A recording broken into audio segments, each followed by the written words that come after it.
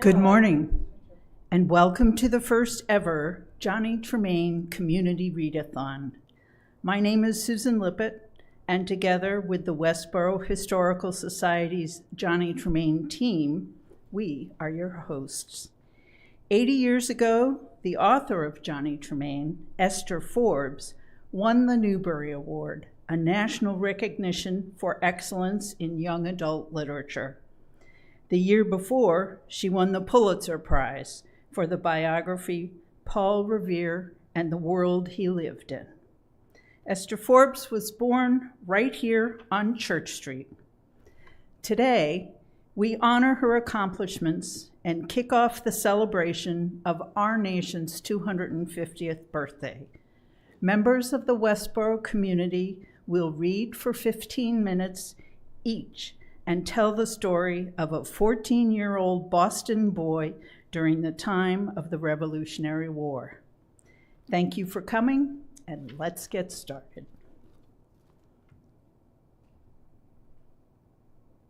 Johnny Tremain by Esther Forbes, published by Houghton Mifflin, 1943. Chapter 1, Up and About. On rocky islands, gulls woke. Time to be about their business.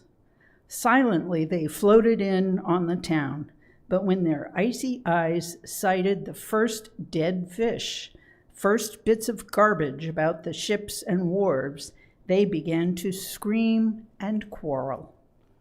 The cocks in Boston backyards had long before cried the coming of day. Now the hens were also awake, scratching, clucking, laying eggs. Cats in malt houses, granaries, shipholds, mansions, and hovels caught a last mouse, settled down to wash their fur and sleep. Cats did not work by day. In stables, horses shook their halters and whinnied. In barns, cows lowed to be milked. Boston slowly opened its eyes, stretched, and woke.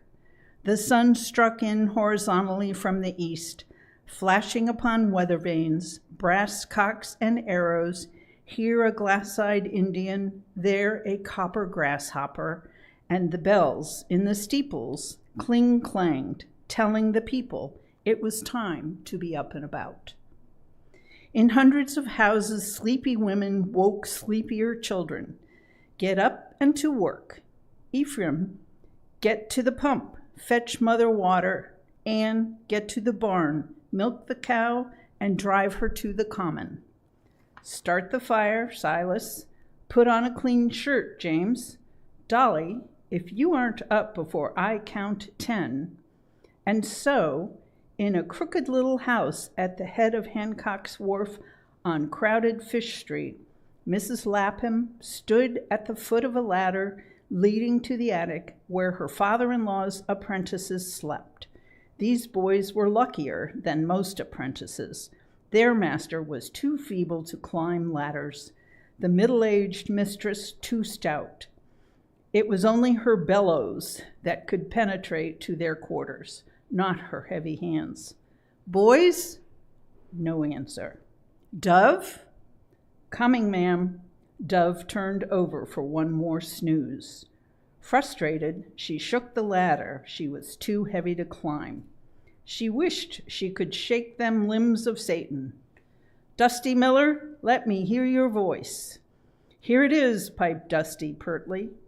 Her voice changed to pleading. Johnny, you get them two lazy lugabeds up. Get them down here. You pull that worthless Dove right out her bed. You give Dusty a kick for me. I'm waiting for him to fetch fresh water so's I can get on with breakfast. Johnny Tremain was on his feet. He did not bother to answer his mistress. He turned to the fat, pale, almost white-haired boy still wallowing in bed. Hear that, Dove? Oh, you, leave me lay, can't you? Grumbling, he swung his legs out of the bed the three boys shared. Johnny was already in his leather breeches, pulling on his coarse shirt, tucking in the tails. He was a rather skinny boy, neither large nor small for 14. He had a thin, sleep-flushed face, light eyes, a wry mouth, and fair, lank hair.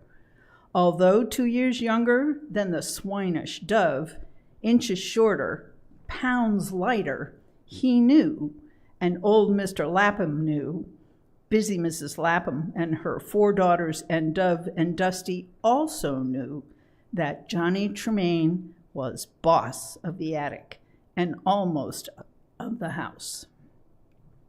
Dusty Miller was 11. It was easy for Johnny to say, "Look sharp, Dusty," and little Dusty looked sharp. But Dove, his first name had long ago been forgotten, hated the way the younger apprentice lorded over him, telling him when to go to bed, when to get up, criticizing his work in the silversmith shop as though he were already a master smith. Hadn't he been working 4 years for Mr. Lapham and Johnny only 2? Why did the boy have to be so infernally smart with his hands and his tongue? "Look here, Johnny, I'm not getting up 'cause you tell me to. I'm getting up 'cause Mrs. Lapham tells me to." "All right," said Johnny blandly, "just so you're up." There was only one window in the attic. Johnny always stood before it as he dressed. He liked this view down the length of Hancock's Wharf, counting houses, shops, stores, sail lofts, and one great ship after another, home again after their voyaging, content as cows waiting to be milked. He watched the gulls so fierce and beautiful, fighting and screaming among the ships. Beyond the wharf was the sea and the rocky islands where gulls nested. He knew to the fraction of a moment how long it would take the 2 other boys to get into their clothes. Swinging about, he leaped for the head of the ladder, hardly looking where he went. One of Dove's big feet got there first. Johnny stumbled, caught himself, and swung silently about at Dove. "Gosh, Johnny, I'm sorry," snickered Dove. "Sorry, eh? You're going to be a lot sorrier. I just didn't notice. You do that again, and I'll beat you up again, you overgrown pig of a louse. You," he went on from there. Mr. Lapham was strict about his boys swearing, but Johnny could get along very well without. Whatever a pig of a louse was, it did describe the whitish, flaccid, parasitic Dove. Little Dusty froze as the older boys quarreled. He knew Johnny could beat up Dove any time he chose. He worshipped Johnny and did not like Dove, but he and Dove were bound together by their common servitude to Johnny's autocratic rule. Half of Dusty sympathized with one boy, half of him with the other in this quarrel. It seemed to him that everybody liked Johnny. Old Mr. Lapham because he was so clever at his work. Mrs. Lapham because he was reliable. The 4 Lapham girls because he sassed them so, and then grinned. Most of the boys in the other shops around Hancock's Wharf liked Johnny, although some of them fought him on sight. Only Dove hated him. Sometimes he would get Dusty in a corner, tell him in a hoarse whisper how he was going to get a pair of scissors and cut out Johnny Tremain's heart. But he never dared do more than trip him and then whine out of it. "Some day," said Johnny, his good nature restored, "I'll kill you, Dove. In the meantime, you have your uses. You get out the buckets and run to North Square and fetch back drinking water." The Laphams were on the edge of the sea. Their well was brackish. "Look here, Mrs. Lapham," said Dusty was to go and get along with you. "Don't you go arguing with me." Fetching water, sweeping, helping in the kitchen, tending the annealing furnace in the shop were the unskilled work the boys did. Already Johnny was so useful at his bench he could never be spared for such labor. It was over a year since he had carried charcoal or a bucket of water, touched a broom, or helped Mrs. Lapham brew ale. His ability made him semi-sacred. He knew his power and reveled in it. He could have easily made friends with stupid Dove, for Dove was lonely and admired Johnny as well as envied him. Johnny preferred to bully him. Johnny, followed by his subdued slaves, slipped down the ladder with an easy flop. To his left was Mrs. Lapham's bedroom. The door was closed. Old Master did not go to work these days until after breakfast. Starting the boys off, getting things going, he left to his bustling daughter-in-law. Johnny knew the old man, whom he liked, was already up and dressed. He took this time every day to read the Bible. To his right, the only other bedroom was open. It was here Mrs. Lapham slept with her 4 poor fatherless girls, as she called them. The 2 biggest and most capable were already in the kitchen, helping their mother. Scylla was sitting on the edge of one of the unmade beds, brushing Isana's hair.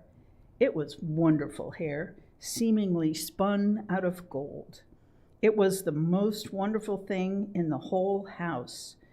Gently, Scylla brushed and brushed, her little oddly shaped face turned away, pretending she did not know that Johnny was there. He knew neither Scylla nor Isana would politely wish him the conventional good morning. He was lingering for his morning insult. Scylla never lifted her eyes as she put down her brush and very deliberately picked up a hair ribbon. The Laphams couldn't afford such luxuries, but somehow Scylla always managed to keep her little sister in hair ribbons. Very carefully, she began to tie the child's halo of pale curls. She spoke to Isana in so low a voice it was almost a whisper. "There goes that wonderful Johnny Tremain." Isana took her cue, already so excited she was jumping up and down. "Johnny, worth his weight in gold, Tremain." "If you don't think he's wonderful, ask him, Isana." "Oh, just how wonderful are you, Johnny?" Johnny said nothing, stood there and grinned. The 2 youngest Laphams were always insulting him, not only about how smart he was, but about how smart he thought he was. He didn't care. Every now and then they would say something that irritated him, and then together they would shout, "Johnny's mad." As an apprentice, he was little more than a slave until he had served his master 7 years. He had no wages. The very clothes upon his back belonged to his master, but he did not, as he himself said, take much. There were only 4 real rooms in the Lapham house, the 2 bedrooms on the 2nd floor, the kitchen and the workshop on the 1st. Johnny paused in the lower entry. In the kitchen he could see his formidable mistress bent double over the hearth. Madge, in time, would look like her mother, but at 18 she was handsome in a coarse-grained, red-faced, thick-waisted way. Dorcas was 16, built like Madge, but not so loud-voiced, nor as roughly good-natured. Poor Dorcas thirsted for elegance. She would rub flour on her face, trying to look pale, like the fashionable ladies she saw on the street. She wore her clothes so tight, hoping to look ethereal, she looked apoplectic. How they all had laughed when her stays burst in the middle of meeting with a loud pop. She did not call her mother Ma, but Mother, or respected Mother. And in her efforts to avoid the rough, easy speech of her associates on Hancock's Wharf, she talked, when she remembered it, in a painfully prissy, proper way.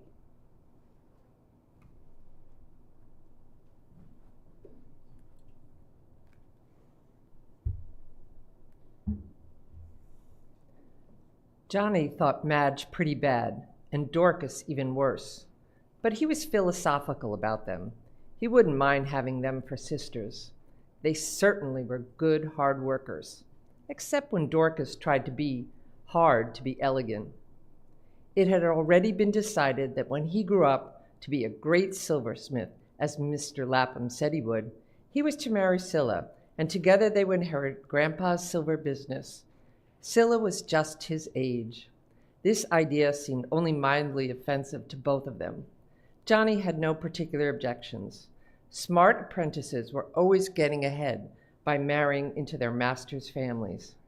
He had been flattered when Mrs. Lapham had told him that he might marry one of her girls.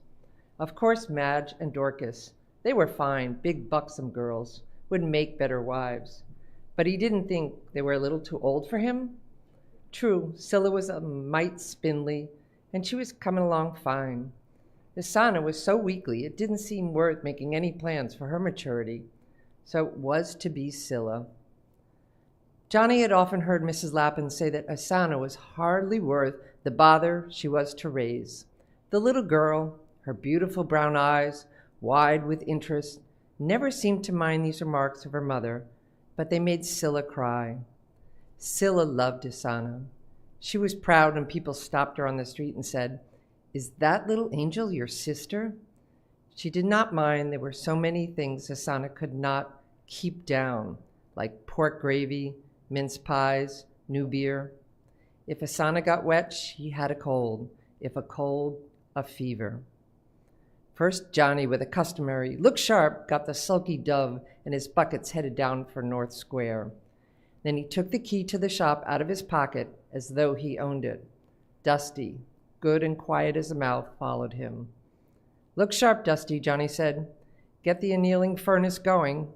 Get to the coal house, fetching charcoal. You'll have to do it by yourself. I want to get this buckle mended before breakfast." Already the day's bustle had begun up and down the wharf. A man crying fish, sailors were heave-hoing at their ropes, a woman was yelling, her son had fallen in the water. A parrot said distinctly, "King Hancock." Johnny could smell hemp and spices, tar and salt, water, the sun-drying fish. He liked this wharf. He sat at his own bench, before him the innumerable tools of his trade. The tool fitted into his strong, thin hands. His hands fitted the tools. Mr. Lapham was always telling him to give thanks to God, who had seen fit to make him so good an artisan, not to take it out in lording it over the other boys. That was one of the things Johnny never did let him bother him much. Dove came back, his thick lower lip thrust out. The water had slopped over his breeches, down his leg. "Mrs. Lapham does not want you in the kitchen?" Johnny didn't even look up from his buckle. "Nah." "Well then, the spoon you finished yesterday afternoon has to be melted down, made over. You beat it in the wrong gauge." "Did Mr. Lapham say 'twas wrong?" "No, but it is. It's supposed to match this spoon. Look at it." Dove looked. There was no argument. "So get a crucible. As soon as Dusty's got the furnace going, you melt it down and try again." "I'd like you to get in a crucible," thought Dove, "and melt you down. I'd beat you to the proper gauge. 2 years younger than me, and look at him." It was Isana who ran in to tell them that Grandpa was in his chair and breakfast was on the table. The soft brown eyes combined oddly with the flying fair hair. She did look rather like a little angel, Johnny thought, just as people were always telling Scylla on the street. And so graceful. She seemed to float about rather than run. No one to see her would ever guess the number of things she couldn't keep down. Section 2. Mr. Lapham, as befitted his venerable years and his dignity as master of the house, sat in an armchair at the head of the table. He was a peaceful, kind, remote old man. Although his daughter-in-law was always nagging him to collect bills, finish work when promised, and discipline his apprentices, nothing she said seemed to touch him. He did not even bother to listen. His dull, groping eyes lingered kindly over his boys as they trooped in for breakfast. "Good morning, Dove, Dusty. Good morning, Johnny." "Good morning, sir." He took his time blessing the meal. He was a deacon at the Cockerell Church and very pious. Breakfast was good, although no more than a poor artisan could afford. Milk and ale, gruel, sausages, and cornbread. Everything was plentiful and well cooked. The kitchen was clean or cleaner than many of those in the great houses. Every member of the household had a clean shirt or petticoat. Mrs. Lapham was a great manager, but she cared nothing for genteel manners and was the first to laugh at Dorcas's, "If I please you, Mother, just a touch more maple syrup for me." "Give me that syrup pitcher" was good enough for her. When the meal was over, Mr. Lapham told Madge to hand him the family Bible. "Johnny, I'm going to ask you to read to us today." Of the three boys, only Johnny could read easily and well. His mother had lived long enough to see to that. Dove stumbled shamefully. Dusty usually had the first chapter of Genesis, so that by reading the same thing over and over, he eventually might learn. Madge and Dorcas never cared even to try to read. Mrs. Lapham could not so much as write her name. "Book larnin'," she declared, "scalded no pigs." Scylla was anxious to learn and teach Hosanna that whenever Johnny read, she leaned over the book and shaped the words to herself as she said them. They sat beside each other at table. To help her, Johnny always kept a finger on the lines as he read. Now Johnny opened the book, keeping it between himself and Scylla. "Where, sir, shall I read?" Mr. Lapham's selections for the boys were sometimes designed to point out some fault in a member of his household, especially in the reader. Dove was always being asked to read about sluggards and going to ants. Johnny was told where to begin in Leviticus. "Ye shall make you no idols nor graven image, neither rear you up a standing image." What was old master driving at? Couldn't a silversmith put a dragon's snout on a chocolate pot? Soon the surging roll of words, the pleasure of the sound of his voice coming so clearly out of his mouth, made him stop looking for possible object lessons in the text. Scylla was leaning over him, breathing hard in her efforts to keep up. Mrs. Lapham sat agape. Soon she'd be saying it was just like having a preacher living with them to hear Johnny Tremain read the Holy Writ. Finish with the 19th verse. "And I will break the pride of your power, and I will make your heaven as iron and your earth as brass." Turn to Proverbs 11, 2nd verse. "When pride cometh, then cometh shame, but with the lowly is wisdom." Proverbs 16, 18th. "Pride goeth before destruction, and a haughty spirit before a fall." Now close the book. Stand up and expound to us all the meaning of God's word. Johnny stood up. His skin was thin, and he could feel himself flush. So the old gentleman was after him for his pride again, was he? It is all another way of saying, God's way of saying, that pride goeth before a fall.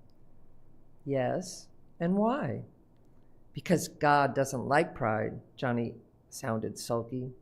Do you think God would like you? Not especially. Dusty was the first to snicker. What does God like? Humble people, said John wrathfully. He sends punishment to people who are too proud. Now, Johnny, I want you to raise your right hand and repeat after me. I, Johnny Tremain, swear from this day onward, to walk more humbly and modestly before God and man. To walk more humbly and modestly before God and man. Just because some folks are not smart, the old master gave Dub and Dusty a pitifying glance, is no reason why other folks should go around rubbing their noses in their own stupidities. Either Dub or Dusty kicked Johnny under the table. Madge and Dorcas were giggling. Mrs. Lapham, already scraping the trenchers clean, getting up and on her work. She did not hold much by Grandpa's soul searchings. The master, followed by Dove and Dusty, left for the shop. Johnny heard Scylla give an exaggeratedly pious sigh. He stopped. When the meek inherit the earth, she said, I doubt Johnny gets as much as one divot of sod. This was too much for Johnny. He turned on the little girls. When they do, he stormed. Sill, you can just about keep your mouth shut until then. You know, you did look pretty funny standing up there, saying all those humble things Grandpa told you to. Isana was almost jumping out of her pinafore in glee. Johnny's mad, she chanted. Johnny's mad. Yes, murmured Scylla, looking at him critically. You're right, baby dear. His ears are red. That always means he's mad. Johnny's ears are red, squealed Isana. Johnny stalked out of the kitchen, as stiff-legged as a fighting tomcat. His ears were scarlet. Section 3. He decided to do nothing that morning that would lay open to such criticism for at least a morning. He couldn't help it. First, if he had not jumped upon Dusty, the furnace would not have gone out. Then he had to explain to his master how badly Dove had done the spoon. Although he tried to sound humble, he was soon behaving perfectly natural, standing over Mr. Lapham with his notebook in his hand, reading off exactly how these spoons had been ordered. Mr. Lapham was a fine craftsman. His weakness was that he never wrote down what was ordered or even listened very carefully. If a patron ordered a sauce boat, he would get a fine one out, perhaps a month after it had been promised. Sometimes it weighed a little more, sometimes a little less than it was supposed to. Sometimes it had splayed feet when a gadroon edge had been asked for.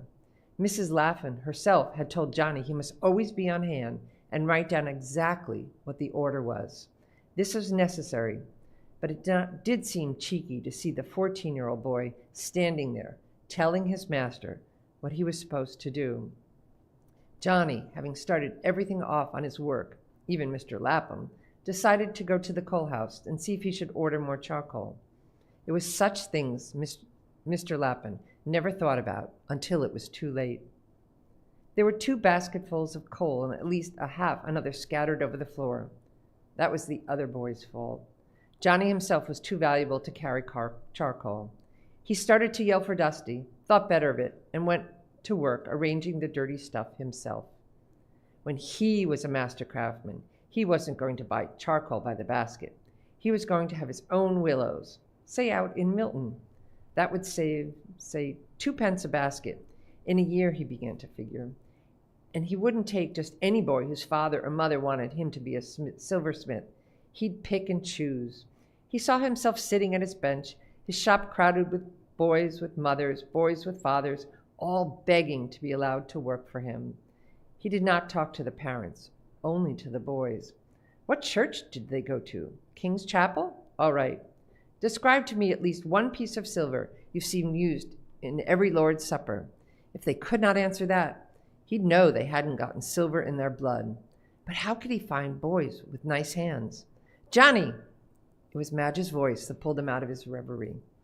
He wiped his black hands on his leather breeches and stepped out into the sunlight of the tiny backyard. What is it, my girl? He offered, thus arrogantly addressed his master's granddaughters, really his own mistresses. Ma sent me, Johnny. It's Mr. Hancock himself. He's in the shop ordering something. Stand by and listen, or Grandpa will get it wrong. Dorcas flung herself upon him, too excited to be elegant. Johnny, hurry, hurry! It's Mr. Hancock. He's ordering a sugar basin. Can't you go faster? Shake a leg. Isana was jumping about him like a wild thing. Help, help, she shrieked. But it was Scylla who thought to offer him her clean apron for a towel as he washed off the charcoal at the yard pump. Oh, but he must hurry. And there was Mrs. Lapham, tapping at him from the kitchen window. Slowly he approached the house, the girls chattering about him. Close to the shop was a tiny African holding a slender gray horse by the bridle. Johnny noted the Hancock arms on the door of the gig. He felt so good he could not help saying to the black child, Mind that your horse doesn't trample our flowers. There are no flowers in the Lapham's yard. Oh, no, sir, said little Joe, rolling his eyes. He thought from the attention this boy was receiving upon his escorting the ladies, he must be a boy of some consequence. Johnny slipped into the shop so quietly that Mr. Hancock didn't even look up. It was he who owned this great wharf, the warehouses, many of the fine ships tied up along it. He owned the sail lofts and shops, and also the dwelling houses standing at the head of the wharf. He owned the Lapham house. He was the richest man in England. He was such a wealthy patron, might lift the Laphams from poverty to affluence.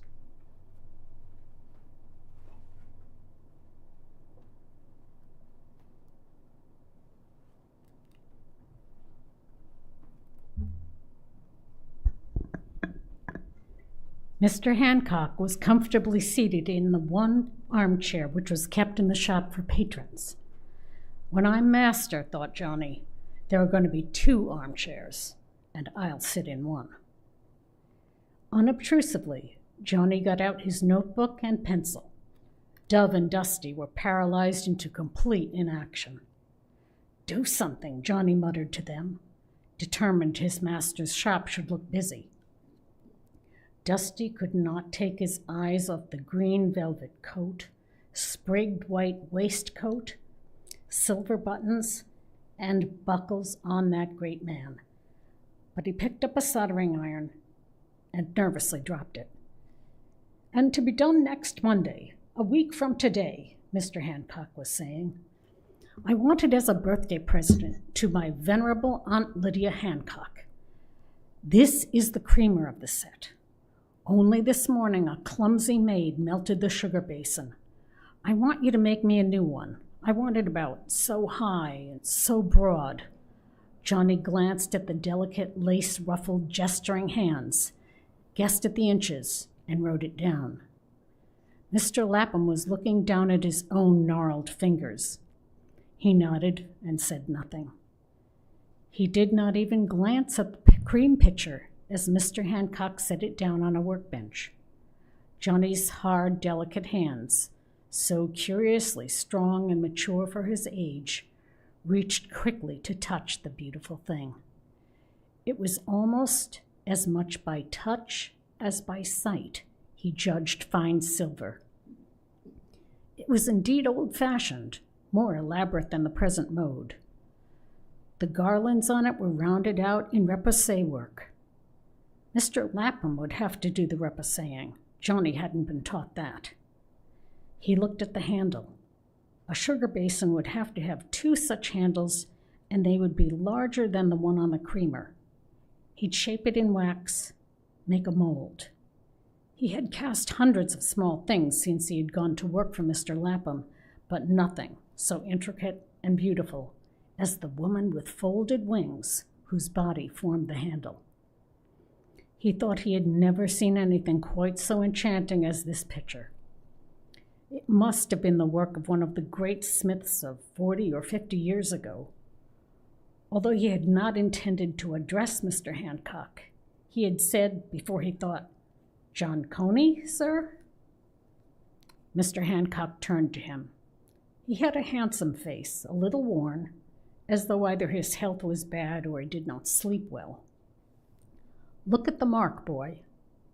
Johnny turned it over, expecting to see the familiar rabbit of the great Mr. Coney. Instead, there was a pellet, and an L, and a pellet. "Your master made that creamer 40 years ago. He made the entire set." "You made it?" He had never guessed there had been a time when Mr. Lapham could do such beautiful work. At last, Mr. Lapham raised his protuberant eyes. "I remember when your uncle, Mr. Thomas Hancock, sir, ordered that set. Make it big and make it handsome," he said. "Bigger and handsomer than anything in Boston. As big and handsome as my lady is. Make it as rich as I am." John Hancock laughed. "That is just the way my uncle used to talk." He was so sure of his own good breeding, he could laugh affectionately at the rich, quick vulgarities of the uncle who had adopted him and from whom he had inherited his fortune. He stood up, a tall, slender man who stooped as he stood and walked. The fine clothes seemed a little pathetic.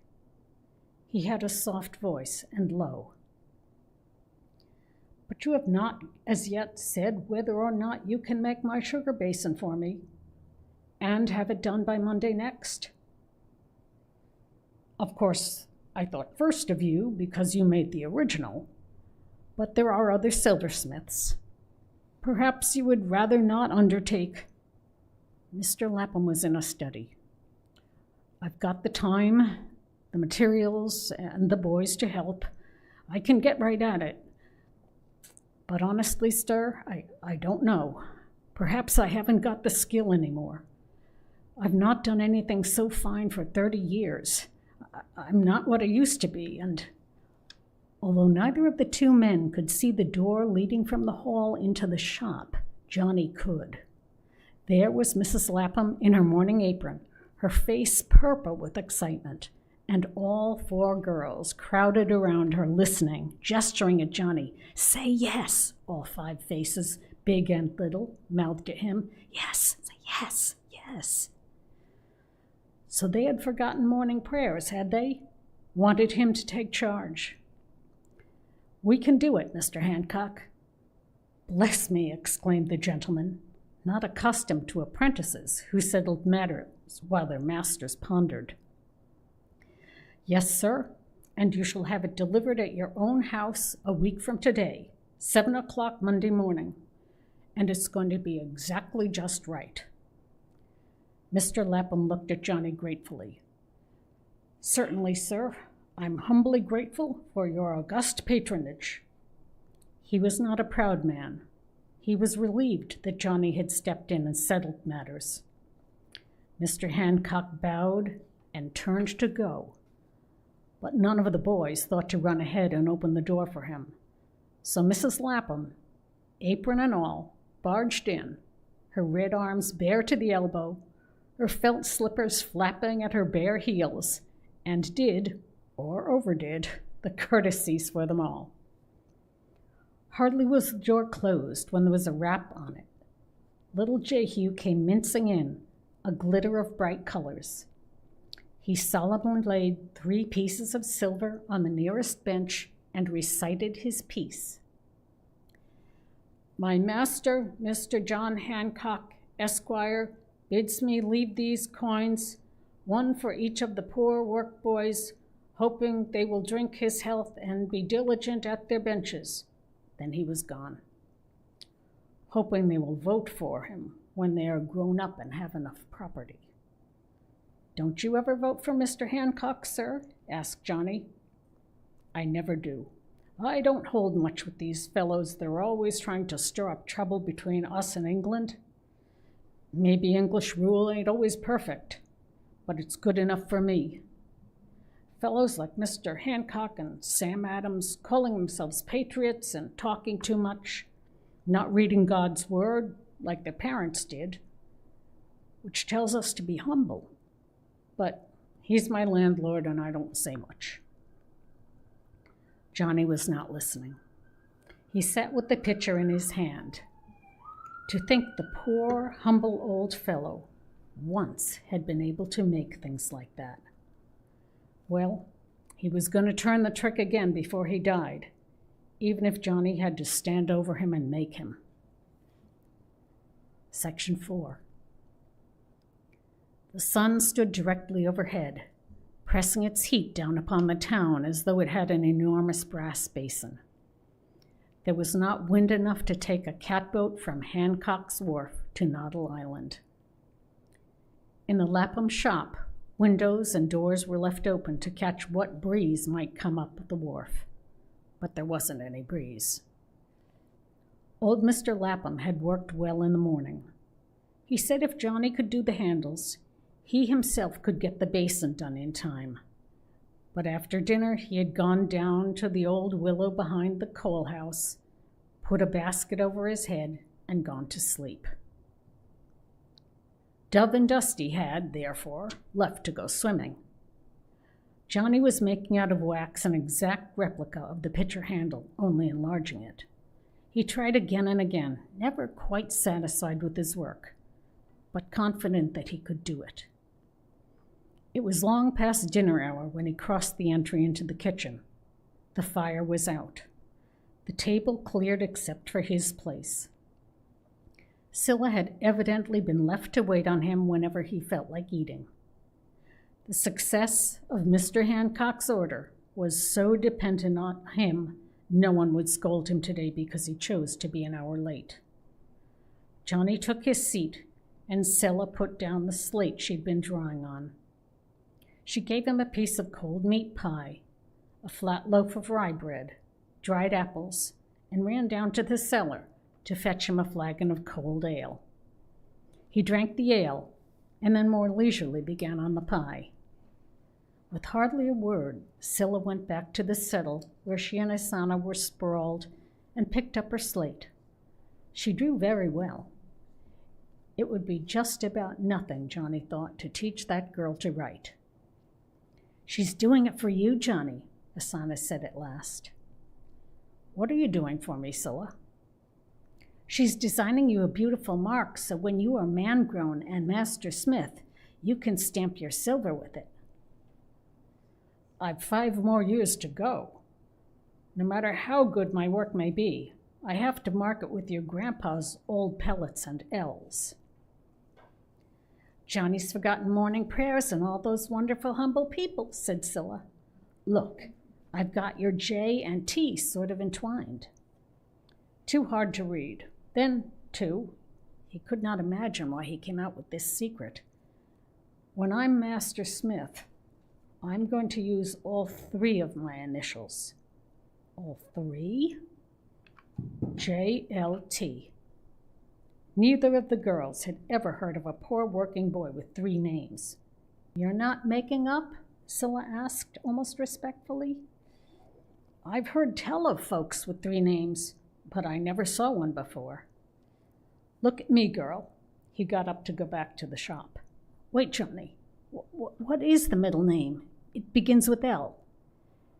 "As far as you're concerned, it ends with L, too. I'll bet it's something so awful you're ashamed of it, like ladybug or leapfrog. I bet it's lamentable." Johnny grinned, untempted by her insults. In the shop it was so hot he could not handle the wax. The solitude in which he worked depressed him a little. For the first time, he was afraid he could not get the handles right. All the shops had stopped work because of the heat. He could hear the other boys running and splashing, diving off the wharf into the cold water. He locked the shop. Now even Mr. Lapham would have to ask him if he wanted to get in. And he ran off to swim. Later, after sunset, he could get on with the model, even if he had to work by lamplight. Section 5. When at last he blew out his lamp, Johnny had made an exact replica of the winged woman, only larger. He looked at it and knew that it was not for some reason quite right. Instead of going up to the attic to sleep, he crossed into the kitchen and got an old mattress. The clock struck midnight, and he was asleep. He woke, and it was still dark night. Someone was in the room with him, and he thought of thieves. "Who's there?" he yelled roughly. "It's me, Johnny. I wasn't going to wake you up if you're already asleep, but..." "What's wrong, Scylla?" "Johnny, it's Isana. She's sick again." "What does Mother say?" Scylla began to cry. "I don't want to tell her. She'll just say, 'Poor baby isn't worth raising.'" Johnny was tired. At the moment, he had a sneaking sympathy with Mrs. Lapham's point of view. "What seems to be wrong?" "She's so hot. She says if she can't get a breath of air, she'll throw up." This was a very old but dire threat. "There might be a little down at the end of the wharf. Fetch her down." Seemed like it was always like this. Whenever things went wrong and he was tired, Scylla was after him to help her nurse, Isana. Nevertheless, he carried her in his thin, strong arms. She was a tiny child for 8. The whitey gold air that he secretly admired so much got into his mouth, and he wished she was bald. Isana giggled. On one side of the deserted wharf were warehouses, on the other were ships. Not a person was abroad except themselves. The child grew heavier and heavier. "Want to walk now, Isana? You'd be cooler walking." "I like to ride." Well, just so you are satisfied. Johnny, said Scylla crossly, are you being sarcastic to Baby? Yes. How do you feel, dear? I feel like I'm going to throw up. Oh, you get down then, said Johnny. That settles it. But he carried her to the very end of the wharf.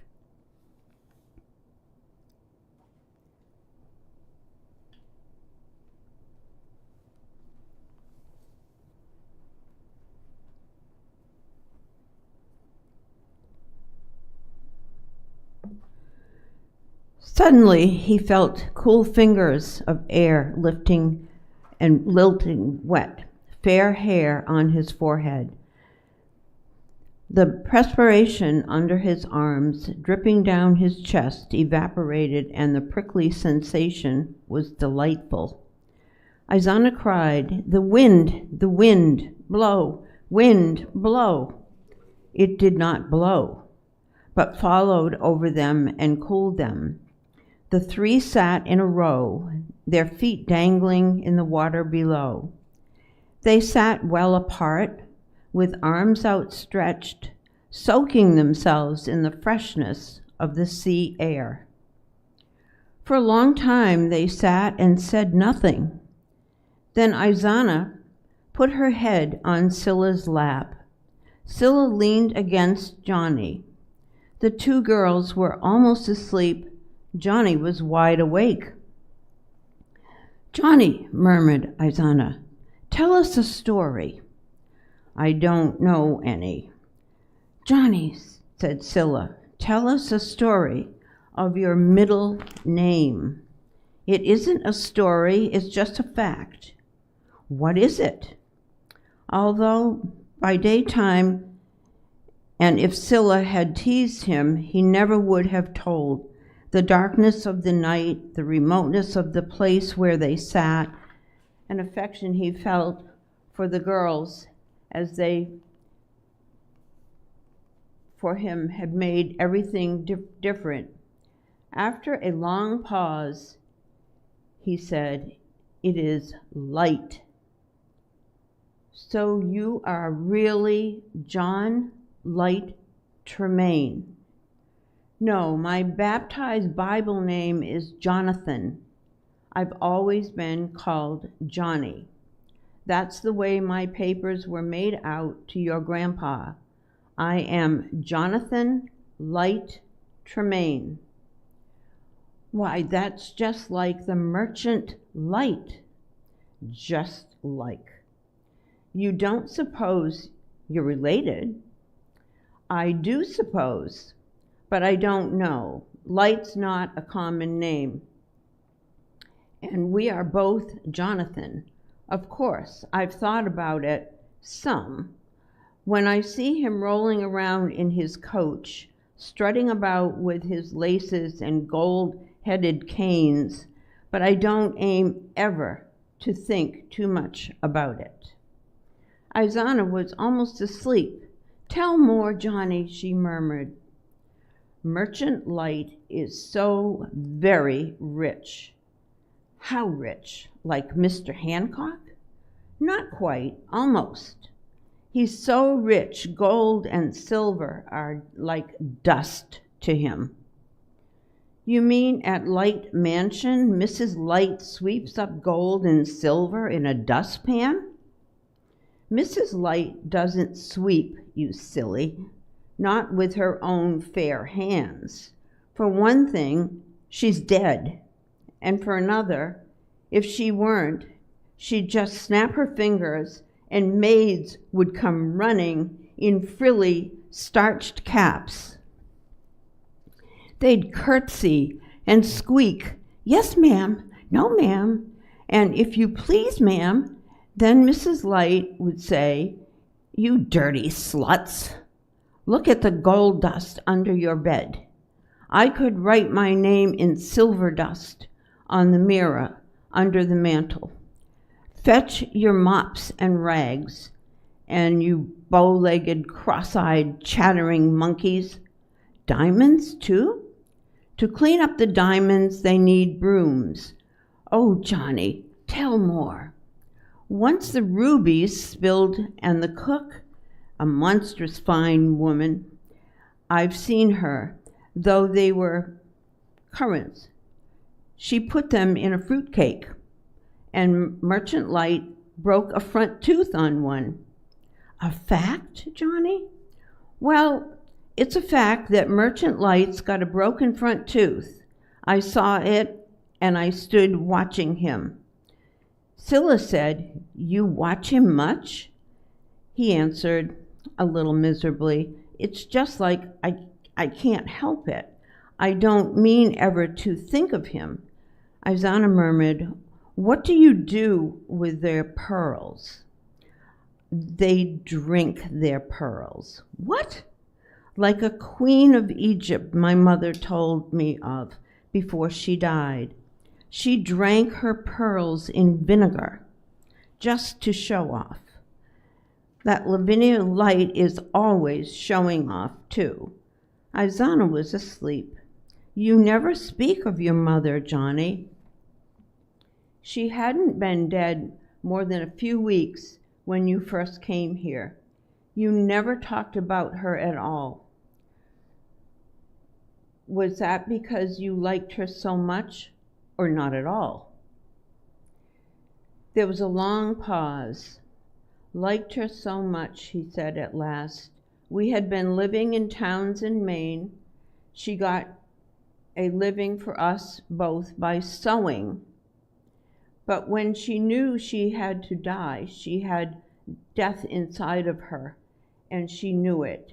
She wanted me taught skilled work, and all I wanted was to be a silversmith. That's why we came to Boston, so to get me a proper master. She could still sew, but she coughed all the time. Even when she was so weak she could hardly hold a needle, she kept on, teaching me reading and writing and all that. She was determined I shouldn't grow up untaught like Dove and Dusty. She wanted me to be something. That's why you work so hard? That's why. Mrs. Lapham promised your grandpa would take me on just as soon as she was buried. She died, and he did, and that's all."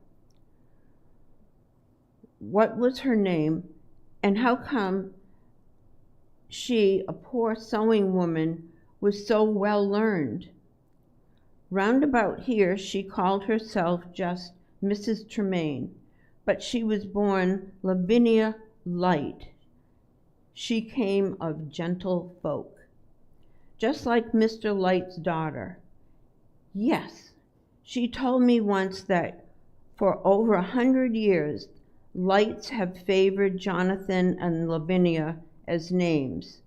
Johnny, didn't she ever go to those rich relatives and say, 'Here I am'?" "No. She told me not to ever, unless only if I got to the end of everything. She'd say, 'Johnny, if there is not one thing left for you, and you have no trade and no health, and God himself has turned away his face from you, then go to Merchant Light and show him your cup, and tell him your mother told you before she died that you are kin to him. He will know the kinship,' she said, 'and in pity he will help you.'" "Your cup?" She said I wasn't to sell it, ever. I was to go hungry and cold first. "Where is your cup?" "In my sea chest in the attic. That's why I keep it locked." "Will you show me your cup?" "If you swear by your hope of heaven and your fear of hell never, never to mention any of this to anyone, never tell my true name, nor that I have a cup. But Izana, if she's heard anything, she'll think it was a story I made up, like those rubies in the fruitcake. Now it was close to morning. Far off, a cock crew. Nearby, another answered. The dawn breeze came up from off the sea, and the black night turned gray. Scylla was shivering and stood up. Johnny shouldered Izana. Chapter 6. He kept his word to Scylla, and as he was putting the little girl back to bed, he slipped to the attic, unlocked his chest, and brought down the cup in the flannel bag his mother had made. He opened the door from the shop to the wharf. Although still dark in the house, outside it was growing lighter and lighter. Gulls flew in from the islands looking for food. Scylla joined him, and he motioned her to follow him out into the twilight of the new day. He drew his cup from the bag. As a small child, he had thought it was the most beautiful thing in the world. It was the reason why he had begged his mother to apprentice him to a silversmith, and there were none in towns in Maine. Now he was more critical of the cup. He thought it was too chunky. On one side was engraved the crest of the lights. This was an eye rising up from the sea. From its rays of light, or lashes, streamed out, half covering the surface of the cup. It was this emblem Merchant Light had on everything he owned, carved above his counting house on Long Wharf, engraved on all the silver, even on dog collars and harnesses. Miss Lavinia had it stamped on her Spanish leather gloves. Johnny knew it was cut on the slate gravestones of the Light family on Copp's Hill. The same as his, said Scylla in wonder, and the same motto, look. She read the words in her halting manner, let there be light. And miraculously, as she stumbled over these words, there was light, for the sun came up out of the sea. The children stood and looked at each other. The girl's face showed their excitement and her fatigue. It was a pointed, sweet little face, her eyes a lighter brown than Izana's, and her hair not so strikingly pale. Johnny whispered, just like the sun coming up over yonder out of the sea, pushing rays of light ahead of it. Scylla, evidently thinking Johnny was getting beyond himself, said, might it not just be well to be setting eye? It was the first sour remark she had made to him all the night. No. My mother said it was a rising eye, but I was to keep whist and mum about it, unless God had turned away his face. And Scylla, you promised. By my hope of heaven and my fear of hell. Part 2. The pride of your power. The week wore on, each day as hot as the one before, and it was July. Every day after dinner, Mr. Lapham took a long nap under his basket, snoring as they gently did everything else. Johnny would let him sleep for an hour, then wake him up, scold him, and get him to work. His work was beautiful. The body of the sugar basin was quickly completed, and he began reposing on it the rich garlands of fruit, which with the same skill he had for 40 years before. Johnny's own work did not satisfy him well. He had exactly enlarged the handle of his wax model. Mrs. Lapham and the girls, even Mr. Lapham, said it was fine, and he could go ahead and cast it in silver. It was only Johnny himself who was dissatisfied. Friday evening, when the light was falling and the work was over, Johnny took the silver pitcher and his own wax model and left the shop. He was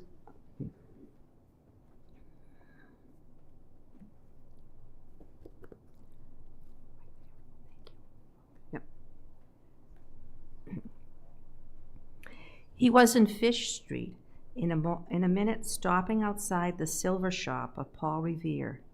He didn't dare knock, but he knew that at any moment now the silversmith would be closing his shop, leaving for his dwelling in nearby North Square. He was so prosperous a smith that he did not live and work in the same place. So at last he saw Mr. Revere, a stocky, ruddy man, with fine dark eyes, shutting his shop, taking out his key, preparing to lock up. "Good evening, Mr. Revere." The man smiled with a quick flash of white teeth. He had a quick smile and a quick face and body. "Good evening, Johnny Tremain." The boy had long admired Mr. Revere as the best craftsman in Boston. He had no idea Mr. Revere knew his name. He did not know all the master silversmiths had an eye on him. "Mr. Revere, I'd like to talk with you." "Man to man," Mr. Revere agreed, opening his shop door, motioning Johnny to follow him. Johnny's eyes flew about the shop, taking in the fine anvils, the hood upon the annealing furnace, the neat nests of crucibles. It was just such a shop he himself would have when he was man-grown, not much like Mr. Lapham's. Although Paul Revere was as busy a man as there was in all Boston, he took everything so easily in his stride, doing one thing after another, that he never seemed rushed. So now, because an apprentice stopped him on the street and said he wanted to talk to him, he appeared to have all the time in the world. "Sir," said Johnny, "it's a matter of handles." He took the silver pitcher out of the cloth he had wrapped it in, and his own wax model, and explained Mr. Hancock's order. "So you want to talk to me as a silversmith to silversmith, do you?" He had Johnny's wax model in his hands, delicate hands to go with such heavy wrists. "What does your master say of your work?" "Mr. Lapham won't even look at it much, but he says it's good enough, and I can go ahead and cast tomorrow. I've got to cast tomorrow, because it's Saturday, and we can't work on Sunday, and it must be done Monday at 7. Although my master thinks it's all right, I'm not sure." "He is wrong, and you're right. Look, you've just copied the handle on the pitcher too slavishly, just enlarged it. Don't you see that your winged woman looks coarse in comparison? I'd have the figures the same size on both pieces. Fill in with a scroll. Then, too, your curve is wrong. The basin is so much bigger you cannot use the same curve. Yours looks hunched up and awkward. It's all a matter of proportion." He took a piece of paper and a pencil and drew off what he meant with one sure sweep of his hand. "I'd use a curve more like that, see? This is what I meant when I said I'd add a scroll or two below the figure of the winged woman. Not just enlarge her so she looks like a Boston fishwife in comparison to the angel on the picture. See?" "I see." The man looked at him a little curiously. "There was a time," he said, "when your own master could have shown you that. Mr. Lapham is, well, he's feeble. Not doing very much work these days?" "Not what you'd call much." Johnny felt on the defensive. "Not much fine hollow ware. Plenty of buckles, spoons, and such." "How many boys?" "3 of us, sir." "I'd hardly think he'd need 3. Now, if he wants to cut down, you tell him from me that I'll buy your unexpired time. I think between us we could make some fine things, you and I." The boy flushed. To think the great Paul Revere wanted him. "Tell your master I'll pay a little bit more than is usual for you. Don't let him shunt one of those other boys off on me." He stood up. It was time for Johnny to go. "I couldn't leave the Laphams, sir," he said as he thanked Mr. Revere.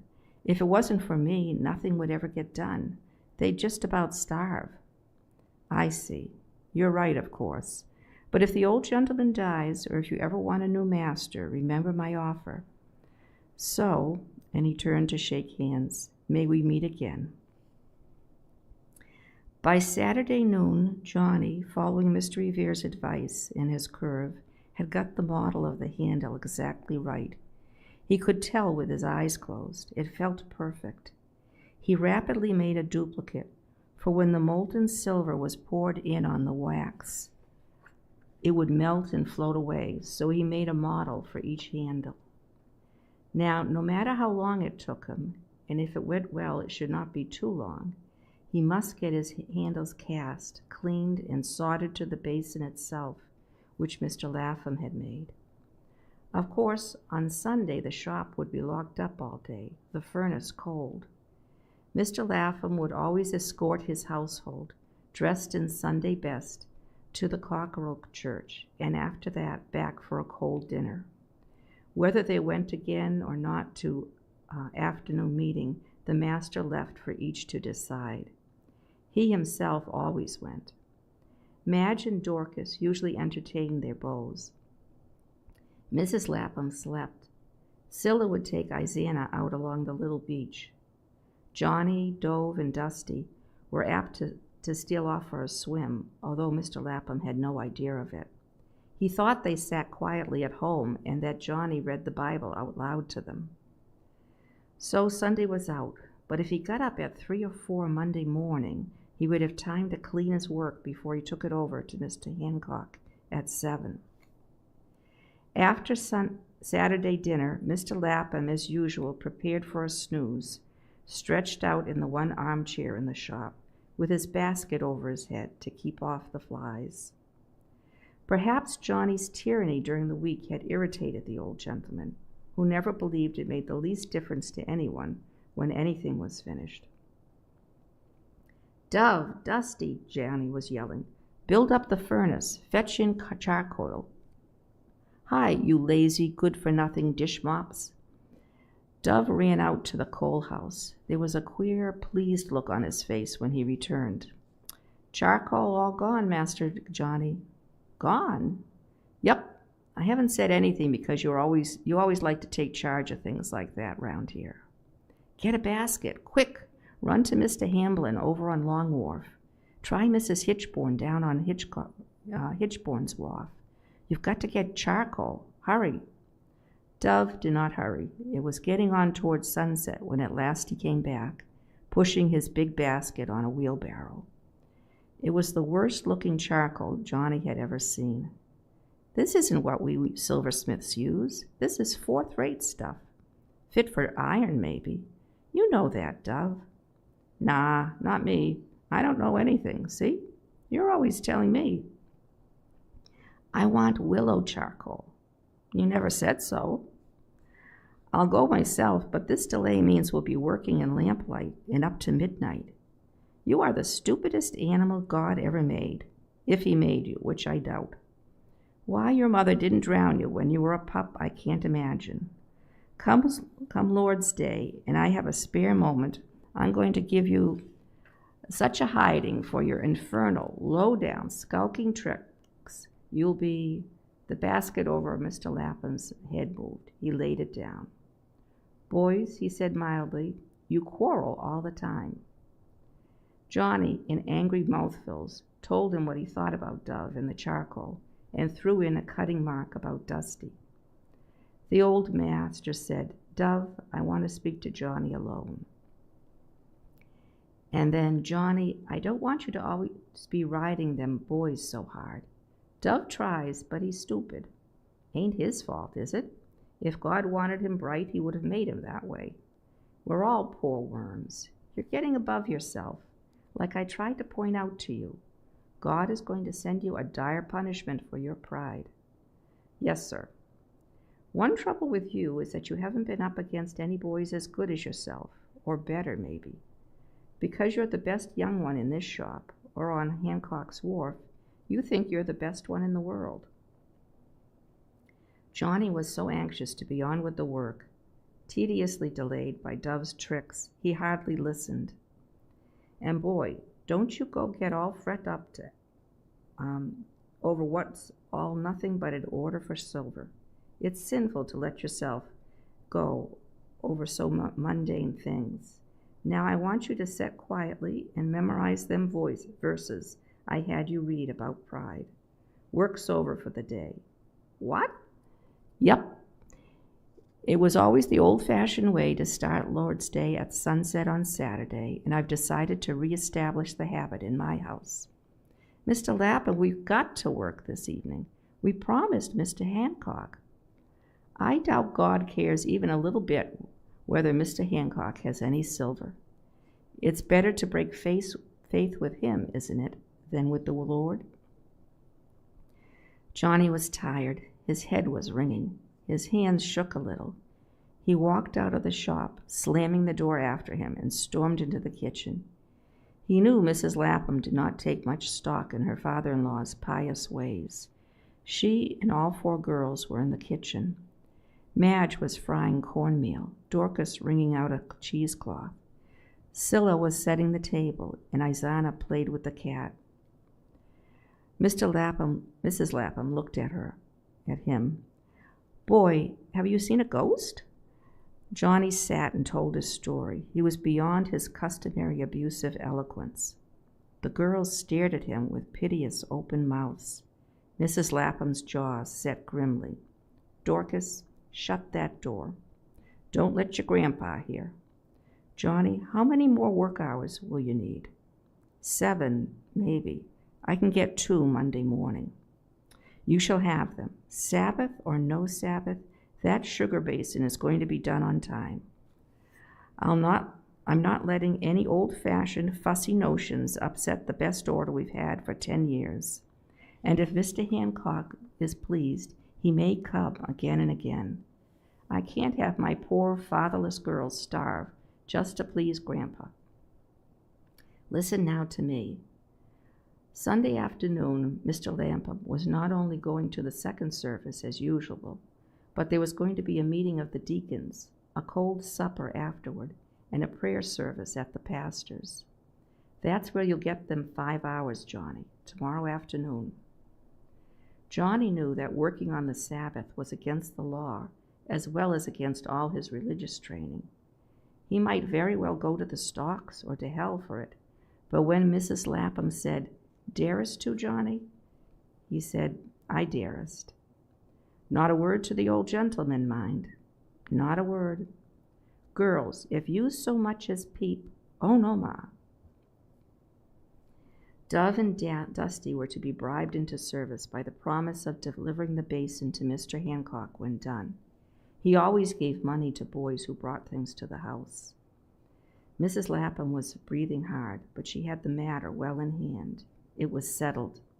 Isana, she said quietly, you call Grandpa and the boys in to supper. Scylla, run down cellar and fetch cold ale.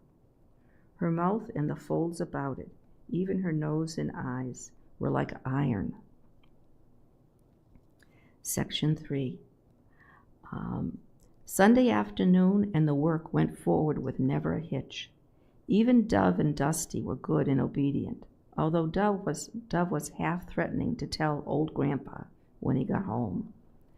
Johnny did not care what his master might say, only, please God, that the basin were done and Mr. Hancock come again and again with his rich orders. If Mr. Lapham was angry, he could sell Johnny's time to Paul Revere. The 4 girls, still dressed in their pretty go-to-meeting frocks, watched him with fascinated, admiring eyes.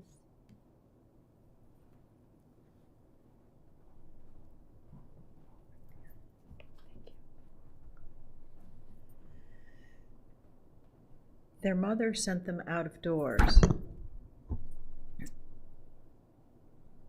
Did the smoke from the furnace show from the wharf? From Fish Street? Did they hear any comments? Having found for himself the proper willow charcoal, Johnny went quickly ahead with his casting. He set his 2 wax models in wet sand. The furnace was piping hot. His hands were very sure. He was confident he could do the work, yet inside he was keyed up and jumpy. Mrs. Lapham fussed about him, and he ordered her to do simple things. Not the draft yet, Mrs. Lapham. Now get to work with the bellows. Once he even told her to look sharp, and she took it with a humble, "Yes, Johnny. Now fetch me the crucible." She turned to Dove. "Which one does he want, boy? I'll get her down." Dove went to the shelves where the crucibles for melting silver were kept. Johnny did not see Dove standing on a stool, reaching far back and carefully taking out a cracked crucible. Dusty saw him and giggled. He knew the crack in it was so small that it was hard even to see. It might stand the heat of the furnace, but the chances were that it would not. That was why Mr. Lapham had put it so far back. Both he and Dove thought it would just about serve Johnny Tremain right, after the insufferable way he had been bossing everybody, if the crucible gave way and the hot silver did spill all over the top of the furnace. It would certainly make Johnny look like a fool after all his fussing. Johnny took the cracked crucible in his trusting hands, put in it silver ingots, and set it on top of the furnace. Scylla flew in. "Ma, there's a man looking at our chimney." "How's he dressed?" "Seafaring man." No seafaring man ever objected to a little Sabbath breaking, but mind if you see any deacons or constables.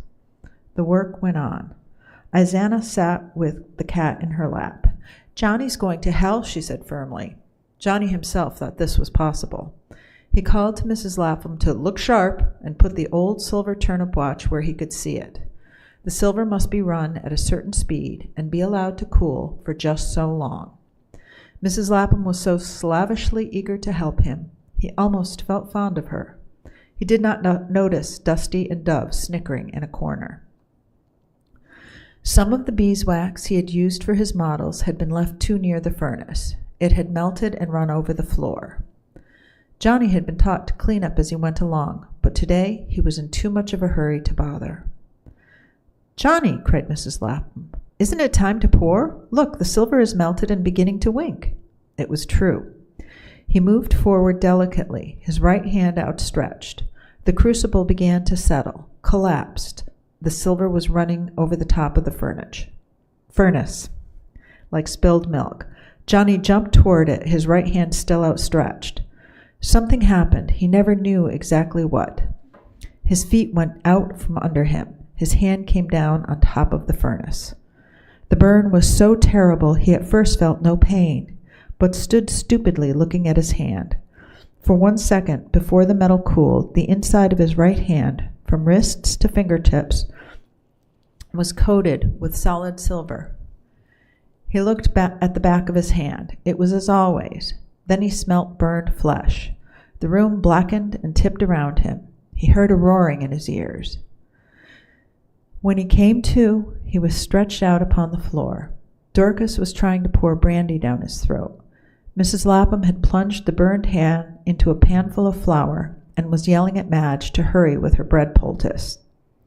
He saw Scylla's face. It was literally green. "Ma," she said, licking her white lips, "shall I run for Dr. Warren?" "No, no. Oh, wait, I've got to think. I don't want any of them doctors to know we was breaking Sabbath day. And we don't need no doctor for just a burn. Scylla, you run down the wharf and you fetch that old midwife, Gran Hopper. These old women know better than any doctor how to cure things like this. Johnny, how do you feel?" "All right."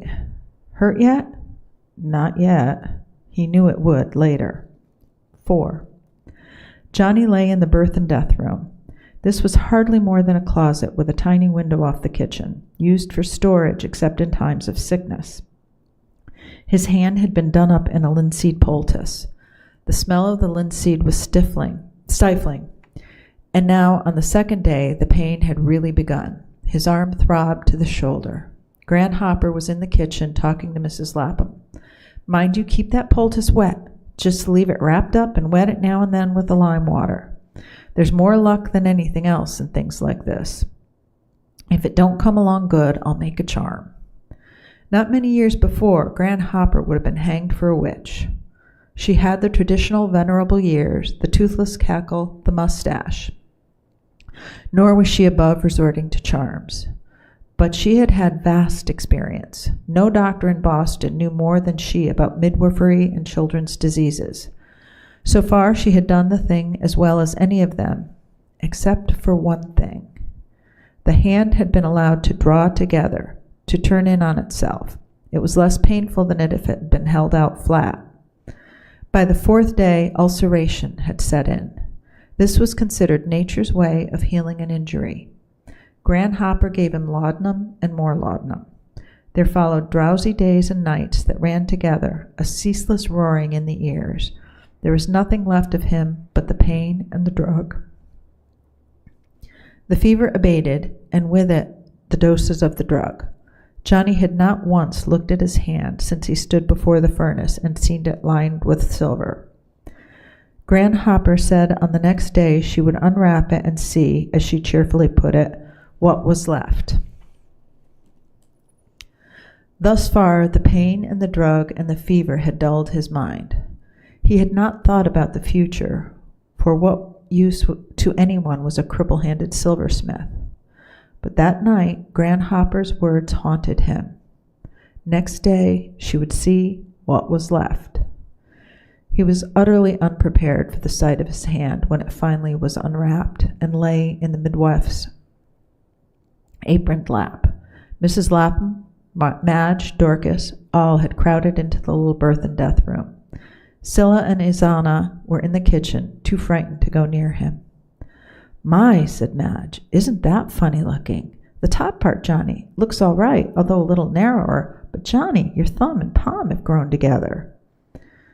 This was true. He bent and twisted his fingers. He could not get the thumb to meet the forefinger. Such a hand was completely useless. For the first time, he faced the fact that his hand was crippled. "Oh, let me see!" Dorcas was leaning over him. She gave her most elegant little screech of horror, just like a great lady who had seen a mouse. "My," said Mrs. Lapham, "that's worse than anything I imagined. Now isn't that a shame? Bright boy like Johnny just ruined. No more good than a horse with sprung knees."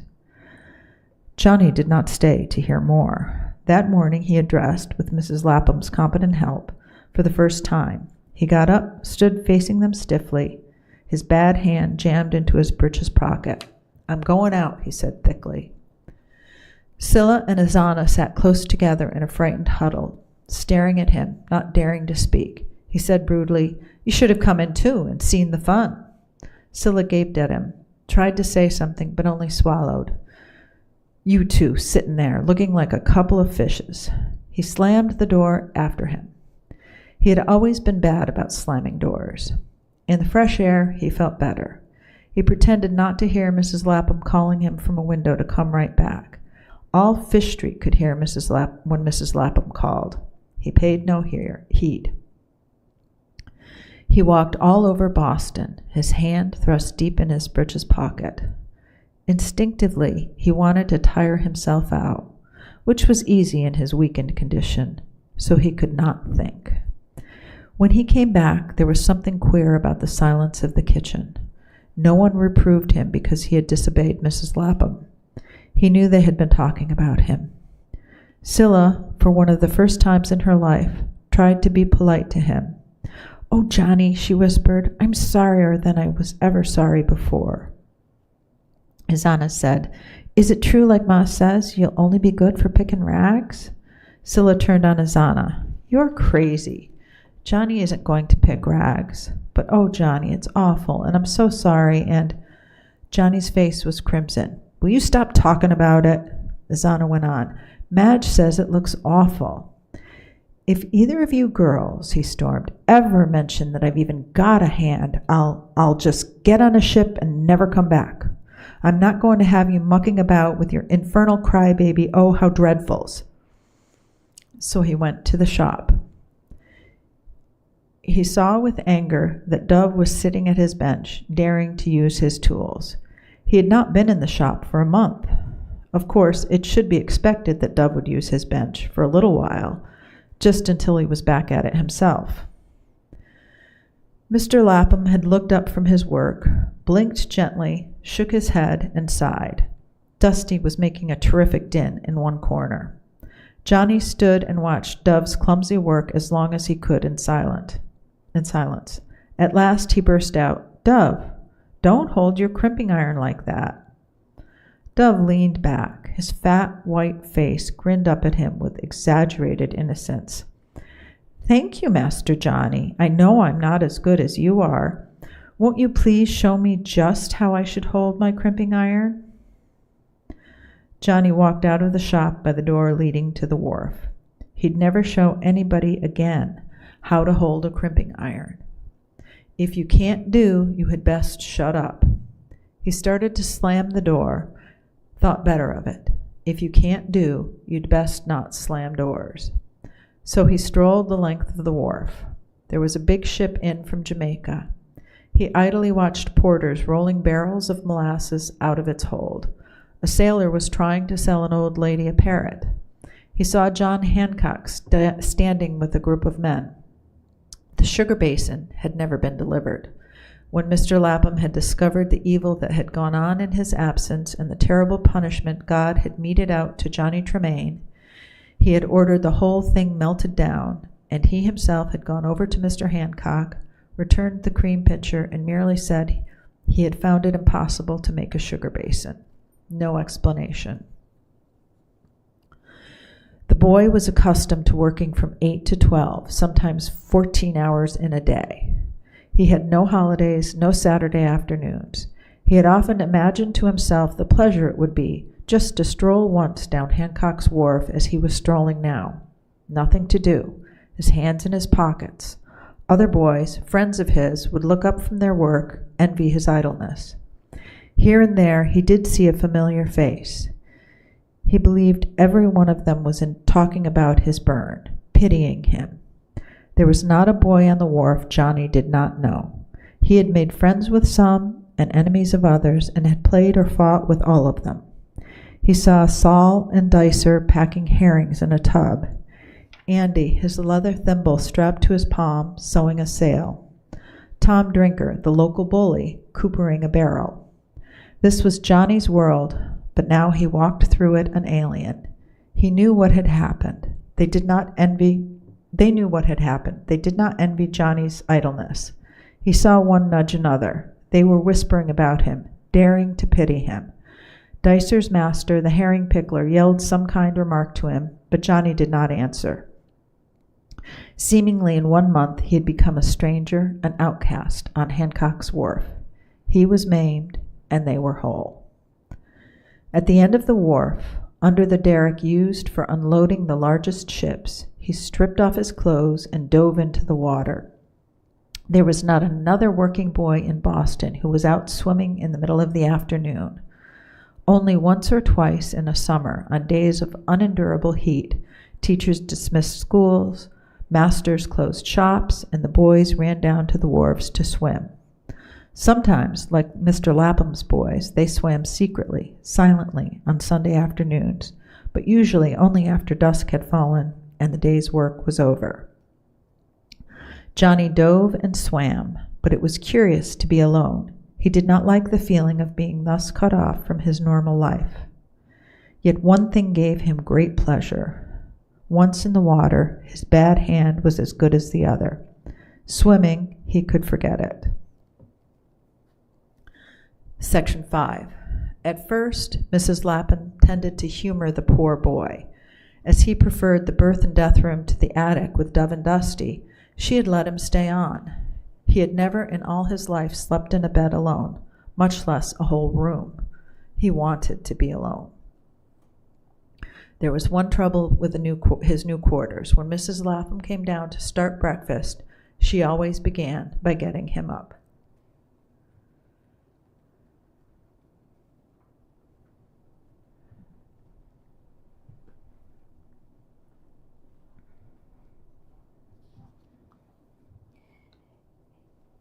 Get into your clothes, you lazy boy. Stop by at Deacon Parsons for a quart of milk. Get to the town pump. Soon enough, she was addressing him as a lazy good-for-nothing, a lug-a-bed, a worthless limb of Satan. Such words poured out of her absent-mindedly, but never in the old days had she called Johnny such names. The boy least necessary in the shop had always done chores. Now, both Dove and Dusty were more valuable than Johnny Tremain. Every morning, he put on the heavy wooden yoke, trudged over to North Square for drinking water. Now, for the first time, he learned to handle a broom properly. He carried in charcoal for the annealing furnace in the shop and wood for the cooking hearth in the kitchen. And as he moved restlessly about doing, and often failing to do, this humble work, Scylla and Asana watched him and said little, never a single insult. He had made it clear to them he wanted to be left alone. Madge and Dorcas found innumerable small tasks for him. Now he wasn't doing anything.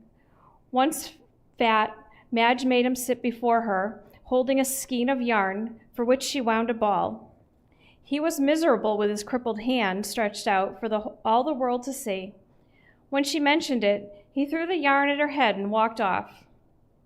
One day, Mr. Lapham called to him and led him to a bench under the old willow behind the coal house. The old man had never once berated him for Sabbath breaking, never reminded him how often he had pointed out that pride goeth before a fall. My boy, he said mildly, soon it will be September. Summer is over. Johnny nodded. And I feel I must talk with you. When I signed for you, Johnny, there was a mutual contract between your mother and myself. She's dead, so the contract is now between you and me. I promised to feed you, clothe you, keep you in good discipline, and as far as your capacity permitted, to teach you the silversmith's arts and mysteries. I never had a boy so quick to teach, and you promised to serve me diligently for 7 years, to keep my secrets and my honor. You've done all that, Johnny, but now I can't keep my contract with you. I can't teach a crippled-handed boy to be a silversmith. Johnny said nothing. Mrs. L is right, the old man went on. You mean she wants you to get rid of me? Not exactly, but she does think it is an extravagance for a poor household to keep a boy just for chores. But I've told her. There was an unexpected glint of determination in the groping old eyes. I've told her as long as you are to stay with us, I won't ever turn you out. I mind the time your mother came to my shop with you. She was a sweet lady, very genteel. She said your heart was fastened on being a silversmith. She said you was a bright boy. You always was that. Now, Johnny, it's for your own good I'm talking to you. You've got to learn another way of supporting yourself. I want you to go around, look about the shops, and find out a respectable trade where a bad hand won't matter too much. You're a bright boy, Johnny. Maybe a rope maker, or a copper, or a weaver could teach you his craft. That hand of yours will soon be strong enough, but will always be sort of doubled in on itself. Johnny started to look at his hand, but quickly thrust it back in his pocket. You're right, he said. I've got to go. I don't want you to feel hurried about leaving us, Johnny. You're just about earning your keep by the odd jobs you do, spite of what Mrs. L says. You look about you quietly and find a trade to your fancy and a master you think you'd like. You can tell him from me I'll give you the rest of your time away for nothing. It was less than 2 months ago Mr. Revere was promising something extra for his time. Mrs. L doesn't like it the way you loiter off and go swimming, but you loiter and swim all you have a mind, just so you get the chores done and settle down real hard to finding yourself a new trade. And one more thing I have on my mind. Yes, sir? I want you to forgive Dove like a Christian. Forgive him? Why? Why, that when you asked for a crucible, he handed you the old cracked one. You mean he did it on purpose? No, Johnny. He only meant to humiliate you. He tells me, Mrs. L. made me question him, that he was offended by your Sabbath breaking. He thought it fitting that you should learn a lesson. I can't help but admit I'm encouraged with that much piety in one of my boys. Johnny's voice sounded strangled. Mr. Lapham, I'm going to get him for that. Hush, hush, boy. I say, and Bible says, forgive. He was real repentant when he told me. Never meant to harm you. He was in tears. He's going to be in a lot more of those tears, for I'm done with him. That scabby white louse, that hypocritical. Hold your tongue, boy. I thought misfortune had taught you patience. It has, said Johnny. If I have to, I'll wait 10 years to get that dove. But he quieted himself instantly and thanked his master for his kindness. As he walked past the shop, he saw Dove and Dusty hanging idly out of the shop window. They were looking for him. Dove said, "Will Mr. Johnny Tremain be so kind as to fetch us drinking water?" Mrs. Lapham says, "We are too valuable to leave our benches. She told us we were to send you." Without a word, he went back entry, put on the heavy yoke. Understandably, the sight of Johnny wielding a broom, carrying charcoal, firewood, water, had not quickly lost his fascination for his erstwhile slaves. They were still hanging out the window. "Look sharp, Johnny. Hey, boy, look sharp." Giggles, a low whistle. Johnny said nothing. Chapter 3, An Earth of Brass. Weeks wore on. September was ending. A large part of every day Johnny spent doing what he called looking for work. He did not really want to follow any trade but his own. He looked down on soap boilers, leather dressers, rope makers, and such. He did not begin his hunt along Hancock's Wharf in Fish Street, where he and his story were well known, and the masters would have been apt to employ him from pity. He went to the far ends of Boston. Mr. Lapham had told him to stand about and watch the different artisans at their trades until he was sure it was work he could do. Then he was to address the master politely, explain about his bad hand, and ask to be taken on. But Johnny was too impatient, too unthinking, and too scornful. He barged into shop after shop along the great wharves and up and down Cornhill and Orange, Ann and Ship Streets, Dock Square, King and Queen Streets. Did the master want another boy? Keeping his hand hidden in his pocket. His quickness and address struck everyone favorably, and so an old clockmaker eagerly agreed to take him on, especially when he told him that he had already served Mr. Lapham 2 years. "But why, my boy, is Mr. Lapham ready to part with you, now that you must be of value to him?" "I've a bad hand." "Let me see it." He did not want to show his hand, but the master always insisted.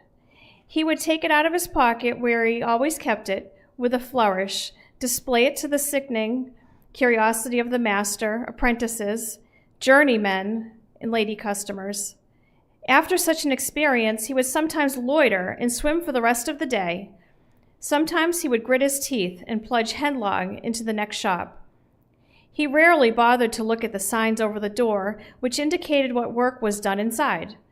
A pair of scissors for a tailor, a gold lamp for a wool weaver, a basin for a barber, a painted wooded book for a bookbinder, a large swimming compass for an instrument maker. Although more and more people were learning how to read, the artisans still had signs above their shops, not wishing to lose a possible patron merely because he happened to be illiterate. Having been told by one clockmaker he would not suit, Johnny walked in on 2 more and got the same answer. A butcher, his sign was a gilded ox skull, would have employed him, but the idea of slaughtering animals sickened him. He was a fine craftsman to the tips of his fingers, even to the tips of his maimed hand. Now he never came home for the hearty midday dinner. Mrs. Lapham, Madge, and Dorcas were always pointing out how much he ate and how little he did. He knew Mrs. Lapham was looking around for a grown-up silversmith who would come in as a partner for Grandpa, and she had said, looking straight at Johnny, she would not ask him to sleep in the attic with the other 2 boys. He was to have the birth and death room. "I declare," she said one day, "no business can be run with just a feeble old man and 3 of the most worthless boys in Boston eating their heads off." Seems she was negotiating with a Mrs. Tweedy, newly arrived from Baltimore. He had arrived alone, but she must make sure he was a bachelor or a widower. Obviously, whatever partner she found for her father-in-law must marry one of her poor fatherless girls. The shop must stay in the family. So Johnny ate as little as he could and did not come home at noon. But someone would usually slip a piece of hard bread, cheese, jerked beef, or salt fish and Johnny cake in the pocket of his jacket as he hung it on its hook. He knew it was Scylla, but he never spoke to her about it. His unhappiness was so great, he felt himself completely cut off from the rest of the world. But sometimes, as he lay in the sun on Beacon Hill or Copp's Hill among the graves, or curled himself up on a coil of rope along a wharf, eating the food she had managed to get for him, he would dream of the great things he would do for her, and when he was man-grown. There were 3 things she longed for: a gold necklace, a gray pony with a basket cart, and a little sailboat. He dreamed himself as successful, rich, never as a dig-ditcher and rag-picker. Mrs. Lapham was always suggesting to him. Some days there was no food in his pocket, then he went hungry. On one such day, he went strolling up Salt Lane. Here, about noon, and on Union Street, were printing offices. It was noon, and all over Boston, work had stopped, and everyone, except himself, had either gone home for dinner or to one of the famous taverns. Above one tiny shop, he saw a sign that attracted him. It was a little man in a bright blue coat and red breeches, solemnly gazing at Salt Lane through a spyglass. So this was where the Boston Observer was published. The Laphams took no newspaper, but when he heard Mr. Lapham speak of the wicked Observer and how it was trying to stir up discontent in Boston, urging the people to revolt against the mild rule of England, the comical little painted man looked so genial, so ready to welcome anyone, that Johnny stepped in. He might have guessed he would waste his time. Of course, the master would be off for dinner, but because he had liked the painted sign, he went in. He had not even stopped to consider whether or not a printer's work was something that he could do. He saw the squat, bug-light printing press, the trays of type, the strings on which printed sheets were hung to dry like clothes on a line.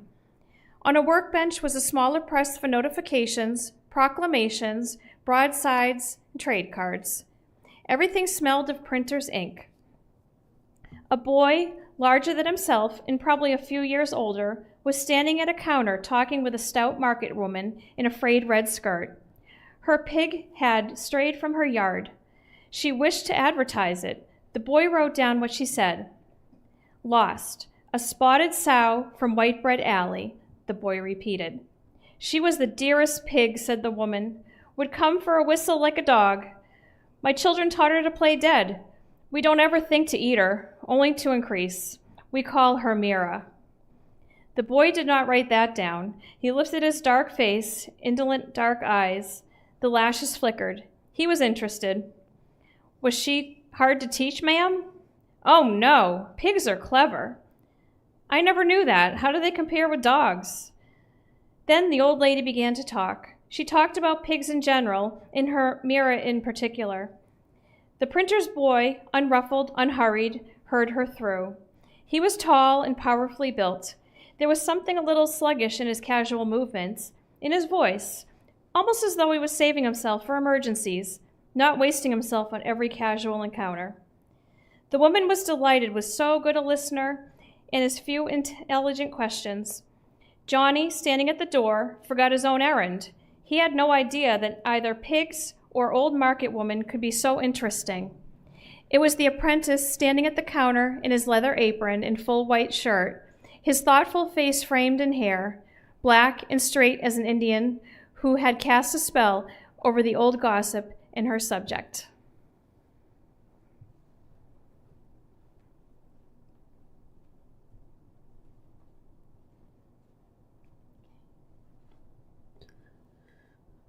Although the boy had nodded casually as Johnny came in, he did not speak to him until after the woman was gone and he had set up the few lines of type.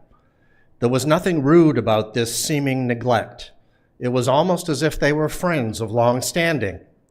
The strange boy had none of the bustling smartness of the usual Boston apprentice.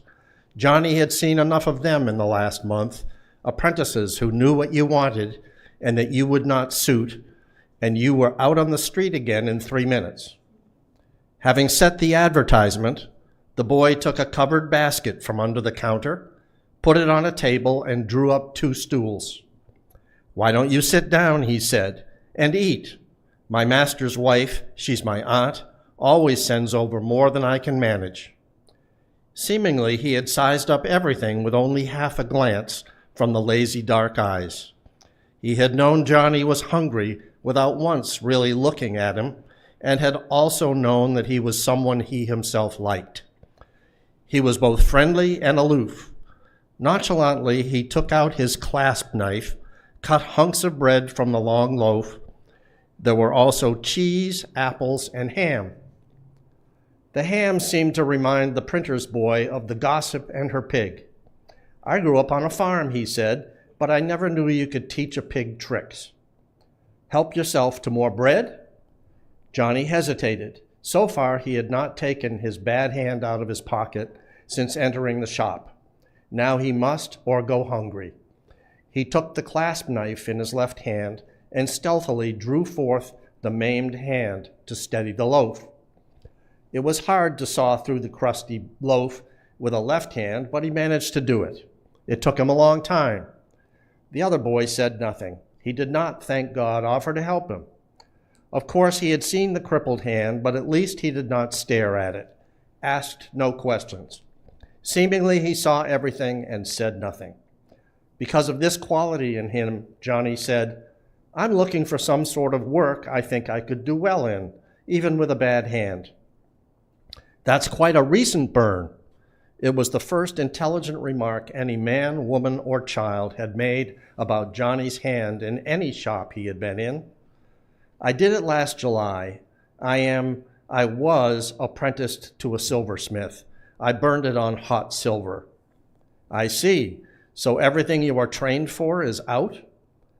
"Yes, I wouldn't mind so much being a clockmaker or instrument maker, but I can't and I won't be a butcher or a soap boiler." "No. I've got to do something I like or the dark boy put the question to him he had not been able to ask himself. Or what? Johnny lifted his chin, his thin, fair face. His lips parted before he spoke. "I just don't know. I can't think." Apparently the printer's boy did not know either. All he said was, "More cheese?" Then Johnny began to talk. He told all about the Laphams and how he somehow couldn't even seem to thank Scylla for the food she usually got to him, how cross and irritable he had become, how rude to people who told him they were sorry for him. And he admitted he had used no sense in looking for a new job. He told about the burn, but with none of the belligerent arrogance with which he had been answering the questions kind people had put to him.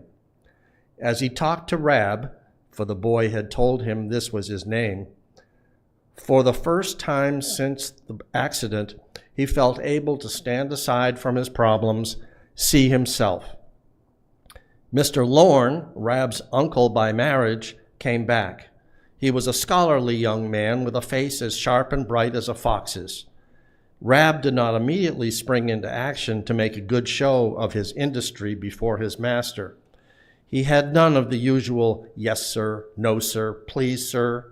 He went on calmly eating bread and cheese. On Mr. Lorne's heels came 2 little boys in big aprons, the Webb twins. Seemingly they went back to their master's house across Salt Lane for dinner, while the nephew ate out of a basket and minded the shop. The Webbs were set to work. Mr. Lorne began to ink a pad. Johnny felt he must go. Rab walked with him to the door. He was still eating bread and cheese. "I don't know how you'll make out," said Rab. "Of course you can get work if you'll take it." "I know, unskilled work." "Yes, work you don't want." "But The dinner had raised Johnny's hopes. I feel sure I'll get something. Overhead, the little man with the spyglass and the red breeches was swinging in the wind, observing Boston from a variety of angles. Rab said, "There is some work here you could do, not the sort that teaches a boy a skilled trade, just riding for us, delivering papers all over Boston and around. Nothing you'd want, but if you can't find anything else, you come back." "I'll come back all right, but not until I can tell you what a good job I've found myself." "You haven't any folks?" "None at all." "I've got lots of relatives," said Rab, "but my parents are dead." "Oh, come again. I'll come." It wasn't the food alone that so raised Johnny's hopes. It was Rab himself. An ease and confidence flowed out and supported those around him. The market woman had felt better about losing her Myra after she had talked with Rab. He was the first person to whom Johnny Tremain had confided his own story. Section 2. The coming of Mr. Percival Tweedy, journeyman silversmith of Baltimore, cast a longer and longer shadow over the Lapham household and conversation. While the terms of partnership were being drawn up, he stayed at a cheap lodging house on Fish Street. Johnny left right after breakfast and often did not return until dark. He did not meet Mr. Tweedy for a long time, and he got tired of hearing about him. Mr. Tweedy was ready to sign the contract of partnership Mrs. Lapham had drawn up, and Mr. Tweedy would not sign. When Mr. Tweedy came to the shop, it was Dorcas he seemed to fancy. No, it was Madge. Although almost 40, he was still a bachelor. Mrs. Lapham had asked him about that. Johnny already hated the very sound of his name, and then one morning before breakfast, he met him. Mr. Tweedy was diffidently standing about in the shop, hoping Mrs. Lapham would ask him to breakfast. He was fingering a pocketbook sent in for a new clasp, and his stomach was rolling from hunger. "Ha!" said Johnny rudely. The timid creature jumped like a shot rabbit and dropped the pocketbook. "What are you doing here?" the boy demanded, pretending he had caught a thief. Mr. Tweedy swallowed twice, his Adam's apple rising and falling with emotion, but said nothing. "Are you a thief, or are you that Tweedy man I've heard tell of?" "I'm Tweedy." "I'm Johnny Tremain." "You don't say." "I'll tell Mrs. Lapham you're here for breakfast." "I just happened by, just thought I'd come in." He had a queer, squeaky voice. Johnny disliked him even more than he had expected. Such impotence, such timidity in a grown man irritated the boy. "Oh, come out with it flat," he said. "You've been getting your dinners here free for 2 weeks, and now you're feeling out for breakfast. I don't care, not me, but I'll warn the women to put on an extra plate." The man said nothing, but he looked at Johnny, and the look of bleak hatred amazed the boy. He had not guessed Mr. Tweedy had that much gumption in him. Mrs. Lapham came thumping down the stairs. It was her second trip to the foot of the attic ladder, and she still wasn't sure Dove and Dusty were out of bed. Everything had gone wrong. Breakfast was late. Madge had a felon on her finger and wasn't good for anything, and Dorcas was complaining because there was no butter for breakfast. She had slapped Dorcas, who had gone out back to cry. How easily, smoothly everything had gone in the old days before Johnny got hurt. Then the household went like clockwork, and the shop had earned money for butter and butcher's meat once or twice a week. The sight of Johnny Tremain standing there in the lower hall doing nothing, good for nothing, irritated her. "Hurry," she snorted and waddled into the kitchen, Johnny on her heels. The fire was smoking, and she knelt down to mend it. Johnny might have done that while she was upstairs. Although Johnny was now looked upon as something of a black sheep, and Mrs. Lapham was no longer telling him he would end up picking rags, but on the gallows, he thought it behooved him to tell her just what he thought of Mr. Tweedy. "I can see why that Tweedy has never been a master smith. He hasn't the force of character. As a man, he's no good. If he is a man, which I doubt. I think he is somebody's spinster aunt dressed up in men's clothes.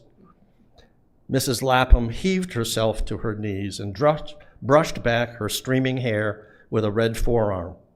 You don't say. Her voice showed her exasperation. She had found Mr. Tweedy herself. She was trying to nurse him along to get the wary creature to sign her contract and marry one of her girls. Yep, I do say, said Johnny. I've just been talking with him. He's no good and... He's here now? Yep, in the shop. That squeak pig is trying to horn in on breakfast. The doors were all open. Anyone in the shop could have heard Johnny's insults. Slowly, like a great sow pulling out of a wallow, Mrs. Lapham got to her feet, glaring down at Johnny, her enormous bosom heaving. And I'm going to tell you what I think of that squeak pig. Without a word, and before he could finish his remarks or dodge, Mrs. Lapham gave him a resounding cuff on the ear. Sometimes actions do speak louder than words, she said, and this is one of them times. You get right out of here, Johnny Tremain. That tongue of yours isn't going to do any more damage in my house. Part 3. Johnny grabbed his jacket. Scylla had not yet put food in it, pulled his tattered hat over his eyes, and stalked out. Since his accident, he had unconsciously taken to wearing his hat at a rakish angle. This, and the way he always kept his right hand thrust into his breeches pocket, gave him a slightly arrogant air. The arrogance had always been there, but formerly it had come out in pride in his work, not in the way he wore his hat and walked. He told no one what he did all day, and Mrs. Lapham was convinced that he had taken to, or was about to take to, evil ways. He did look at times both shabby and desperate, in other words, a potential criminal. Sometimes he looked so proud and fine people thought he must be a great gentleman's son in misfortune. One thing he did not look like anymore was a smart, industrious Boston apprentice. He walked down Fish Street to Ann, crossed Dock Square with Faneuil Hall on his left. It was market day. He picked his way about the farm carts, the piles of whitish-green cabbages, baskets of yellow corn, rows of plump, pale, plucked turkeys, orange pumpkins, country cheeses, big as a baby's head. Some of the market folk, men and women, children and black slaves, called to him, seeing in the shabby, proud boy a possible rich customer, but others counted the pats of butter on their tables after he had passed by. Without heeding anyone, he crossed Dock Square and in a moment's time stood beside the brick townhouse at the head of King Street. The lower floor of the townhouse was an open promenade, and here every day the merchants gathered on change. Not a merchant in sight. They did not rise as early as market folk. Suddenly Johnny had an idea. Although seemingly he had tried every shop in Boston in search of a new master, he had not tried the merchants. From where he sat on the step of the townhouse, he could look the brief length of King Street, which quickly and imperceptibly turned into Long Wharf, running for half a mile into the sea.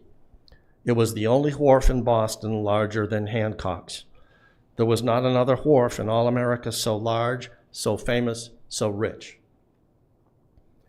As at his own wharf, one side was built up solidly with counting houses, warehouses, sail lofts, stores.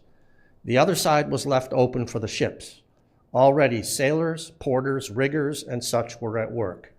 He waited, it seemed to him for a long time, and then the clerks began to arrive.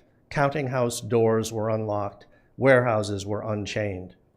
At last the merchants came, some striding down King Street, rosy-faced, double-chinned, known and greeted by everyone, apparently knowing and greeting everyone in return.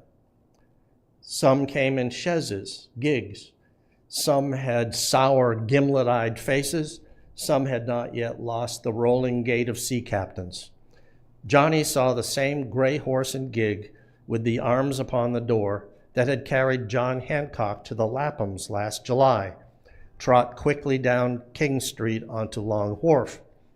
Although Mr. Hancock had recently bought Hancock's Wharf, his principal place of business was on Long.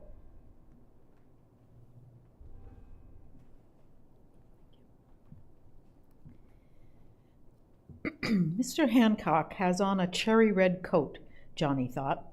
He drives the horse himself, but now he is getting out, telling that dressed-up doll of a black boy to put his horse up for him. Johnny decided he would start at the top of the Merchants and work down, only, of course, skipping Merchant Light.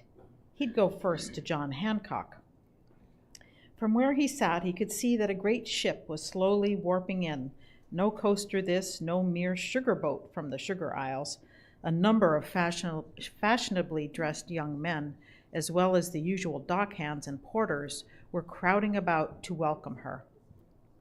There was the heavy clatter of a great coach almost beside him, and a coachman was bawling to lesser folk, "Make way! Make way!" Black horses in glittering silver-mounted harnesses, the rumble and rattle of a ruby coach on cobbles, and on the door panel the familiar crest, a rising eye. Half seen inside, Merchant Jonathan Light. Evidently he had just heard his ship was in, and he had come down from his mansion on Beacon Hill in a hurry. He was still struggling with the lace about his throat. Johnny left his seat and strolled down the wharf to watch. No one had ever told him not to watch the lights, but he always felt guilty when he did. From afar, he knew them all. He knew, for instance, that Mr. Light had a broken front tooth. He knew Mrs. Light was dead, and 2 sons had been drowned as boys, and girls had died in infancy. This he could read upon the slate gravestones of Copp's Hill.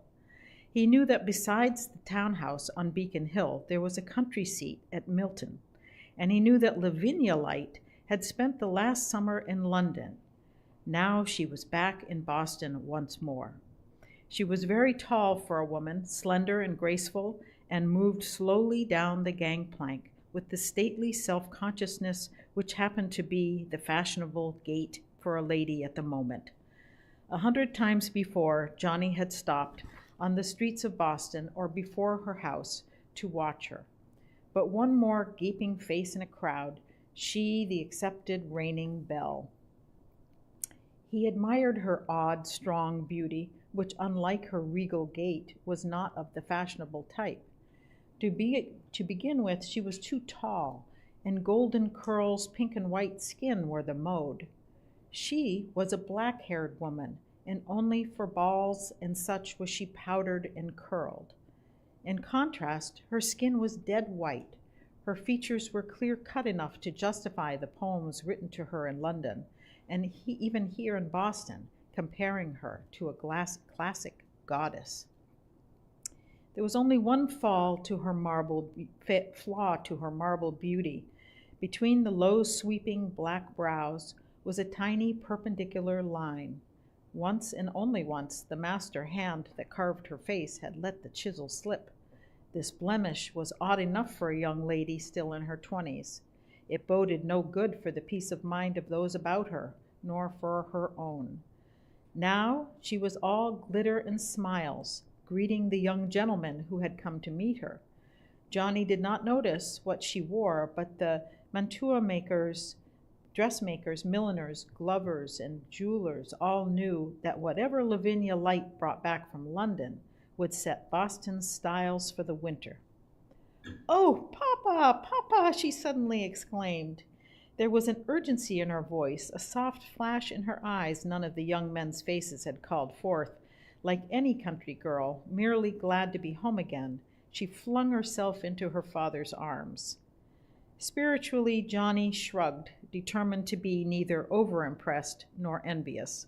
That overdressed moppet, that lean beanpole, for Miss Lavinia was lean in comparison to Madge and Dorcas, who had always been held up to Johnny as the end-all of feminine beauty. Bad-tempered, too. I hope she kills herself over eating cakes and plum pudding, turkeys with stuffing and gravy, hot white rolls. His stomach was gnawing at him. He forgot Lavinia Light as he thought of the wonderful things it was her privilege to overeat if she wished. Surely by now enough time had passed since John Hancock's arrival at his counting house so that he would be ready to talk to a likely boy looking for work. His hand might be good enough for a cabin boy. Johnny found one does not step into a great merchant's counting house and see the merchant as easily as one steps into a shop and sees the master artisan. Although he had made up his mind that he would begin his conversation with Mr. Hancock by explaining he had a burned hand, he did not see any reason why he should explain to the clerk who stopped him in the outer office. All he said was that he wanted work. The clerk asked him if he could read and write. He said he could. The thin, weak-eyed gentleman gave him a mortgage and told him to read that. This he read well. Then Mr. Hancock, who had been sitting alone over his little hearth fire in the back office, came out. He had been attracted by the quality of the boy's voice, for although Johnny often spoke in the rougher, slurring manner of Hancock's wharf, in reading he reverted to the cleaner speech his mother had taught him. Mr. Hancock did not recognize him as the apprentice of Mr. Lapham, who had rashly promised a sugar basin in time for his Aunt Lydia's birthday, and then the old man had been forced at the last to admit he could not do it. "Add this, my lad," he said, handing Johnny an invoice he held in his hand. Johnny added easily. He was given a few more simple sums, which he did in his head. The clerk and merchant exchanged glances. Mr. Hancock said, "If your handwriting is as good as your reading and ciphering, I promise you a place right here in my counting house. I've been put to it to find just the right boy. Your writing, I've been taught to write," but Johnny was suddenly frightened. The clerk put a piece of paper before him and inked a pen. "Write John Hancock, Esquire." Johnny stubbornly stared at the paper. At last he had found a place where he wanted to be, and he knew that ever and again boys who started working for great merchants became great merchants themselves. Surely, surely, if only he tried hard enough, he could do it. He could write for the length of just John Hancock, Esquire. His hand shot out of his pocket, grasped the pen.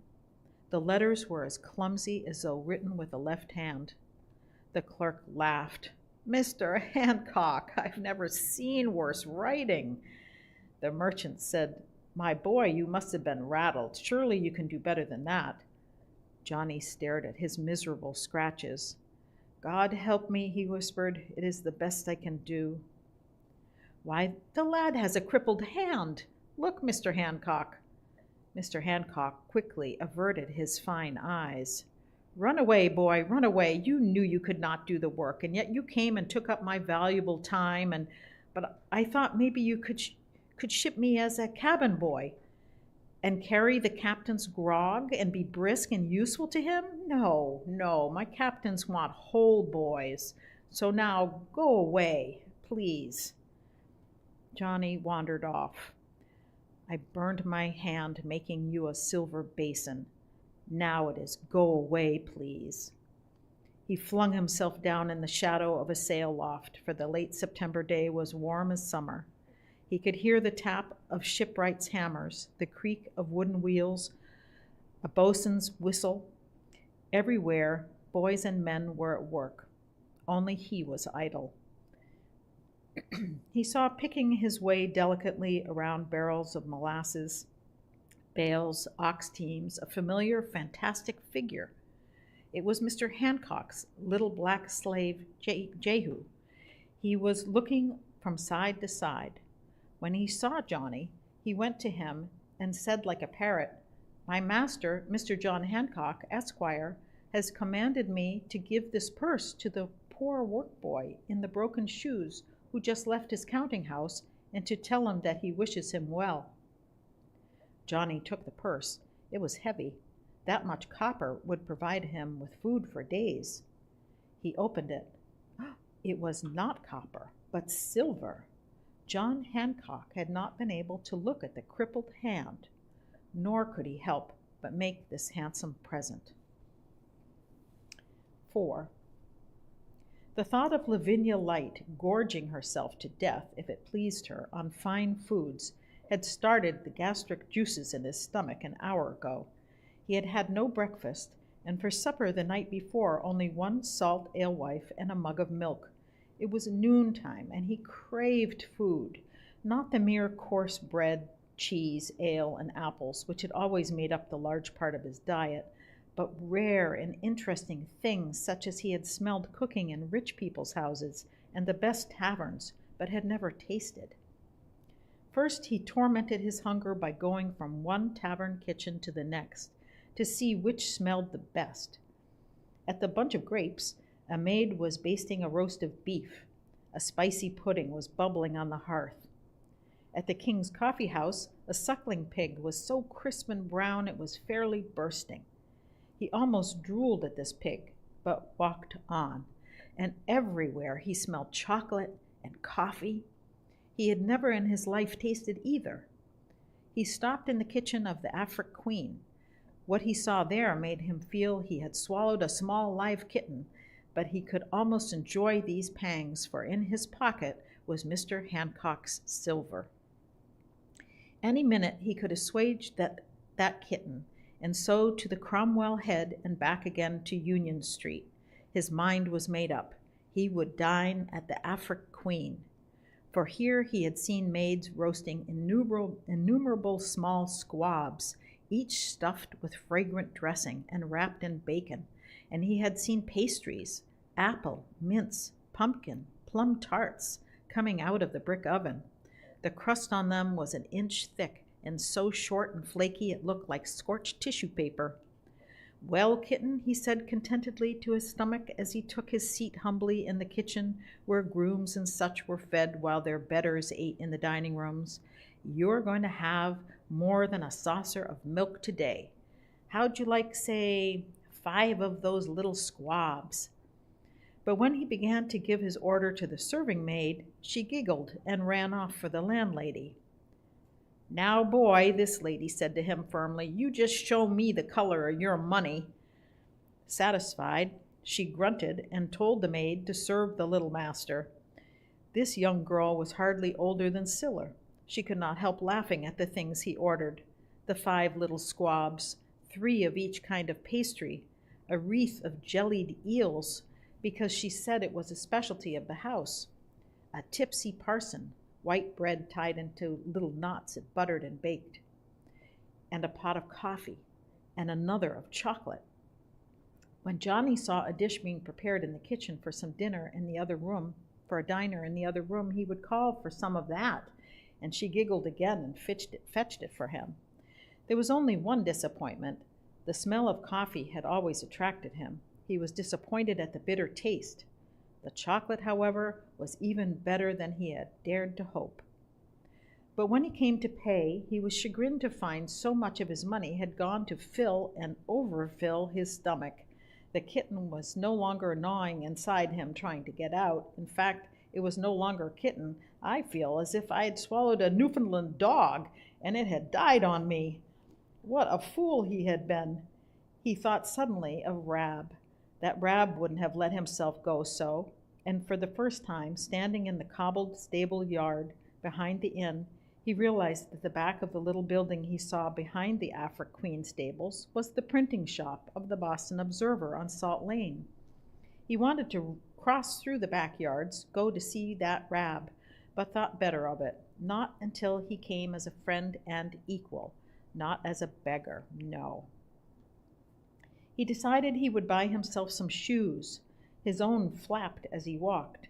His toes showed, but he hadn't liked it when Jehu had referred to him as a boy with broken shoes.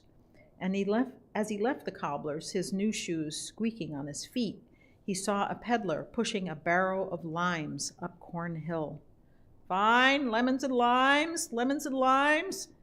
There was nothing in the world Isana so craved as limes, and Mrs. Lapham could not buy them for her. They were too dear. But sometimes sailors from the Indies or storekeepers would give her one, because she was so beautiful, and she would hug and kiss anyone who gave her a lime. Johnny filled the pockets of his jacket and breeches with limes.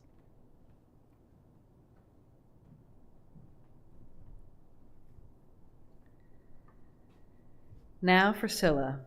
He could not buy her a gray pony, a gold necklace, nor a little sailboat. He went to a stationer's. There he found a book with the most wonderful pictures of Calvinistic martyrs dying horrible but prayerful deaths. He glanced at the text. With his help, she would soon be able to read it. Next, he bought pastel crayons, but he passionately regretted all those squabs. He had no money left to get her drawing paper. His new shoes fitted to a nicety. If the Newfoundland dog was a heavier tenant in his stomach than the kitten, it was more restful. His pockets were full of fine gifts.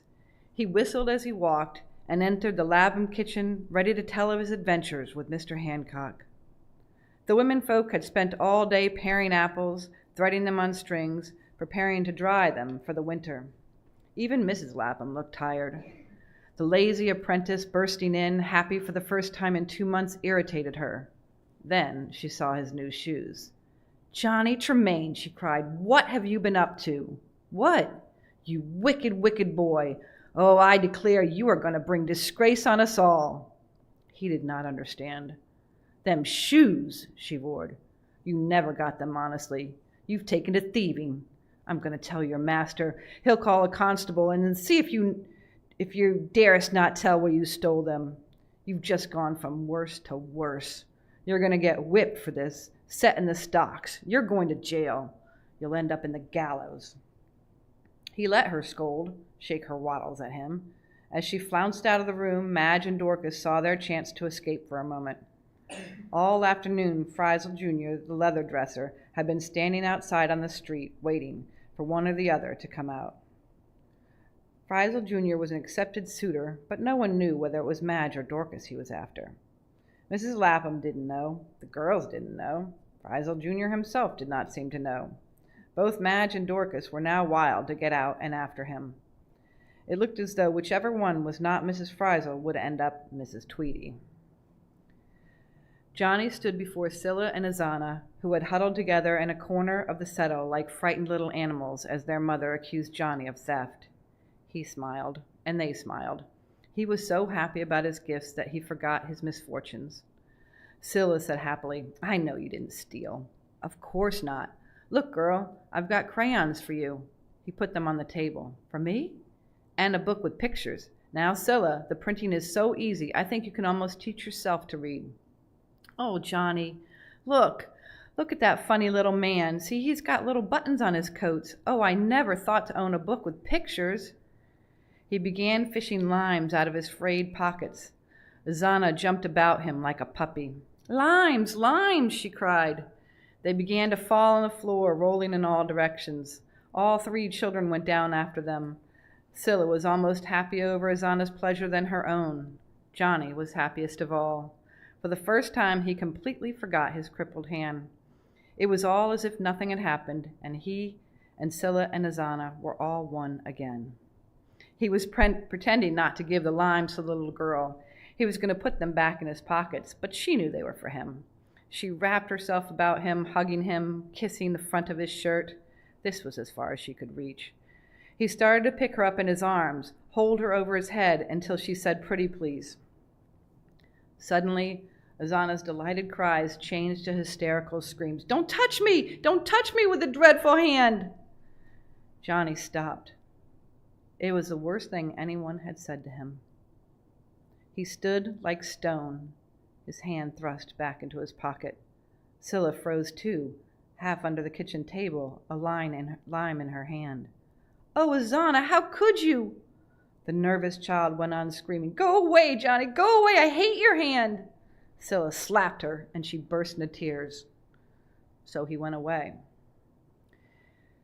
Now he was sure that what they all felt Azana had been young enough to say.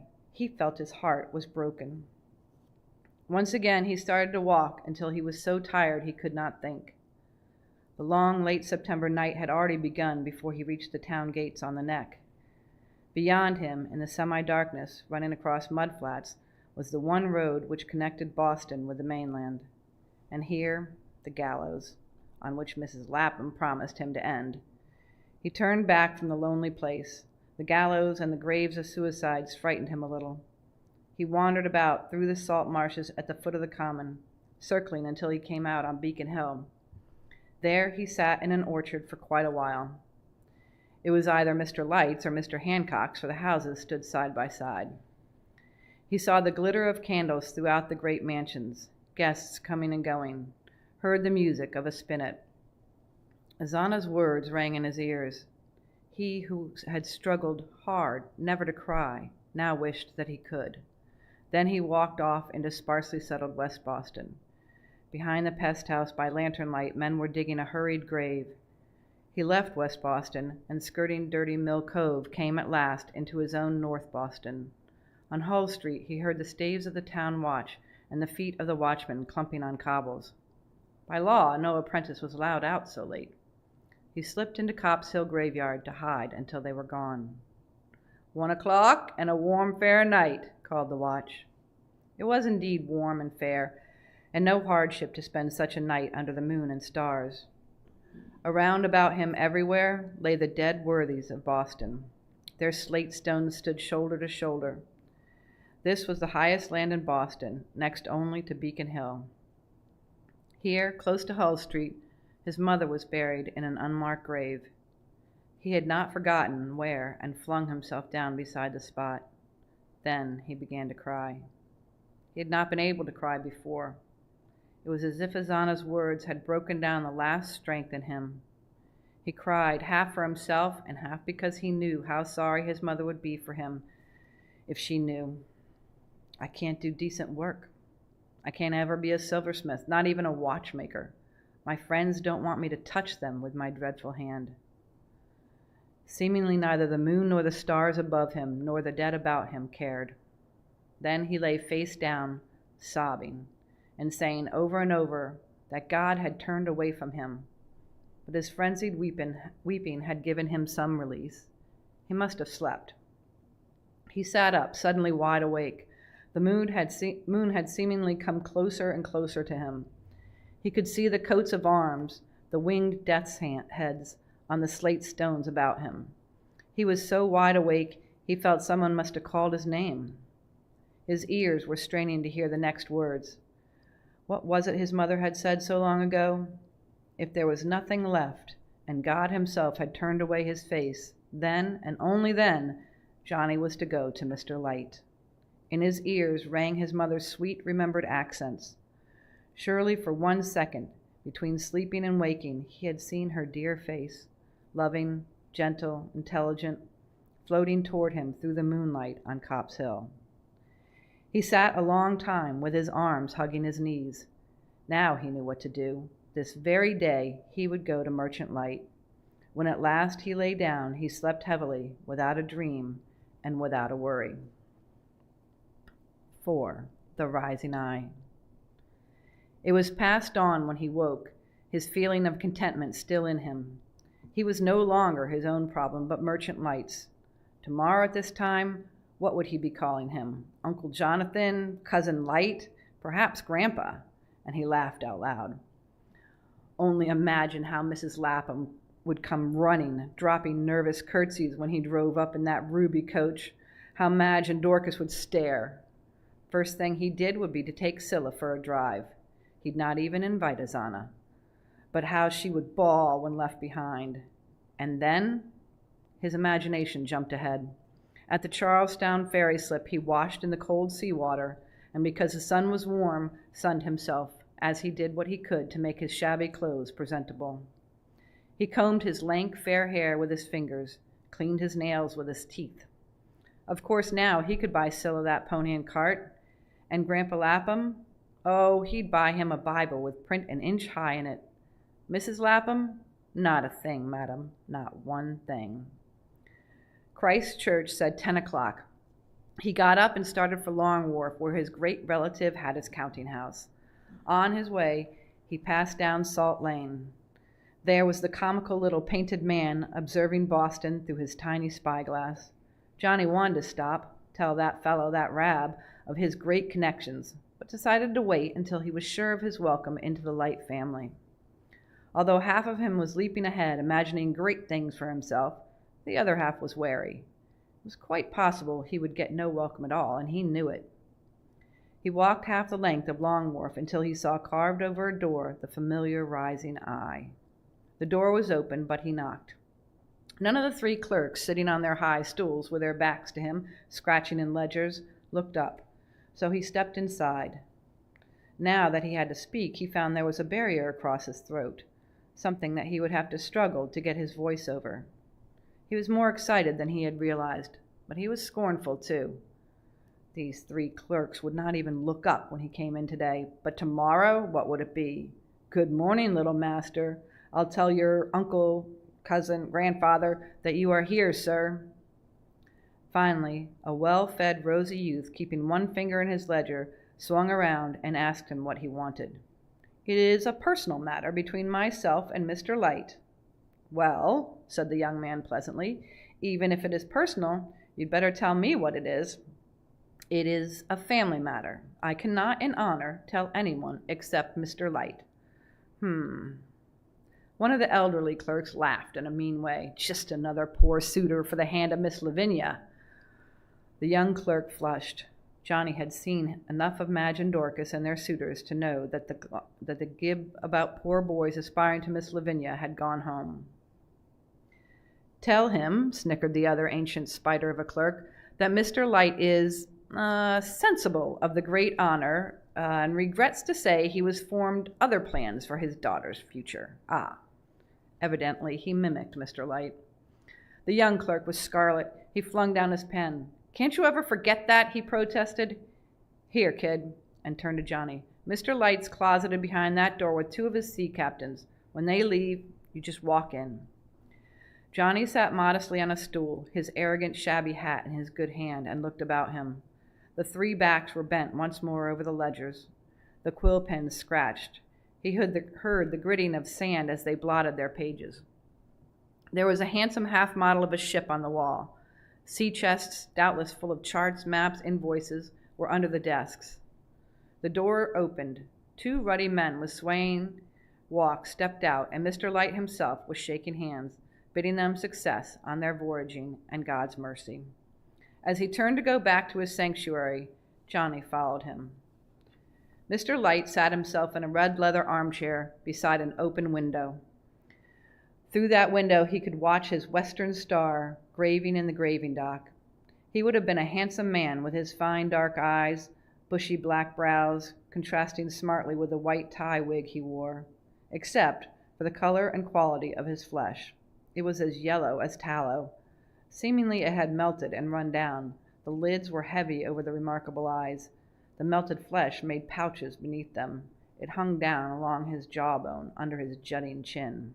What is it? He demanded. Who let you in? What do you want? And who, for heaven's sake, are you? Sir, said Johnny, I'm Jonathan Light Tremain. There was a long pause. The merchant's glittering black eyes did not waver, nor the tallow cheeks redden. If the name meant anything to him, he did not show it. Well? My mother, sir, the boy's voice shook slightly. She told me. She always said. Mr. Light opened his jeweled snuff box, took snuff, sneezed, and blew his nose. I can go on from there, boy. Your mother on her deathbed told you that you were related to the rich Boston merchant? Johnny was sure now Mr. Light knew of the relationship. Yes, sir, she did. But I didn't know you'd know. No, I didn't need to know. It's a very old story, a very old trick. And will you be gone, or shall I have you flung out? I'll stay, Johnny said stubbornly. Sewell? The merchant did not raise his voice, but instantly the young clerk was on his threshold. Show him out, Sewell. And happens he lands in the water. You, can baptize him with my name. Ha, ha, ha. Mr. Light took up a handful of papers. The incident was over. Sewell looked at Johnny and Johnny at Sewell. The young man was as kind as his cherubic face suggested. I can prove to you one thing, Mr. Light. My name is Jonathan Light Tremain.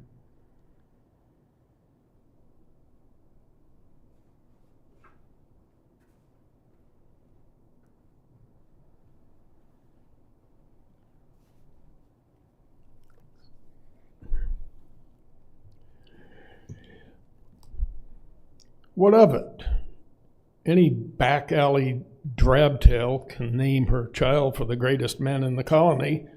There should be a law against it, but there is none. Johnny's temper began to go. You flatter yourself. What have you ever done except be rich?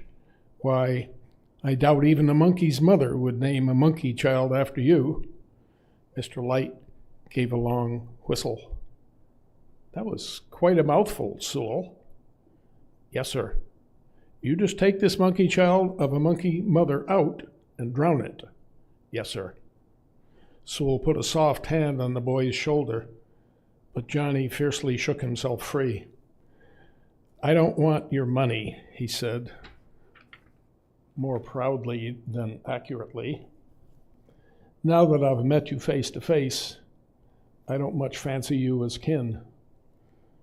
Your manners, my boy, are a credit to your mother, but facts are facts, and I've a cup with your arms on it to prove what I say is true. The merchant's unhealthy, brilliant eyes quivered and glittered. You've got a cup of mine? No, of mine. So you've got a cup. Will you describe it?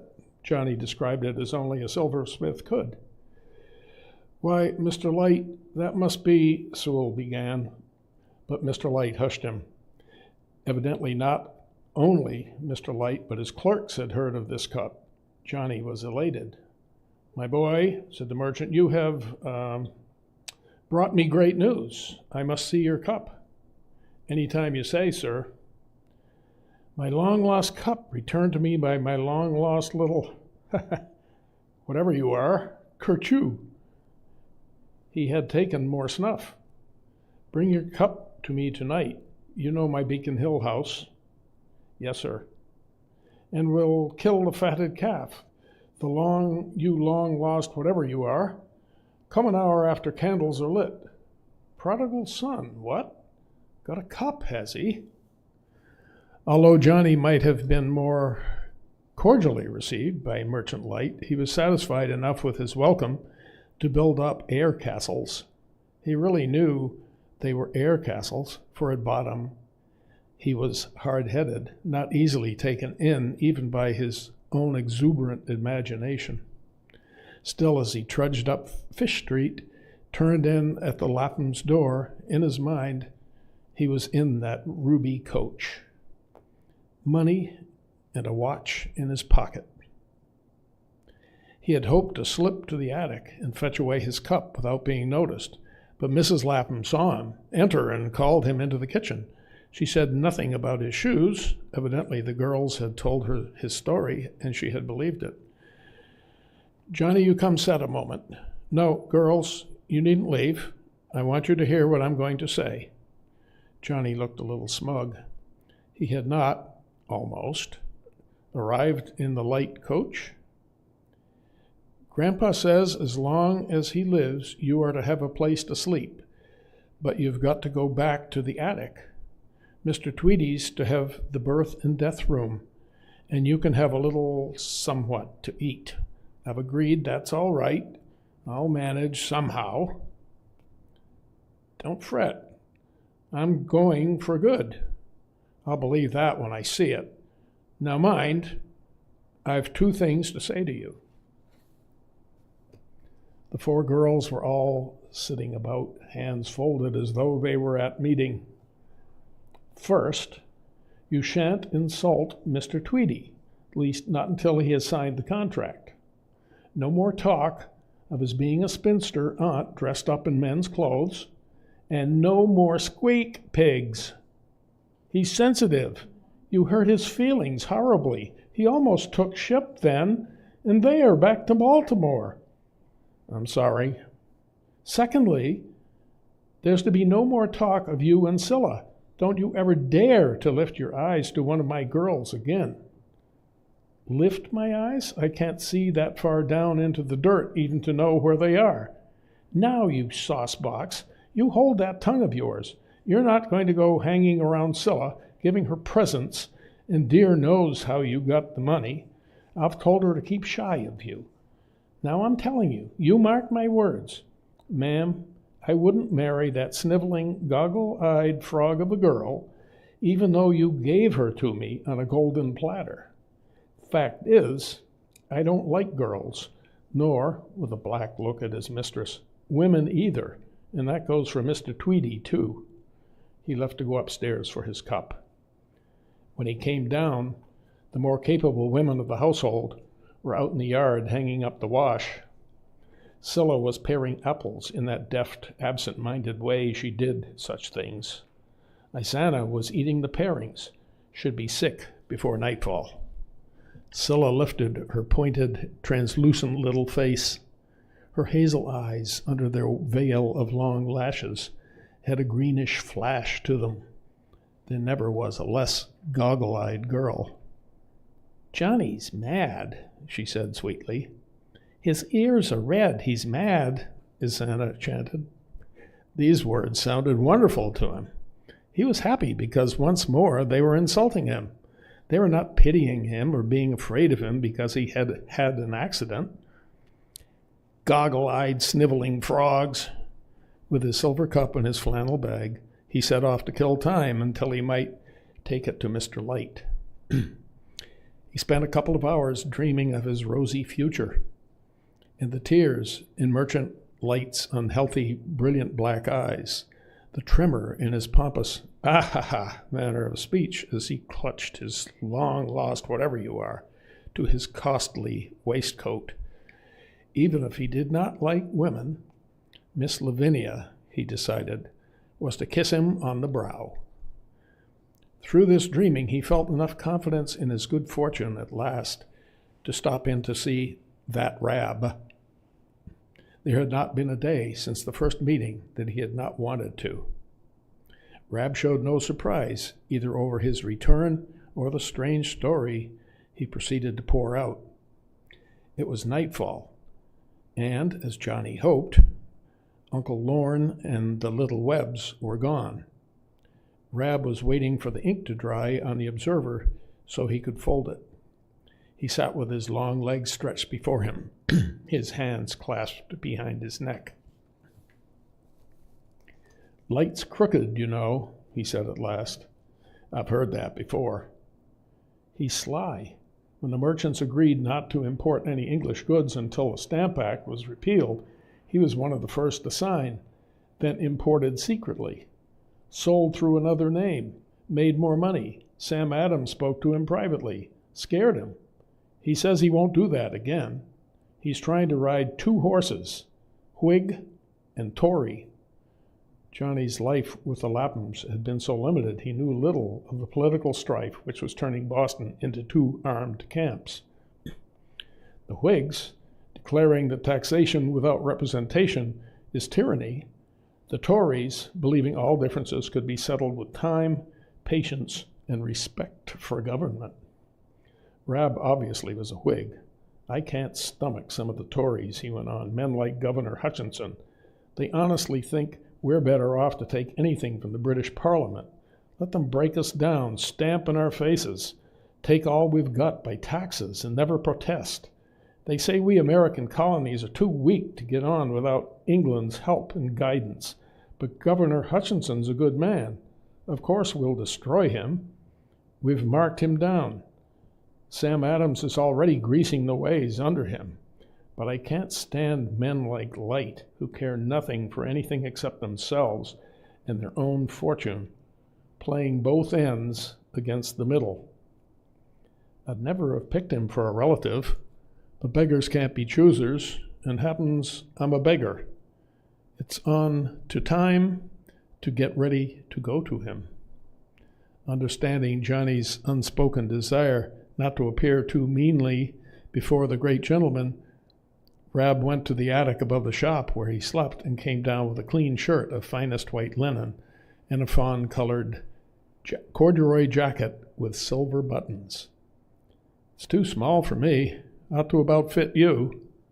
It did, almost miraculously, for Johnny had not seen where it came from. Bread and cheese were on the counter. It was his first food since yesterday's gorging. With the straight, fair hair well brushed and tied behind with taffeta, the handsome jacket, the frilled, immaculate shirt, Johnny did cut a very presentable figure. By the printing shop clock, the sun had been set for almost an hour. Rab was folding newspapers. "You can sleep here," he said, "if they don't offer you anything, but good luck, bold fellow." 3. Standing on Beacon Hill, so far removed from the hurly-burly of the wharves, shops, markets of town, Johnny hesitated. Should he, as a poor out-of-work apprentice, go around back, or should he, as a long-lost something or other, raise that gleaming brass knocker on the paneled front door?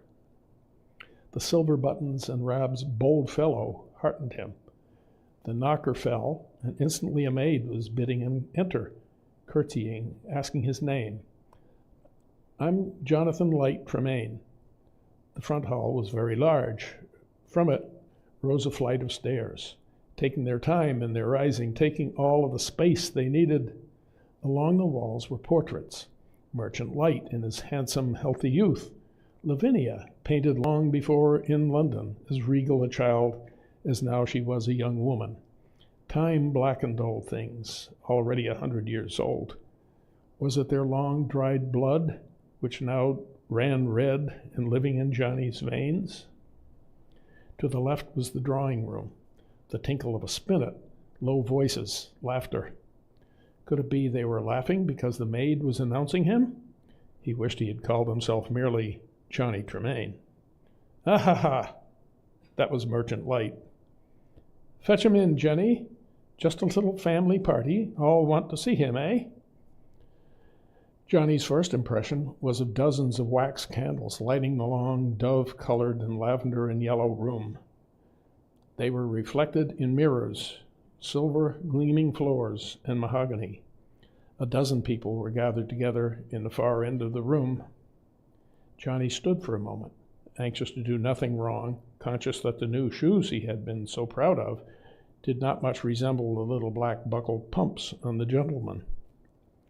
"Well," said Mr. Light, rising, but now approaching him. "So, here we are?" "Yes, sir. Lavinia, Cousin Talbot, Aunt Bess. How do you like his looks?" Aunt Bess, horrifyingly ugly, cross old woman with 2 gold-headed canes, vowed through her whiskers and toothless gums that he looked just as bad as she had expected. Lavinia turned from the spinet. She had on a stiff turquoise blue dress that suited her marvelously. She looked at the boy with her head tipped sideways, as Johnny had seen other ladies look at silver teapots before they bought. "At least, Papa, he's a deal handsomer than most of my relatives. Isn't he, Cousin Seawall?" It was the rosy clerk, lovelorn Seawall, who was turning her music for her. "Yes, daughter." Mr. Light's eyes flickered over Johnny. "Quite the little gentleman, from the waist up. Silver buttons, eh? Ruffled shirt?" His eyes slid over his little family party.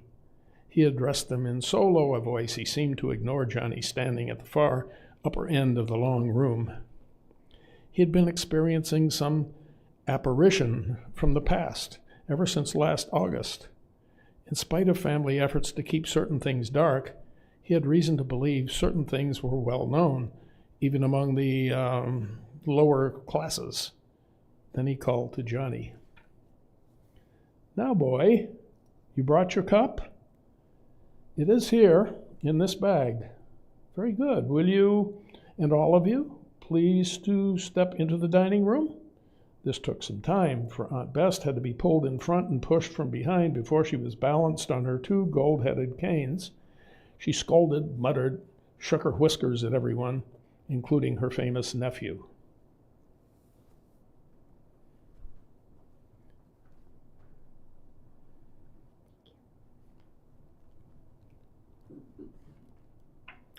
Only Lavinia, still at the spinet, and Cousin Sewall, bending over her, did not go into the dining room. There on the sideboard were 3 standing cups. They were identical with Johnny's. Silently, he took his from its bag, set it with the other three, then stood back to look at the silken, bejeweled, perfumed folk crowding about him. Mr. Light took up the cup, studied it, compared it with one of his own. Silently, he handed it to a plainly dressed, thick-set gentleman who thus far had said nothing. "I think," said Mr. Light quietly, "all of you ladies and gentlemen will agree that this cup, our cousin, is it, has brought back tonight is one of this set." There was a murmur of assent. Johnny could hear the tiny tinkle, seemingly far away, of Miss Lavinia's spinet. It is perfectly obvious that this cup now stands where it belongs. The question is, how was it ever separated from its fellows? Johnny felt that everyone there except himself knew the answer to this question.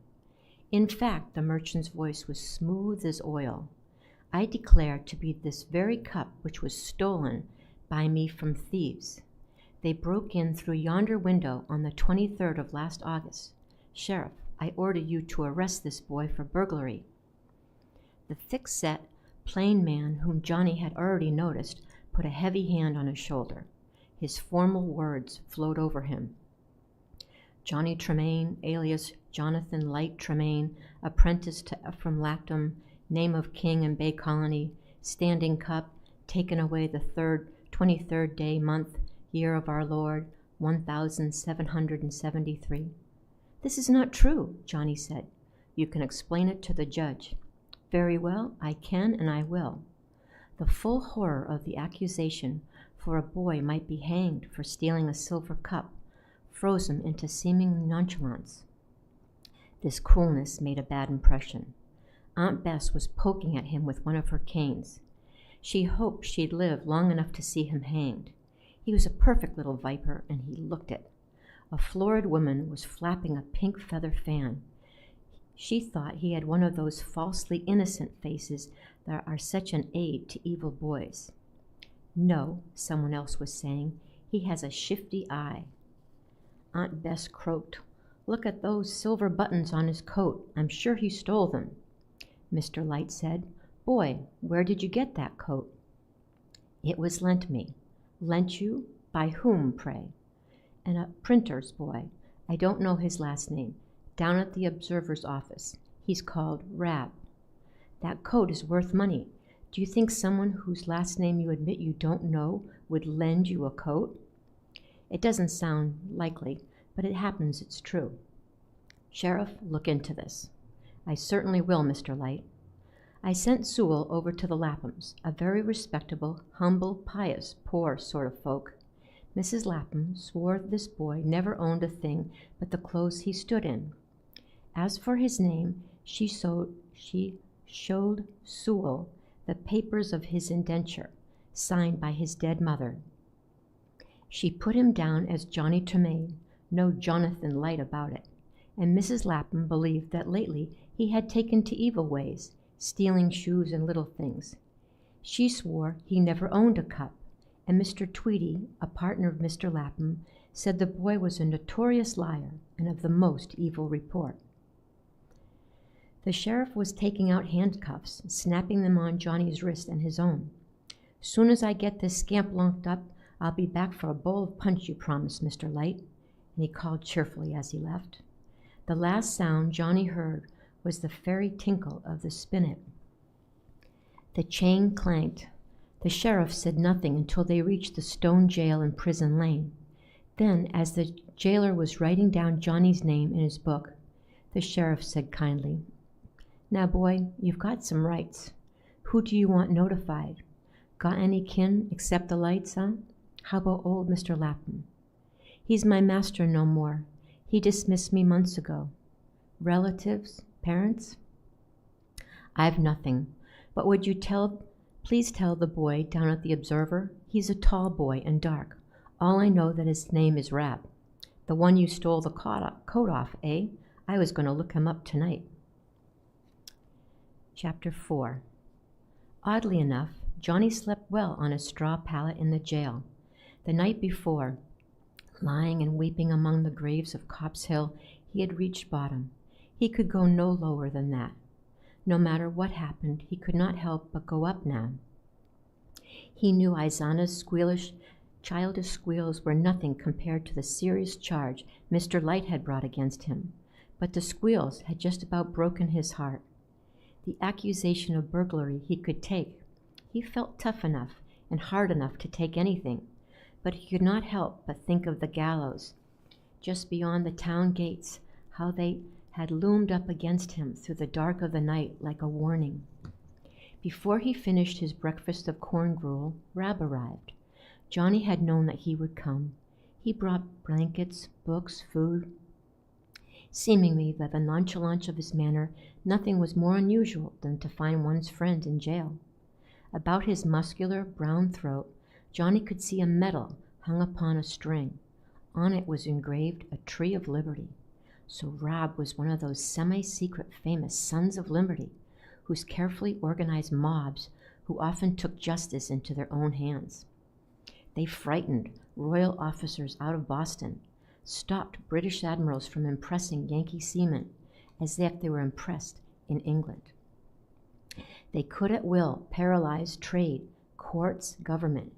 Many a night Johnny had heard their whistles, conch shells, and cries of, "Town born, turn out," the running of their feet, and the next day had seen effigies they hung, the Tory fences they had torn down, or the windows broken, and heard that Royal Commissioner so-and-so had been frightened out of Boston.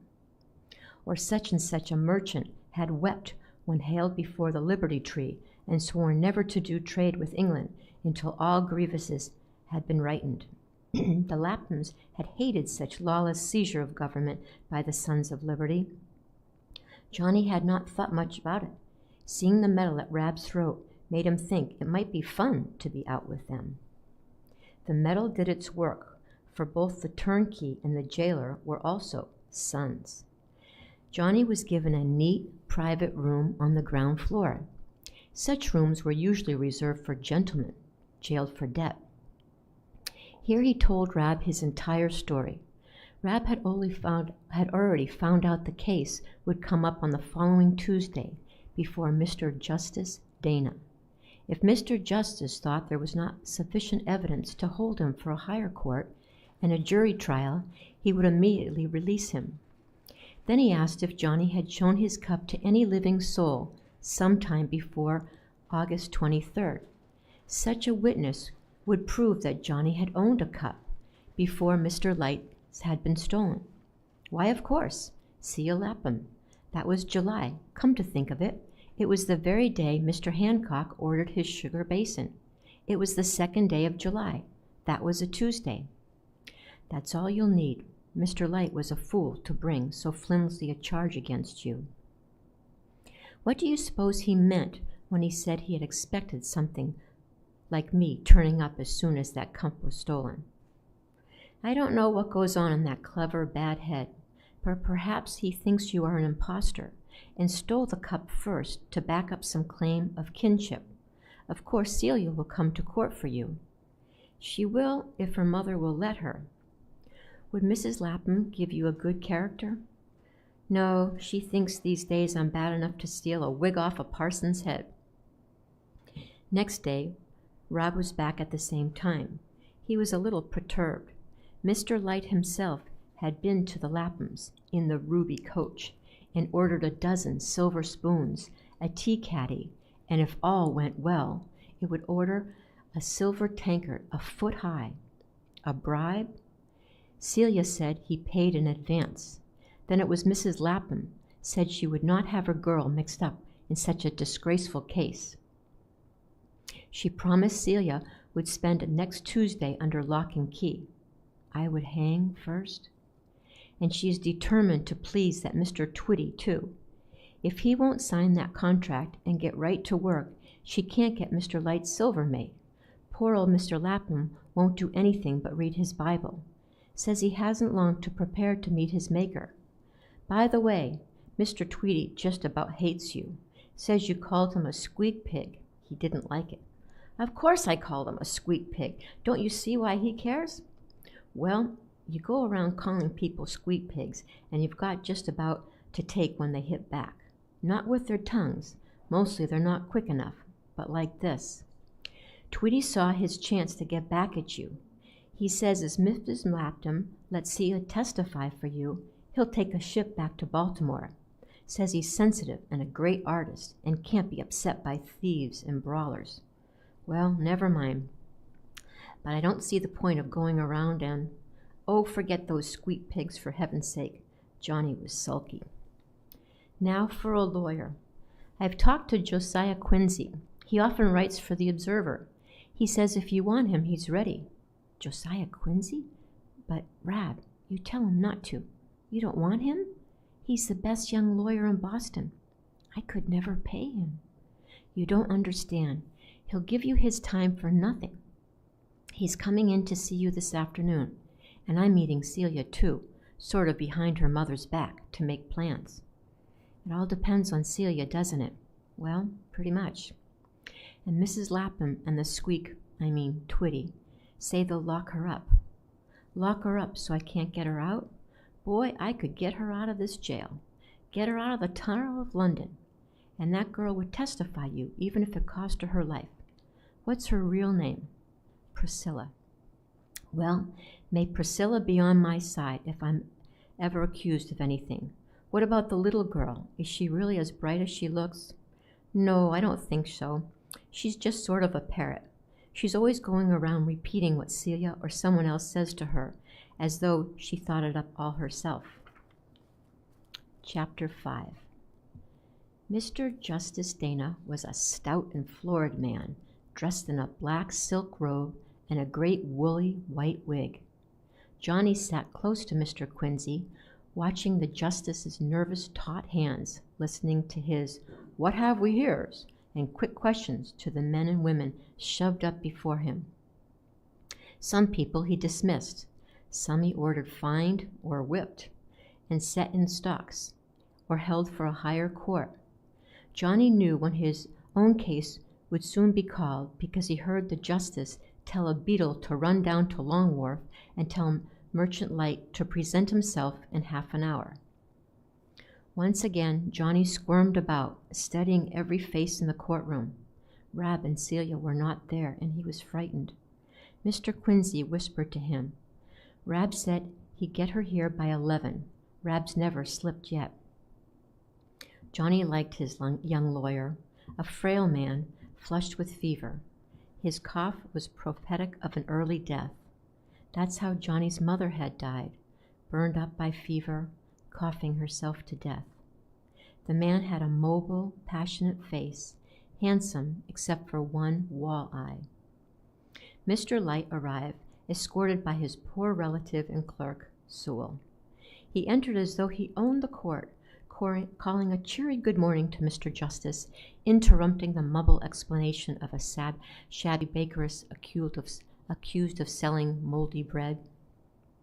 Next there was a rattle of light gig wheels, a jingle of horse gear, and to the intense pleasure of everyone, Miss Lavinia Light entered, and as modestly as she was able, took a seat near the door.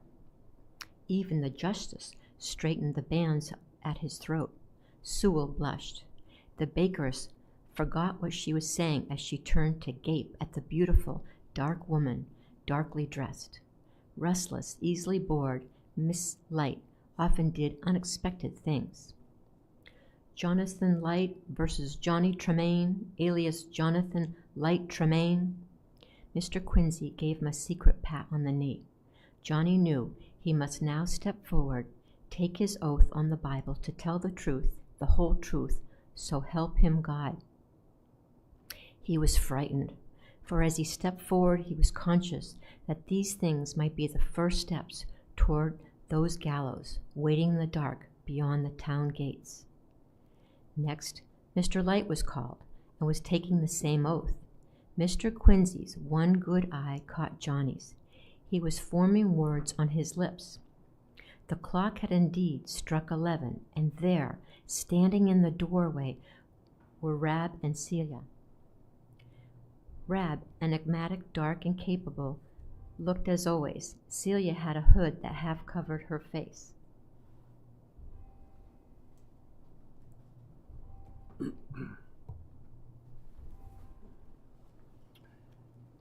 Mr. Light was talking as informally as though he and Mr. Dana were alone together, sitting at a tavern, cracking walnuts, drinking Madeira.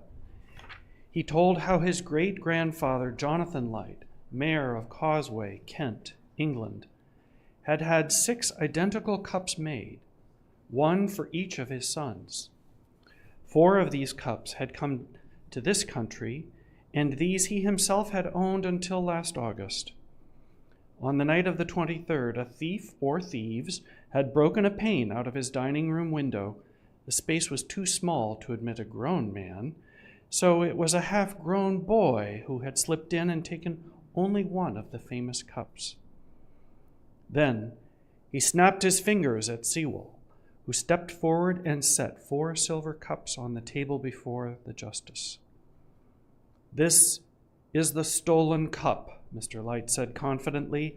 "I've tied a red ribbon on it." Then he went on to tell, with considerable humor and a bright sparkle in his slippery black eyes, about Johnny's visit to his shop, his claims of kinship, and how he had lured him to his house with the stolen cup. The justice said, "Mr. Light, could it not be possible that this boy is related to you? Could his story be true?" No, it was impossible. Would Mr. Justice Dana be so good as to glance at this indenture, which the boy's erstwhile master, Mr. Lapham, had been so kind as to lend him? The name was put down as Johnny Tremain. Nothing about Light. Undoubtedly, older heads than this boy's had egged him on to this wretched, scurvy trick. But Mr. Light had no wish to go into the matter beyond the recovery of his own property. He did not wish to suggest in any way that the Laphams had been any part in the imposture. They were very humble, honest, pious folk. He believed that the case of the theft, all that interested him at the moment, was dead open and shut against the boy. And might he ask the death penalty? There was too much thieving going on in Boston. Poor apprentices were getting out of hand. The gallows had been too long empty. "That's for the court to say," said the justice sourly. He took snuff, and Mr. Light took snuff. They sneezed together. Mr. Quincy led Johnny on to tell his own story. The boy spoke confidently now that Rab and Scylla were there. He had never had an audience before, and he felt the courtroom hanging on his words, believing him. He spoke better and better. He told how his mother had given him the cup, the little that she had told him. She had bidden him not to part with the cup, ever, nor ever to go to the lights unless he had come to the end of everything. Then he spoke simply and easily of his accident, his hunt for work, his despair, and arrest. There was a murmur almost of applause. "Johnny," said Mr. Quincy, "did you obey your mother?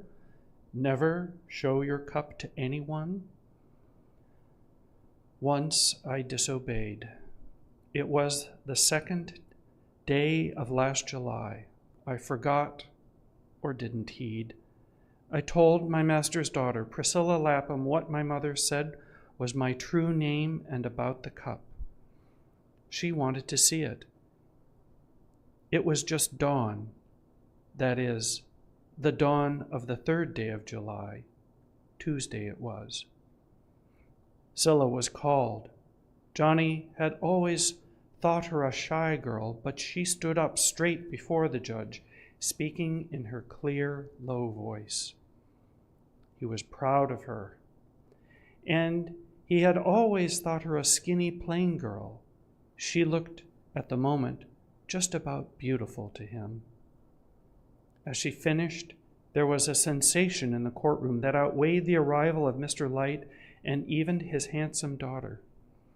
Asana, her bright curls in wild array, flew into the courtroom, seeming like a mouse to run without feet. She stopped for no oath, no formalities, but flung herself upon Mr. Justice Dana, telling over again Scylla's story. Johnny knew she had been asleep when he had told Scylla. She had even been in bed when he had actually shown the cup to her older sister. He was amazed at the vividness of her jumbled recital and touched by the virtues she attributed to himself. Yet she was making it all up. In vain Mr. Justice Dana's "What have we here?" and "I cannot accept this as testimony," and Scylla's attempts to quiet her. She was so enchanting, so seemingly come from another world, she had her say. "Bless me," said Mr. Justice, blowing his nose, "and how old might you be?" 8, sir, going on for 9. "There now, be a good girl. Here, you take this piece of licorice I have in my pocket and sit down quietly and eat it. There." Almost immediately, he dismissed the case. There was not the slightest evidence, the justice was saying, that the accused had stolen a cup, nor that the cup with the red ribbon, now illegally in the possession of Mr. Light, was the same one as stolen from his house last August. Evidence was against that. For these young Lapham misses had proved to his satisfaction, and might he point out to Mr. Light his own testimony about the high character and of honesty and piety the Laphams enjoyed, that unlikely as it might seem, the apprentice had possession of a silver cup, undoubtedly one of the original 6 ordered by the mayor of Causeway, Kent. He bade Johnny Tremain take the one with the red ribbon. It was his own. If he liked, he might even bring a suit against Mr. Light. Didn't recommend it. Mr. Light was too powerful. Johnny took the cup. In a moment, he and Mr. Quincy, Rab, and Scylla were standing in the sunshine of the street outside the courthouse. They were so happy they could only laugh. The lawyer said now they would all go together as his guests to a tavern to eat at their leisure and drink a health to Johnny from the cup. But where was Isana? She was standing with a tiny hand in one of Miss Light's gloved ones, gazing up at her in adoration. Scylla called her crossly. Miss Light stepped up to her high gig. It was a long step, but she was a lithe, long-legged woman. She said, panted Isana, she had never seen anything like me, not even in some lane in London. Drury Lane, said young Mr. Quincy dryly. I was thinking of that myself. Rab, said the little girl, was I really all right? Just about perfect. Only some of it you put in the first person, so it wasn't quite the truth, but you'll never starve. Then she tried to kiss Johnny, but he thought it beneath his dignity to be kissed on the street. You're too mussed up with licorice, he said. She bent and kissed his burned hand. He said nothing. He was suddenly afraid he might cry.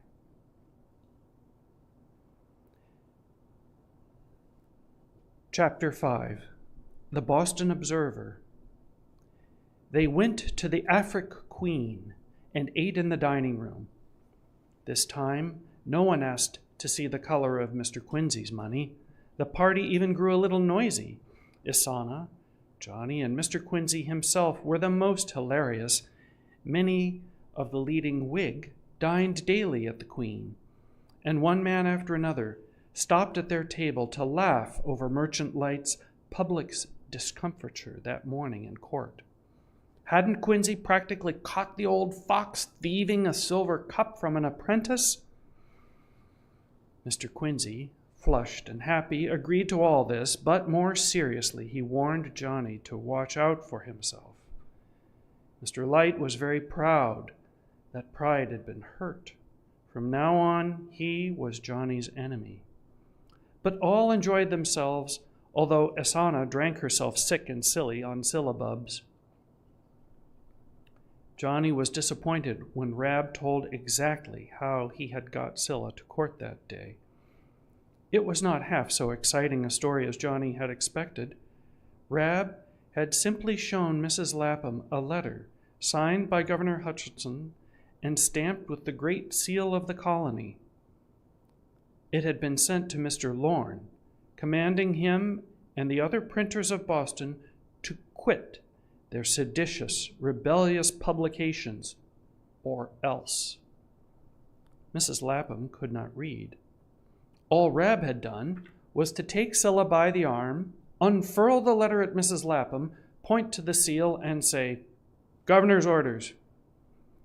He had not given her time to call the well-educated Mr. Tweedy out of the shop. Rab and Scylla ran hell for leather to the courthouse. He had already schooled Esana and hidden her nearby in case he was unable to produce Scylla. Both girls, he thought, had done marvelously. "That's what Miss Light said," the little girl agreed eagerly. "At least, she said I was wonderful and—" "Oh, forget it," said Johnny rudely. Then Esana was just about getting above herself. During dinner, it seemed to Rab that Johnny planned to go back to the Laphams to sleep, and to Scylla that he was moving in with Rab. But Johnny decided to sponge on neither. Nor until he had a job and something a lot better than delivering papers for Uncle Lorne. He had noticed the number of boys who came and went about the Queen's stable. The wind was howling up from the sea, beating the waves against the wharves. It was a fine fall, the days crisp and full of sparkle. But the nights, from now on, would be too cold in the open, although warm enough hidden away in the stable, with hay or a horse blanket to cover one, and the warm animals giving off heat. He slept in the stable that night, and on the next day did find a sea captain who would, in spite of the bad hand, take him on as a cabin boy. Johnny did not like the captain, the ship, nor the voyage. It was going to Halifax, and the cold turn the weather had taken and his insufficient clothing made him desire a trip to the tropic sugar isles above all else. But all seemed settled until the shipmaster casually told him he must furnish his own blankets, oilskins, sea boots, warm pea jacket. Johnny had no money to buy such things. Having no safe place now to leave his cup, he had tied the strings of the flannel bag to his belt. It struck at him as he walked. The luckiest thing he had ever done was to disobey his mother and show this cup to Scylla last July. Now he would disobey her again and sell it. There were many silversmiths who would have bought it, but the cup was so old-fashioned he could not expect from them more than its value in old silver. However, Mr. Light, owning the matching cups, would pay a very good price. So once more he went to that merchant's counting house on Long Wharf. It was the same as before, except Cousin Sewell was not there. The grasshoppery old clerks were bent over their ledgers. Neither moved as Johnny slipped quietly past them and entered the inner office. Mr. Light looked up from his papers. There was a glimmer, almost of hatred, in the sliding black eyes as he recognized Johnny. Mr. Justice had humiliated him publicly, and the story had gone quickly round the wharves among his friends. He spoke very quietly. "Well, look, I have no money, no food, only the clothes I stand in. I've no choice. This cup is worth about £4 if I sold it for old silver. I'm a silversmith, and I know. But to you, because it matches your others, it is worth about 4 times as much. Give me 20 pounds and you can have it.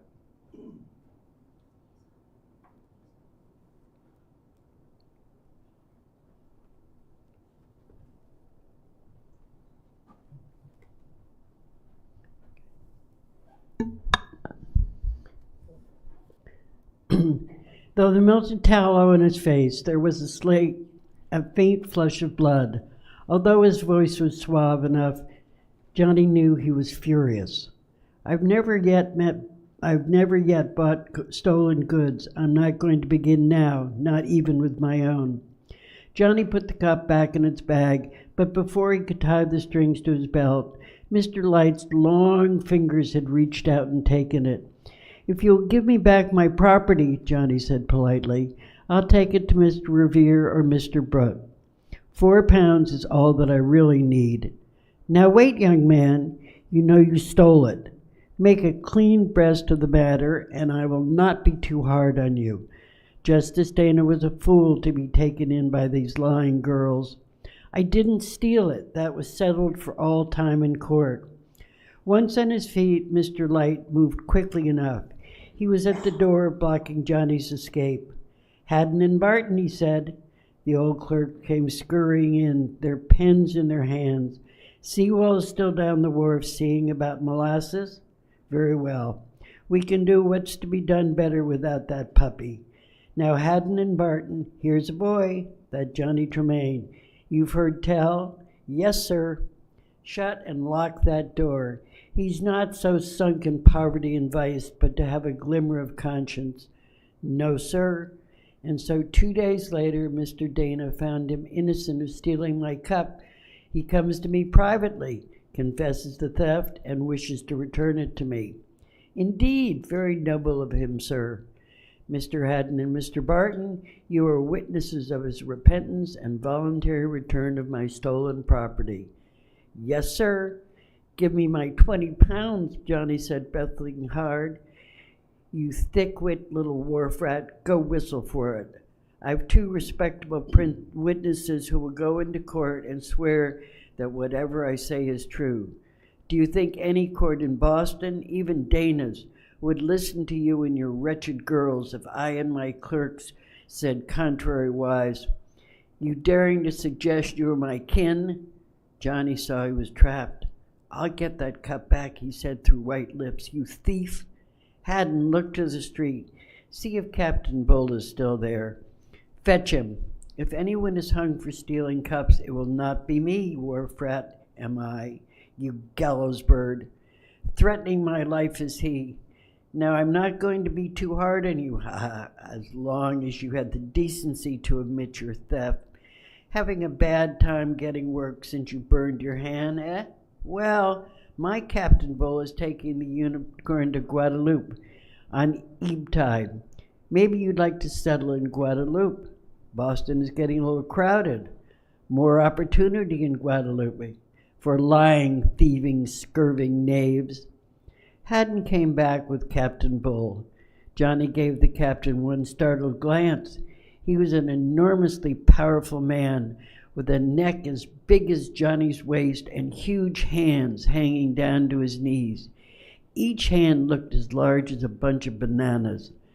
The courtly bow he attempted at his employer only made him seem more the buffoon, but this formality gave Johnny one split second. He shot out of the inner office before Captain Bull had recovered from his bow. Haddon flung up his bony arms trying to stop him, but went down like a bunch of faggots. Johnny kept on running up Long Wharf and the shore length of King Street. He drove down Cricket Lane into Dock Square, knocked over a basket of feathers a woman was selling, for a moment was mixed up with a drove of squealing pigs, but he knew where he was going and shot down Union Street. Salt Lane at last, and the little man observing Boston so gently through his spyglass. Then he stopped, looked behind him.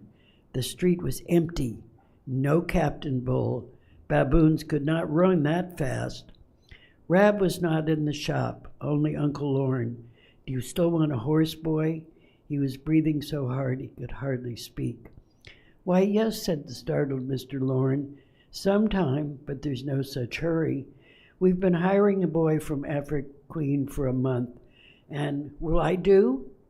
Mr. Lorne went to the window, opening up the shop's backyard. Rab was out there brewing up a kettle of printer's ink. The Webb twins were learning how and fetching faggots for him. "Rab! Rab!" his uncle called to him. "Here's that Johnny back again. Will he do for a rider?" "Yes," Rab's voice, cool, haunting, drifted back in a cloud of evil-smelling black smoke from the yard. "Very well, Johnny. Of course you know how to ride." "I've never ridden a horse in my life." "Well, I'm afraid now, really. I can learn." "Rab?" "What? Can that Johnny Tremain learn to ride a horse?" "Yes." "All right, boy. You sit down and catch your breath, and I'll explain. This isn't a full-time job, and I can't do more than sleep you, bait you, and clothe you. But you'll have the first 4 days of the week to pick up money for yourself or go on with your learning, if any. I've got a fine library. If Rab says so, you can sleep in the loft above his shop with him. If he'd rather go on alone, my wife will put you up across the way. The Observer is out every Thursday, and the papers are delivered to the Boston subscribers on that day. You can do it faster on horseback, but on foot if you'd rather. That takes most of the day. The next day, Friday, you start about 5 in the morning, and you ride through Dorchester, Roxbury, Brookline, Milton, and so on. Rab will draw you a map, leaving a certain number of papers at various inns. The subscribers go fetch them themselves. So late Friday or early Saturday, you cross the Charles and go through Cambridge, Watertown, Waltham, Lexington, and so on. And last is Charlestown. And from there you cross back into Boston on the ferry Saturday night. Rab came in with a kettle full of the warm, black, syrupy ink. There was not a smooch on his white shirt or leather apron. The Webbs were black as imps from hell. "Rab," said his uncle, "where's Johnny to sleep?" "With me, of course." "Well, you show him where. But first take him over to the Queen's stables and show him that horse you bought. If ever you made a bad bargain, it was when you gave money for that goblin. But you take the afternoon off and give Johnny a lesson in equitation and show him how to fall off without getting hurt. He'll need if he's going to ride that devil." Johnny's new life had begun. "What's the matter?" Goblin asked a little nervously. "Mr. Lorne doesn't seem to hold by him much." "Well," said Rab mildly, "if you can ride Goblin, you can really ride. After him, anything else will seem easy. But that's a good way to learn. Now remember, Johnny, there's not such a lot to riding except getting along with your horse. Horses are timid animals at heart, but Goblin's the most timid of all. Has he been treated badly? Yes, whipped because he's so timid. I got interested in him out in Lexington, where my folks live. He had 4 owners in 1 year. Each time he was sold, he went for half price. The last owner practically gave him to me. He's not mean, nor a bully. He's as sweet and gentle an animal as you'd ever find. A piece of paper blowing in the street might make any horse shy, and he's ashamed of himself the next moment. But Goblin doesn't ever stop to see what it is. He thinks maybe it's a little white dog about to bite his heels, and he jumps out of his skin and leaves. Sometimes it takes half an hour to quiet him again.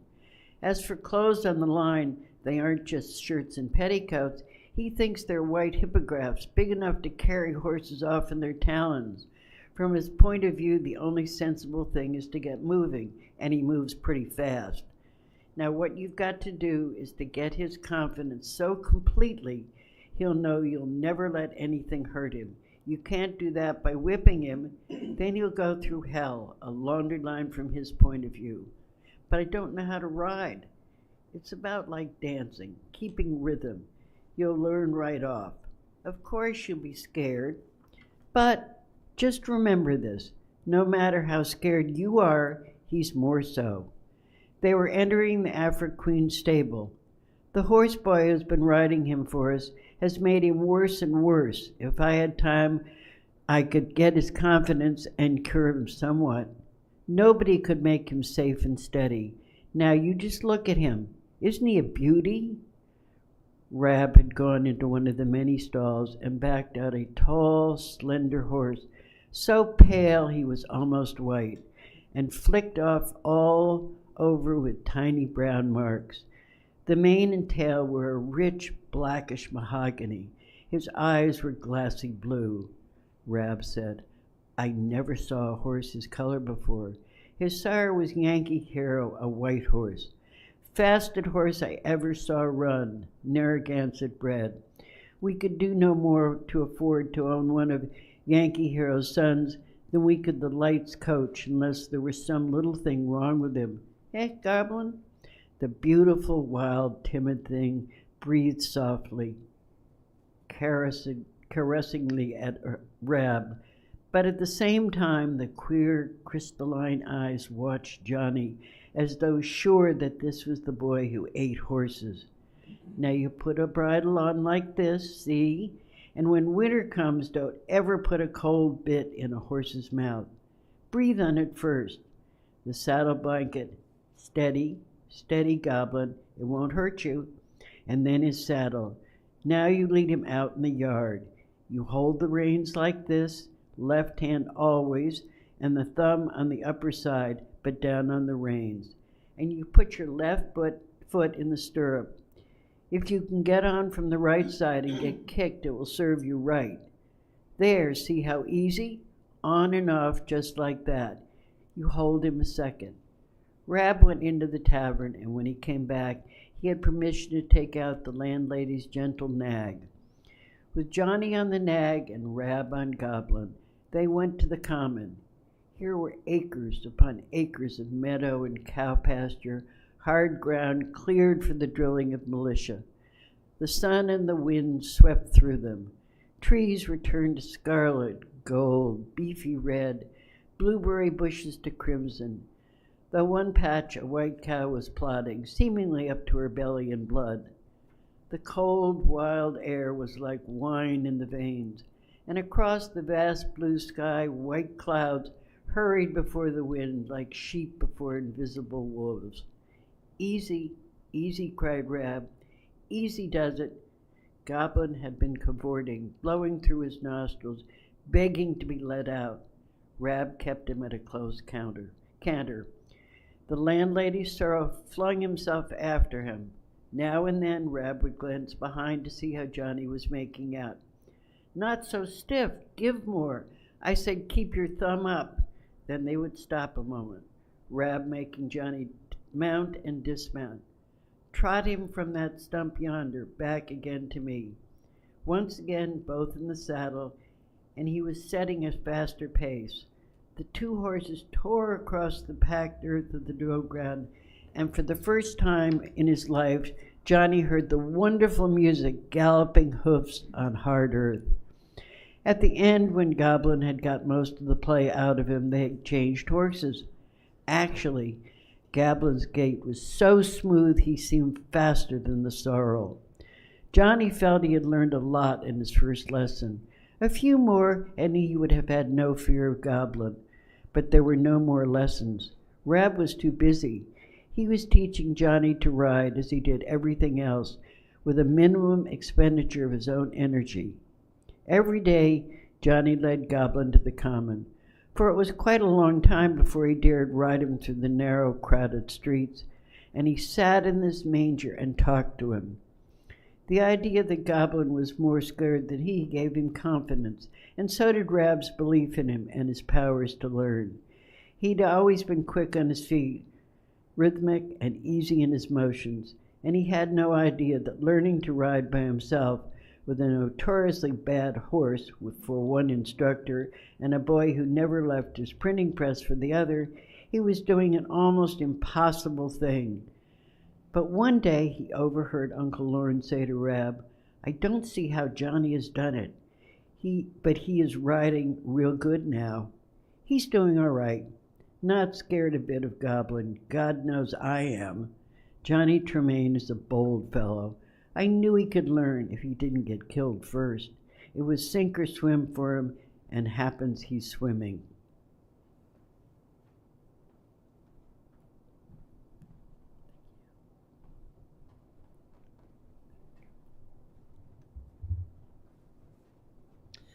This praise went to Johnny's head, but patterning his manners on Rab's, he tried not to show it. For the first week, Uncle Lorne did hire the landlady's gentle nag for Johnny. Even with the lists and maps Rab made for him, those 3 days of delivering papers, first through Boston, then circling out through the surrounding towns and returning Saturday night by ferry from Charlestown, were confusing enough. Soon, however, these 3 days of riding became a delight to him. He was a town boy, knowing little of country ways. The ships in the harbor he knew, the wharves and the world of shops and trade. Now he reveled in broad harvest fields, orange pumpkins, shocked corn, frost-touched grapes, and the towns clustering around Boston interested him. He liked to make a handsome entrance. Even if he and Goblin had dawdled a bit on country roads, they both liked arriving at the inn at a gallop. Then Johnny would bustle in with his newspapers, and often find the subscribers already sitting about the tap room waiting for him.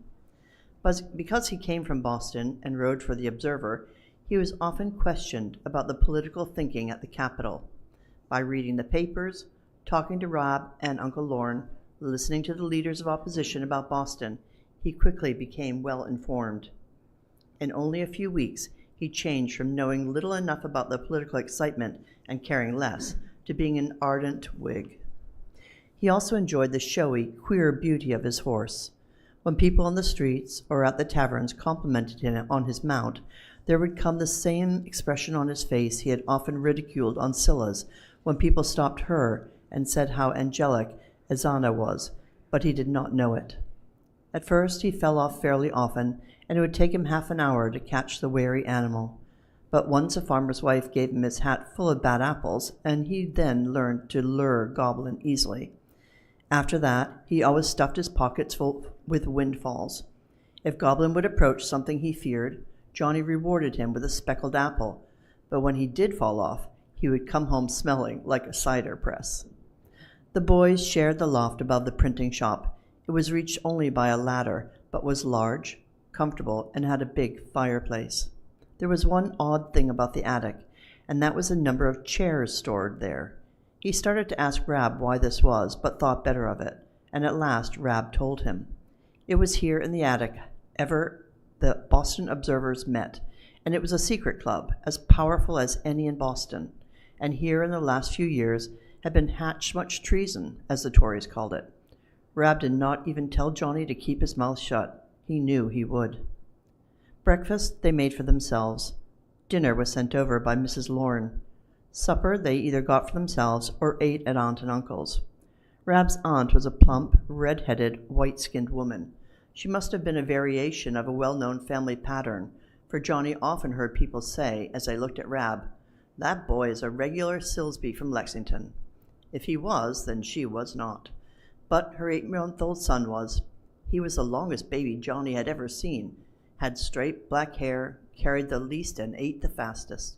He never fussed, and watched the world through enigmatic, questioning, dark eyes. Even Uncle Lorne, who might have preferred that his only child should have repeated the fox-like, scholarly brightness of his own face, admitted, as he looked thoughtfully at his baby, "That child of yours, Jennifer, is a regular Silsby of Lexington." Johnny became absorbed in Goblin. He was afraid the stable boys at the Afric Queen struck at him, bullied him because he was timid, and so he took upon himself the feeding and care of the animal. This saved Mr. Lorne a few pennies a week on the board bill, and he generously gave the money to Johnny. The landlord at the Queen liked the boy. When guests wished a letter delivered faster than the dawdling post riders, he would recommend Johnny. So once that fall he rode as far as Worcester and again to Plymouth. This money was divided between the owner of the horse and the rider, and Johnny bought himself spurs, boots, and a fur-lined surtout, all second-hand. Although Johnny held the reins in his left hand, as Rab had taught him, many times as the horse was off on a wild tear and he was struggling to get him once more under control, he was forced to use his crippled hand. He could not keep it proudly in his pocket while careening about on a horse like Goblin. Although too badly injured ever to be skillful again, he was no longer in danger of atrophying, as it had been in Johnny's pocket. As a silversmith, he had already learned to use his left hand a certain amount. Rab never said to him, "Now, Johnny, you got to learn to write with your left hand," but he would give him things to copy, taking it for granted that he could, and he did. For the first 4 days of every week, Johnny was his own master. He spent his time exercising his horse, unless he got an order to ride express for the Afric Queen, in learning to write with his left hand, and an orgy of reading. Mr. Lorne had a fine library. It was as if Johnny had been starved before and never known it. He read anything and read everything: bound-back copies of The Observer, Paradise Lost, Robinson Crusoe, once more, for that was one of the books Rab had bought him to read in jail, Tom Jones, and Locke's Essay on Human Understanding, Hutchinson's History of Massachusetts Bay, Chemical Essays, Spectator Papers, books on midwifery, and manners for young ladies. It was a world of which he had never guessed while living with the Laphams, and now he remembered with gratitude how his mother had struggled to teach him so that this world might not be forever closed to him. How she had made him read to her when he would rather have been playing. Poor woman, her books had been few and mostly dull. So he sat for hours in the Lorne sunny parlor, the books about him stretching to the ceiling. Mrs. Lorne never called to him to help her in the kitchen. She, Uncle Lorne, and Rab all took it for granted that Johnny ought to read. Mrs. Lapham could not have borne the sight of such an idle boy, but Aunt Lorne never interrupted him, except to come in now and then with a plate of hot gingerbread or seed cakes, and once in a long time ask him if he would mind Baby as she went out marketing or visiting. "I'll just put Baby in this cradle here, and if he doesn't go right to sleep, you rock him a little with your foot." The first time he read Tom Jones, he got so excited he absent-mindedly rocked the baby for half an hour, but even this did not upset that regular Silsby of Lexington. The baby gulped a little, but took it philosophically, just like Rab. Secretly, and only when alone, Johnny began calling him Rabbit. It was easy for him to love, and he loved the baby. He would have died before he would let anyone guess he was so simple, but Aunt Lorne knew. Sometimes she would come into the kitchen quietly and hear Johnny holding long, one-sided conversations with Rabbit. When she came into the room where he was with the child, he would merely say scornfully, "Aunt Lorne, I think it's wet," and pretend to be lost in his book. Then she would feel so fond of the lonely boy who never knew he was lonely, and so amused at his pretense of scorn for something he, in his heart, loved, she could not help but kiss him. She always kissed him where his hair began to grow in the middle of his forehead. He had never known until she told him that he had a widow's peak, which she assured him was a great mark of beauty. "Why, I'd give anything for a widow's peak," she would say. "I'd give a plate of cookies." And off she would waddle, for she was a tiny-footed person and too plump, and came back with cookies. Johnny thought Rab was lucky to have an aunt like that. This was Johnny's new life. He liked it, but it was at first a little homesick for the Laphams. He had never been so glad in his life as that Thursday, a few weeks after he had begun delivering newspapers, when he saw Scylla and Isana standing by the town pump in North Square. He had left his last paper for the day with Paul Revere and was starting back to put up his horse at the Afric Queen. He had felt he could never again go to the Laphams. Mrs. Lapham and her Mr. Tweedy had been too ready to let him hang. He'd just about killed Dove if he ever met him. "Scylla!" he cried. She looked at him, and her eyes shone. Goblin stretched his muzzle towards the empty drinking trough. "I'll pump him fresh water." And Scylla pumped, and the horse drank gratefully. "Scylla, do you come over often to fetch water?" It hurt him that the heavy yoke and the 2 buckets which he had worn so often, to his humiliation, had somehow descended upon her thin shoulders. "Mr. Tweedy won't have it that Dove and Dusty stop their work. Before breakfast, they're supposed to bring in all we need for the day. When we run short, he says we girls are to go. He's upset everything, Johnny." "I didn't know he had that much gumption." "Ma abets him, and Ma says it's not suitable for grown women like Madge and Dorcas to be carrying buckets through the street. So I'm the one." "If you'll leave my horse," said Johnny, "I'll carry the water as far as Fish Street. I'm not going into that house for a long time yet, but I'll go pretty near, close enough to spit at them all." Still mad? Sure, of course I am. Why not? Azana had wandered off because a passing clergyman had seen the sunlight on her hair and was asking her to say the shorter catechism as proof that she was as pious as she was beautiful, and he was giving her a poke of sweetmeats he had bought for his wife. Look you, Scylla, said Johnny. Every Thursday, see? I'll leave Mr. Revere's paper, and I'll be here to help you, just about the same time as today. I can carry the water myself, said Scylla stiffly. Well, no, it's not just that, but I've been wanting to see you, and Azana too. I didn't know how to manage. They were stopping on Fish Street. It was not close enough for Johnny to spit at his old residence, but as close as he cared to go. Don't you go promising, Johnny, she said, and she was stroking Goblin's face. I think your horse is the most beautiful horse I've ever saw. I think he likes me already. Yes, I know, but I'm going to be here every Thursday, and Sunday afternoons, too. If there's water to carry, I'll carry it. But it's more important that we talk. Couldn't you sneak off and meet me up by the pump? Yes, I could. Well, will you? She was a sot and stubborn girl. I don't know, but if you want me and Azana very much, I can say maybe. Azana flew up to join them. She had just eaten every one of her sweetmeats and was now exclaiming over the beauty of the paper poke, suggesting at least that all was kind, and the clergyman had given her an empty paper poke bag, but John could smell chocolate and peppermint on her. Scylla shouldn't let her get away with such selfishness and gluttony. Although maybe was all Scylla promised, Johnny promised much more.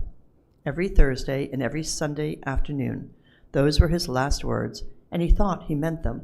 He thought 6 months, a year, 6 years from now, the girls would be as dear to him as they were at the moment. Back once more in Goblin's saddle, he turned to watch them. Scylla bent under the heavy load, Azana skipping about and for no particular reason, chanting the shorter catechism once more. But maybe she had a reason. Maybe another clergyman was in the offing. There was a lump in Johnny's throat. So far in his new life, there had been one and only one slight disappointment. Rab was so self-contained. It was as if nothing could come in from the outside to upset him. He owned himself. By temperament, Johnny was expansive and easily influenced. Although Rab would have been exactly the same if he had been the son of the wealthiest merchant or the poorest tinker in Boston, Johnny would not. When he had been the prize apprentice on Hancock's Wharf, the envy of all the other masters, the principal breadwinner of the Laphams, and he knew it, he had been quite a different boy from the arrogant, shabby young tramp of late summer and early fall. Those market women who had counted their pats of butter after he brushed past their stands, Mrs. Lapham, with her prophecies that he would end on the gallows, had not been so far wrong. For a little while it had been touch and go with him. If pushed a little farther, he might have taken to crime, because that was what was expected of him. But no matter what happened to Rab, good or bad fortune, good or bad reputation, he would never change. Johnny felt he knew him but little more than at their first meeting, but he admired him more and more all the time. Rab did not criticize him, but had a way of asking him why he did certain things, which had a great influence upon Johnny. Once, as they sat in the attic toasting cheese and muffins by their hearth, the boy asked why he went about calling people squeak pigs and things like that. Johnny was all ready to do his share, or more than his share, in fanning up friendship or enmity. Sometimes it seemed to Rab he did not much care which. Why do you go out of your way to make bad feelings? Johnny hung his head. He could not think why. And take Merchant Light. Everybody along Long Wharf knows you called him a gallows bird. He's not used to it. Was it fun, he wondered, going about letting everybody who got in your way have it? After Johnny began to watch himself, for the first time, he learned to think before he spoke.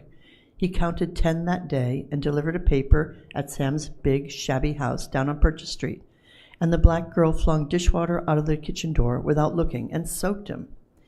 If he had not counted to 10, he would have told her what he thought of her, black folk in general, and thrown in a few cutting remarks about her master, the most powerful man in Boston. But counting 10 had its rewards. Sulky apologized handsomely.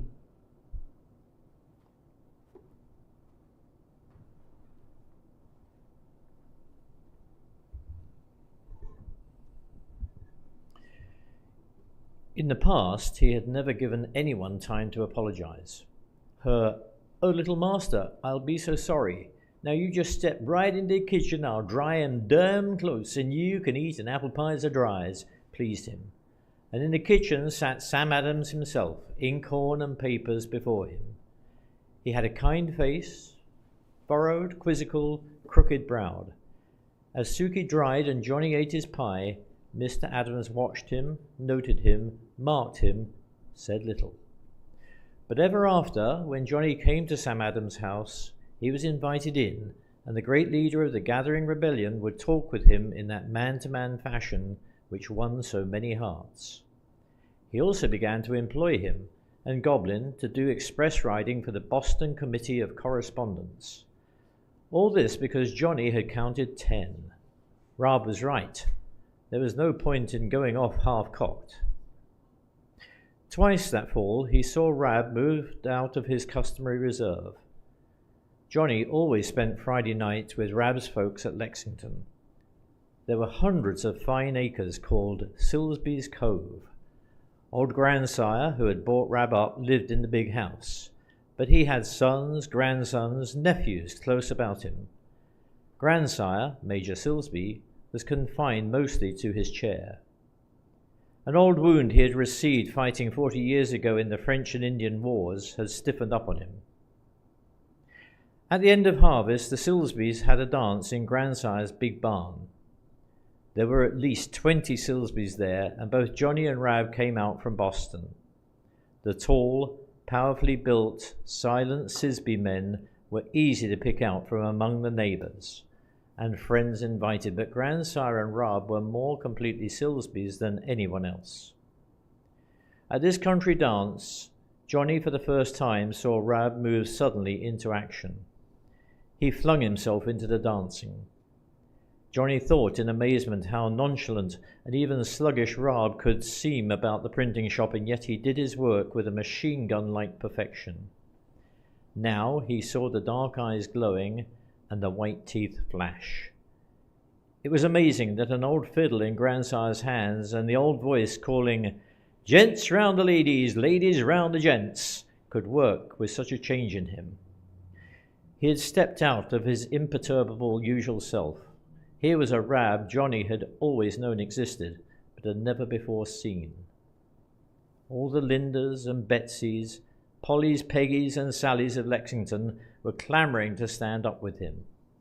He loved to dance, and seemingly all the girls loved him, and he all the girls. Johnny, 2 years younger, noticed with disapproval. One other thing happened at that barn dance that made a great impression on Johnny. He forgot entirely about his hand. Although in the reels and jigs they danced, every moment a different girl was clinging to it, none of them seemed to notice. Johnny spoke of this fact to Rab as they undressed at Grandsire's.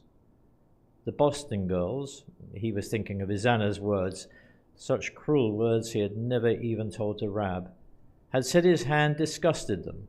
He wasn't to touch them with it. "It is you who put the idea in their heads," said Rab, pulling off his shirt. "You know you usually go about with that hand in your pocket, looking as if you had an imp of hell hidden away, and then someone asks you and you pull it out with a slow flourish, as if you said, 'This is the most disgusting thing you ever saw.' No wonder you scare everybody. Tonight happens you just forgot." The other time he saw Rab moved out of himself was a few days later. The Webb twins were timid, weakly little fellows, natural butts for any bullies. They never seemed to need any company except each other and their cat. Mrs. Law one day sent them to the butcher for stew meat, and they, thinking it was an errand a cat might enjoy, carried her with them. The butcher's boy was a well-known tyrant. He grabbed the Webb's cat, trussed her, hung her up by her heels to a hook, and began to sharpen his knife. He was going to butcher her, skin her, and give the carcass to the Webbs for stew meat.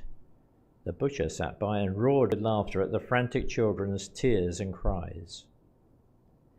Rab heard the terrified screams of the little boys.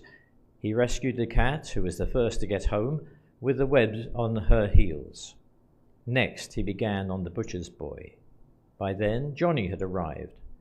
Together, they took on the butcher, his oldest son, the butcher's wife, armed with boiling water she had prepared for scalding pigs, her mother, and a passer-by. Yet before the constable had arrived, Rab was out of it, back cleaning his press, and he had got Johnny out of it too. Johnny had a black eye, a lame shoulder, a torn shirt, a bite in his wrist, that was the butcher's wife's mother, and she had good teeth for 70. Rab had nothing except an uncommonly high colour in his face and a look of intense pleasure. It was strange that a boy who could fight like that and enjoy it so intensely never quarrelled, never fought, and he almost nothing to say about this really Homeric battle. But for days afterwards, Johnny would see a look of dreamy content in his eyes, a slow smile form absent-mindedly on his lips. Rab was thinking of the fun he and Johnny had had at the butcher's shop. All he would say was, "We certainly made hash of that shop." The boy was a born fighter, ferocious, utterly fearless, quick and powerful. But he didn't fight often, and he hadn't much to say afterward. Seemingly, Sibseys were like that. Johnny had already seen a pack of them out at Lexington, and there were over at the Lawns was Rabbit repeating the old pattern. One day Aunt Lorne came in as Johnny sat reading with the baby in her arms. For once she looked a little discouraged. "My land, I don't know what's wrong with my baby. There's something, and he won't tell me." "Isn't he pretty young to tell much?" "Oh, no. Other babies can tell you whether it's real, a gas or a pin or milk souring on them, but he's a real Silsby, and he never do, you know." "Aren't you a Silsby too?" "Me? Oh, no, thank heaven it skipped me. Look at my red hair and my build. I'm just like Mother, a mere wheeler. I can say what hurts me, sometimes before I'm hurt. Those Silsbys, they just about can't. They don't tell anything, but they're about the best men ever lived, if you'll just learn to take 'em or leave 'em." Johnny was learning to take or leave Rab. On Sundays, Chapter 6, Saltwater Tea. On Sundays, the boys might relax a little, breakfast when they pleased, only they must turn up clean and shining in time to go to church with Aunt and Uncle and listen to the inflammatory Reverend Sam Cooper. Dr. Cooper was putting more politics than gospel into his sermons that fall, and more fear of taxation without representation than God into his congregation. England had, by the fall of 1773, gone far in adjusting the grievances of her American colonies, but she insisted upon a small tax on tea. Little money would be collected by this tax. It worked no hardship on the people's pocketbooks, only 3p the pound. The stubborn colonists, who were insisting they would not be taxed unless they could vote for the men who taxed them, would hardly realize that the tax had been paid by the East India Company in London before the tea was shipped over here. After all, thought Parliament, the Americans were yokels and farmers, not political thinkers, and the East India tea, even after that tax was paid, would be better and cheaper than any the Americans had ever had. Weren't the Americans, after all, human beings? Wouldn't they care more for their pocketbooks than their principles? Shivering, for the last week in November was bitterly cold, Johnny built up the fire in the attic. From the back window he could see that the roofs of the African Queen were white with frost. A sharp rat-tat on the shop door below woke Rab. "What time's it?" he grumbled, as people do who think they're disturbed too early Sunday morning. 7 past. I'll see what's up." It was Sam Adams himself. When either cold or excited, his palsy increased. His head and hands were shaking, but his strong, seamed face, which always looked cheerful, today looked radiant. Sam Adams was so pleased that Johnny, a little naively, thought he must have word that Parliament had backed down again. The expected tea ships had not sailed. "Look you, Johnny, I know it's Lord's Day, but there's a placard I must have printed and posted secretly tonight. The Sons of Liberty will take care of the posting, but Mr. Lorne must see to the printing. Could you run across and ask him to step over? And Rab, where's he?" Rab was coming down the ladder. "What's up?" said Rab sleepily. "The first of the tea ships, the Dartmouth, is entering the harbour. She'll be at Castle Island by nightfall." "So they dared send them?" "Yes." "And the first has come?" "Yes. God give us strength to resist. That tea cannot be allowed to land." When Johnny got back with Mr. Lorne, Rab had Mr. Haddam's text in his hands, reading it as a printer reads, thinking first of spacing and capitals, not the meaning. "I can set that in no time. 200 copies? They'll be fairly dry by nightfall." "Ah, Mr. Lorne," said Adams, shaking hands. "Without you printers, the cause of liberty would be lost forever." "Without you," Mr. Lorne's voice shook with emotion, "there would not have been any belief in liberty to lose. I will, as always, do anything, everything you wish." "I got word before dawn. It's the Dartmouth, and she will be as far as Castle Island by nightfall. If that tea is landed, if that tax is paid, everything is lost. The selectmen will meet all day today, and I am calling a mass meeting for tomorrow. This is the placard I want to put up." He took it from Rab's hands and read, "Friends, brethren, countrymen, that worst of plagues, the detested tea shipped for this port by the East India Company, is now arrived in the harbour. The hour of destruction, of manly opposition to the machinations of tyranny, stares you in the face.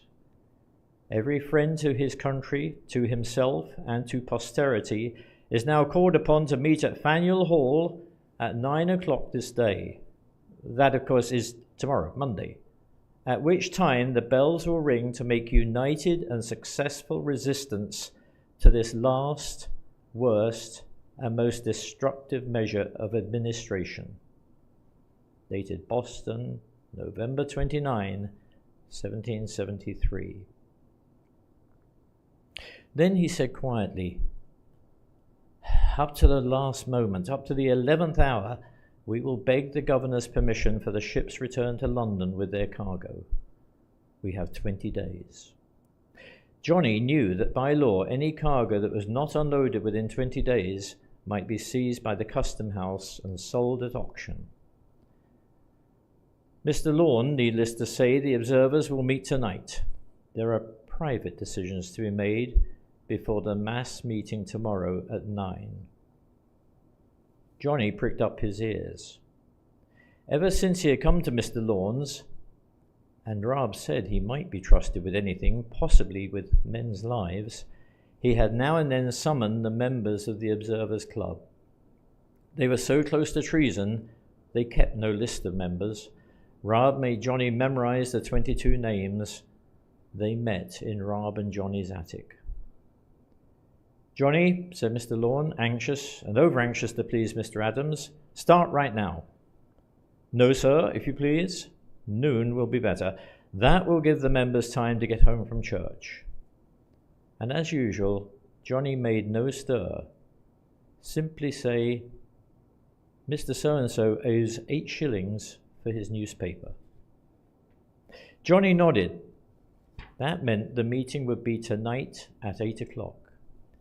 If he said £1 8 shillings, it would mean the next night at 8.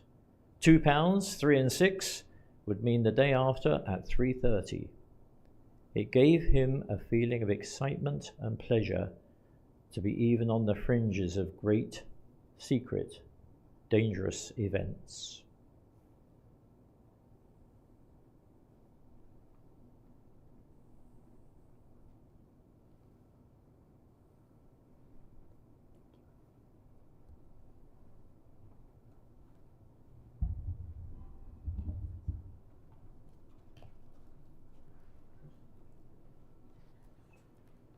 Today he could not make his rounds on horseback. A constable might stop him and ask embarrassing questions.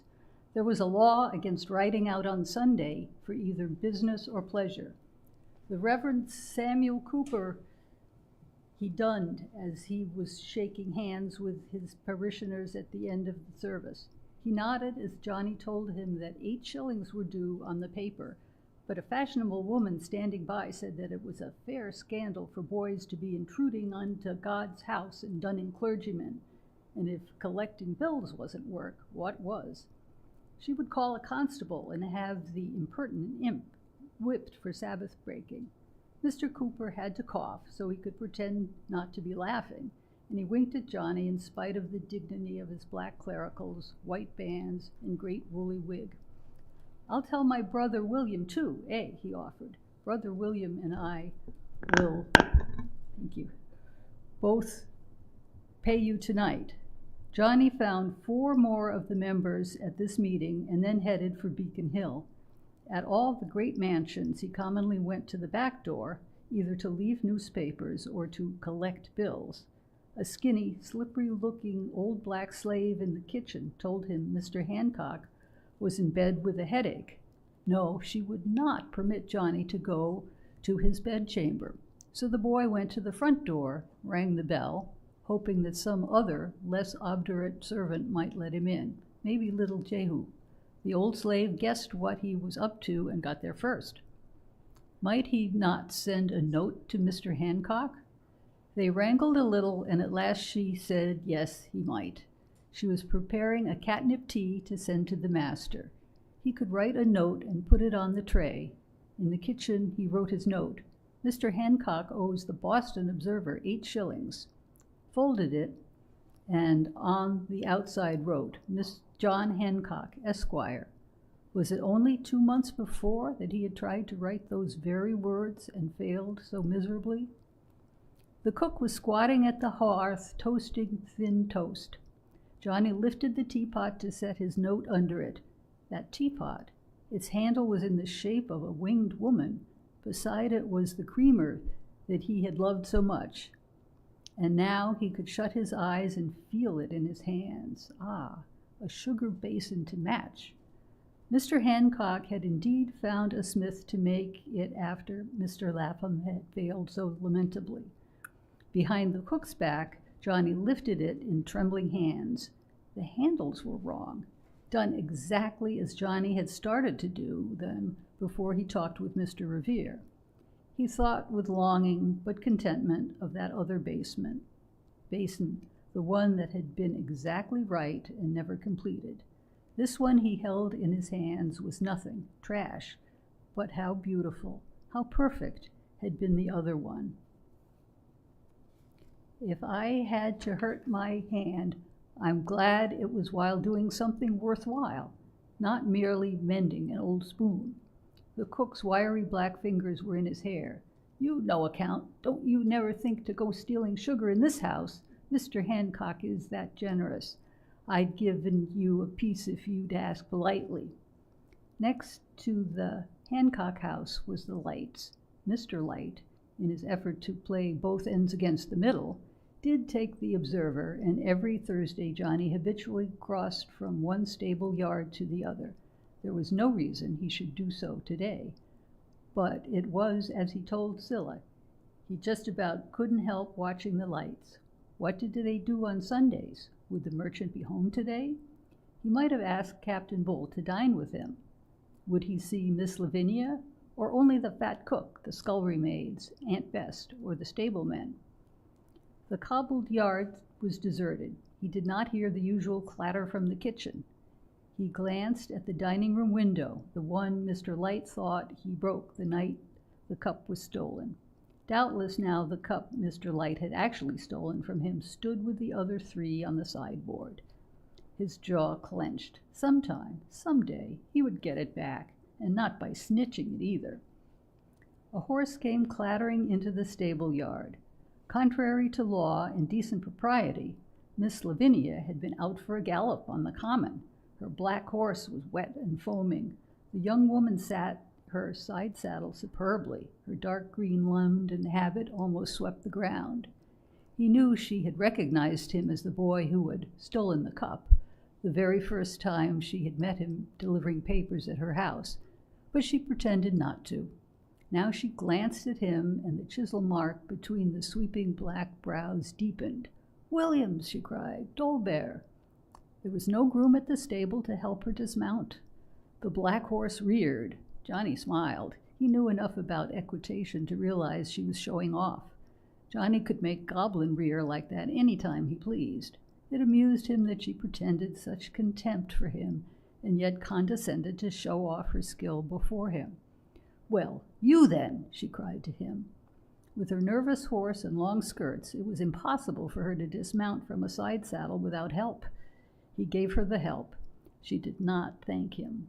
It was as if she knew that proximity to such famous beauty was reward enough for any boy or man in Boston. If anyone thanked, obviously it should be Johnny. He thought she was the most disagreeable woman he had ever seen, and yet the fact that he slipped thus into the Light's yard in hope of seeing her, even risking Captain Bull and that threatened trip to Guadalupe. He'd like to tell Rab how awful she was, and then would sneak back to take another look. Nearby was Mr. William Molyneux's house. Its seedy appearance advertised to the whole world that its owner was close to bankruptcy. Mr. Molyneux was standing in his orchard, shaking his cane at a couple of small boys he had treed in an apple tree. He had a terrible temper, which he thoroughly enjoyed. Although Johnny told him 3 times about those 8 shillings, he was not sure whether the idea had penetrated the wild Irishman's thick skull or not, nor did he care. His good friend Josiah Quincy, plump little John Adams, and James Otis he found together at the Quincy house. They were still sitting over their port and cracking nuts. James Otis did not even look up when Johnny entered. He was hunched up in his chair. His thick-skulled, heavy head hung forward. He was busy drawing a row of little people on the paper before him. Quincy, having already heard about the meeting that night, put a finger to his lips and shook his head, at the same time glancing at the heavy, lonely figure of Otis.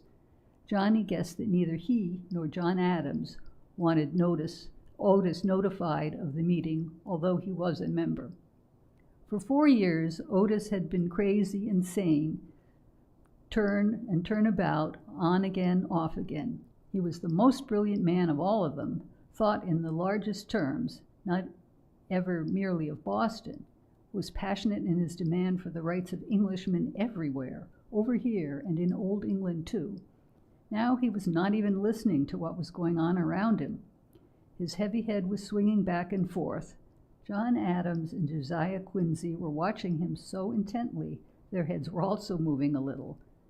Johnny stole out and closed the door softly after him. He guessed that in a day or 2 they'd hear it whispered James Otis had got into a mad freak and fired guns from the windows of his house. James Otis had been seen leaving Boston in a closed chaise with a doctor and in a straitjacket. Next he went to Dr. Church. There was a queer man, surely. He was still in his bedgown and slippers, with paper, inkhorn, and pens about him, writing poetry. Johnny did not care for Molyneux because he bellowed and roared so loudly, but he disliked Dr. Church. He did not know one thing against him, but he felt the man was crooked, and he knew that Paul Revere and Joseph Warren felt as he felt about Church.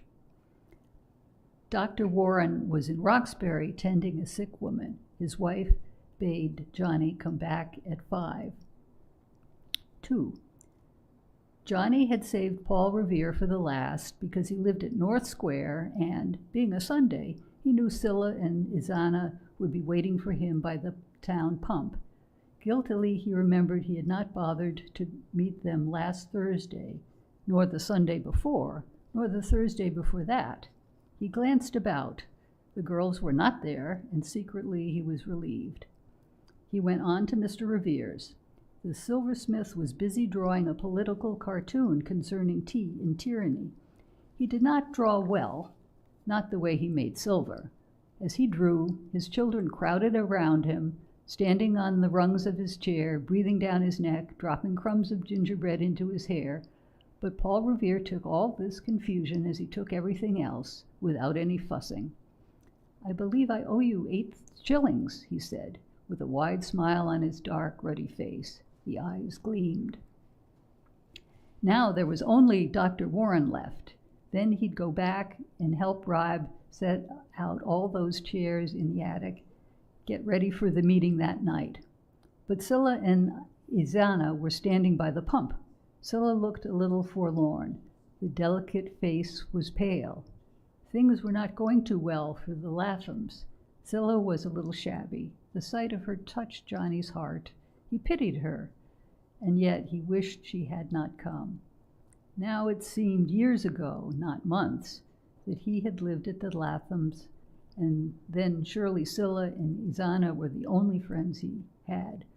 But he had, on going to the Observer, entered a new, vast, and exciting world.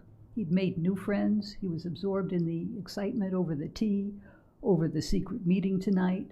Of all these things and people, Scylla knew nothing, nor could he tell her, and yet he tried to show interest in what she had to tell him. Once he would have been very interested. Now he felt like a hypocrite, and because he was uncomfortable, he blamed it in some way on Scylla. Had Mr. Tweedy decided whether he would marry Madge or Dorcas? Scylla hoped he would choose Madge. Dorcas was just crazy over Frizel, Jr. She said she would elope with him if Ma tried to make her marry Tweedy. How was Dove? Just like always. Dusty? Hadn't he heard? Dusty had run away to sea. Old Master? No, he had not even stepped inside the shop since he had signed with Mr. Tweedy. He said he hadn't long to live, and he was going to spend all his time preparing to meet his maker. But Johnny wasn't really interested in all this news. He was absorbed with the meeting this night, the tea ships. It bothered him a little that Scylla was so faithful. There had been many a Sunday when he did not get to North Square. He was too busy with Rab and his new world. But he knew that Scylla, usually as today, toting Izana along with her, never failed. She said she understood he could not always keep his schedule, but if he had tried harder, he could certainly have done a lot better. That very feminine faithfulness of the girl irritated him, but he had not admitted this to himself. She took it for granted that Johnny had not changed, and he had changed much. If, the winter of '73, Johnny Tremain had a romantic attachment to anyone, it was to that black-haired and, as far as he knew, black-hearted, bad-tempered, disagreeable, conceivable cousin of his, Miss Lavinia Light, certainly not Priscilla Latham.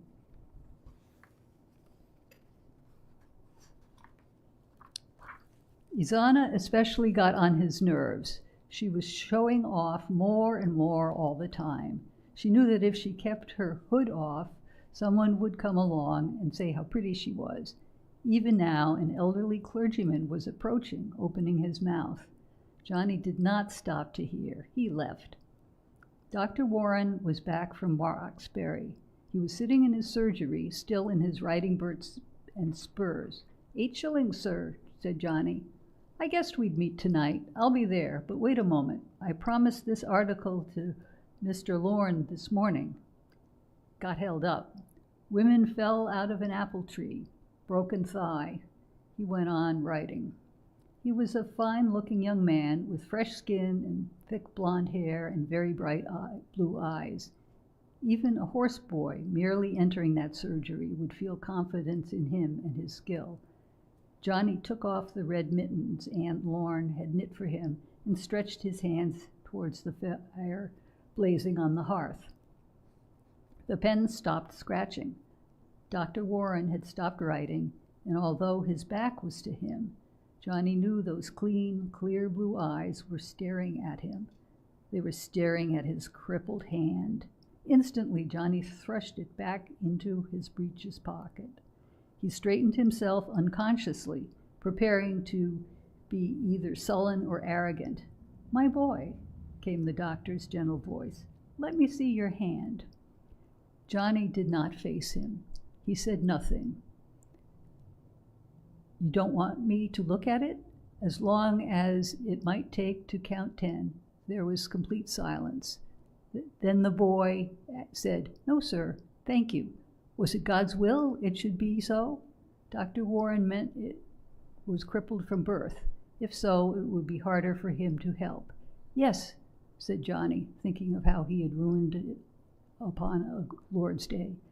"God's will be done," said the young doctor. He went back to his writing.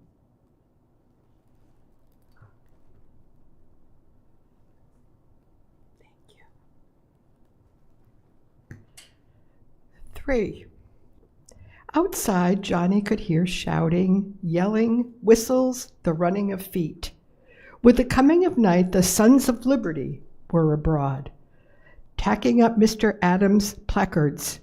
Tonight, Rab was not out with them, although he had been off once or twice of late, helping to frighten the tea consignees out of Boston to the protection of a handful of British soldiers stationed on Castle Island. Johnny was too young to be a son, but when the observers met, the boys always stayed in the room below to run errands for them, and it was always Rab who mixed the fragrant punch with which the meetings ended. All over Boston was a feeling of excitement. Everyone knew that the Dartmouth was but a few miles away. Great events were brewing. Johnny went to the door to see what the clamor was. A courageous Tory was chasing the men whom he had found tacking a placard on his property. They had let him chase them thus far to the dark salt lane and now had turned on him. Such street brawling made Johnny feel sick. He closed the door, sat down beside Rab, and began slicing lemons, oranges, and limes. "Rab?" "Yes?" "What will they decide, those men upstairs?"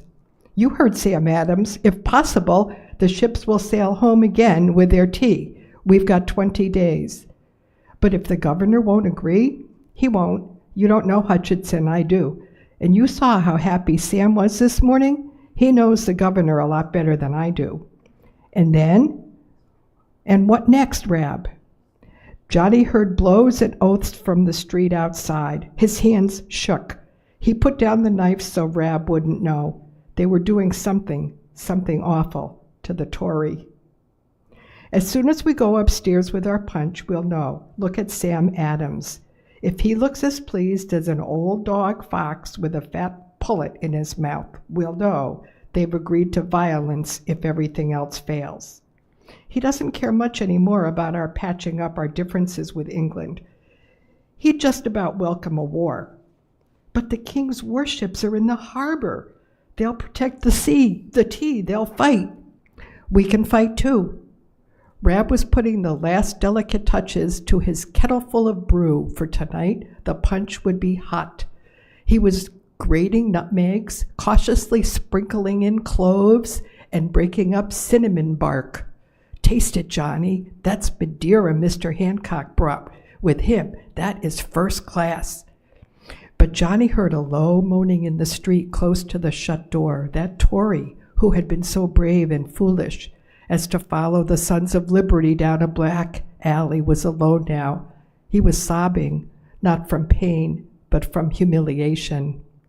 Johnny declined to taste the punch. Mr. Lorne called down the ladder, "Boys, ready with your punch?" "They made up their minds fast tonight," said Rab. "I rather thought they would." Johnny carried a handful of pewter cups in the big wooden bowl. Rab followed with 2 pitchers of his spicy brew. The attic where the boys commonly slept looked strange enough with those chairs pulled out and arranged for the meeting. John Hancock sat in the moderator's chair. His face looked white and drawn. Probably his head still ached. Beside him was Sam Adams, leaning toward him, whispering and whispering. Johnny thought how the Tories were saying that Sam Adams seduced John Hancock, even as the devil had seduced Eve, by constant whispering in his ear. Adams turned his face as Johnny set down the wooden bowl on the baize-colored box before the moderator. Johnny had never seen an old dog fox with a fat pullet in his mouth, but he recognized the expression when he saw it. Rab poured the punch, and instantly the tense silence was broken. The men were on their feet, crowding up around the bowl. Rab and Johnny were well known. Here was Paul Revere clinking his cup with Rab, and John Hancock was telling Johnny how far too well his old slave woman guarded his privacy. Actually, 3 men had come to the house to tell him the first of the tea ships had been sighted, but he had not known anything was afoot until he got Johnny's bill on his tray. Then he guessed what had happened. "Here's to December the 16th! Here, here!" They drank to the last day, the day on which the tea must be destroyed unless it was allowed to return to England. And Johnny saw that Sam Adams had carried them all with him. They did not honestly want the tea returned and a peaceful settlement made. They wanted grievances and more grievances. Well, yes, armed warfare. Things were in such a state they did not honestly believe there could be any permanent, friendly settlement with the mother country. Johnny looked about through the haze of tobacco smoke. There was Dr. Warren. He was talking with Uncle Lorne and John Adams about that article he had written for the newspaper. Suddenly he lifted his head, smiled, almost laughed. Johnny did not know why Warren smiled. Why had Johnny been such a fool? Why couldn't he have shown his hand to the doctor? He bit into his lower lip. After his rudeness to Dr. Warren, he did not see how he ever could go to him and say, "I've changed my mind. I want you to look at it. I think you are the only person in the world who can help me." So when Dr. Warren, a little later, looked toward Johnny, ready to smile, forgive his discourtesy, the boy looked away. He was so embarrassed he was rude again. Sam Adams was standing at the far end of the room, and Mr. Hancock sat still, his head in his hands. Adams clapped slightly, and instantly conversation stopped. "Gentlemen," he said, "tonight we have made our decision, and know the method by which the detested tea can be destroyed, if the ships are not allowed to return. Here we have with us 2 of exactly the sort of boys or young men we intend to use for our great purpose. 2 boys in whom we have implicit trust. If it is the wish of the assembled club members, I suggest we approach them with our proposition tonight and enlist their aid. 20 days will be up before we know. We'd best get on with our plans." The members once more took their seats, but the pewter cups of punch were passing from hand to hand. Only Will Molyneux was too restless to sit. He was muttering to himself. Ben Church sat alone. He often did. No one really liked him. All agreed the boys were to be told. "First," Adams said to the boys, "raise your right hands. Swear by the great name of God himself never, for as long as you live, to divulge to anyone the secret matters now trusted to you. Do you so swear?" The boys swore. Hancock was not looking at them. He sat with his aching head in his hands. "There's no chance, not one, those ships will be allowed to return. The mass meetings, which will be held almost daily, demanding the return of the tea, are to arouse public opinion and to persuade the world we did not turn to violence until every other course had been blocked to us. When the 20 days are up on the night of the 16th of December, those ships are going to be boarded. That tea will be dumped in Boston Harbor. For each ship, the Dartmouth, the Eleanor, and the brig, the Beaver, we will need 30 stout, honest, fearless men and boys. Will you be one, Rab?" He did not say Rab and Johnny, as the younger boy noticed. Was this because he thought Johnny too cripple-handed for chopping open tea chests, or merely because he knew Rab better and he was older. Of course, sir. How many other boys could you find for the night's work? Strong and trustworthy boys. For if 1 ounce of tea is stolen, the whole thing becomes a robbery, not a protest. Rab thought, 8 or 10 tonight, but give me a little time so I can feel about a bit, and I can furnish 15 or 20. Boys who can keep their mouths shut? Yes. Paul Revere said I can furnish 20 or more from about North Square. Not one is to be told in advance just what the work will be, nor who the others are, nor the names of the men who instigated this tea party, that is, the gentlemen gathered here tonight. Simply, as they love their country and liberty and hate tyranny, they are to gather in this shop on the night of December 16th, carrying with them such disguises as they can think of, and each armed with an axe or hatchet. It will be as you say. The discussion became more general. Each of these 3 groups must have a leader, men who could keep discipline. I'll go, for one, said Paul Revere.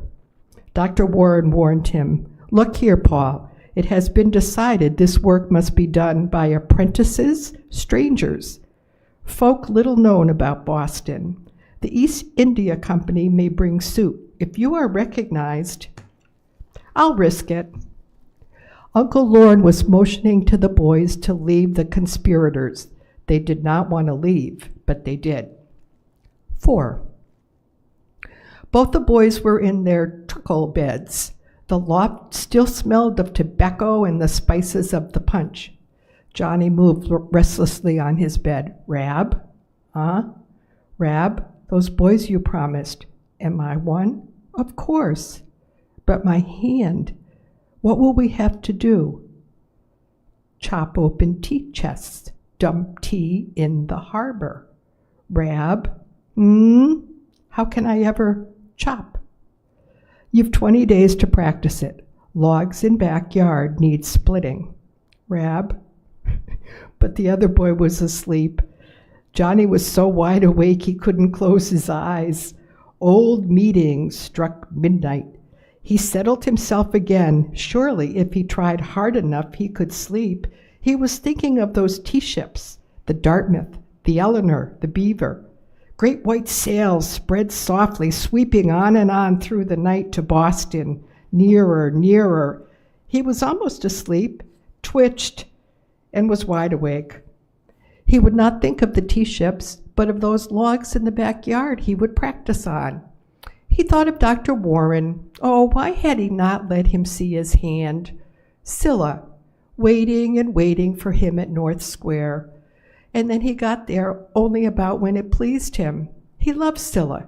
She and Rab were the best friends he had ever had. Why was he so mean to her? He couldn't think. He would take an axe in his left hand and chop, chop, chop. So he fell asleep.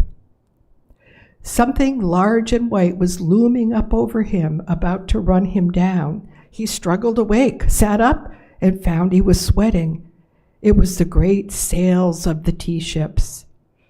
From the bed next to him, he heard the soft, slow breathing of the older boy, so much more involved than Johnny in the brewing storm. Rab had been able to drop off immediately. Somehow Johnny must draw into himself something of Rab's calm, his nerveless strength. He began to breathe in unison with the sleeping boy, so slowly, so softly. He fell into a heavy sleep. 5. The next morning, Johnny was up and out in the backyard early. At first, it seemed impossible to hold an axe in his left hand, steady it with his right bad hand. He gritted his teeth and persevered. Rab said nothing of his struggles. He merely set type, pulled proofs as usual. But often he was gone from home, and Johnny knew he was feeling about for those 15 to 20 boys he had promised. Would the others go and Johnny be left behind? He could not bear the thought, and Reb had promised him that in 20 days he might learn to chop. Having finished the logs in Mr. Lorne's backyard, he began chopping, free gratis, for the Afric Queen. Almost every day, and sometimes all day, the mass meetings at the Old South Church went on. Tempers grew higher and higher. Boston was swept with a passion it had not known since the Boston Massacre 3 years before.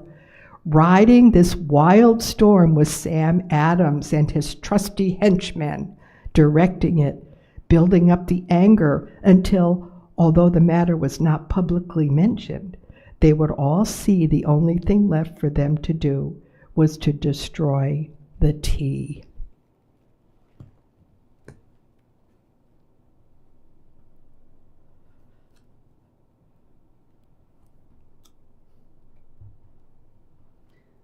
Sometimes Rab and Johnny went to these meetings. It happened they were there when the sheriff arrived and bade the meeting forthwith to disperse. He said it was lawless and treasonable. This proclamation from Governor Hutchinson was met with howls and hisses. They voted to disobey the order. Sometimes the boys slipped over to Griffin's Wharf.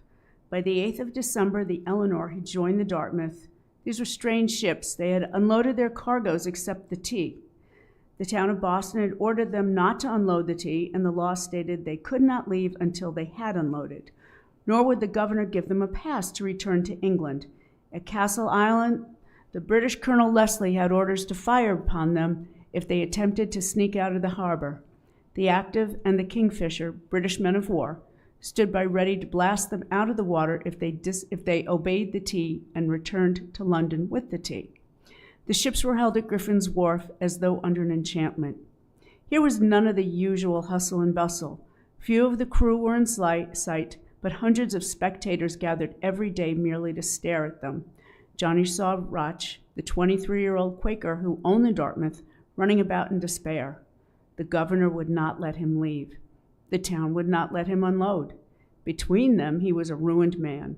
He feared a mob would burn his ship. There was no mob, and night and day armed citizens guarded the ships.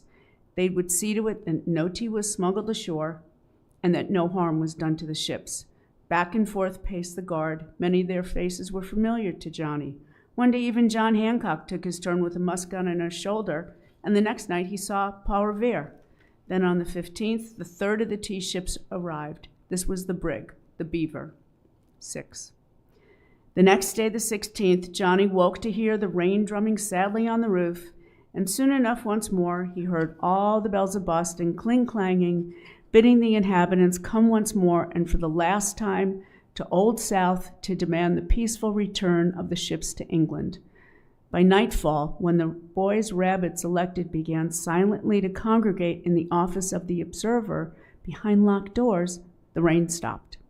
Many of them Johnny knew. When they started to assume their disguises, smooch their faces with soot, paint them with red paint, pull on nightcaps, old frocks, torn jackets, blankets with holes cut for arms, they began giggling and laughing at each other. Reb could silence them with one look, however. No one passing outside the shop must guess that toward 20 boys were at that moment dressing themselves as quote-unquote Indians. Johnny had taken some pains with his costume. He had sewed for hours on the red blanket Mrs. Lorne had let him cut up, and he had a fine mop of feathers standing upright in the old knitted cap he would wear on his head. But when he started to put on his disguise, Reb said, "No, wait a minute." Then he divided the boys into 3 groups. Beside each ship at the wharf, they would find a band of men. "You," he said to one group of boys, "will join the boarding party for the Dartmouth. You for the Eleanor, you for the Beaver." Each boy was to speak softly to the leader and say, "Me know you," for that was the countersign. They would know the 3 leaders because each of them would wear a white handkerchief about the neck and a red string about the right wrist. Then he turned to Johnny. "You can run faster than any of us. Somehow get to Old South Church. Mr. Roch will be back from begging once more the governor's permission for the ships to sail within a half hour. Now, Johnny, you are to listen to what Sam Adams says next. Look you, if Mr. Adams then says, now may God help my country, come back here. Then we will take off our disguises and each go home and say nothing. But if he says, this meeting can do nothing more to save the country, you are to get out of that crowd as fast as you can, and as soon as you get into Cornhill, begin to blow upon this silver whistle. Run as fast as you are able back here to me and keep on blowing. I'll have boys posted in dark corners, close enough to the church, but outside the crowd. Maybe we'll hear you the first time you blow. About Old South, standing in the streets, inside the church, waiting for Roch to return with the very last appeal that could be made to the governor, was the greatest crowd Boston had ever seen. Thousands upon thousands.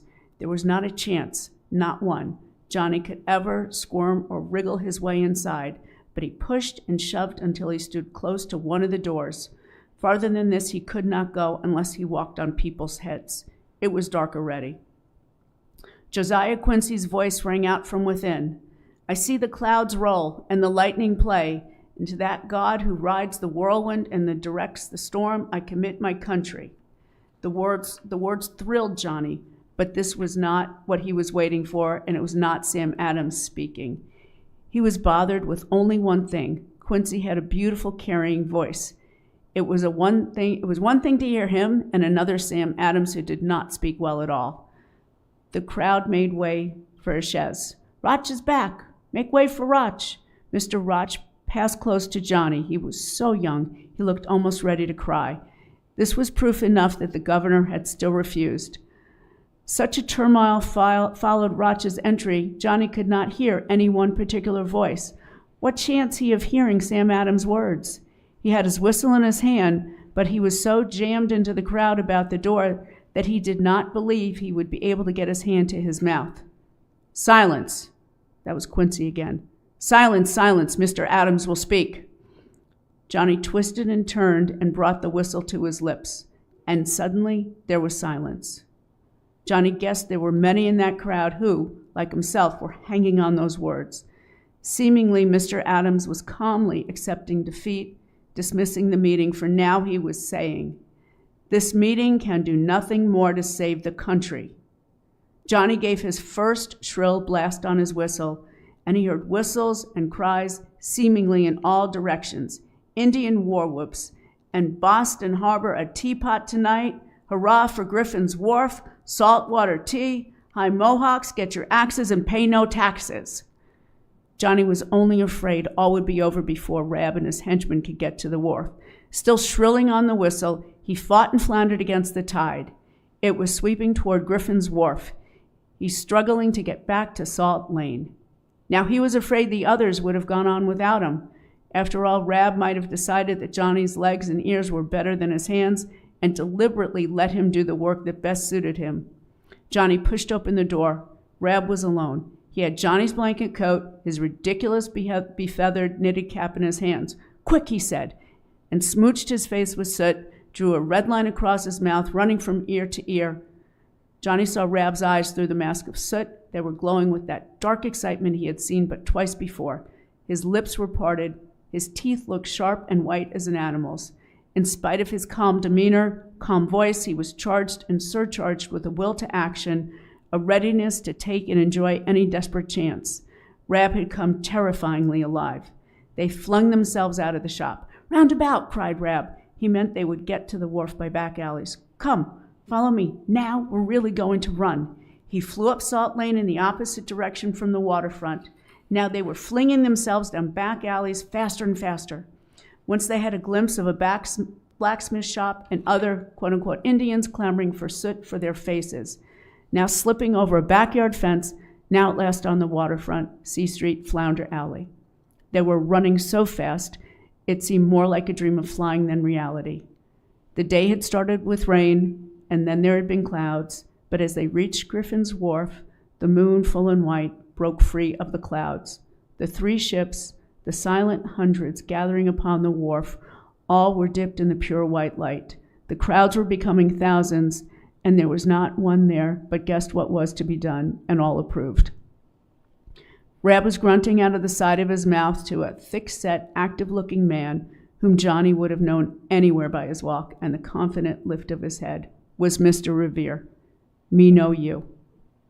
"Me know you," Johnny repeated this countersign and took his place behind Mr. Revere. The other boys, held up by the crowd, began arriving, and more men and boys. But Johnny guessed that many who were now quietly joining one of those three groups were acting on the spur of the moment, seeing what was up. They had blacked their faces, seized axes, and come along. They were behaving as quietly and were as obedient to their leaders as those who had been so carefully picked for this hard work of destruction. There was a boatswain's whistle, and in silence, one group boarded the Dartmouth.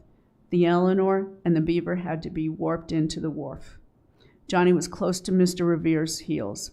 He heard him calling for the captain, promising him, in the jargon everyone talked that night, that not one thing should be damaged on the ship except only the tea, but the captain and all his crew had best stay in the cabin until the work was over. Captain Hall shrugged and did as he was told, leaving his cabin boy to hand over the keys to the hold.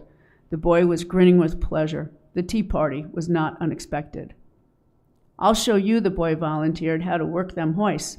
I'll fetch lanterns, mister." The winches rattled and the heavy chests began to appear, 150 of them. As some men worked in the hold, others broke open the chests and flung the tea into the harbor.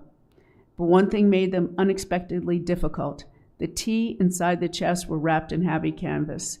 The axes went through the wood easily enough. The canvas made endless trouble. Johnny had never worked so hard in his life. He had noticed a stout boy with a blackened face working near him. The boy looked familiar, but when he saw his white fat hands, Johnny knew who he was and kept a sharp eye on him. It was Dove. He was not one of the original Indians, but a volunteer. He had on an enormous pair of breeches, tied at each knee with rope. Even as Johnny upended a chest and helped get the tea over the rail, he kept an eye on Dove. The boy was secretly scooping tea into his breeches. This theft would come to several $100s in value, but more important,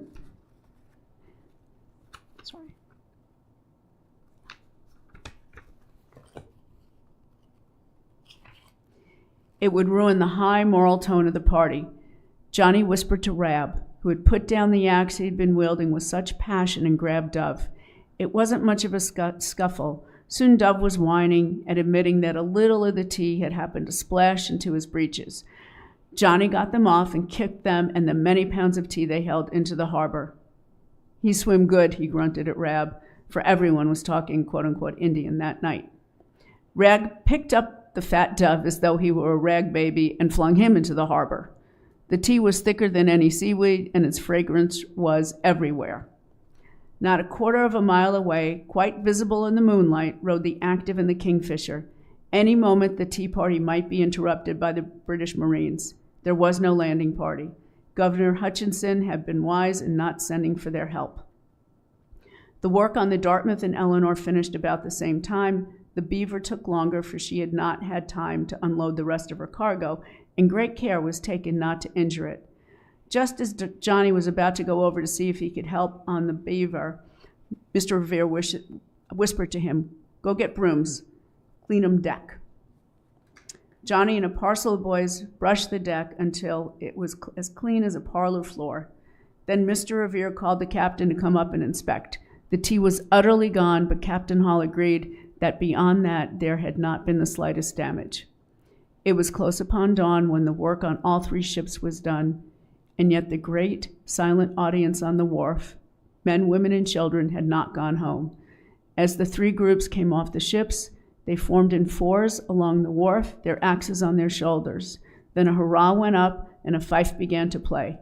This was almost the first sound Johnny had heard since the tea party started, except only the crash of axes into sea chests, the squeak of hoists, and a few grunted orders. Standing quietly in the crowd, he saw Sam Adams, pretending to be a most innocent bystander. It looked to Johnny as if the dog Fox had eaten a couple of fat pullets and had a third in his mouth. As they started marching back to the center of the town, they passed the coffin house at the head of Griffin's Wharf. The window opened. "Well, boys," said a voice so cold one hardly knew whether he spoke in anger or not, "you've had a fine, pleasant evening for your Indian caper, haven't you? But mind, you've got to pay the fiddler yet." It was the British Admiral Montague. "Come on down here," someone yelled, "and we'll settle that score tonight." The Admiral pulled in his head and slapped down the window. Johnny and Rab knew, and men like the observers knew. But best of all, Sam Adams knew that the fiddler would have to be paid. England, unable to find the individuals who had destroyed this valuable property, would punish the whole town of Boston, make every man, woman, and child, Tories and Whigs alike, suffer until this tea was paid for. Nor was she likely to back down on her claim that she might tax the colonists any way she pleased. Next day, all over Boston, boys and men, some of them with a little paint still showing behind their ears, were so lame they could scarcely move their fingers. But none of them, not one, told what it was that had lamed them so. They would stand about and wonder who those Mohawks might have been or what the British Parliament might do next, but never say what they themselves had been doing, for each was sworn to secrecy.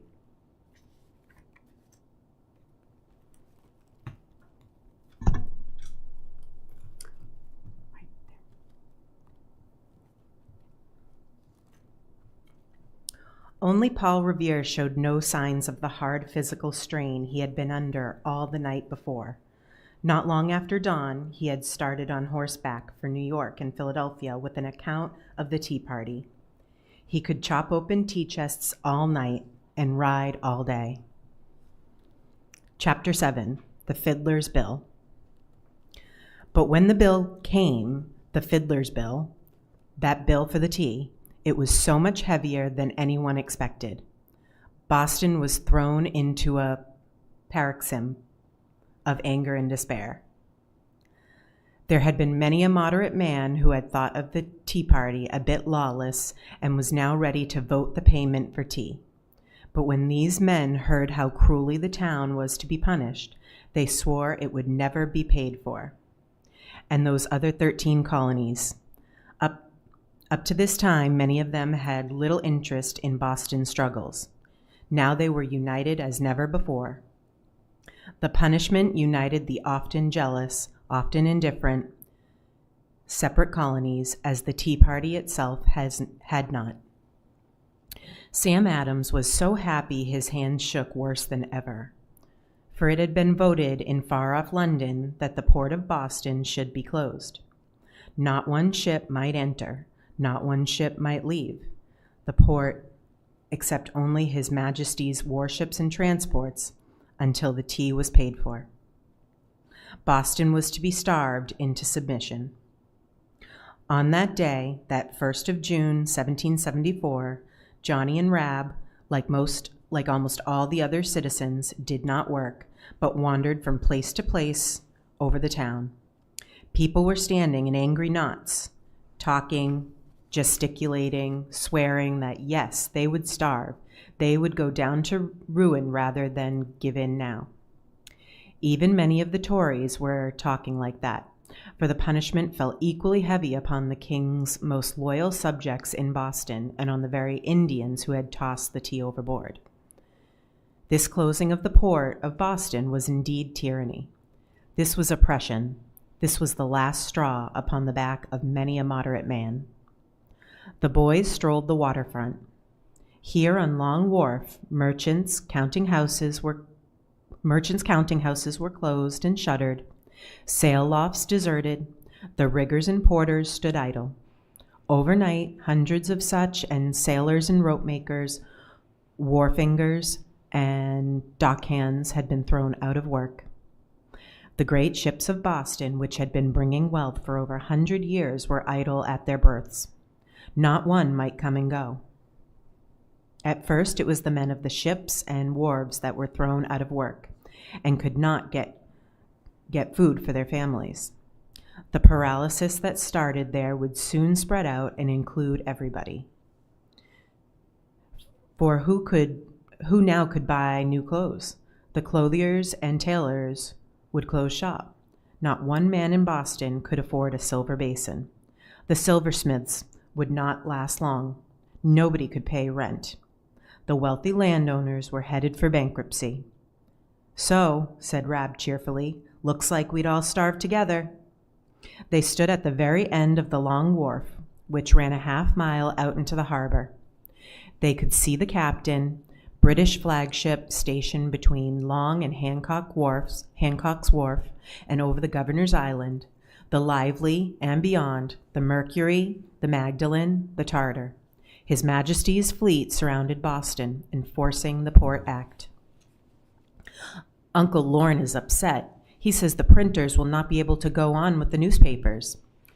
He won't be able to collect subscriptions or get any advertising. He won't even be able to buy paper nor ink. He's sending the Webb twins home? Yes, back to Chelmsford. But he and I can manage. The Observer is to be half the size. He won't give up. He'll keep on printing about our wrongs and our rights until he drops dead at his press or gets hanged. There had been a good deal of talk about hanging. Governor Hutchinson was ordered to England. General Gage from now on would be in charge. Regiment upon regiment of the finest British troops were arriving. They were planning to put down sedition, all right, and everyone knew that Gage had the right to send any man whom he believed a leader in this revolt against England to London and the parody of a trial, certain death on the gallows.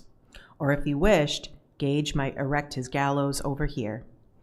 Sam Adams and Hancock, Dr. Warren, perhaps still James Otis, would be the first to go.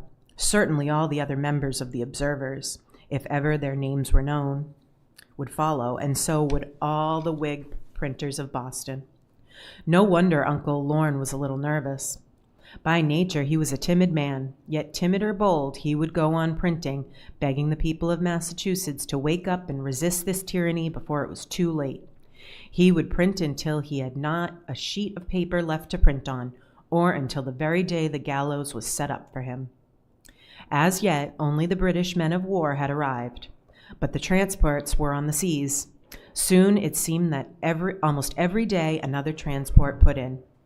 There was the rattle of drums, with the shouts of officers, and off the ships poured a flood, scarlet as the tide of blood. Boston was inundated with British soldiers, and now every third person one met in the street wore the handsome uniform of King George III. There wasn't much work to do. Rab by himself could set the entire newspaper in a day. The subscriptions had dropped, partly because many people could not afford a paper, and partly because so many Whig families were leaving Boston for the country. Johnny could deliver the Boston papers in a morning instead of taking all day. June was ending, and the boys stood about the common watching the soldiers of the 1st Brigade, camped there under Pearl Percy.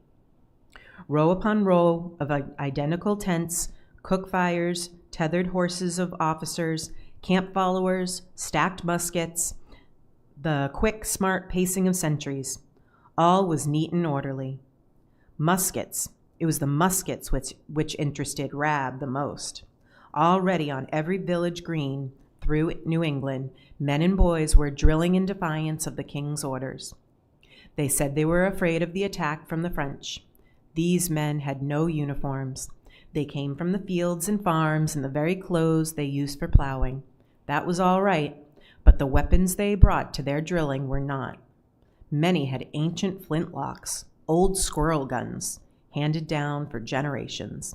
Rab, for instance, all that spring had been going to Lexington once or twice a week to drill with his fellow townsmen, but he could not beg nor buy a decent gun.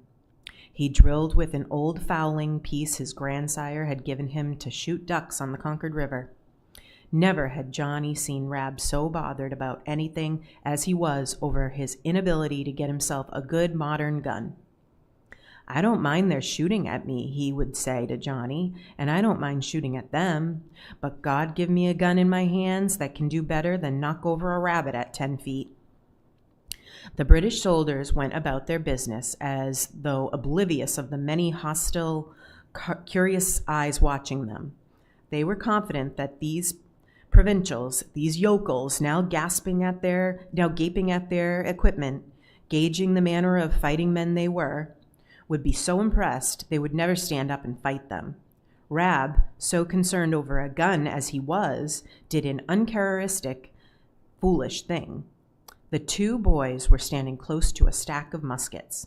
As Rab explained to Johnny their good points, he put out a hand and touched the lock on one. Without even showing bad temper, almost impartially, a mounted officer sitting his horse close by, chatting with a couple of Boston Tory girls, swung about and struck Rab a heavy blow on the side of his head with the flat of his sword. Then he went on flirting with the girls as though nothing had happened. Rab never knew what hit him. Now a sergeant came bawling, "Spectators are not to intrude. Get back behind them ropes. Get back, all of you, get back." Johnny stayed where he was beside the unconscious Rab. Yet after this act of sudden violence, the boys were well treated. Johnny was not run through because he stayed with his friend, did not obey the sergeant. A gray older man, a medical officer, approached, called for water, sponged Rab's face for him, and said he was coming too. Johnny was not to worry. What was he doing? Just looking at a gun. Touching it? Well, yes.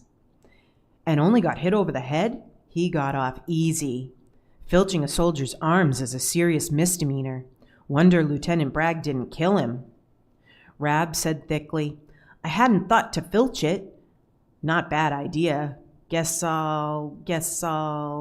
He was still groggy from the blow. If I ever get a chance, I'll. The medical man only laughed at him. Now, boys, he said seriously, you forget talk like that. You remember that we don't like being here in Boston any better than you like having us. I'd rather be with my wife and children in Bath.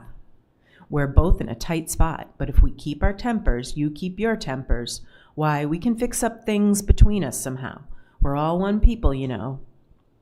As he talked, Johnny had an experience he was to have many more times. The troops would do something he considered unforgivable, like nearly braining Rab for merely touching a gun, and then the next moment be so civil and friendly he could not help but listen them. At least some of them as individuals. The medical man, noticing Johnny's riding boots and spurs, were saying, "I have a cousin lives over in Cambridge. Haven't had a chance to send him a letter. Do either of you know a boy with a good horse who'd ride for me?" Rab was mouthing yes at Johnny. I've a good horse. Come to me at 1 o'clock sharp this noon. I'm quartered on Mr. Shaw, North Square. On the way home, Rab said, if you get started carrying messages for him, others may follow. Might be we could learn things Sam Adams and Dr. Warren and Paul Revere would like to know. They wouldn't dare send their own orderlies, fearful somebody might kill them. I'd thought of that myself. But at 1 o'clock, as he stood beside Goblin in North Square, receiving money and the letter from the medical captain, also a pleasant smile, one thing upset him. Paul Revere's house was almost next door. There was a girl there about his age. She was standing before her house, almost bent horizontal at the hips.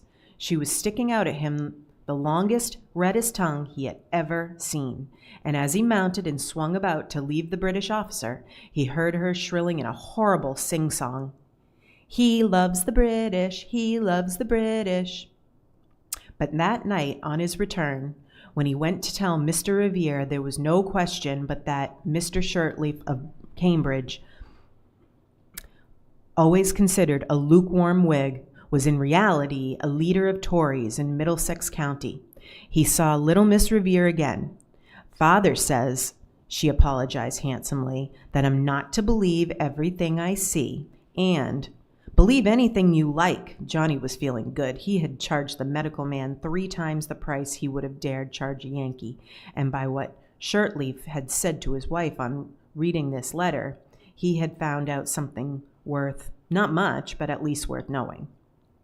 "I like to see you stick out your tongue," he went on. "It is so long and red, I thought at first it was a hound dog dressed up in a pink petticoat. I never guessed it was a young lady. Now Johnny no longer kept half of the money he and Goblin earned carrying letters. He charged the British officers such a figure, and they never complained. He was bringing in a considerable sum, and he gave it all to Aunt Lorne to buy food for her family, of which he was one.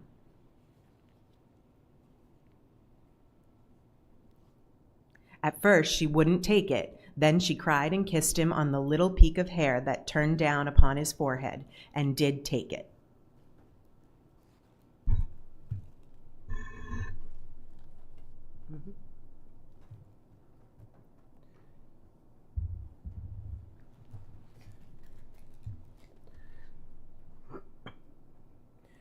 No gallows was set up to hang rebels. General Gage was doing his best to make friends and his people with the people of Boston. He did not stop the flood of treasonable oratory which poured forth from men like Warren and Quincy. He did not prohibit the publication of such inflammatory presses as the Observer. The Whigs had their say. Papers were allowed to print outrageous things about himself and his troops. He was not brilliant, but he was no tyrant. In time, he confidently expected all the trouble would smooth out by itself, if only the soldiers and the inhabitants did not get to quarreling. Nor did Boston starve. From one end of the Atlantic seaboard to the other, towns in every village sent great shipments of food, rice from South Carolina, or quintals of fish from Marblehead. Money even from London, for there was such sympathy in England for Boston. Flour, corn, beef, sheep, all day were passing through the town gates, upon the neck in carts and wagons. This was the only road connecting Boston with the mainland. Formerly, almost everything she used came to her on her hundreds of famous ships. Now the ships were lying with dead birds along her wharves, so July was ending. Johnny had not seen Priscilla Lapham for 3 weeks. His schedule was now so much upset he never did know when he would be in North Square on a Thursday.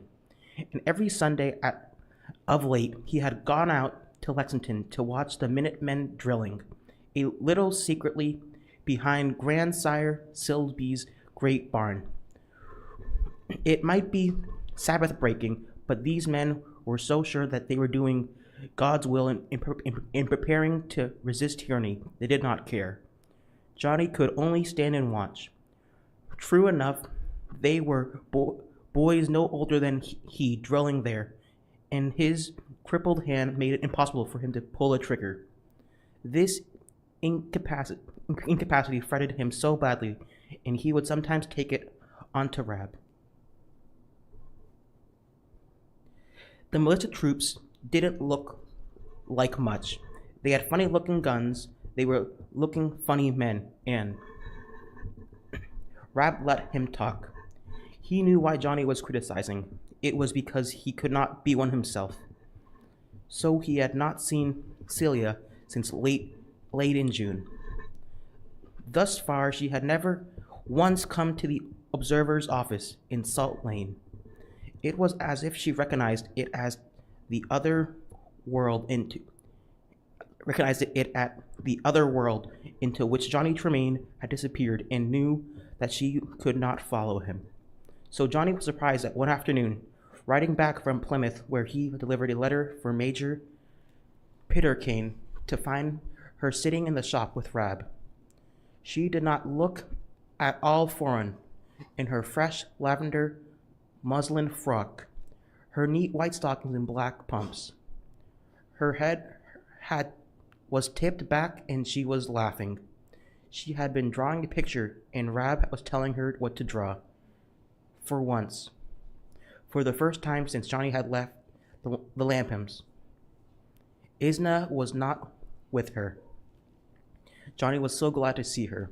He wondered Could it have been that it was Ishna's always hanging on to her, always showing off, and that had irritated him, made him not care whether he kept his rendezvous with the girls or not. As he came in, booted and spurred, sunburned and hatless, Celia glanced at him. Her eyes were happy, filled to the brim with happiness. She had been having such a good time with Rab, and unconsciously and unreasonably Johnny stiffened. He couldn't see why she and Rab should have been having such a good time. They were explaining. Rab had wanted a picture of Boston being strangled to death by a British grenadier. It was for the newspaper, and she, Celia, having chanced in, had drawn it beautifully. Now Johnny wouldn't have to cut a block of print for printing. I can do it. Not very well, of course, but I can. You certainly can draw better and better. Mr. Tweedy can draw. He's giving me lessons, and Rab posed for the British grenadier. Look, I've pictures of him here. Those Rab, they look more like a woodchuck than Rab to me, he said. But Celia knew he thought they were fine pictures and was proud of her. She was so pretty, Johnny could hardly think where all this prettiness came from. And sourly he thought it came from Rab. He had a way of lighting people up, showing them at their best. No, partly at its least was because of the lavender dress. Her face had color in it because she was eating enough. When troops came and times were hard, Celia had always given a large share of her food to Ishna, and had grown to more piqued and worried every week. Now she looked fine. Sit there, like that, Johnny. I'm going to draw you too. You're easier than Rab. Why am I easier than Rab? Because, she said, intentionally hurting his feelings. You're just a child yet. Rab's grown up. There. You don't mind if I make you looking like a little raccoon, do you? I'll draw a bushy tail for you, Celia, Rab said. Johnny fidgeted as the people who are having their pictures drawn, crazy to see what somebody else thinks they look like. It wasn't much of a picture. Between them, they had drawn a funny half raccoon, half boy. Somehow it did look like Johnny, and they all laughed. 4 o'clock. I must be getting back. I was told to pick up a pair of gloves on Quinn Street and be back at 5. She got up, tied a flowered bonnet on her head, and started for the door. Wait. Celia, you haven't told me any news. He had forgotten how recently her news had bored him. That's right. I just told Rab. Johnny, why, I won't be able to meet you regularly anymore. Things have changed. How so? Your mother mad? No. That is, yes, she is mad, but about something else. She's mad because Dorcas really did have the guts to run off and marry Frizzle, Jr., just as soon as Mr. Tweedy declared for her. Dorcas isn't going to get much of an elegance she was always out after from Frizzle Jr. No, but she doesn't care. The young girl's voice softened. She says when you are really in love, you don't care much about anything, except him. Johnny, remembering the gawking, callow, but upstanding young leather dresser of Fish Street, was surprised that anyone could value him so highly. She ran off with Frizzle Jr. just as soon as Mrs. Tweedy came out, and he preferred her to Madge. But what put Ma right through the roof was when he said he was in no hurry. He didn't mind passing up Madge and waiting for me. You! Cried Johnny hotly. That old man, if he is a man, Why, he must be about 40. Celia, you're lying to me if you're saying anybody's talking of marrying you. I was 15 last month, and you were 15 way back in January. I had not stopped to think. Rab, did you hear that? I'm only a year younger than you are now. Rab grinned. I was 17 last week. Johnny thought that was like Rab, slipping off by himself, getting ahead of you, and then grinning at you out of the corner of his mouth. Mother didn't like it. Mr. Tweedy stalling like that. Then one thing happened after another. For instance, ever since, last fall, the lights had been giving us work to do. Mr. Tweedy is clever, although so queer. A couple of weeks ago, Miss Light came in. She wanted her arms. She wanted her arms, that old rising sun, engraved on the top of her riding whip. So she stands about, and I stand about, and Mr. Tweedy and Ma. The shop door was open in the backyard, and Ishna was standing about too, in the backyard. I'll bet she was. Yes, Miss Lavinia just about had a fit. What was Ishna doing? Throwing up? I had just washed her hair, Celia said dreamily, and the sun was on it. Oh, I see, said Johnny sourly. And Ishna was walking back and forth, reciting some poetry to herself, acting out something about Captain Kidd and how he sailed. Old Stumpy Joe, the one-legged sailor man, taught it to her. Miss Lavinia stood there watching Ishna, and now looked more like something cut out of stone than a human being. She can't help it, said Johnny, who liked to run her down. She was born that way. Go on. She just turned her head like that and said to Ma through her teeth, like this. Ma'am, I'm taking that child with me. Ma first said she wouldn't, and then she said she couldn't stand between Ishna and Had in such an opportunity. And Ishna said she wouldn't go without me. So it was fixed this way. I signed up to work in the kitchen or help Miss Lavinia dress or anything for a year. And Ishna is thrown in for nothing, because she's so young and had a delicate stomach. We're both living with the lights. Do you like her? Sometimes. Well, yes. I think she's disagreeable. He hoped Celia would contradict him, but she did not. So now I'll be going back. She only gave me the afternoon off. I thought I'd tell you to not look for me around North Square anymore. Johnny felt guilty. I do leave a paper at the lights every Thursday. Celia said nothing and looked at him in the corner of her eyes. Couldn't I see you sometime? Maybe? I don't know. You might ask Mrs. Bessie, the cook. She's sort of a friend of mine, so goodbye. I'll be going now. Celia had changed so much, Johnny felt confused. One thing was certain. She was going to hang around and wait for him either on street corners or at back doors, and then not have him show up. Goodbye, Celia. I'll see you soon. But Rab did not say goodbye. He did not even ask her if he might walk her home with her at Beacon Hill. He simply went, and Johnny was mad. If anyone walked home with Celia, it should be himself, or Rab might have said, "Come on, Johnny, we'll walk over to the lights with Celia." But he'd forgive Rab for intruding himself.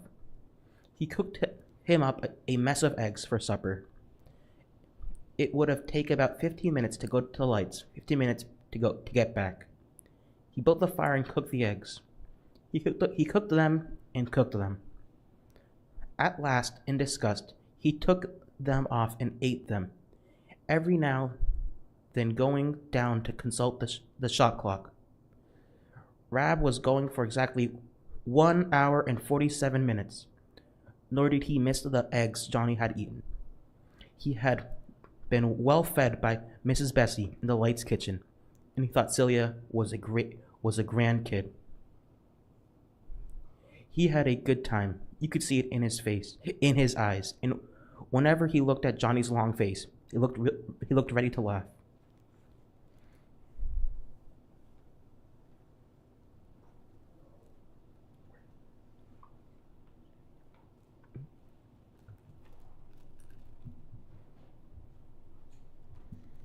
Now, the only regularity in Johnny's life was the great effort he made to see Scylla every Thursday and the care he gave to Goblin. But when he went to the Afric Queen, he was going into enemy territory. The tavern had been taken over bodily by British officers, chief among whom was Colonel Francis Smith. Goblin was the only horse in the stable that did not belong to a British officer, for the landlord had sent his to the country, fearing they would either be commandeered by the occupying troops or that he could not get hay for them.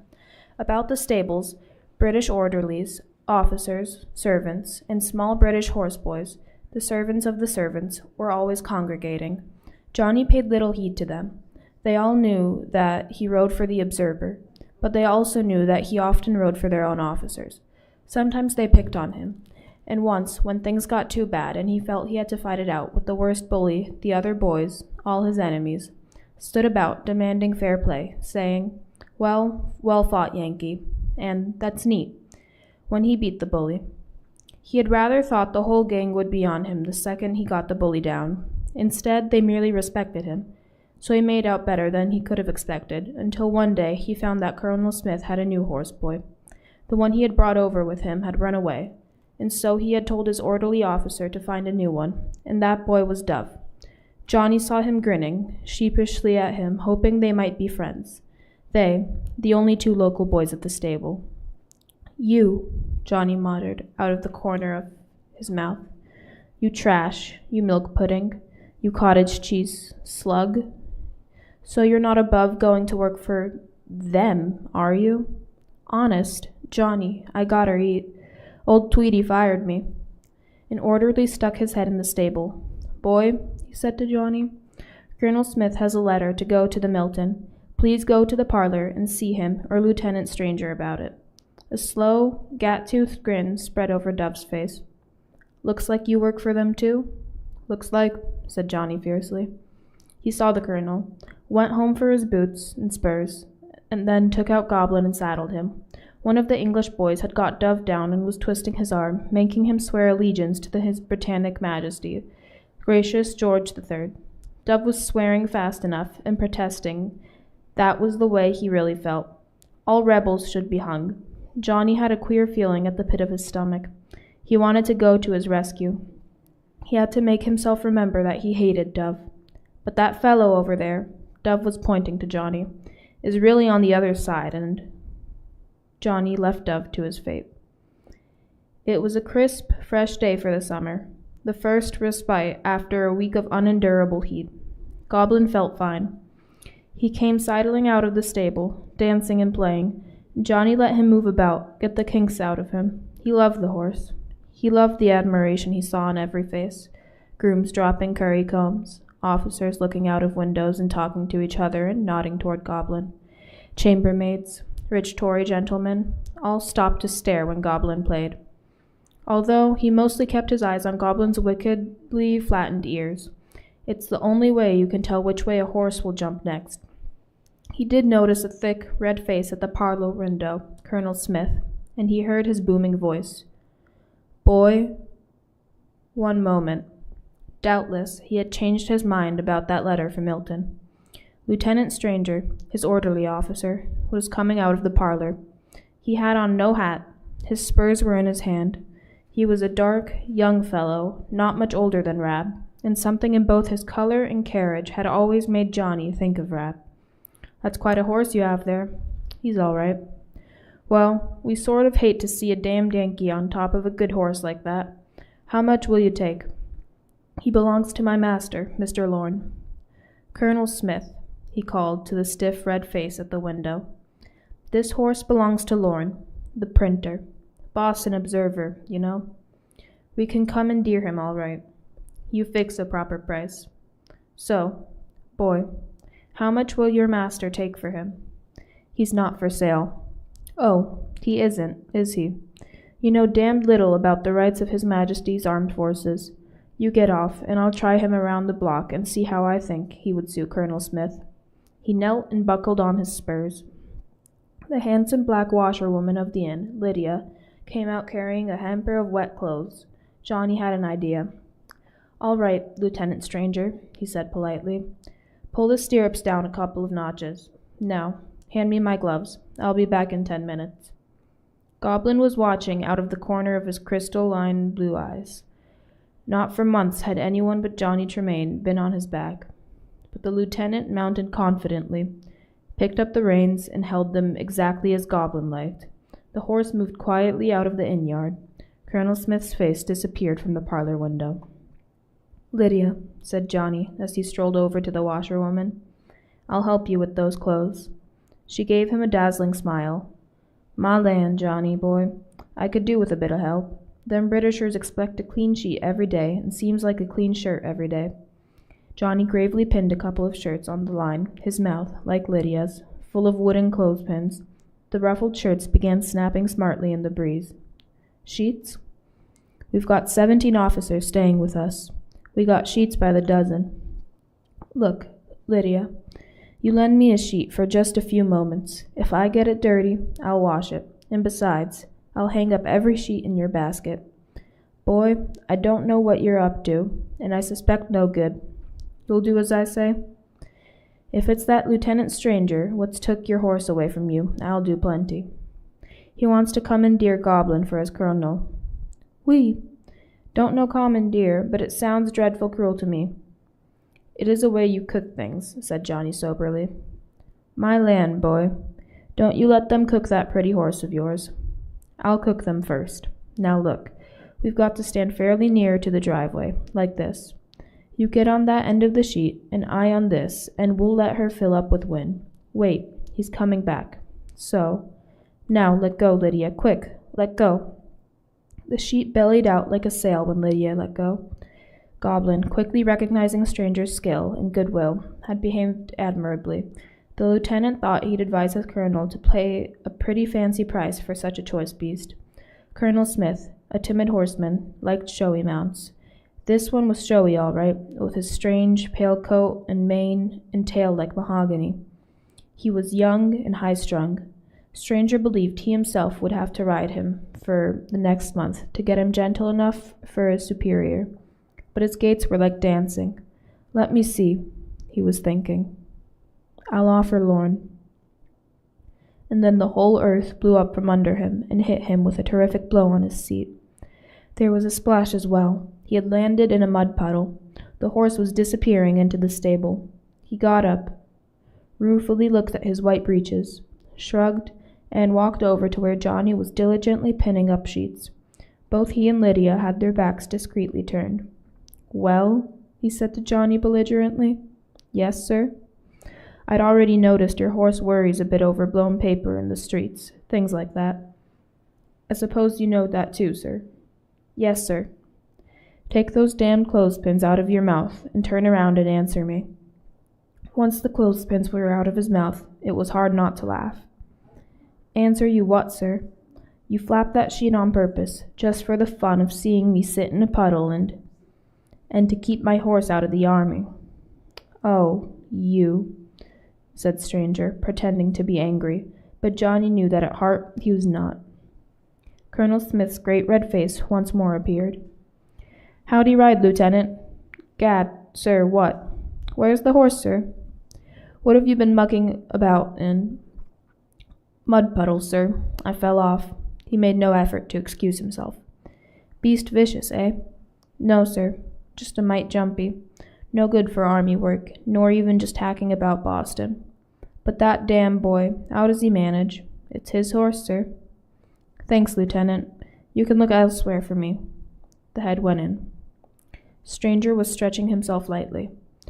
"I'll drink my beer standing up for a few days," he said to no one in particular. Then, as an afterthought, "Beer." "Hi, kitchen," he yelled, in the arrogant way Johnny noticed the officers always called for service. "2 tankards of beer, out here in the yard." He turned to Johnny. "What's your horse's name?" "Goblin." "We'll drink to Goblin. Potboy, give that tankard to this young man. You know, of course, there's no real cure for a horse that shies as badly as that. I've been told he'll never be gentle. If he was as good as he looks, I'd hate to guess what he'd be worth. As it is, I'd not give 15 shillings for him, except," and he smiled suddenly, "for myself to ride. Have you schooled him in jumping?" "No, we're not fancy riders over here. At the foot of the common, you'll find a series of hurdles we've put up. If it happens you are over there sometime when I am, I'll show you a bit." "Thank you, sir." "Does he still throw you sometimes?" "Sometimes. I'd have gone off fast enough when that sheet let loose." "That sheet? That was a trick. That was good. That was fine. Hi, you black wench. You finish this beer for me and take the tankards back to the kitchen." And off he stalked, still chuckling to himself. Beginning with that day when Goblin had tumbled, Lieutenant Stranger in the mud, Johnny had no more trouble with the British stable boys. When it became hard for him to get the oats and hay for Goblin, they told him he might use theirs. But Dove, who was always swearing allegiance to England, and Johnny knew that he honestly was a Tory, was the butt of all their jokes. Dove clung to Johnny like a drowning man, and Johnny did protect him. He could not help himself. So Dove began oozing into his life. He spent most of his free time at the Observer's office and was always complaining, always gorging himself on the scarce food, and bored both Johnny and Rab. But Rab said, and Johnny knew this was true, sometime the British would not stay tamely shut up in Boston. Sometime they'd strike out and seize the military supplies they knew the provincials were collecting. A colonel's horseboy might very well know a day or so, even a few hours, before a colonel marched. It was up to Johnny to keep in touch with Dove. It was all right for Rab to talk. Rab was training with the armed forces, but what could Johnny do? Not much, it seemed to him, except be bored to death for his country. As he came back from Milton, riding the long, lonely stretch of the Neck, with the gallows and the town gates still before him, Johnny realized how long ago it was that he had burned his hand, and how he had hated Dove when he found out the part he had played in that accident. How he had sworn to get even with him, the lying hypocrite, telling old Mr. Lapham all that he had meant to do was to teach a pious lesson. Now, as he saw Dove daily about the Afric Queen, he could hardly remember this feeling of hatred, his oaths of vengeance. Seemingly hatred and desire for revenge do not last long. He had made new friends. The old world of the Lapham shop and house was gone, yet he reminded old Mr. Lapham, who had died that spring, with more affection than when he had been serving under him. Even Mrs. Lapham now did not seem so bad.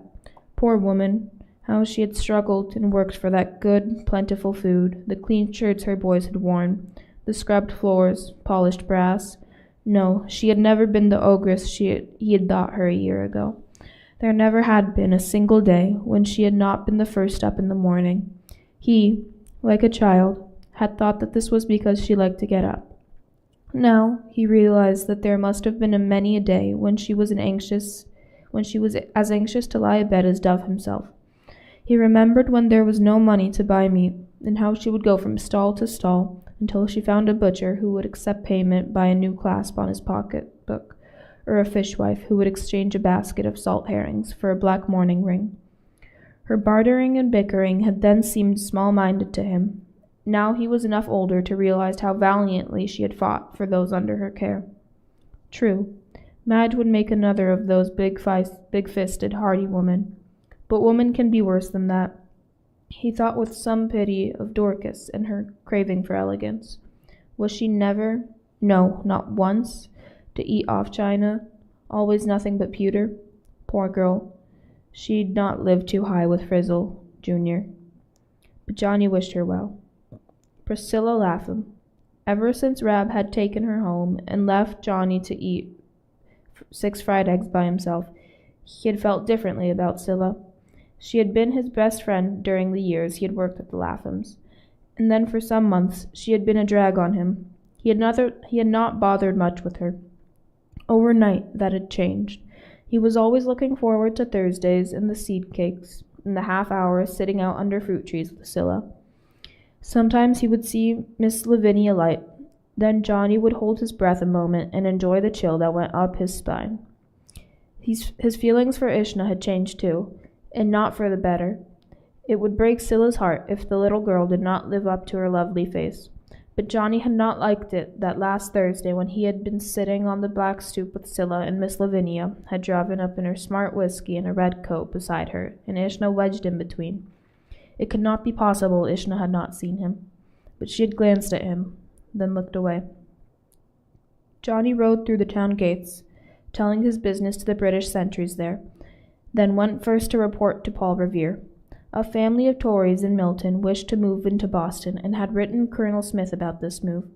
Although a great many of the Whig families were moving out of the town, a great many Tories, frightened by the rough treatment they were getting in the inland towns, were moving in to be under the protection of the British troops. Then, as he had been thinking about the Laphams all the way over from Roxbury, Johnny decided to stop in and see them. He had not been in this house once since Mrs. Lapham and Mr. Tweedy had been so ready to cast him off Mr. Light's patronage.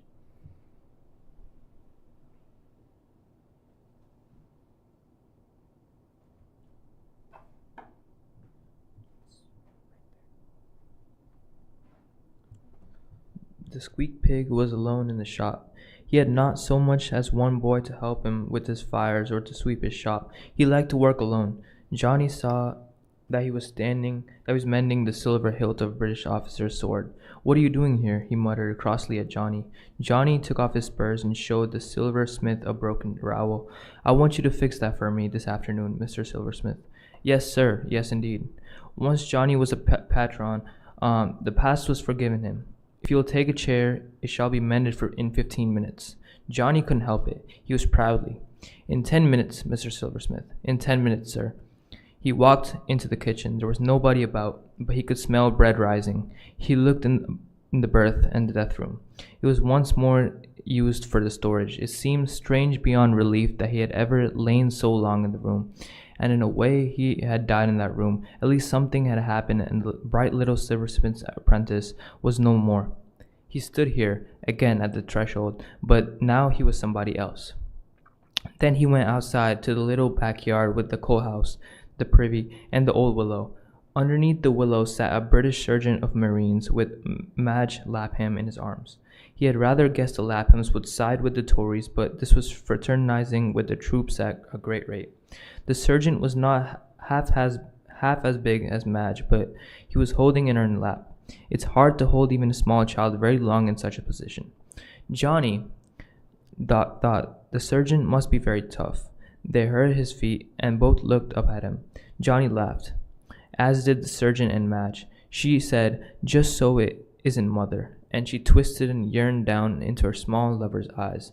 The bigger they come, thought Johnny, the harder they fall.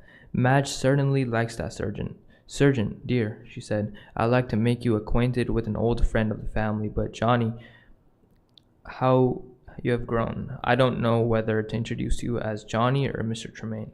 Johnny had grown. Much of last year had been spent outdoors and on horseback, and now he was always out in the sun and wind. "Just Johnny. Sergeant Gale, dear, this is Johnny Tremain." They both agreed that they were glad to meet. Gale, whose legs must have been badly cramped, picked up Madge, as though they were a pet cat, and sat her down beside him. The little man must be prodigiously strong, thought Johnny, and he liked his ugly, lined face. He looked just about as tough as they come, even in the Marines. Madge, whom he had always liked the least of the Lapham girls, was rosy, glowing, and beaming. He had always heard that love was a wonderful thing. If it could make Madge Lapham so pleasant, he was ready to agree. "Sit down, Johnny, and tell us about yourself." There wasn't much to say.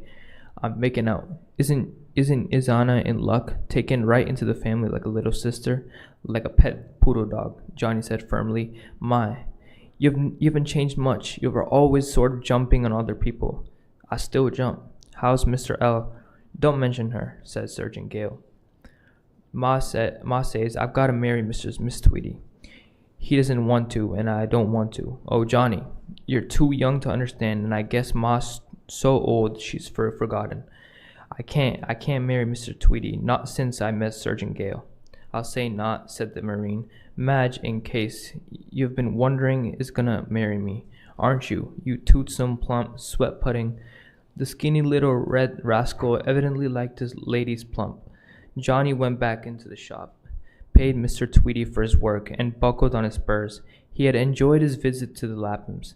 Mr. Tweedy had bowed to him, called him sir, and rubbed his hands in gratitude for even a small favor. Madge, so pleasant, and the smell of Ma's good bread rising. Goblin, tied to the head of the wharf, was pawing, turning toward him and niggering. As he settled himself in the saddle, and the horse moved off down Fish Street, he thought that it had been a nice visit, but he wouldn't go again. That was all over. Mrs. Bessie, that monstrous fine woman who had cooked for the lights, always had an eye out Thursday afternoons for Johnny, and she usually could manage that Scylla was free then, for she had housekeeper as well as cook. This Thursday, as Johnny drew up, she shook her head. You come in, Johnny, but I guess today you'll have to put up with just me, your little sweetheart. Johnny's stomach turned over. Will be needed in the parlor. We've got 9 or 10 of those British officers in there, and Mrs. Lavinia wants to put on a good show for them. Johnny had noticed before how disrespectfully Mrs. Bessie spoke of Lavinia, and she had always telling Celia that she need jump so fast when the bell rang for her. Let her blow her own nose for once, she'd say. Johnny knew it was no good omen that the old woman had no loyalty towards her mistress, whom she had known since her motherless infancy. In his heart, he knew there was something unlikable about Lavinia Light.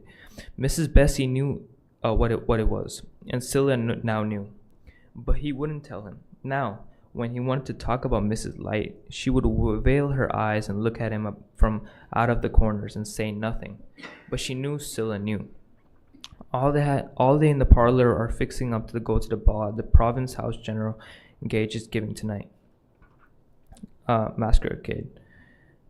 Miss Lavinia is gonna like all the black Queen of Spades, and all her special admirers are gonna as kings or knaves or jokers out of the pack. Izana's going too. Izana? Yup. Where Miss goes these days, that child goes too. Izzy. No one had ever before called the little girl this. Goes dressed as the two-spot, holding up Miss Lavinia's train. Scylla shot into the kitchen, looking bright and excited. Johnny, I thought you might be here. They're trying to make a scepter for the Queen of Spades out of tin. I told them you could do it, Miss Lavinia said. Show him in.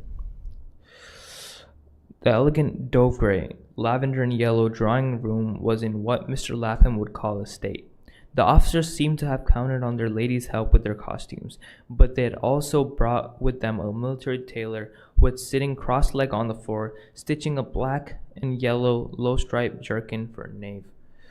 Miss Lavinia looked half and half out of her costume as Queen of Spades. For a moment, Johnny was confused. It was not because she had less clothing on than he was accustomed to, but because she was so beautiful. He had never seen her so happy, so animated before. She was laughing hilariously as she attempted to fasten 2 flat surfaces of cardboard painted with 2 spots into Izana. But Izana had on nothing but her undershift, her little pink legs bare to the middle thigh. Ma would die if she saw her daughter like this. Johnny did not care about that, but he could not bear to think of poor old Mr. Lapham turning over in his grave. Johnny paid no attention to the hilarious Miss Light. He went up to Izana. Look here, girl, you go upstairs and you put some clothes on. Izana stared at him, her beautiful, soft brown eyes so blank she looked almost blind. You know your grandpa is just about flopping over and over in his grave. You weren't brought up to act like this. Izana said, I'm too young to be lascivious. She was evidently repeating what she had heard some adult say. Johnny slapped her. not for himself, but for her grandpa. She went down in a heap, appended over a pile of finery brought down from the attic. While standing up, it was possible she did not have on quite enough clothes for mixed company, but upended, she did not look to have on any. Then everyone began to laugh. Lavinia was wiping her eyes. Lieutenant Stranger, for it was he who picked the child up, was reduced to painful gasps. Oh, oh, oh. There was a major in a corner who was vowing he was going to die. Only the military tailor never lifted his eyes, but went on with the stitching. Oh, Johnny, Mrs. Lavinia managed at last, for the first time calling him by his name. Will you come to the ball and slap all the ladies you think that are underdressed? Oh, la. I burst the stage string. Give me. Scylla, fetch. Scylla evidently knew what would be wanted. She came running with the smelling salts, but she got it too close to her mistress's nose. Miss Lavinia was gagging. Oh, you stupid, stupid girl, you've half killed me. There, take it away. Izana ran away and hid her flushed face in Mrs. Lavinia's lap. She was half frightened at the attention she had been receiving and half squirming with delight at being in the center of so many eyes. And Mrs. Lavinia was scolding one sister for her clumsy servant. She was fondling the flying, soft yellow hair of the other. Suddenly Johnny saw red. He hated Mrs. Lavinia and the giggling officers in Izana.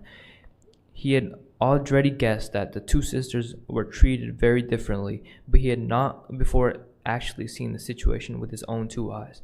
Scylla had backed out of the picture, staying aside ready to serve if called upon, or ready to be of no more importance than a piece of furniture if not spoken to. Johnny went to her. Scylla, he said, don't you stay here anymore. I don't want you to. These people are nothing, just a pack of playing cards. Tear them up and get them out. And that goes for the whole collection of them, Mrs. Lavinia and Izzy too. Miss Light had regained her composure. I will not have Izana call Izzy by my servants. I'm not your servant, and if she acts like an Izzy, she gets called Izzy. But as I was saying, Scylla, I will not have my servants intruding their personal affairs into my drawing room. Priscilla, if you are not satisfied here, I can arrange for your return to your mother. But you are not ever to bring in street boys, horse boys, riffraff. You told me to fetch him in. I did not tell you to fetch him in. Yes, you did. I said in a clever metal worker, and you came back with this boy, this sauce box, who couldn't do the work anyways, because he... Johnny waited grimly for her to finish her sentence.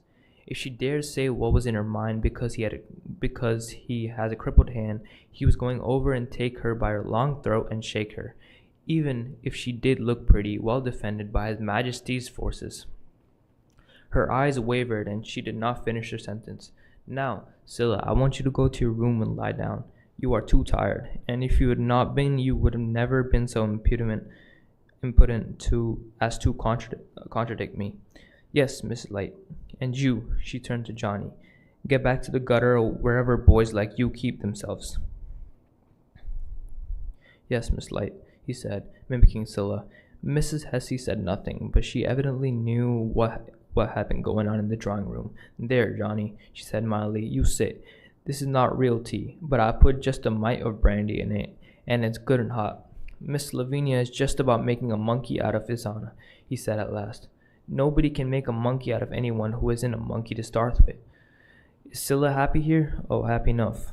What do you expect? She knows she's lost, Izana. At first she used to cry, but now she accepts it. It's exciting for her and always a flurry and going on.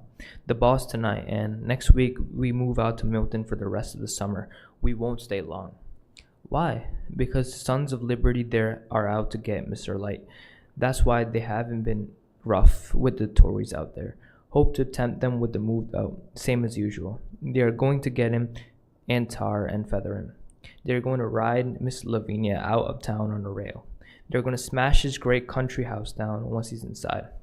But the girls, won't they get hurt? I'll be there. It's my secret, so I suppose I can tell you. But I'll take it kindly if you keep your mouth shut. If there were daughters of liberty, I'd be one.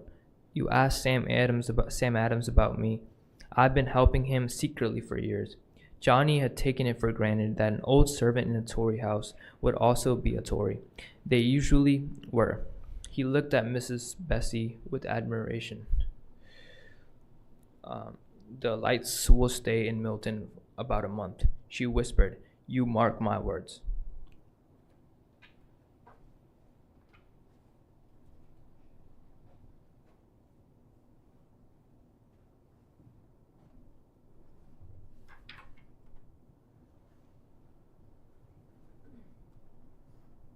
It was by chance Johnny saw the lights Ruby coach trundling slowly down Orange Street, heading for Milton in a little country air. The bright sun glittered on the gold eye, rising on the coach door, on the black sheen of the strong horses. He half wanted to stop the coach. Don't you go to Milton, Miss Slight. They are lying in wait for you out there. He could not bear to think of her tossed about by rough men, not bear to think of her ridden on a rail. He could see her profile through the window. Celia sat facing her. Isana, as befitted her high station in the household, sat next to Miss Slitt. Only Isana was staring about, observing the lower classes milling about in the street. She looked straight at Johnny and he at her. Neither gave any sign of recognition. It was not by chance Johnny next saw that Ruby coach. Late in August, word was spread through Boston that Merchant Light had got it, or was going to get it, out in Milton. If driven from their country house, there was one but safe refuge for them, behind the British lines in Boston. Toward evening, Johnny began to hang about the gate. The farm carts carrying food and fuel to Boston were still coming in over the mudflats connecting the town with the main field. These the British guard at the gate, nearly 200 men were kept stationed there night and day. Let pass, but when night really fell, the gates were closed, and most of the soldiers returned to the barracks. There were a few sentries on duty, and a handful of men with the corporal in the guardhouse. Johnny settled down to wait. He had been dozing, but woke quickly, hearing the sentries yell and the corporal commanding the gates to be opened. Then, coming closer through the still summer night, the clatter of hoofs, the rumble of a coach was a sickening, hair-raising howl, the howling of a human wolf pack. The corporal had not had time to get his tunic on, but he recognized the situation, another of His Majesty's loyal supporters fleeing to Boston with the mob at its heels. Torches only, he was crying to his men. No muskets, death to any who fires, death to any man who fires. The unarmed soldiers ran out to meet the coach, with great glaring torches in their hands. The mob already had stopped, was drifting back from whence it came. Through the canopy of shaking orange light and through the smell of burning pitch, black horses whitened with lather and dragging a heavy ruby coach slowly crawled to the safety of the gates. The gates shut behind them. The coach seemed disabled. The horses were almost spent. A torch flared up onto the coachman's face. It was twisted with fear. "Mr. Light, yourself, sir," the young corporal was saying as he opened the door of the coach. "Let me assist you, sir. You've lost a wheel of your coach. Please to come into the guardhouse while you wait for another vehicle." Mr. Light, helped by the corporal, but even more by Miss Lavinia, did crawl from the coach. He tried to smile, but his hips drew back from long yellow teeth. Johnny had seen the identical expression on the face of a dead woodchuck. He was a desperately sick man. Lavinia's face showed no fear, only concern over her father's condition. Now she was telling the corporal that a doctor must be fetched and she wanted Dr. Warren. "I know he's a rebel, but do not get him for me. He's the best doctor we have in town, and Papa must have the best." Her father safely inside the guardhouse. Miss Lavinia came into the street a moment, gazing blankly at the disabled coach and at the men carrying from it into the guardhouse such of their most precious possessions as they had time to rescue from Milton. For the first time, Johnny saw Celia. She had been sitting on the box with the coachman.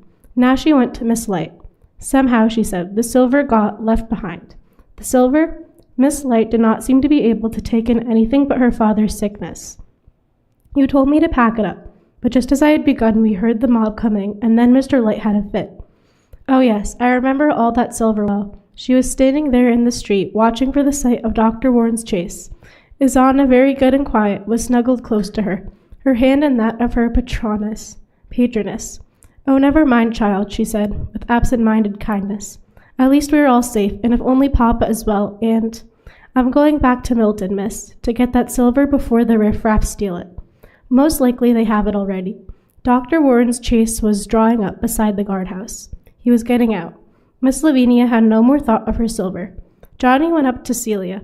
Look, Celia, he said, I'm here. It was so mixed up at the end. The girl seemed to be trying to explain her error more to herself than to Johnny. Mr. Light turned purple and fell. The mob was getting closer. It came earlier than Mrs. Bessie warned us.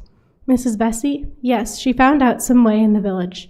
Johnny liked the old woman all the better that in the end she had been unable to see a considerate master whom she had served for 30 years, a young woman whom she had taken care of since she was a baby, humiliated, tossed about, torn by a mob. Sam Adams might respect her the less for this weakness. Johnny respected her the more.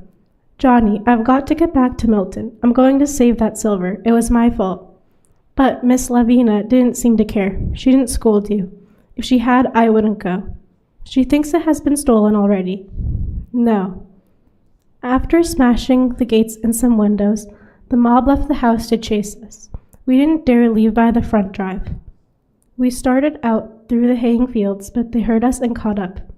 And we were getting away all right until just on the neck, a wheel came off the coach.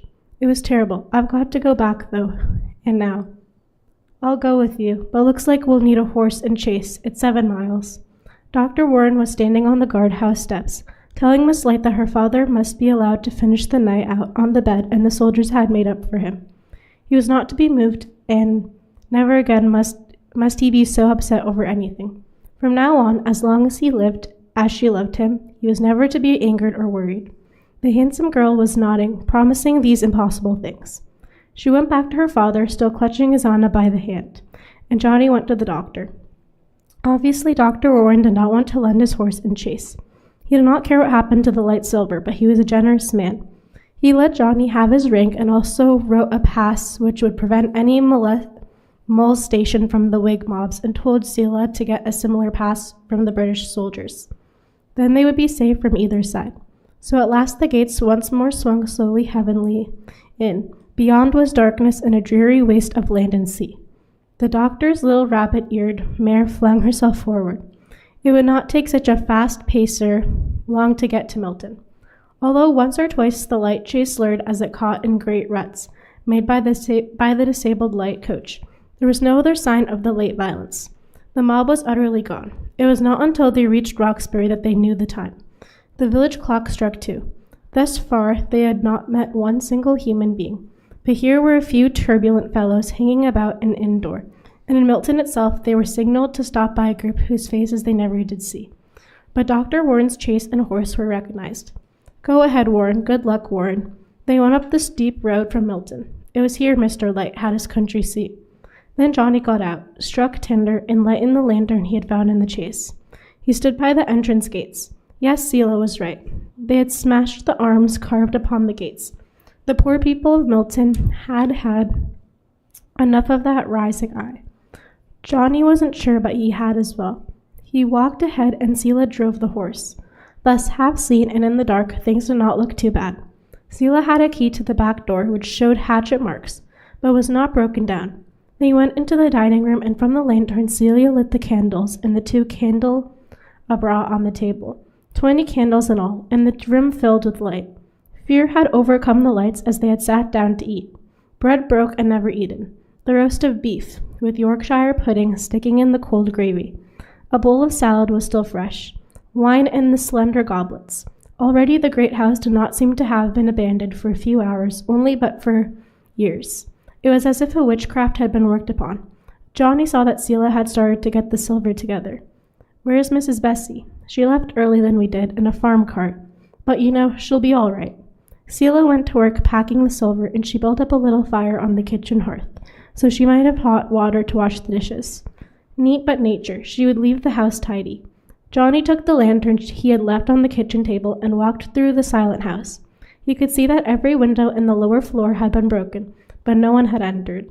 He went upstairs, Lavina's room, and strewed about it things he had never seen before. Stays, kerchiefs, patch boxes, ribbons, fripperies. It smelled faintly of lavender. He went to Mr. Light's room. The great 4 posters soared to the ceiling. a damask dressing gown, and Mr. Light's best wig on a wig rest. Off the big chamber, and one step down, was a smaller room designed as a dressing room. Mr. Light seemingly had used this as an office. Here was his desk, and above it a painting of his favorite ship, the Unicorn. And here, judging by the tipped-over chair and the rumpled rugs, Mr. Light had his all but fatal fit. It had caught him as he had been packing his more important papers he wished no one to see. Johnny picked up what looked like a leather-bound book. It had been hollowed out, turned into a box. In a bookcase, no one would suspect it. He glanced at the papers within. Every one of them, he saw, Sam Adams would be thankful to get. These he put in his pocket. Other books were scattered on the floor. Johnny picked up a heavy Bible, hoping that this, too, would prove to be a box. He put it on the desk and opened it.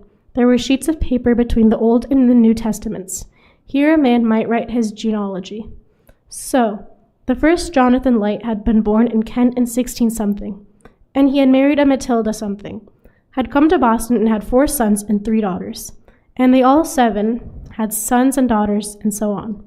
Now he was coming to the generation in which he might expect to find his own mother.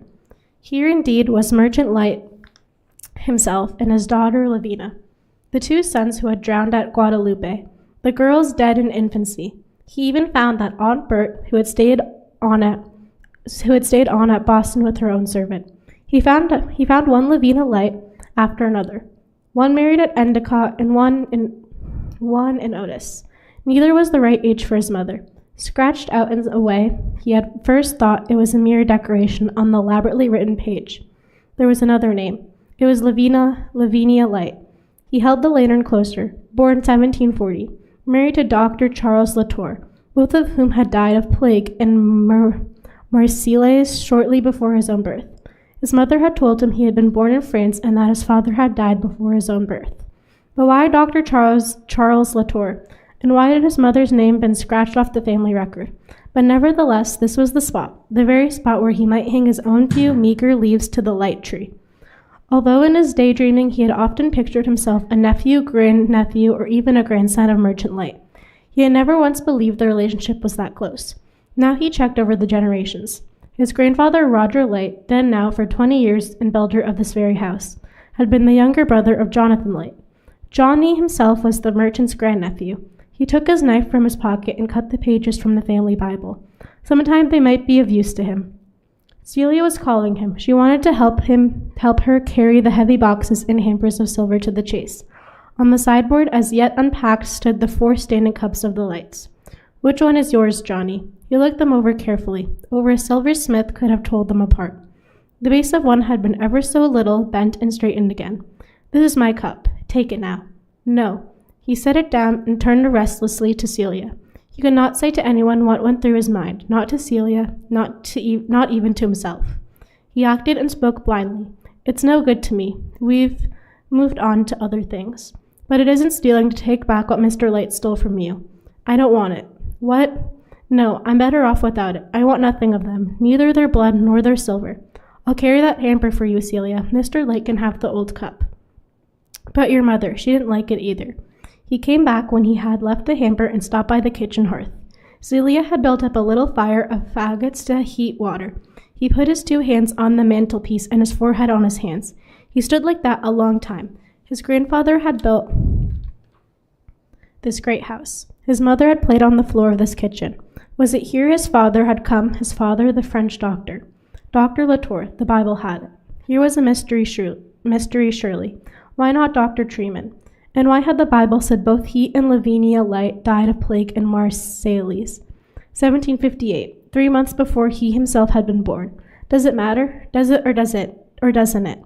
No, he answered his own question aloud and took from his pocket the heavy pages he had cut from the Bible, all written over with the names of his genealogy. He could not think why he had ever cut them out. Slowly tearing each sheet to ribbons, he fed them to the fire upon the hearth. Then Celia was asking him to close and fasten all the heavy shutters through the house. This would protect the interior a little, in spite of broken window panes. His footsteps echoed through the vast, silent reaches of the house. One after another, the heavy shutters slammed to, and he bolted them. A protest of unused hinges, and then a bang, and he went on to the next. The echo of his footsteps. My grandfather built this house. My mother knew it and loved it. My father dead before ever I was born. Now for as long as it stood, this would be a haunted house. He felt the ghosts waiting in darkness until he and Celia were gone before they stepped forward to take possession. Merchant Light, soon enough, he too would be back here.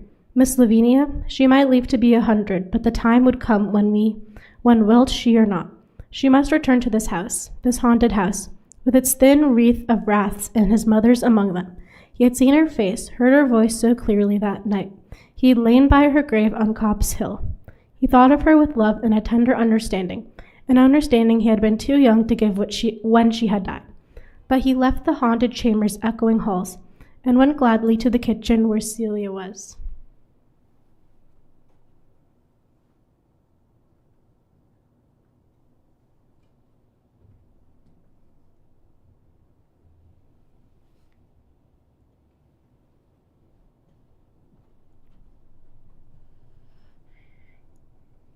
For the dead should not look at the living, nor the living too long upon the dead. Celia, unaware of his emotions, looked about her with satisfaction. She had finished her work. Now it will be in good order when the lights come back. Johnny felt sad. He went to her and put his arms about her and his thin cheek against her hair. Celia, they won't ever come back. Never? No. This is the end. The end of one thing. The beginning of something else. They won't come back because there is going to be a war. Civil war. And we'll win. First, folk like them get routed out of Milton, then out of Boston. And the cards are going to be reshuffled.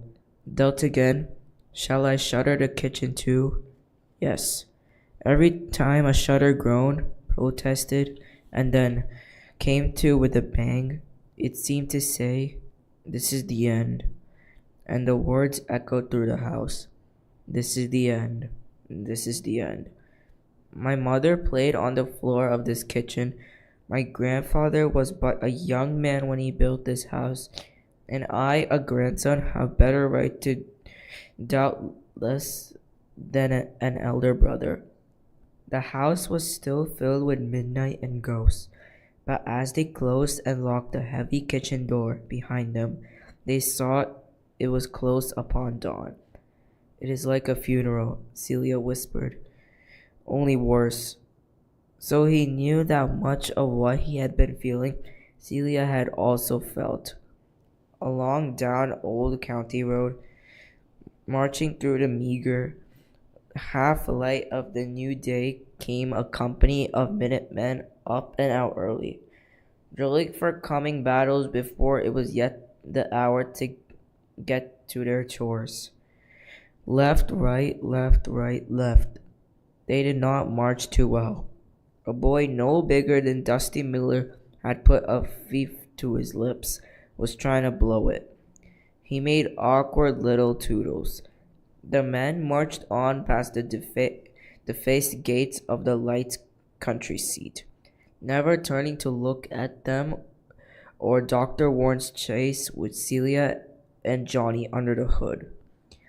Oh, God help them, thought Johnny. They haven't seen those British troops in Boston. I have. They haven't seen all the gold lace on the generals. Those muskets, all so alike, and everyone has a bayonet. They haven't seen. The chase overtook and passed the marching farmers. That musket which Rab did not have bothered Johnny. However, the soldiers never carried them while loitering about alley houses and wharves, or the stables of the Afric Queen. They stood guard with them. They drilled with them. They practiced marksmanship. Very badly, Rab said. And now and then, over at the foot of the common, they executed deserter with them. But never, not once, as far as Johnny could make out, did they leave him about. Drilling, shooting, marching over, they stacked them at their barracks, and there was always at least a sergeant guarding these stack guns. Johnny and Rab dropped their voices, even in the privacy of their attic, when they discussed these muskets. The Yankee gunsmiths were working from dawn to dusk preparing guns, making new ones.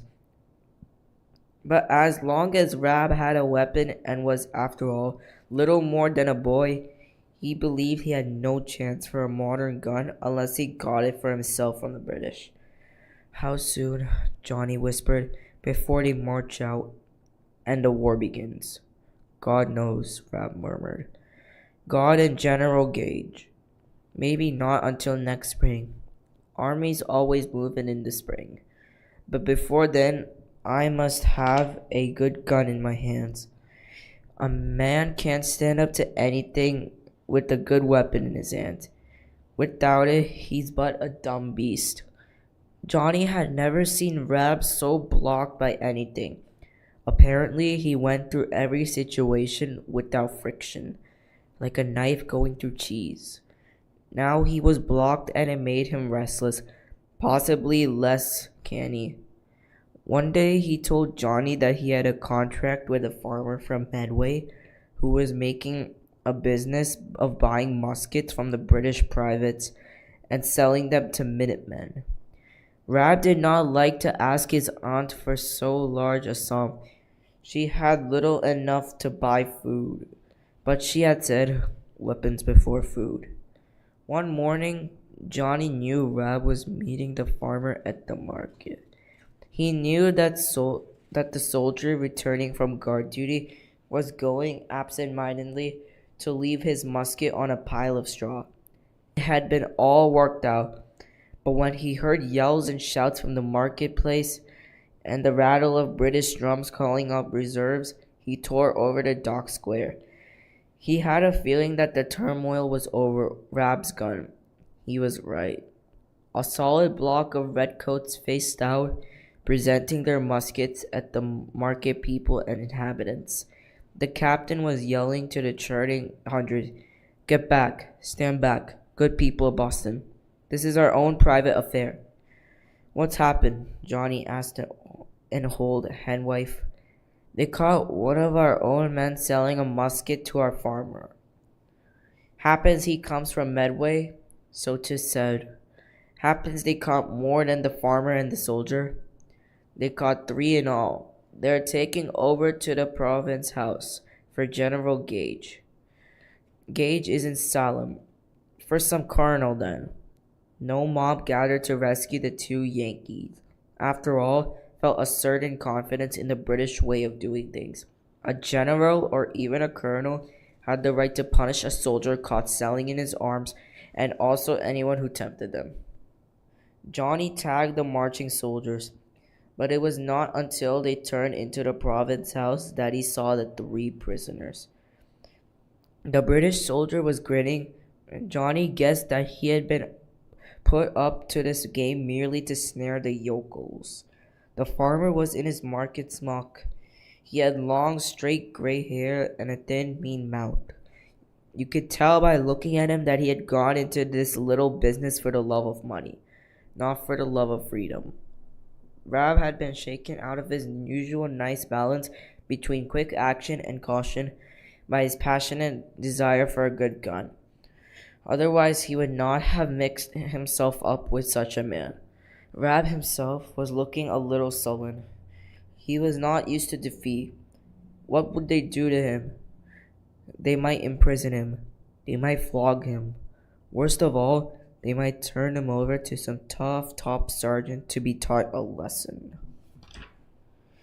This informal punishment would doubtless be the worst. The province house was a beautiful building, and as Johnny hung about the front of it, he had a chance to admire it for over an hour.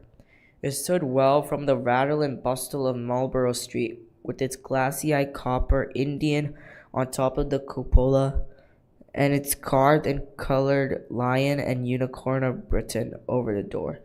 Behind the house, he heard orders called, and soldiers were hallooing. But worst of all, they were laughing, and that was Colonel Nisbet's boy bringing up around the colonel's charger. There was a large group of people still standing in the street. The hilarity of the British soldiers did not ease their fears as to the fate of the prisoners. Johnny could hear the rattle of the men's muskets as they came to attention. And then all together, 4 drummers let their sticks fall as one. Out onto Marlborough Street with the drummers in black bearskin caps, first and then Colonel Nisbet on horseback, came almost the entire 47th Regiment surrounding a cart. In the cart sat a hideous blackbird, big as a man, shaped like a man, with head hung forward like a molting crow. It was a naked man painted with tar and rolled in feathers. 3 times already, the Whigs had tarred and feathered enemies and carted them through the streets of Boston. Now it was the British turn. The redcoats marched, the colonel's horse pranced. The cart with its shameful burden bumped over the cobbles. One glance had convinced Johnny this was not Rab. The hideous blackbird had a paunch. Rab had none. Before the town house, Colonel Nesbit ordered a halt, and an orderly came forward and read a proclamation. It merely explained what was being done and why, and threatened like treatment to the next buyer of stolen weapons. Then, Colonel Nesbit was evidently a newspaper reader. Then the regiment went over to Marshall Lane and stopped before the office of the spy. The threat was made that the editor of that paper would soon be treated like the bird in that cart. Then they were heading for Eads and Gill's office.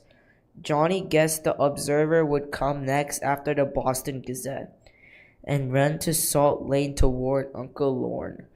He jumped into the shop, slamming the door after him, looking wildly about for the printer. Rab, in his printer's apron, was standing at his bench, quietly setting type. "Rab, how'd you do it? How'd you get away?" Rab's eyes glittered. In despite of his great air of calm, he was angry. "Colonel Nesbit said I was just a child. Go buy a popgun boy, he said. They flung me out the back door, told me to go home." Then Johnny laughed. He couldn't help it. Rab had always, as far as Johnny knew, been treated as a grown man, and always looked upon as such. So all he did was hurt your feelings. Rab grinned suddenly, but a little thinly. Johnny told of the tar and feathering of the farmer, and also that he expected in a short time the 47th Regiment would come marching down Salt Lane and stop before the door to read that proclamation about tar and feathering seditious newspaper publishers. "And here they come, those dressed up red monkeys. But they don't dare to do anything but stop, read a proclamation, and move on." When this was over and the troops moved on down to the lane to Union, Johnny and Rab stood in the street and watched them. "Luckily," said Rab, "I didn't give my money in advance. I'll return it to Aunt Jennifer." But he still stood in the street watching the stiff rhythm of the marching troops, the glitter of their guns and bayonets, the dazzle of the white and scarlet disappearing at the bottom of the lane. "They'll make good targets, all right," he said absent-mindedly. "Out in Lexington, they are telling us, pick off the officers first, then the sergeants. Those white crosses on their chest are easy to sight on." His words frightened Johnny a little. Lieutenant Stranger, Sergeant Gale, Major Pitcairn. Johnny could not yet think of them as targets. Rab could. Back of the lighthouse were apple trees, now heavy with fruit. John and Celia sat together on the bench. He had missed her that much she had been out in Milton. It was still summer, but everywhere you could smell and feel the coming of fall. It had been an interesting conversation. Madge had run off and married Sergeant Gale, and Ma had been put to it to keep Mr. Tweedy in the family she had married him to herself. She said he was too old for me, and she knows he's too young for her. But he's a clever smith, and she's going to hang on to him. come hell and high water.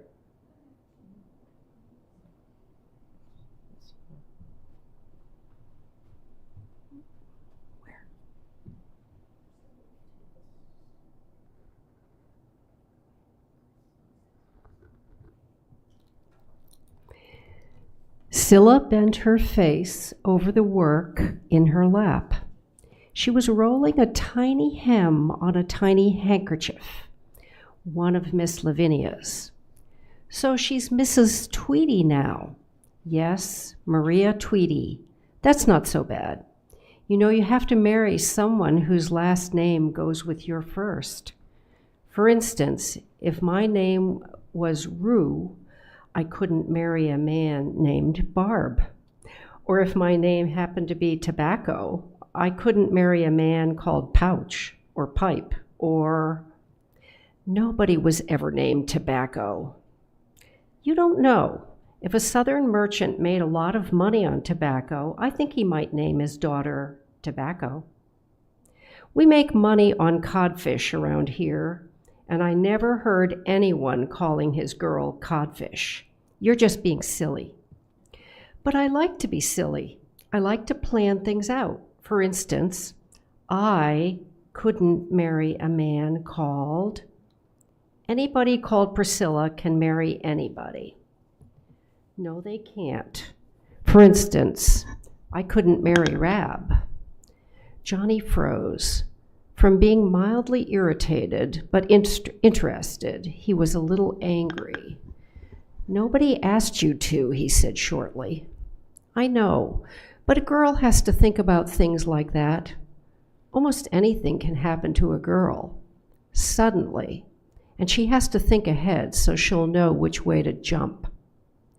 Rab wouldn't marry you. He's too wonderful? Scylla gave him one of her sweet veiled glances out of the corner of her eye. That's what you mean. It was exactly what Johnny had meant. Of course not, but he's not like any other boy I ever knew. Scylla did not look at the work in her idle fingers. She stared off down Beacon Hill. From where they sat, they could see the ocean. I know that, but when you get to really know him, he doesn't seem so wonderful. I mean, he's just as wonderful, but a whole lot nicer. Johnny did not want to ask the next question, but he could not help it. How'd you get to know him so well? She looked surprised. Why, he comes here and takes me walking and buys me sweets. And once he took me to Old South to hear Dr. Warren. Rab had never said anything about this to Johnny. It was well enough to say Rab was secretive by nature and couldn't help the way God had made him. But Johnny felt piqued. Scylla noticed the shadow on his face. Priscilla Silsby is poor, but Scylla Silsby is worse. Johnny's lower lip stuck out. Seemingly without any action of the wind, his fair hair was rumpled all over his head. But Priscilla Tremain is a fine name, she went on. I've thought about that ever since you came to the shop, and Mother told me I had to marry you. I was 11 then. Then they had both been 11. She, a skinny little thing with a gentle face and disturbing tongue. Her clothes had always been too big for her because they were handed down from Dorcas. She had had to pin her skirts tight about her waist to keep them on. Pretty and shabby and sweet and sour. Johnny had liked her right off. He had not thought much about what she looked like now, but he looked at her as she bent her face to her work. The little pointed chin settled into the fresh white ruffles about her throat. Somehow her hair was curly around the edges and straight everywhere else. She had a shallow little nose, and on either side of the bridge lay those long lashes which could mock him as well as her tongue. And so pretty, he could not believe it. He was accustomed to staring at Lavinia Light's famous beauty and to feel a pleasant tingle up and down his spine. And now it was Scylla Lapham, just good old Scylla, that was giving him spinal creeps. When he was 11, he had said he would marry her if he had to. And when he was 14, he had said he wouldn't take her on a gold platter. He was 15 now, and soon he would be a grown-up man, going courtin' like Rab. Scylla was packing up her sewing. Miss Lavinia will be wanting her tea, and I must get Isana dressed, brushed, powdered, and perfumed to sit with her. One of the soldiers of the 4th Regiment, who were encamped upon the common, was earning a little money, helping at the light stable. As Scylla moved away from Johnny, the groom leaped forward to open the kitchen door for her. Why, that mannered monkey, bowing and flunkying about because of just Scylla Lapham. That red-headed parrot couldn't even talk English right. But he had known what Johnny had not. Scylla was a grown-up young lady, and she was pretty. "Scylla," Johnny yelled at her, "come back a moment, please." She left the groom bowing and smirking. "Yes," she said, standing before Johnny under the apple trees. "Look here, what's that fellow's name?" "Pumpkin." "That's not a name." "Yes, it is. It's his." Nobody ever, no girl could be a Mrs. Pumpkin. Nobody ever. There was so long a pause, Johnny's next words sounded awkward. "You were right about one thing. Priscilla Tremain, that's a fine name." He had meant to make a joke, but as the words left his mouth, it was not. They both stood, embarrassed, looking at their feet. Scylla did not answer, but she reached up through the foliage of the tree and picked a little green apple. She gave it to him. "I didn't know even winter apples were still so green," she said, and walked off toward the house without a glance for the admiring Pumpkin. Johnny put the apple in his pocket. He'd keep it forever. It meant that Scylla really thought Tremain was a fine name. No, you can't keep even little green apples forever. It would wizen up or grow ripe or it might rot. Human relations never seem to stand completely still. This apple, for instance, it might ripen into something better than it now was, or unromantically, it might rot away in his pocket. He put it on the windowsill and a little superstitiously waited to see what it would do. But Rab ate the apple. Johnny, already jealous for the first time in his life over Rab's taking Scylla out, buying her sweets and never saying anything, tried his best to quarrel with a puzzled Rab over this apple. It ended as Johnny might have guessed it would. Rab refused to be impressed with his crime. All he had done was to eat a wormy, no-good apple. He'd give Johnny a peck of better ones, just so you'll stop glaring at me.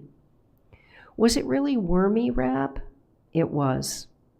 He had been a fool to think of the apple as a symbol of himself and Scylla. It was fall, and for the last time, Sam Adams bade Johnny summon the observers for 8 o'clock that night. "After this, we will not meet again, for I believe Gage knows all about us. He might be moved to arrest Mr. Lorne.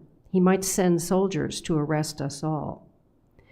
I hardly think they would hang the whole club, sir, only you and Mr. Hancock." Johnny had meant this for a compliment, but Sam Adams looked more startled than pleased. It has been noticed that every so often many of us are seen going up and down Salt Lane, entering the printing shop. We must in the future meet in small groups, but once again and for the last time, and make as good a punch for us as you can. As Johnny went from house to house talking about unpaid bills of 8 shillings, he was thinking of the punch. Not one ship had come into Boston for 5 months except British ships. Only the British officers had limes, lemons, and oranges these days, and they and their friends among the Boston Tories. Miss Light had God's plenty of friends among the British officers. He'd get his tropical fruit there. Mrs. Bessie listened to him. And who's going to eat these fruits or drink them if I do give you some? Well, Sam Adams for one. Don't say any more. Give me your dispatch bag, Johnny. She returned with it bulging. No limes, though. Izzy eats them all. Does she do tricks for them like she used to for the sailors along Hancock's Wharf? Tricks? Does she do tricks? Lieutenant Stranger has taught her a rigmarole about poor Nell Gwynn selling fruit at a theater. I don't need to tell you how she carries on. What happened to that cousin Sewell? Gone to Worcester, joined up with the Minutemen, but he's too fat and soft? No. From now on, nobody's too fat, nor soft, nor old, nor young. The time's coming. It would be a small meeting, for of the 22 original members, many had already left town to get away from the threat of arrest by the British. Josiah Quincy was in England. Of the 3 revolutionary doctors, only Church and Warren remained. Dr. Young had gone to a safer spot. James Otis was at the moment in Boston. Johnny had not notified him, although he had founded this club in the first place. Ever since he had grown so queer, the other members did not wish him about, even in his lucid periods. He talked and talked. Nobody could get a word in edgewise when James Otis talked. This, the last meeting, started with the punch bowl on the table instead of ending with it.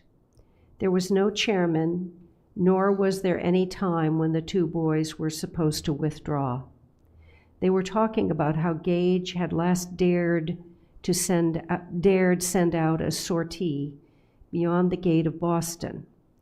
And before the Minutemen got word of their plans, they had seized cannon and gunpowder over in Charlestown, got into their boats, and back to Boston. Not one shot had been fired, and it was all too late when the alarm had been spread, and thousands of armed farmers had arrived. By then, the British were safe home again. Yet, Sam Adams protested. This rising up of an army of 1,000 from the very soil of New England had badly frightened General Gage.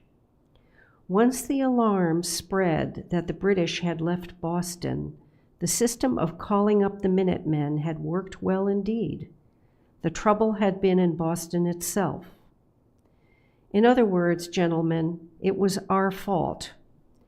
If we could have known but an hour, 2 hours in advance what the British were intending, our men would have been there before the British troops arrived, instead of half an hour after they left. Johnny had been told off to carry letters for the British officers to keep on good terms with their grooms and stable boys over at the Afric Queen. Somehow he had failed. He hadn't known, nobody had known, that 260 redcoats were getting into boats slipping off up the Mystic, seizing Yankee gunpowder, and rowing it back to Castle Island for themselves. Paul Revere was saying, we must organize a better system of watching their movements, but in such a way that they will not realize that they are being watched. Sam and John Adams were standing, and the other members were crowding about them, shaking hands with them, wishing them success at the Continental Congress in Philadelphia.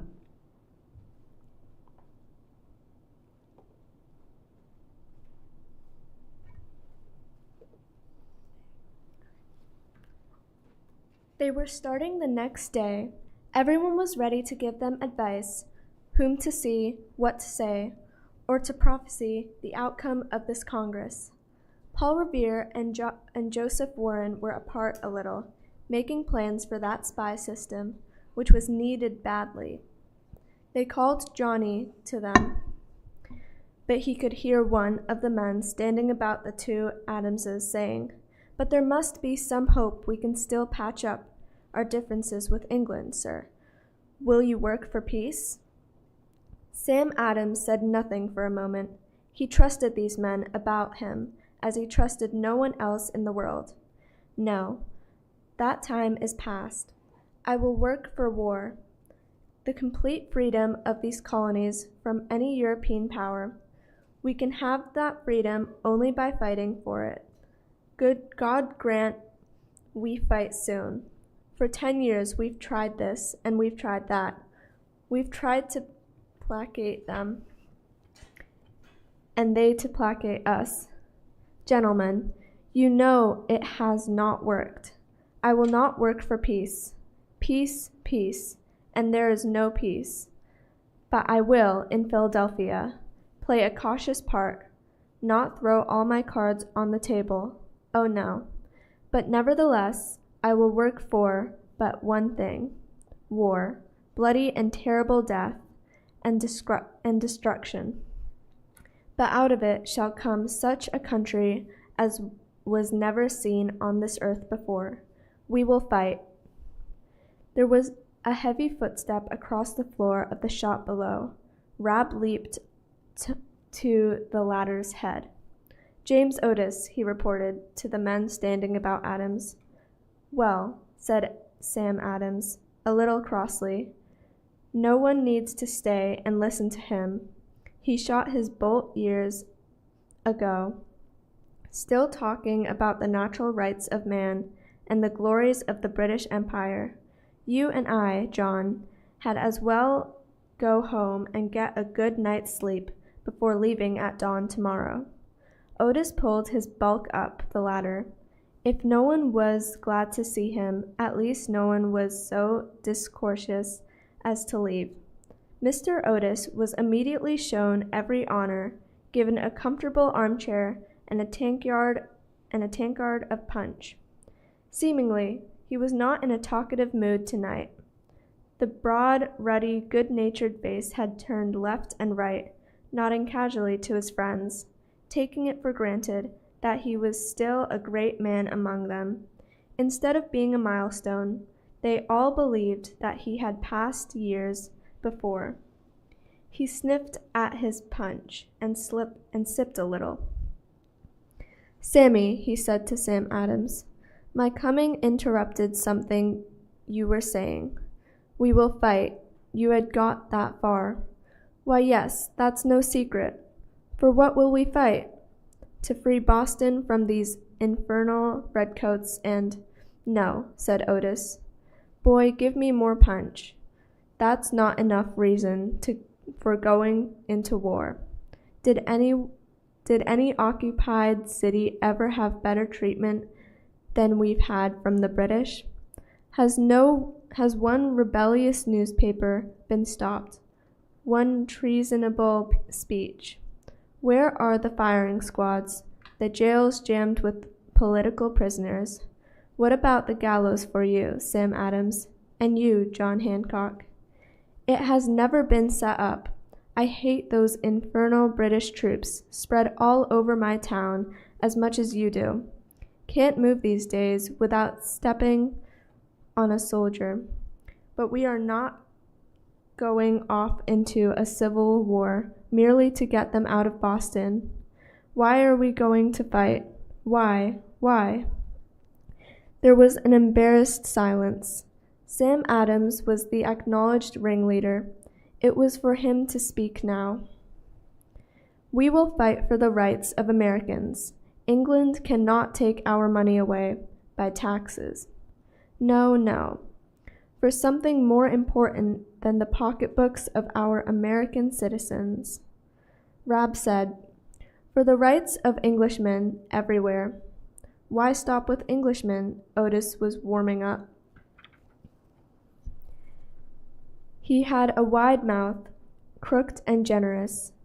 He settled back in his chair, and then he began to talk. It was such talk as Johnny had never heard before. The words surged up through the big body, flowed out of the broad mouth. He never raised his voice, and he went on and on. Sometimes Johnny felt so intoxicated by the mere sound of the words that he hardly followed the sense. That soft, low voice flowed over him, submerged him.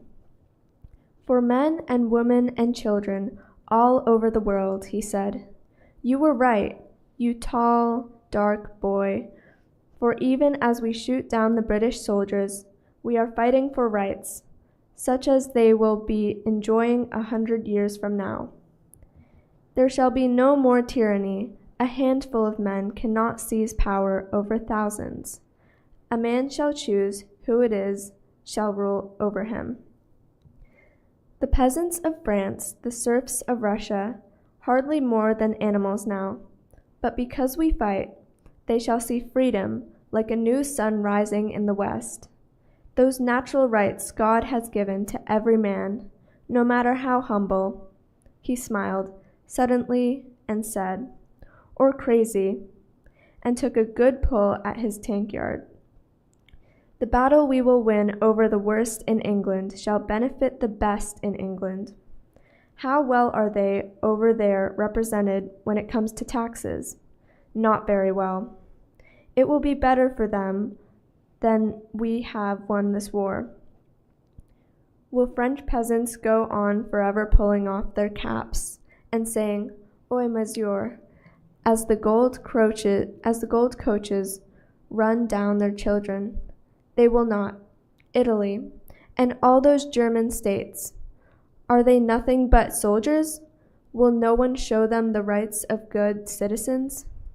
So we hold up our torch, and do not forget, it was lightened upon the fires of England, and we will set it as a new sun to lighten a world. Sam Adams, anxious to get that good night's sleep before starting the next day for Philadelphia, was smiling slightly, nodding his gray head, seeming to agree. He was bored. It does not matter, he was thinking, what James Otis says these days, sane or crazy. Joseph Warren's fair, responsive face was aflame. The torch Otis had been talking about seemed reflected in his eyes. We are lucky men, he murmured, for we have a cause worth dying for.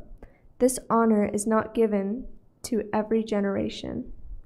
Boy, said Otis to Johnny, fill my tankard. It was not until he had drained it and wiped his mouth on the back of his hand that he spoke again. All sat silently waiting for him. He had, and not for the first time, cast a spell upon them. They say, he began again, my wits left me after I got hit on the head by that customs official. That's what you think, eh, Mr. Sam Adams? Oh, no, no, indeed, Mr. Otis. Some of us will give our wits, he said. Some of us all our property. Hey, John Hancock, did you hear that? Property. That hurts, eh?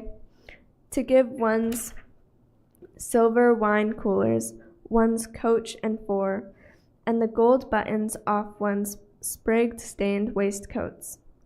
Hancock looked him straight in the face, and Johnny had never before liked him so well.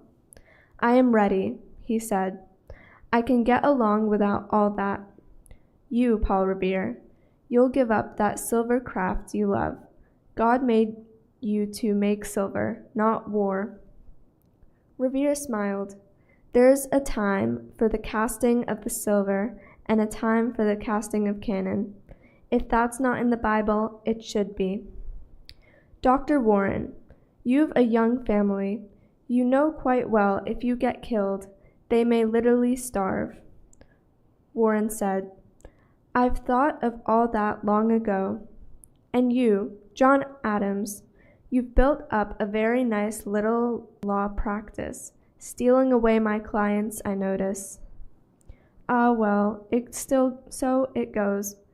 Each shall give accordingly to his own abilities, and some," he turned directly to Rab, "some will give their lives, all the years of their maturity, all the children they never live to have. The tyranny of old age, to die so young, is more than merely dying. It is to lose so large a part of life." Rab was looking straight at Otis. His arms were folded across his chest. His head flung back a little. His lips parted as though he would speak, but he did not. "Even you, my old friend, my old enemy, how shall I call you, Sam Adams? Even you will give the best you have, a genius for politics.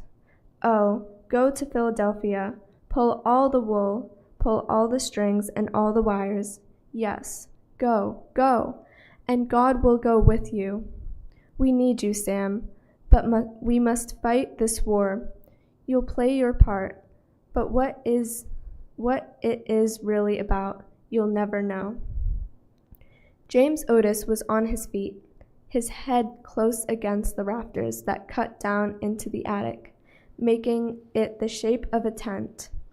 Otis put out his arms. "It is all so much simpler than you think," he said. He lifted his hands and pushed against the rafters. "We give all we have, lives, property, safety, skills. We fight, we die, for a simpler thing. Only that a man can stand up." With a curt nod, he was gone. Johnny was standing close to Rab. It had frightened him when Mr. Otis had said, "Some will give their lives," and looked straight at Rab. Die so that a man can stand up. Once more, Sam Adams had the center of attention. He was again buttoning up his coat, preparing to leave, but first he turned to Revere. "Now he is gone, can we talk a moment about the spy system you think you can organize in Boston?" Paul Revere, like his friend Joseph Warren, was still slightly under the spell of James Otis. "I had not thought about it that way before," he said, not answering Sam Adams' words. "You know my father had to fly France because of the tyranny over there. He was only a child, but now, in a way, I am fighting for that child. That no frightened, lost child ever is sent out of a refuge from his own country because of race or religion." Then he pulled himself together and answered Sam Adams' remarks about the spy system. That night, when the boys were both in bed, Johnny heard Rab, usually a heavy sleeper, turning and turning. "Johnny," he said at last, "are you awake?" "Yes." "What was it he said?" "That man can stand up." Rab sighed and stopped turning. In a few moments, he was asleep. As often had happened before, it was the younger boy who laid wide-eyed in the darkness. That a man can stand up. He'd never forget Otis with his hands pushed up against the cramping rafters over his head. That man can stand up. As simple as that. And the strange new sun rising in the west, a sun that was to illumine a world to come. The Scarlet Deluge. That fall, Paul Revere did organize a spy system. 30 artisans, mostly masters from all over Boston, were the center. Each of these men had workmen and apprentices under him, and these had friends, and the friends had friends. So this web of eyes and ears could hardly say he'd like to swim in the Yankee blood, or a couple of befuddled young officers draw out a campaign on a tablecloth at the Afric Queen. But it was reported. It was noted exactly which regiments were on duty in different parts of Boston, and how strong were the earthworks Gage was putting up to, protecting his men if the country should rush in. All such news, import and trivial, was carried to 30, meeting secretly at the Green Dragon.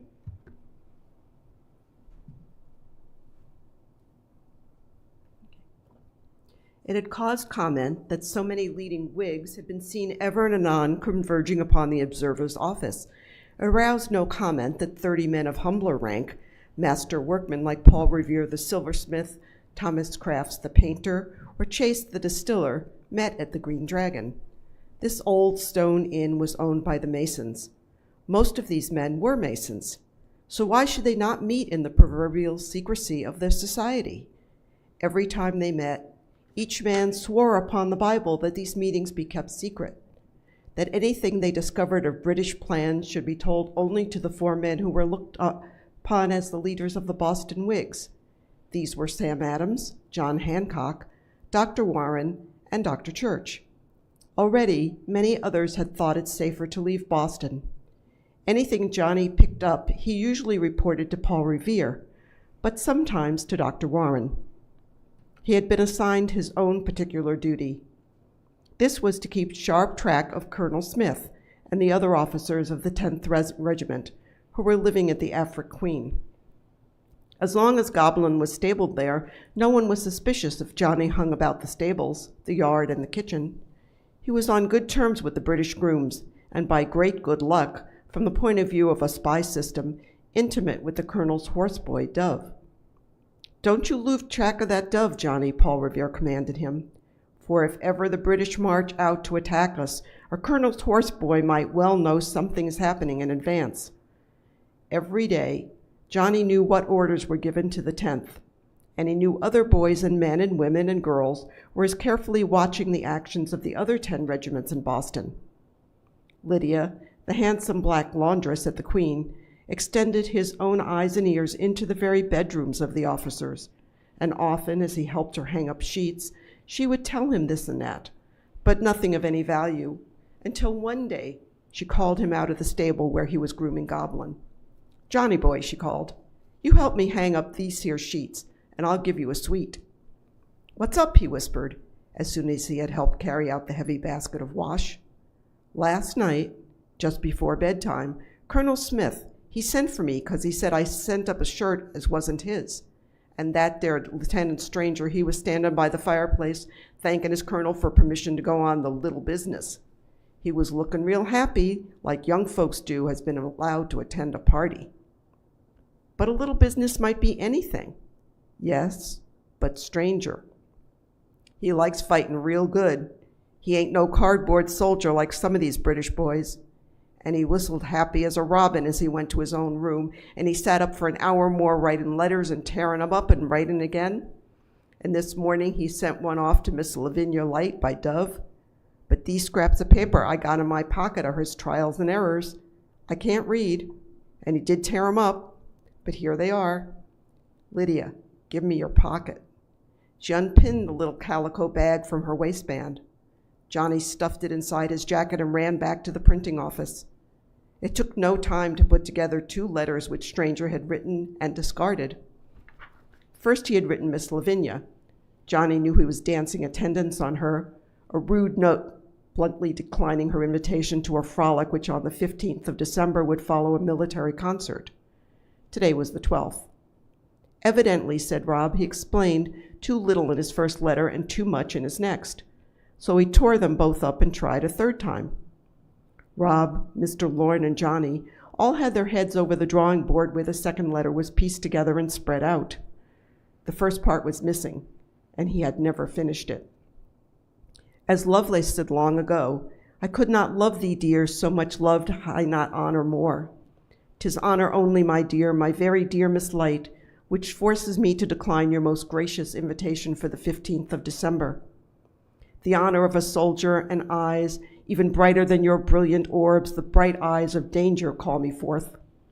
To you alone I will confide that on that night I shall be 60 miles north of here, for we must have all our forts sufficiently strengthened so as—" Then he had stopped.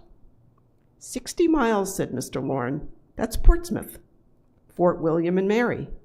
They have only a handful of men on duty there and a vast store of powder and ball. No wonder, Rob was saying. Stranger tore that letter up. It certainly let the cat out of the bag. Where you off to, Johnny? I'm off to Paul Revere, Johnny yelled over his shoulder. He had not stopped for overcoat or mittens. From the lowering December sky, handfuls of snowflakes were falling, but as soon as they came to earth, they turned to ice. It was a bleak, bad, dangerous day for the long ride north. 10 minutes after Johnny told him the news, Revere was in the saddle, buttoning his fur-lined shirt out to his ears. His wife had so recently borne him another child, she was still abed. She rapped on a window pane, and Johnny ran to her. He forgot this, she said, and handed him the hasty scrawl she had the wit to write. In it, Paul Revere was begged by a make-believe relative in Ipswich to come in all haste. His grandmother was on her deathbed. Johnny had to laugh. The British soldiers at the neck were asking more and more questions of any known Whig, and sometimes, for a whim, would refuse to let him pass and often again delay the trip. Mrs. Revere's letter would allay their suspicions. That night, over icy roads and through howling winds, Paul Revere rode the 60 miles. Even before the British got into their transports, word had come back to Boston that the King's Fort at Portsmouth had been seized and His Majesty's military stores stolen by the rebellious Americans. Scylla reported to Johnny that Lieutenant Stranger did indeed attend Miss Lavinia's handsome frolic, and a more gloomy young man she had never seen. Even in the old days of the Lapham shop, Dove would have been Johnny's friend if Johnny would have had it. The enmity between them was the younger and smarter boy's fault. As soon as Johnny began to cultivate Dove, he was surprised at the response. Dove had always been lonely, and he still was. The Yankee boys threw bad words and oyster shells at him because he worked for the British. The British horse boys badgered him. Lieutenant Stranger thought he was the stupidest, laziest pig he had ever met, and told him so at least once a day. Colonel Smith was not above knocking him down if his horse was ill cared for. But Johnny's feelings toward Dove had changed. Dove was garrulous, indolent, complaining, and boastful, but it hurt Johnny when the other boys bullied him and his masters beat him. He was like a man who owns a dull, mean dog. He may punish it himself, but resents it if anyone else punishes it. For better or worse, Dove was now his own private property. Once a day, twice a day, and sometimes 3 times in one day, Dove would sneak over to the observer's office. Here, for a few minutes, he could get away from the swearing and cuffing of his superiors and the malice of the grooms. By Rob and Johnny's standards, they were often rude to him. By his own, they treated him fine. At least he was allowed to slump into a chair, complain, boast, and eat. It was hard to watch Dove swilling their meager food, but the way to his heart seemed to be through his stomach. What they had, they shared with him. Although badly treated by the British and kindly by the 2 Yankee boys, Dove had become violently pro-British, at least when talking to Rob and Johnny. He considered himself part of the British Army and was always bragging about what we were going to do to rebels. Yep, we're going to march right out of here, he was saying one day, and we'll kill every rebel we meet, skin them, cut off their heads. And here in Boston, just as soon as old Gage gives the signal, we're going to string up every rebel, hundreds of them. Yep. Johnny yawned. He could not help it. The yawn may have irritated his guest. "Oh, they know all about you. You haven't been given any writing to do for them of late, have you?"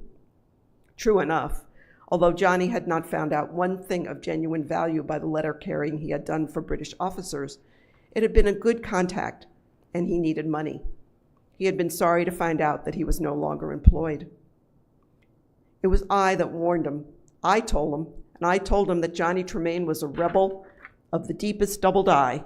So Dove had gone out of his way, had he to be mean. "Oh, you, blat, blat, blat, talk, talk, talk. I know what's my duty to report and what's my duty to keep mum about. Take military secrets. I don't tell them." As soon as he had arrived, he had walked over to the cupboard where the boys kept their food and helped himself. As he talked, the crumbs came dribbling out of the corner of his loose mouth. "For instance," he went on, "you didn't know, did you, that last December Lieutenant Stranger almost went on an expedition to Portsmouth? I knew he was planning to go, but I knew enough not to say anything to you about it. I can keep a secret all right." Thanks to Lydia, they had known about this, but they had had no idea that Dove too had known at the time. That's no secret now, but it is a secret where old Gage will strike next. You'd like to know, wouldn't you? I could tell you if I had the mind to. Why don't you give me something to drink? Rob and Johnny exchanged a glance. Johnny poured him a tankard of ale. Maybe he knew more than they thought, but would the mild ale loosen his tongue? "You wait a moment, Dove. I'll be right back." Johnny ran through the backyard to the Afric Queen. He knew Colonel Smith had told Lydia that one of his young gentlemen was prone to solitary tippling. If ever she found a bottle of brandy in his chamber, she was to take it. He did not say where she was to take it to. Lydia took away the young gentleman's bottle in the morning when she made his bed, but was not above reselling it to him in the evening. Johnny came back, a brandy bottle in his hand. "Now this," he promised, "will pick up that flat ale something fine." He poured in so generous an amount that Dove's white lashes quivered with anticipation. "You certainly are a good guy. My, that's great. That's the stuff. Well, as I was saying, here it is March. That's spring. Armies don't stay cooped up in springtime. They march out and fight." He hiccuped for the first time. "Fight battles. And the battle we are going to fight this springtime, me and the rest of the boys, well, I warn you, if I was you, I'd not wait. I'd start running and not stop until I came to the Berkshires. I don't believe they'll move the army all the way out to the Berkshires. Who said anything about the army going to the Berkshires? There were no military stores there. And King's commanded old Grandma Gage to come fast, confiscate all rebel stores. His Majesty is real mad. Got his royal dander up. He thinks Gage is scared because he don't take action against the rebellion. Gage already has tried 3 times to seize our supplies: Charlestown, Salem, and Portsmouth. Once he did, and twice we were too quick for him. He doesn't know where our things are hidden. Don't he? Don't he? Johnny filled his tankard again with the horrifying concoction. Dove belched with satisfaction. They've got maps in map cases. They've got Worcester and Concord marked in red. They know where to go, all right. Don't you wish you knew just how many active troops there are in Boston now? How many? Dove's figure was wildly inaccurate. It looked as though they had wasted their ale and Lydia's brandy. Dove was getting maudlin. There were tears in his eyes as he told them how much he loved them. Best friends ever had, he mumbled. Best boys in the world. And he suddenly struck out at the British. They're mean guys, he cried angrily. I'm going to the Berkshires with you two. I'm not a-going to stay here in Boston nursemaiding them their horses. Dig a hole, get in hole, put hole in after me. Keep safe till after war's over. Boys, boys, he cried in alcoholic despair. You come with me. I can't stand for you to hang. I can't. And he burst into tears. Pull yourself together, Rob ordered sternly. He was less easygoing about some things than Johnny. Sure, I'll pull right out of here. He got unsteadily to his feet. I'm going to tell that stranger I quit. Going to throw a curry comb in Colonel Swish's fash. Oh, hold on there. No, you're not, Dove, said Rob, blocking the door. You're going to sit down, see, and cool off. It would never do to let Dove return to the inn in such a state. He'd get fired. The boys had overcooked their own goose. It took them half an hour to quiet Dove. Over and over again, they explained to him what a fine job he had and what a glory it was to be part of the British Army. Finally, Dove began to subside. He was getting sleepy. Well, it don't make any difference. I'll get fired anyhow. Stranger told me to get the colonel's horses all shined up good. Told me to get Nan around saddled by force, something maybe by 4:30. He leaned back and slept.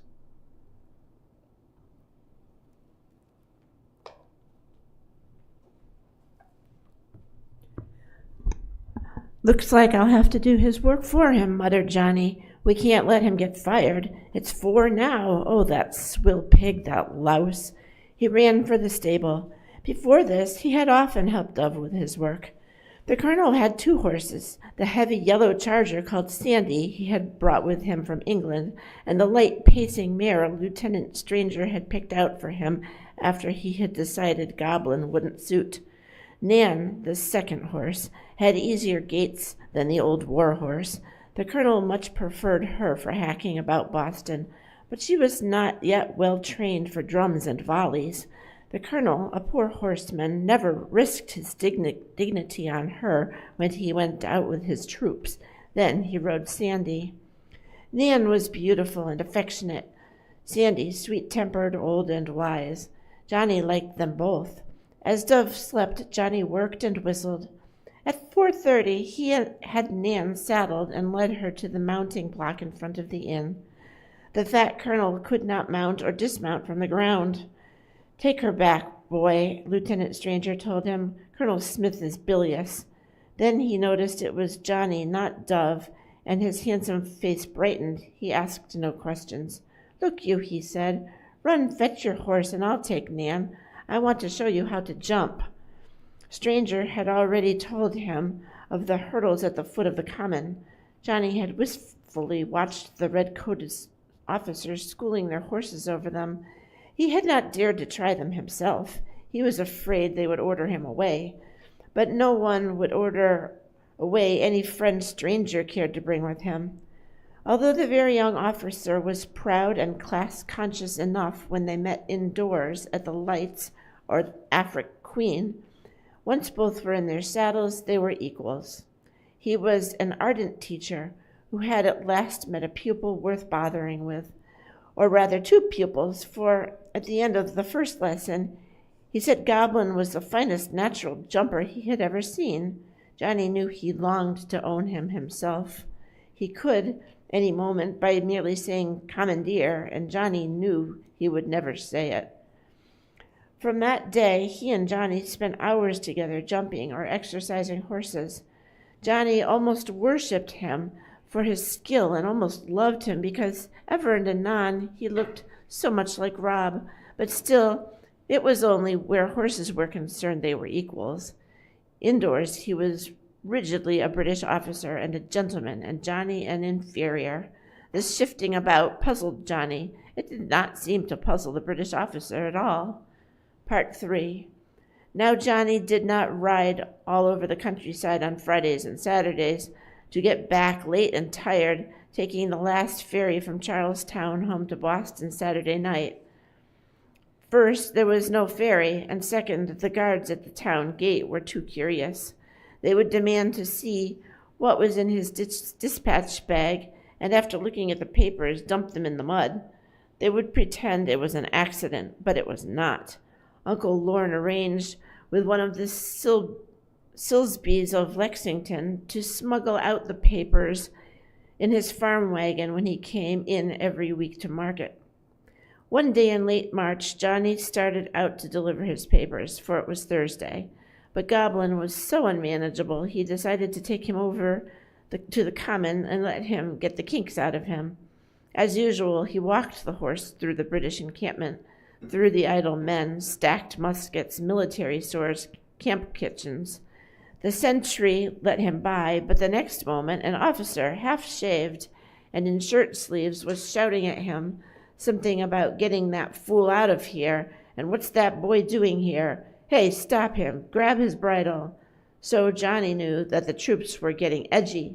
Never before had they bothered him, as he merely walked his horse through the encampment down to the open fields close to the Charles. There was nothing for him to do but sit tight and take what was coming. The men rushed at Goblin and grabbed him so roughly that the horse was frightened. One man was knocked down and another kicked before Johnny could quiet him. The dispatch bag of newspapers fell to the ground at the feet of the burly, half-shaved, shirt-sleeved officer. Let's see what sort of sedition this rogue is bringing in among His Majesty's loyal troops. His face, behind lather, darkened as he glanced at the paper in his hands. Sedition, incitement to rebellion. Why, if it isn't that damned Boston Observer. If I were Gage, I'd hang the printer of it and this young imp as well. Boy, you're going to get a horsewhipping. Perhaps you are still allowed to peddle such lies about the streets of Boston, but not among the ranks of His Majesty's 1st Brigade. Sergeant Clemens, 30 lashes on his bare back. Yes, sir. Then Johnny noticed that the private holding Goblin's head had orange hair, a freckle-faced little fellow, no bigger than himself. It was Pumpkin, who earned extra money working at the Lights stable. Their eyes met. Pumpkin didn't say the word, only formed it with his lips. Spurs. Johnny struck his spurs into Goblin. The already excited horse leaped into the air, whirled about, lashing with his heels, then bolted. Johnny saw redcoats going down in heaps, but one more persistent than the others. A sergeant still hung to his bridle. By sheer weight, he was wearing the horse down. Johnny, like every boy in Boston, had a clasp knife in his pocket. He got it out, reached forward, and cut the headstall. So he lost both the sergeant and the bridle as well. Goblin flung up his beautiful head and went off on a dead run. Johnny never understood how the horse could run so fast without tripping over tent pegs, campfires, stacks of muskets, sheep bought for slaughtering. He heard a pistol shot. That would be an officer. They alone carried pistols. Probably he had fired into the air. They were always doing that. Soon he was off the common, shooting up the Hancock Drive.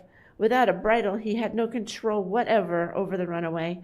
Goblin chose to double and weave through fields and orchards with Johnny flat on his neck to keep from being scraped off by low branches, behind the Hancock and lighthouses, over a stone wall, down a back alley, over a fence like a tomcat, frightening an old lady who was hanging up clothes so she almost swallowed a clothespin, down into West Boston, and again up Beacon Hill. The horse was winded and quieter now. Miss Bessie and Scylla were always giving him carrots. It was no wonder that he now turned in at the Lights and was ready to listen to Johnny's voice. Easy, easy. So, look, Goblin, I'm here. Nothing is going to hurt you. So quietly, quietly, softly now. Easy, easy. The bridleless horse came to a stop at the back door of the Lights. Soaked with sweat and heaving, he looked about him, hoping for a carrot. One of Light's black coach horses was tied up in the stable yard. A man was grooming him. It was Pumpkin, his military tunic off, hanging on the fence. Pumpkin looked up, grinning. I'd rather take those 30 lashes than ride a horse like that with no bridle. Oh, I like riding, Johnny said airily. He had really been a bit scared, but he wasn't going to admit it. You tell your master, Pumpkin, those papers went where they'll do a deal of good. The British regulars? Yep, lots of 'em are Whigs, you know. Lots of 'em, just like in England, are on your side. He knocked his currycomb against the trunk of the tree. That's why there has been so much deserting. It's just about getting our officers crazy. But deserters get shot down by the hurdles at the foot of the common, if they get caught. Well, if it comes to fighting, how will they fight? Pumpkin had little triangular green eyes in his freckled face. He stared at Johnny. Oh, we'll fight like hell. We always fight like hell. How about you, Mr. Pumpkin? Me? The man spat. I'm not saying much, see? Actions speak louder than words. You'd leave if you could? Pumpkin screwed up his homely little face. Miss Scylla, and ain't she the sweetheart? and Miss Bessie says you can be trusted. When I can get me a smock such as farmers wear, when I can get me an old hat with black hair sewed in it hanging down like this, see? When I can get a farmer who will swear I'm his hired man and can take me out past our guard on the neck. Johnny stepped closer to him. I can get you all that. You sure? Sure, you saved me from a flogging. I sure did. Boy, I like it here. I want to live here forever, a farm of my own, cows. Poor folk can't get things like that over in England. You can here. Their heads were close together. Pumpkin, glancing nervously about, picked up a heavy hoof and began cleaning it with his jackknife. Sometime I've got to trust somebody, make a break for it. It might as well be you, and now. But if you're caught, you'll get shot. I'll get shot? Hell, what do you expect in the army? Look here, I can get those clothes. Bring them up here. Hide them in the hay in the barn. Scylla will tell you when and where I put them. I can get in touch with a Lexington farmer who comes in every Thursday for market. He'll take you out. I'll tell Scylla, and she'll tell you, and then you'll be free. Never hear another sergeant yelling at me for as long as I live. A farm, cows. That's it, and good land can still be had here for the clearing of it. I'm no soldier. I'm a farmer. I hate the smell of gunpowder. What I like is manure. But just one thing, Mr. Pumpkin. I'll do all that for one thing. I want your musket for a friend of mine. Can you hide it in whatever place I decide to hide the farmer clothes for you? I could do that. Before Johnny's mother died, she had made him 4 smocks. She had made them so large she believed they would last him through his indenture. But he had never worn them. Farmers wore smocks, as did teamsters, porters, butchers, brickmakers, but not silversmiths nor printers, and never a horseboy. He had not ever put on one of them. He looked down upon smocks. They were not the fashion in his trade. He took one of them from his sea chest in the attic. It was a fine light blue. He had never noticed before how beautiful was the stitching, and it hurt him to think he had been too proud to wear them, for now he was old enough to appreciate the love that had gone into their making. How little his mother had known of the working world to make smocks for a boy who she knew was to become a silversmith. She hadn't known anything, really, of day labor, the life of apprentices. She had been frail, cast off, sick, and yet she had fought up to the very end for something. That something was himself, and he felt humble and ashamed. A hat and an old black wig were not hard to find. He sewed them together as best as he was able. There was a pair of Uncle Lorne's old breeches Aunt Jennifer said he might have, but he confided only in Rob. Rob must see to it that the uncle who every week smuggled out copies of the Observer also took out the British Deserter. 10 days later, Scylla told him the farm clothes he had hidden in the hay were gone, and Pumpkin had left behind him his musket and uniform. The musket was smuggled out to Lexington by Rob's uncle. It was lashed to the tongue of the wagon so cleverly it never showed. But the British deserter did not show up in his blue smock and false hair to ride out of town with Rob's uncle. He seemed to have completely disappeared. At first, the British were much excited and searched Boston from end to end. When Pumpkin had been gone a week, Johnny stopped worrying about him. Doubtless he had found some other way of getting out of town. Rob did not say much when Johnny showed him the musket he had got for him, but his eyes glowed.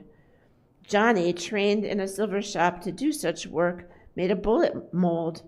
Together at night, behind locked doors, they cast bullets. From where they squatted by the hearth in their attic, they could hear the carefree laughing, singing, and sometimes drunken quarreling of the officers billeted at the Afric Queen. All over New England, people were casting bullets. There was little lead. Women were taking their beautiful pewter from dresser shelves, stoically watching it melt in crucibles. Porringers, tankards, spoons, teapots were being reformed into bullets. Aunt Jennifer herself gave Rob her pewter, Much of it had been in her family for 100 years. She loved her pewter, but she stood dry-eyed and looking for her a little stern as she saw it disappear in Johnny's crucible. Gunpowder was even harder to get, but all over New England, saltpeter, sulfur, and charcoal were being ground to a paste made into gunpowder. It was going to be needed. Each Minuteman made his own bullets and then his cartridges to fit his own gun. The powder and ball were rolled up in a paper cylinder. Uncle Lorne contributed bound copies of sermons to be torn up for paper, but this paper was too tough. The soldier had to bite the end off his cartridge before he loaded his gun. Half the powder was poured into the pan, the rest of it and the bullet and the paper were rammed down the barrel. The sermons were so tough that not even Rob's strong teeth could get through them. Luckily, note paper was more delicate. Scylla collected a basket full of notes that the British officers had written Miss Lavinia. Rob's bullets were wrapped in an assortment of invitations to balls, protests of undying adoration, crude sonnets comparing her to Diana and Aphrodite. Once Johnny recognized Stranger's schoolboy hand. From now on, when the men drilled at Lexington, Rob would have his box full of cartridges, and as he said, "Thank God, a decent weapon in my hands."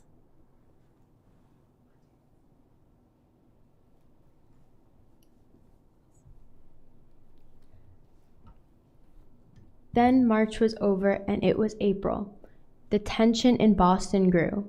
Everyone knew that with the coming of spring, General Gage would leave the safety of Boston, strike out into the country as commanded by his king, and this time in considerable force. He would never dare to send out a mere handful. He knew how well the provincials were arming, preparing to welcome him. King George was in a fury over the dilatory, cautious of his behavior in his general. Rebellion had not been put down as he had ordered, and every day it was growing stronger. Few military supplies had been seized. Everywhere throughout New England men were drilling. His Majesty had expressly ordered all such militia companies to disband. Word came to Boston that 3 generals, more ferocious than mild General Gage, were already on their way over to take command, Generals Howe, Clinton, and Burgoyne. Doubtless, perhaps against his better judgment, Gage would make his big sortie before Cerberus arrived with the 3 new generals. Johnny continued to watch every move of Colonel Smith at the Afric Queen. He listened to every word Dove absent-mindedly let fall about what he had heard or seen. In spite of a slight fear he might once more meet that half-shaved, shirt-sleeved officer who had ordered him whipped. He went almost every day to the Common. Sometimes he exercised Colonel Smith's 2 horses, riding Sandy and leading Nan. Once he got on Sandy, he had no idea that riding could be so tame a sport. He had rather taken it for granted that whenever you rode a horse, you risked a broken neck. The mildness of all horses after Goblin amazed him. He had learned the hard way, but he had learned. Johnny, riding Sandy and leading Nan, came down Frog Lane, skirting the Common. He more cautious nowadays about crossing through the British encampment. Exercising Colonel Smith's horses was Dove's work, but Johnny always did it for him and let Dove sleep. On the Common, he could see that Earl Percy was parading his entire brigade, all 3 regiments, but Percy was already doing that. He kept after his men, training and drilling them more than any other commander in Boston. He was a first-class officer. Although the heights of the common were filled with men marching, forming columns and whatnot, Johnny believed that he could sneak in by the hurdles and let Sandy and Nan graze along the Charles. He knew this fresh grass was as dear to him as sweets would be to him, if he could get them. The day was so warm he rode in his shirt sleeves. April was more like May than spring. He was filled with lassitude and a sense of peace. As he turned in the path along the lower end of the common, he was thinking of nothing except only how much the horses would enjoy the fresh grass and how much he would like some sweets himself. He did notice a small group of redcoats doing something down among the salt marshes. They might be catching eels for all he knew or cared. The horses dropped their heads, spread their legs a little, and tore ravenously at the green shoots of grass. Then he heard a somber rolling of the drums. Not the usual brisk tattoos.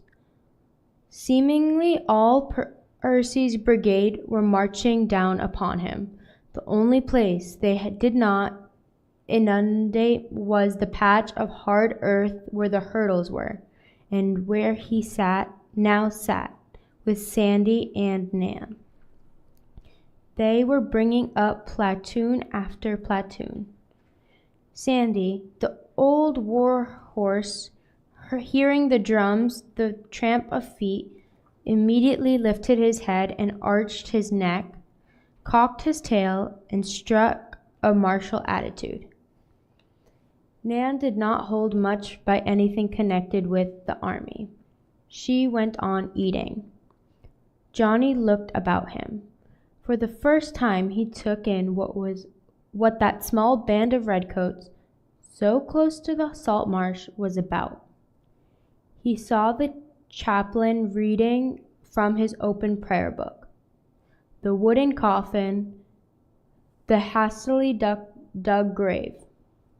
Those 8 men and their officer were not out catching eels, as they should have been on so fair and lazy a day. They were a firing squad. That man tied and blindfolded was a deserter. Percy had ordered out his entire brigade to watch, hoping it would cure them of any itch to desert. A blue smock, a mop of orange hair, so they had caught Pumpkin. He was not to die in the handsome uniform of the king's own regiment, which he had disgraced, but in the farm clothes Johnny had procured for him. The boy gritted his teeth, but he was trapped among the hurdles. He could not get away. Standing at attention, eyes straight ahead, were 1,000 or 2,000 men in front of him, and behind him the firing squad. And the river. The drummers in their high bearskin caps stood with lifted sticks, waiting. The sound of the volley and the roll of the drums came together. What had happened behind his back he saw reflected in the stony eyes, the white, sweating faces before him. One young officer looked positively green. Only Sandy seemed to enjoy the occasion. As he heard the drums and the firing, he lifted his head even higher. Nan squirmed. If Colonel Smith had been on her, he would doubtless have rolled off. Johnny put his hands to his face. It was wet, and his hands were shaking. He thought of that blue smock his mother had made him, now torn by bullets. Pumpkin had wanted so little out of life, a farm, cows. True, Rab had got the musket he craved, but Pumpkin wasn't going to get his farm. Nothing more than a few feet by a few feet at the foot of the Boston Common. That much Yankee land he'd hold to Judgment Day. Hurrup, hep, hep, The firing squad was coming behind him. He did not turn his head.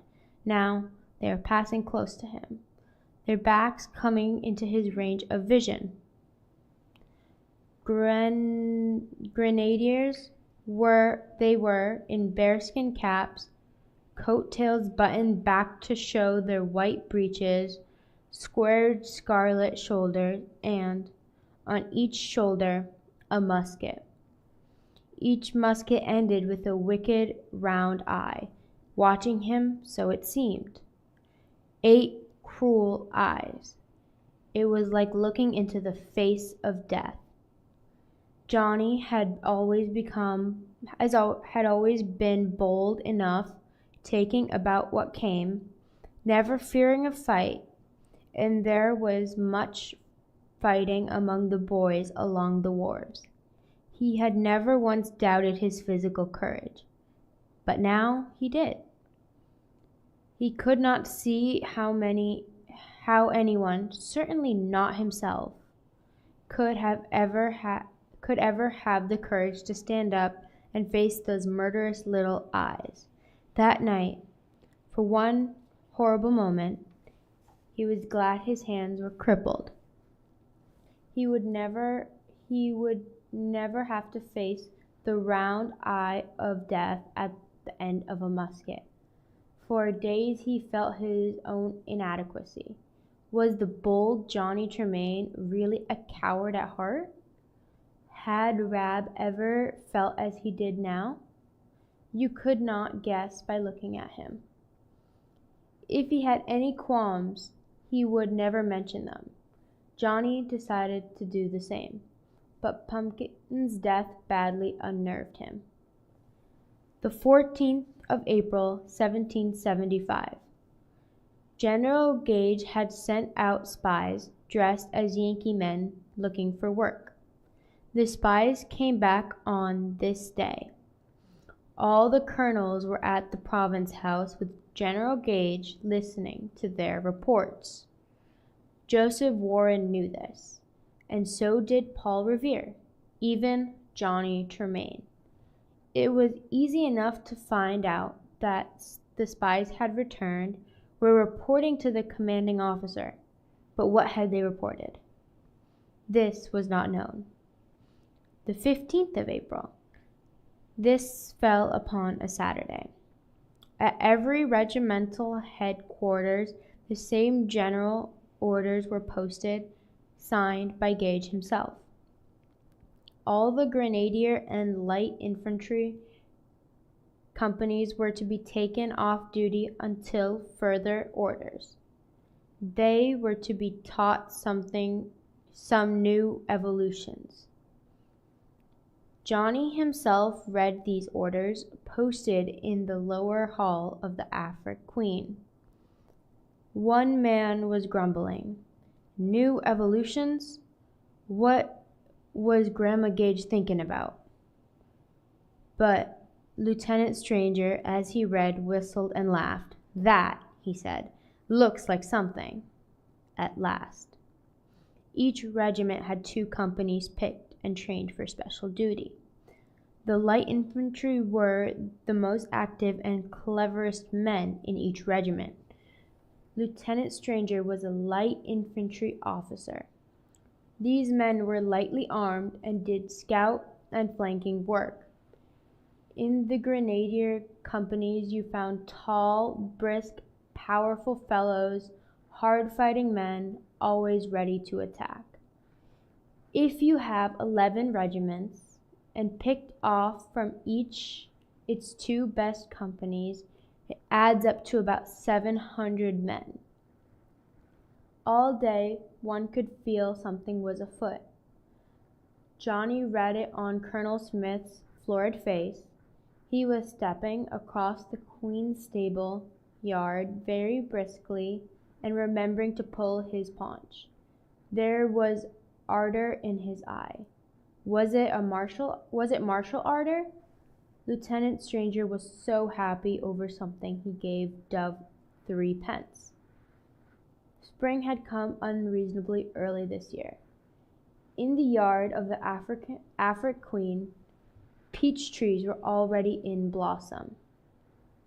Stranger was so happy something was bound to happen. Over on the common, Johnny found Earl Percy's regiment unlimbering, polishing 2 cannons. The soldiers were forming a queue about a grindstone, sharpening their bayonets. What of it? They were always doing something like that. Did all this mean something or nothing?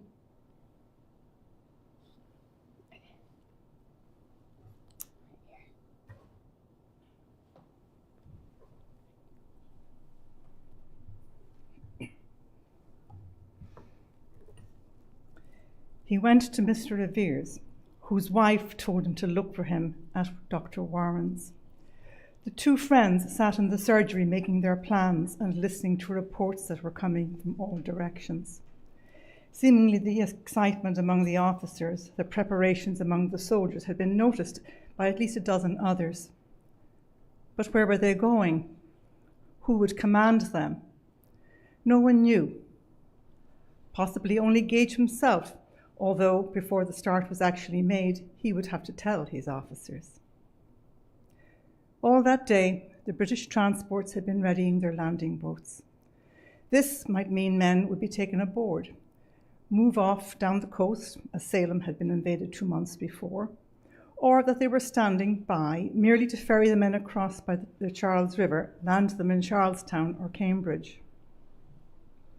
The work on the boats suggested that the men would not march out through the town gates, and yet Gage might have ordered this work done merely to confuse the people of Boston, blind them to his real direction.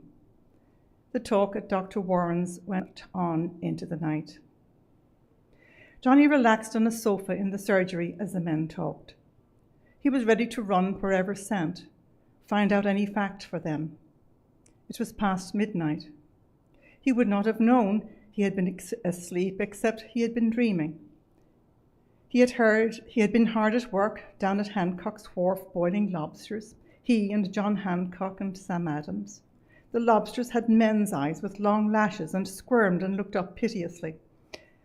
Hancock would avert his sensitive face to their distress. "Go away, please." But he kept pushing them under with his gold-headed cane. Sam Adams would rub his palms and chuckle. Johnny woke up and realized that only Revere and Warren were still in the room, and they were talking about Hancock and Adams. These 2 gentlemen had left Boston in March. They were representatives at the Provincial Congress at Concord. The British had forbidden the General Court to meet, but the Massachusetts men had merely changed the name of their legislative body and gone on sitting. But did the British know that both these firebrands were staying at Clark's out in Lexington? "It will do no harm to warn them," Revere was saying, getting to his feet. "I'll row over to Charlestown tonight, go to Lexington, and tell them a sizable force may soon move. They had best hide themselves for the next few days. And get word to Concord. The cannons and stores had best be hidden." Of course. "Tell them we here in Boston have the situation well in hand. The second the troops move, either on foot or into those boats, we will send them warning in time to get to the Minutemen in the field. I'd give a good deal to know which way they're going." "But suppose none of us can get out? Gage knows we'd send word if we could. He may guard the town so well it would be impossible." Johnny was still half awake. He yawned and settled back to think of those lobsters with eyes like men, long lashes, tears on their lashes.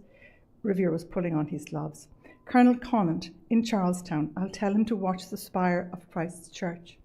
You can see it well from Charlestown. If the British go out over the neck, we will show 1 lantern. If in the boats, 2. And come hell or high water, I'll do my best to get out and tell exactly what's acting. But I may get caught on my way over. Another man should also be ready to try and get out through the gates." They talked to various men and finally pitched upon Billy Dawes. He could impersonate anybody, from a British general to a drunken farmer. This might help him get through the gates. As Paul Revere, with Johnny at his heels, left Warren's, a man emerged from the darkness, laid a hand on Revere's arm. In the little light, Johnny recognized the rolling black eye, poetic negligence of dress. It was Dr. Church. "Paul," he whispered, "what's afoot?" "Nothing," said Revere shortly, and went on walking. "The British preparing to march? Why don't you ask them?" The queer man drifted away. Johnny was surprised that Revere would tell Church nothing, for he was in the very inner circle. Seemingly Revere himself was surprised by his sudden caution. "But I can't trust that fellow. Never have, never will." 2. The 16th of April. All over Boston, bells were calling everyone to church. As though they had not a care in the world, the British officers crowd into the Episcopal churches, and army chaplains held services for the soldiers in the barracks. Paul Revere was over on the mainland carrying out his mission. Boston looked so unusual and usual and unconcerned. Johnny began to wonder if they all had not made mountains out of molehills, imagined an expedition when none was intended. But Rab was so certain the time was close at hand that he told Johnny he himself was leaving Boston for good. There would be fighting before the week was out, and he intended to be in it. Now he must report at Lexington. Johnny took this news badly. He could not endure that Rab should leave him, desert him. But as soon as the first shot is fired, no man of military age can possibly get out of Boston. They'll see to it. It's now or never. He did not seem to feel any grief at abandoning Johnny, who sat disconsolately on his bed watching Rab. The older boy was cutting himself a final piece of bread and cheese. How many hundreds of times Johnny had seen those strong white teeth tearing at coarse bread. Rab had been eating bread and cheese all through their first meeting, and that was long ago. It seemed to be eating bread and cheese to the end. There was a sick qualm at the pit of Johnny's stomach. He couldn't eat bread and cheese, and it irritated him that Rab could. The older boy was glowing with good health, good spirits. He was 18, 6 feet tall, a grown man. He looked it as he moved about the low attic, stuffing his pockets with extra stockings, rolling up a shirt in a checkered handkerchief. He is leaving me, and he doesn't care, thought Johnny. Perhaps I'll go too, he offered, hoping Rab would say, I'd give everything I've got, even my musket, if you could come, or merely, fine, come along. No, you can't, said Rab.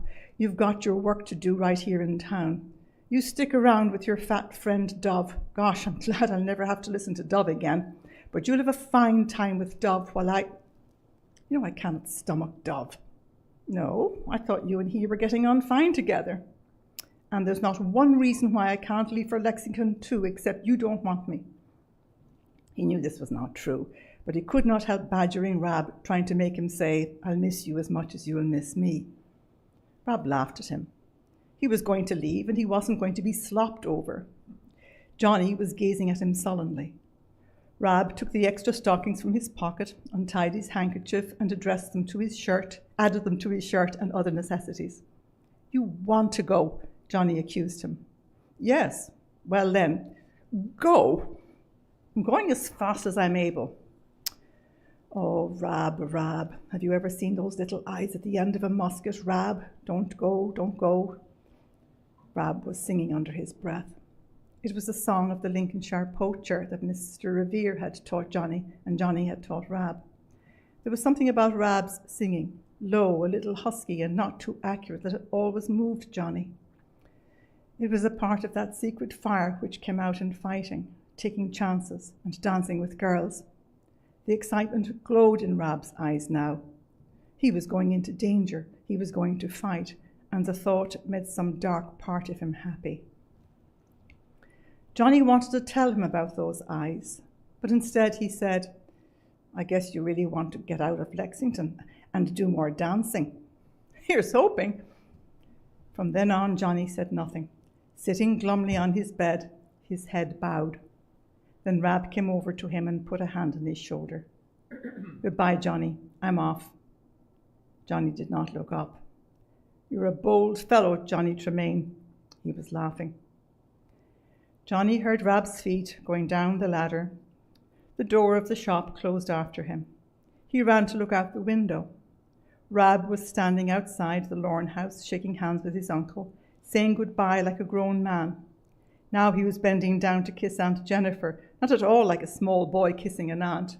He picked up Rabbit, who could toddle about, and kissed him too. Then, half running, he passed lightly up Salt Lane and out of sight. One moment too late, Johnny ran out into the alley. He couldn't let Rab go like that. He had not even said good luck, God be with you. Why, he might not ever see Rab again. He went back to his garret and flung himself on his bed. He half wished he might cry, and was half glad he was too old for such tears. Today there was no sound from the shops and wharves, no cry of chimney sweep, oysterman, knife grinder. The town was whist and still, for it was Sunday. As Johnny lay upon his bed, the church bells began to call for afternoon service. They babbled softly as one old friend to another. Christ Church and Cockerell, Old South, Old Meeting, Hollis, King's Chapel. He knew every one. He had heard them clanging furiously for fire, crying fiercely to call out Sons of Liberty. He had heard them toll for the dead, rejoice when some unpopular act had been repealed, and shudder with bronze rage at tyranny.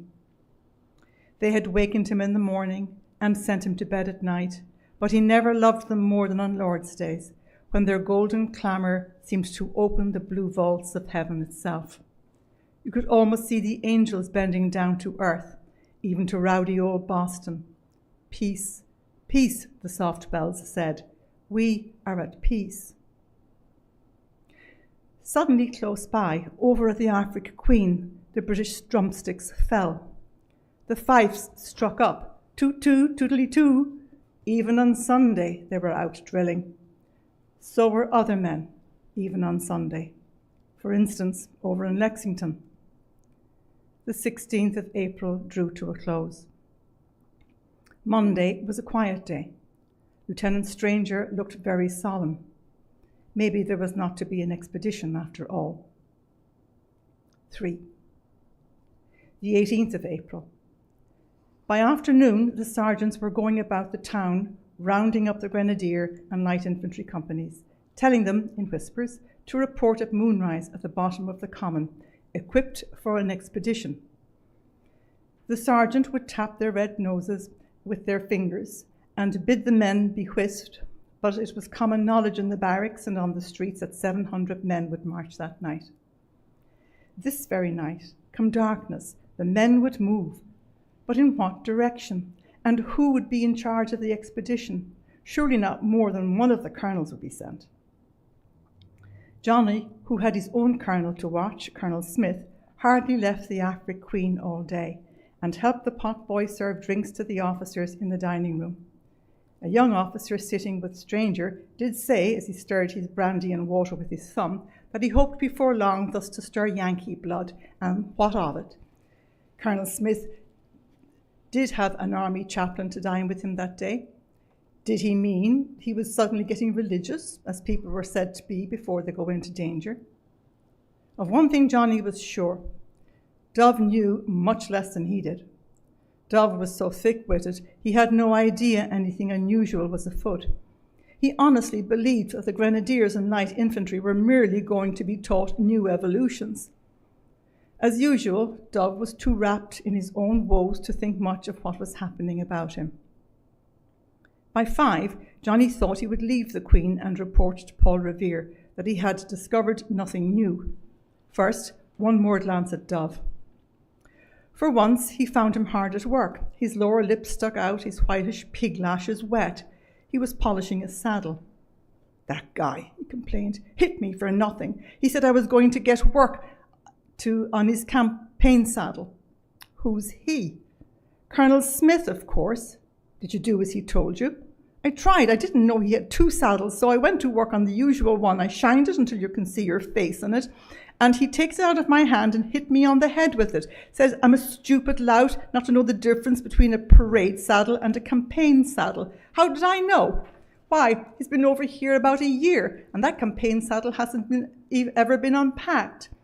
I had to get it from Lieutenant Stranger. How'd I know? Johnny said nothing. He realized he had heard something which conceivably might be important. Careful, careful, don't you say anything to scare him. Where's your polish? I'll help with the stirrups. The instant Johnny went to work, Dove, as usual, lay back on the hay. One of the stirrups wrapped round my head, cut my ear, it bled something fierce. Johnny was studying the saddle on his knees. It was of heavy black leather, brass, not silver mountings, 3 girths instead of 2, all sorts of hooks and straps for attaching map cases, spyglasses, flasks, kits of all sort. Colonel Smith is going on a campaign, but perhaps not. He might merely be riding down to New York.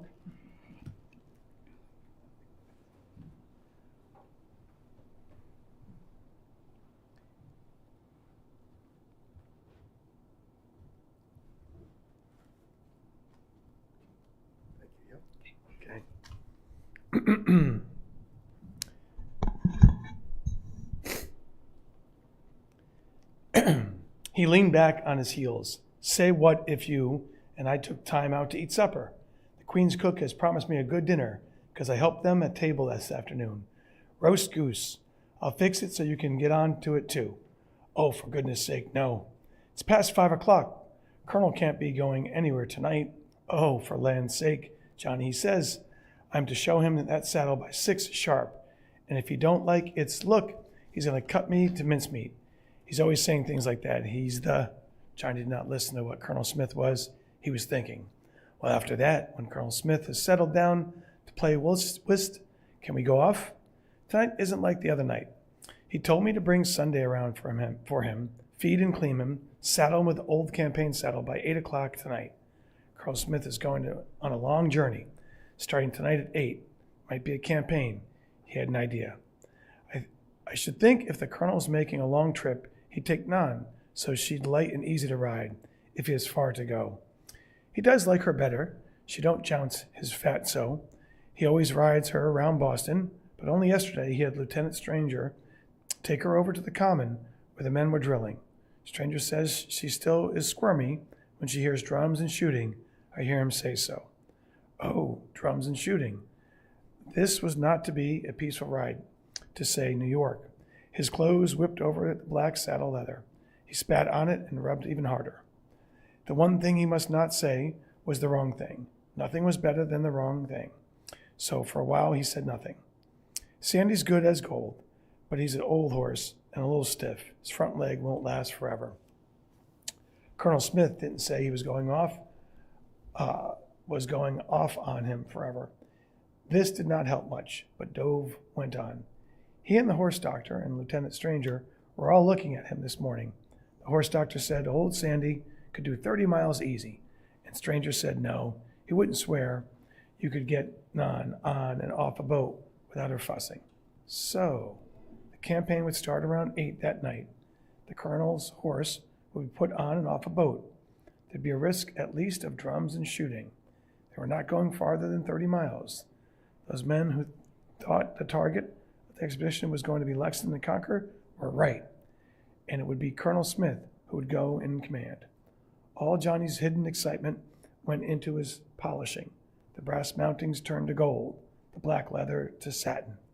There, you take that in and show your colonel. But he would wait one moment more. Dove might have something more to say when he came back after he'd seen the colonel. Johnny went into Goblin's stall, but the horse pretended not to know him, and put back his ears and nipped at him. Sandy next. The big yellow horse carefully moved over to give him room in the stall, nickered a little. He followed the broad white striped face, pulling gently at the ears, little furry ears lost in mane like a pony's. I guess, Johnny said, it looks like you'll be seeing that Rob before I do. Maybe Lexington. You tell that Rob he'd best look sharp. Take good care of him. Tell that Rob, anything. Dove came back in a jubilee. Colonel says I've done a fine job, and so quick he's going to give me tomorrow as a holiday. He don't expect to get back before night. Certainly this campaign was going to be a short one if everything went off as the British expected. It is tonight, all right, Johnny said to Dr. Warren, and Colonel Smith will command. He went on to tell what he found out from Dove, that the expedition would start tonight and that Lexington and Concord were the likely objects. The men sitting about in Warren's surgery had already guessed, but they were interested to learn that the colonel and presumably his troops expect to return to Boston the day after they sent out, and that he was to command them. Seemingly Gage, a punctilious man, had chosen Francis Smith because he had been in service longer than any other and smarter colonels. Hark! Outside the closed window on Tremont Street, a small group of soldiers were marching stealthily toward the common. These were the first they heard. But soon another group marched past, then another. A man whose duty it was to watch the British boats at the foot of the common came in to say he'd actually seen the men getting into boats heading for Cambridge. Dr. Warren turned to Johnny. Run to Ann Street. Bid Billy Dawes come to me here, ready to ride. Then go to North Square. I've got to talk to Paul Revere before he starts. Both he and Dawes will be expecting a messenger. Billy Dawes was in his kitchen. He was a homely, lanky young fellow with close-set eyes and a wide, expressive mouth. He and his wife had dressed him for the part he would play, a drunken farmer. His wife, who looked more like a schoolgirl than a serious matron, could not look at him without going from one giggling fit to another. She laughed even more, and Billy joined her. When Johnny came in and said the time had come, the young man struck a dilapidated hat with a broken feather on his head, and his wife picked up a bottle of rum and poured it over the front of his torn jacket. Then she kissed him, and they both laughed. As he stood before them, his expression changed. His eyes went out of focus. His grin became foolish. He hiccuped and swayed. He both looked and smelled like a drunken farmer, but he did have money in his pocket with no country blade he would have had after a big toot in town. He knew one of the soldiers guarding the neck that night. He believed he could get out all right. The scene in the Dawes kitchen was so lighthearted and so comical, and Johnny was as well as little. Mrs. Dawes laughed so hard, he wondered if she had any idea of the risk her husband was running. For by any law of any land, a man caught exciting to armed rebellion might be shot. The second the door closed after the young man, Johnny knew. Mrs. Dawes stood where her husband had left her, all laughter wiped from her face. Billy Dawes was not the only gifted actor in the family. From Ann Street, Johnny ran toward North Square. This he found crowded with light infantry and grenadier companies, all in full battle dress. They got in his way, and he in theirs. One of the men swore and struck at him with a gun butt. The regulars were getting ugly. He could not get to the Revere's front door, but by climbing a few fences. He reached their kitchen door and knocked softly. Paul Revere was instantly outside in the dark with him. "Johnny," he whispered, "the Somerset has been moved into the mouth of the Charles. Will you run to Cope's Hill and tell me if they have moved it any of the other warships? I think I can row around one, but 3 or 4 might make me trouble. I'll go look." "Wait, then go to Robert Newman's. You know, the Christchurch sexton? He lives with his mother opposite the church." "I know. They have British officers billeted with them. Don't rap at that door. Take this stick, walk by the house slowly, limping, tapping with the stick until the light in it and upper windows goes out. Then go round to the alley behind the house. Tell Newman the lanterns are to be hung, 2 of them. He knows what to do." As Johnny stood among the graves of lonely Cope's Hill, looking across the broad mouth of the Charles, he could see lights in the houses of Charlestown. And over there, he knew men were watching. Boston, watching Christ's lofty spire, waiting for the signal. And as soon as they saw it, the best and fastest horses in Charlestown would be saddled and made ready for Paul Revere, who had himself promised to get over, if possible. Ride and spread the alarm. Summon the Minutemen. He watched the riding lights on the powerful 64-gun Somerset. The British had evidently thought her sufficient to prevent boats crossing the river that night. She was alone. The moon had risen. The tide was rising. The Somerset was winding at her anchor. The night was unearthly sweet. It smelled of land and of sea, but most of all it smelled of spring. Salem Street, where the Newmans lived, like North Square, were filled with soldiers. The redcoats were assembling, getting ready to march down to the common, and they would be a little late. Their orders were to be ready by moonrise. A sergeant yelled at Johnny as he started to limp past them, but when he explained in a piteous whine that his foot had been squashed by a blow from a soldier's musket, all he wanted was to get home to his mama, an officer said the men were to let the child pass. Johnny was 16, but he could pull off together and play at being a little boy still. Downstairs in the Newman house, he could look in and see a group of officers as usual, almost as always, playing cards. Their jackets were unbuttoned, their faces flushed. They were laughing and drinking. There was on the second floor one light. Johnny couldn't believe anyone up there could hear him tapping in the street below. Instantly the light went out. He had been heard. Newman, a sad-faced young man, got out a second-story window and back, ran across the shed roof, and was in the alley waiting for Johnny. 1 or 2, he whispered. 2. That was all.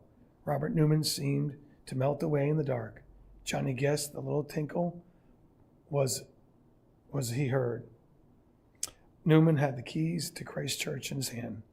The two friends, Paul Revere and John Warren, were standing in the doctor's surgery. They were alone. Revere was urging Warren to cross with him that very night to Charlestown. If there was fighting tomorrow, Gage would not hesitate to hang him at last for high treason. But Warren said no.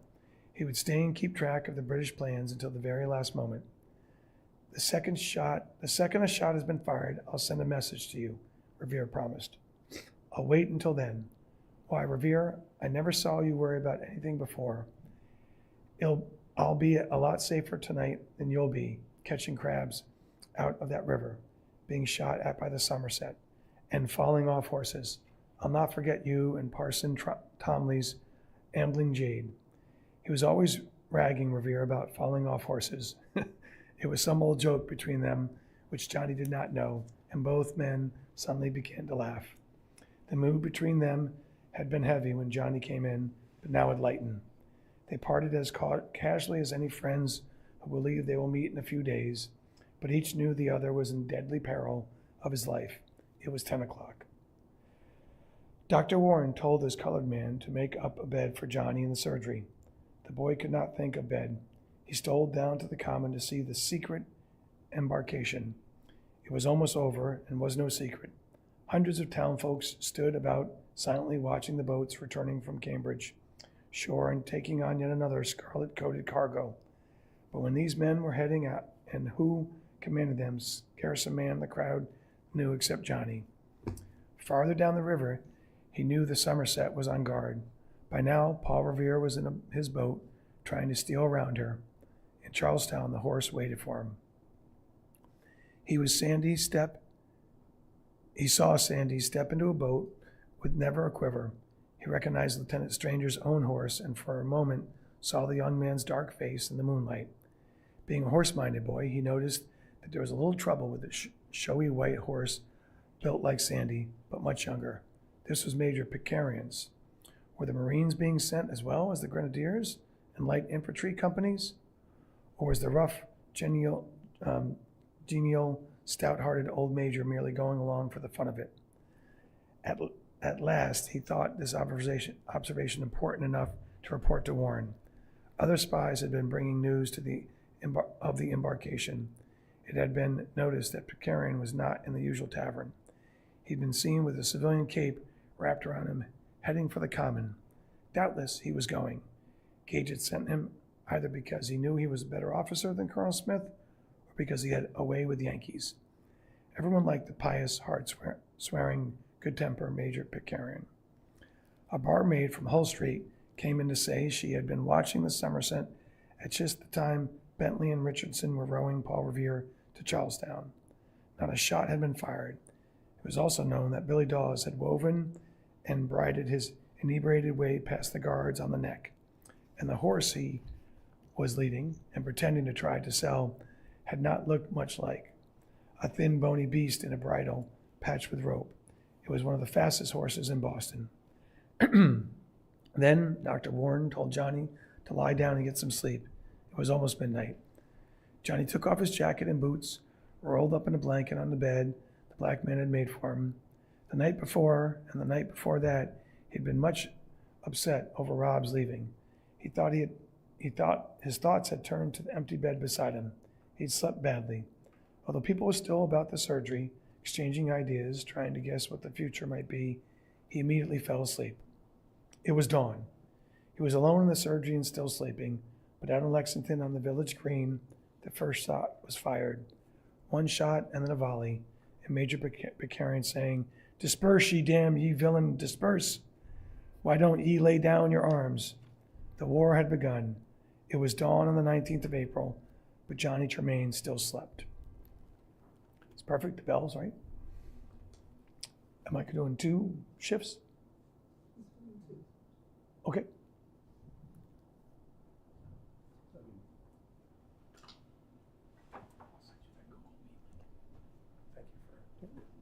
Chapter 11, Yankee Doodle. So Johnny slept. It was daylight when he woke with Warren's hand upon his shoulder. Outside on Tremont Street, he could hear the clumping of army boots. A sergeant was swearing at his men. The soldiers were paraded so close to the house, which stood flush with the sidewalkless street, that Johnny at first thought they must be in the room. Dr. Warren dared speak no louder than a whisper. "I'm going now." "Something's happened?" "Yes." He motioned Johnny to follow him into the kitchen. This room was on the back of the house. They could talk without danger of being overheard by the troops in the street. Dr. Warren had been on the same clothes as the day before. He had not been to bed. But now his hat was on his head, his black bag of instruments and medicines was packed and on the table. Silently, he put milk, bread, herrings beside it, and gestured to Johnny to join him. "Where did it begin?" asked Johnny. "Lexington." "Who won?" "They did. 700 against 70. It wasn't a battle, it was just target practice for them. Some of our men were killed, and the British huzzaed and took the road to Concord." "And did they get our supplies there?" "I don't know. Paul Revere sent for me just after the firing on Lexington Green." The young man's usually fresh-colored face was haggard. He knew the seriousness of this day for himself and for his country. But everywhere the alarm is spreading. Men are grabbing their guns, marching for Concord. Paul Revere did get through in time last night. Billy Dawes a little later. Hundreds, maybe thousands of Minutemen are on the march. Before the day's over, there'll be real fighting, not target practice. But Gage doesn't know that it's begun. You see, long before Colonel Smith got to Lexington, just as soon as he heard that Revere had warned the country, he sent back for reinforcements. For Earl Percy. You and I, Johnny, are just about the only people in Boston who know that blood has already been shed. Were many killed at Lexington? No, not many. They stood up, just a handful. The British fired on them. It was dawn. Johnny licked his lips. Did they tell you the names of those killed? No. Did Rab get out in time? Yes, last Sunday. The doctor's clear blue eyes darkened. He knew what was in Johnny's mind. He picked up his bag. "I've got to get to them. They'll need surgeons. Then, too, I'd rather die fighting than on a gallows. Gage won't be so lenient now, soon as he learns war has begun." "Wait until I get my shoes on." "No, Johnny, you were to stay here today. Pick up for me any information. For instance, out of my bedroom window, I can see soldiers standing the length of the street, way over to the common. You find out what regiments are being sent and all that. And today, go about and listen to what folks are saying and the names of any the British arrest. We know Gage expects to move his men back here tonight. If so, there'll be a lot of confusion getting them into town. You watch your chance and slip out to me. Where'll I find you? God knows. Ask about. I will do so. They've begun it. We'll end it. But this war, it may last quite a long time. They shook hands silently. Johnny knew that Warren was always conscious of the fact that he had a crippled hand. Everybody else had accepted and forgotten it. The back door closed softly. Warren was gone. Johnny went to the surgery, put on his boots and jacket. The wall clock said 8 o'clock. It was time to be about. There was no leaving by the front door. The soldiers were leaning against it. Through the curtains of the windows, he could see the muskets. He noticed the facings of their uniforms. The 23rd Regiment. The narrow course of Tremont Street was filled to the brim and overflowing with the waiting, scarlet-coated men. Like a river of blood, he left by the kitchen. 2. On Cornhill, Johnny could feel the subdued excitement. Everyone knew something was happening. No one knew what. Doors and windows were open, people hanging out, calling back and forth, or gathered in knots in the street. Johnny kept his eyes and ears open. Everyone knew about that secret expedition last night. Colonel Smith had embarked with 700 men and landed in Cambridge. That Gage was sending over at least 1,000 fresh troops to support him, anyone might guess. But the people of Boston knew no more than Gage that the fighting had begun. Johnny went to the Province House.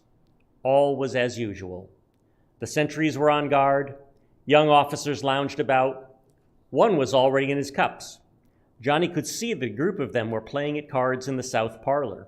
Perhaps they were finishing off the game they had begun last night. He knew which was General Gage's bedroom.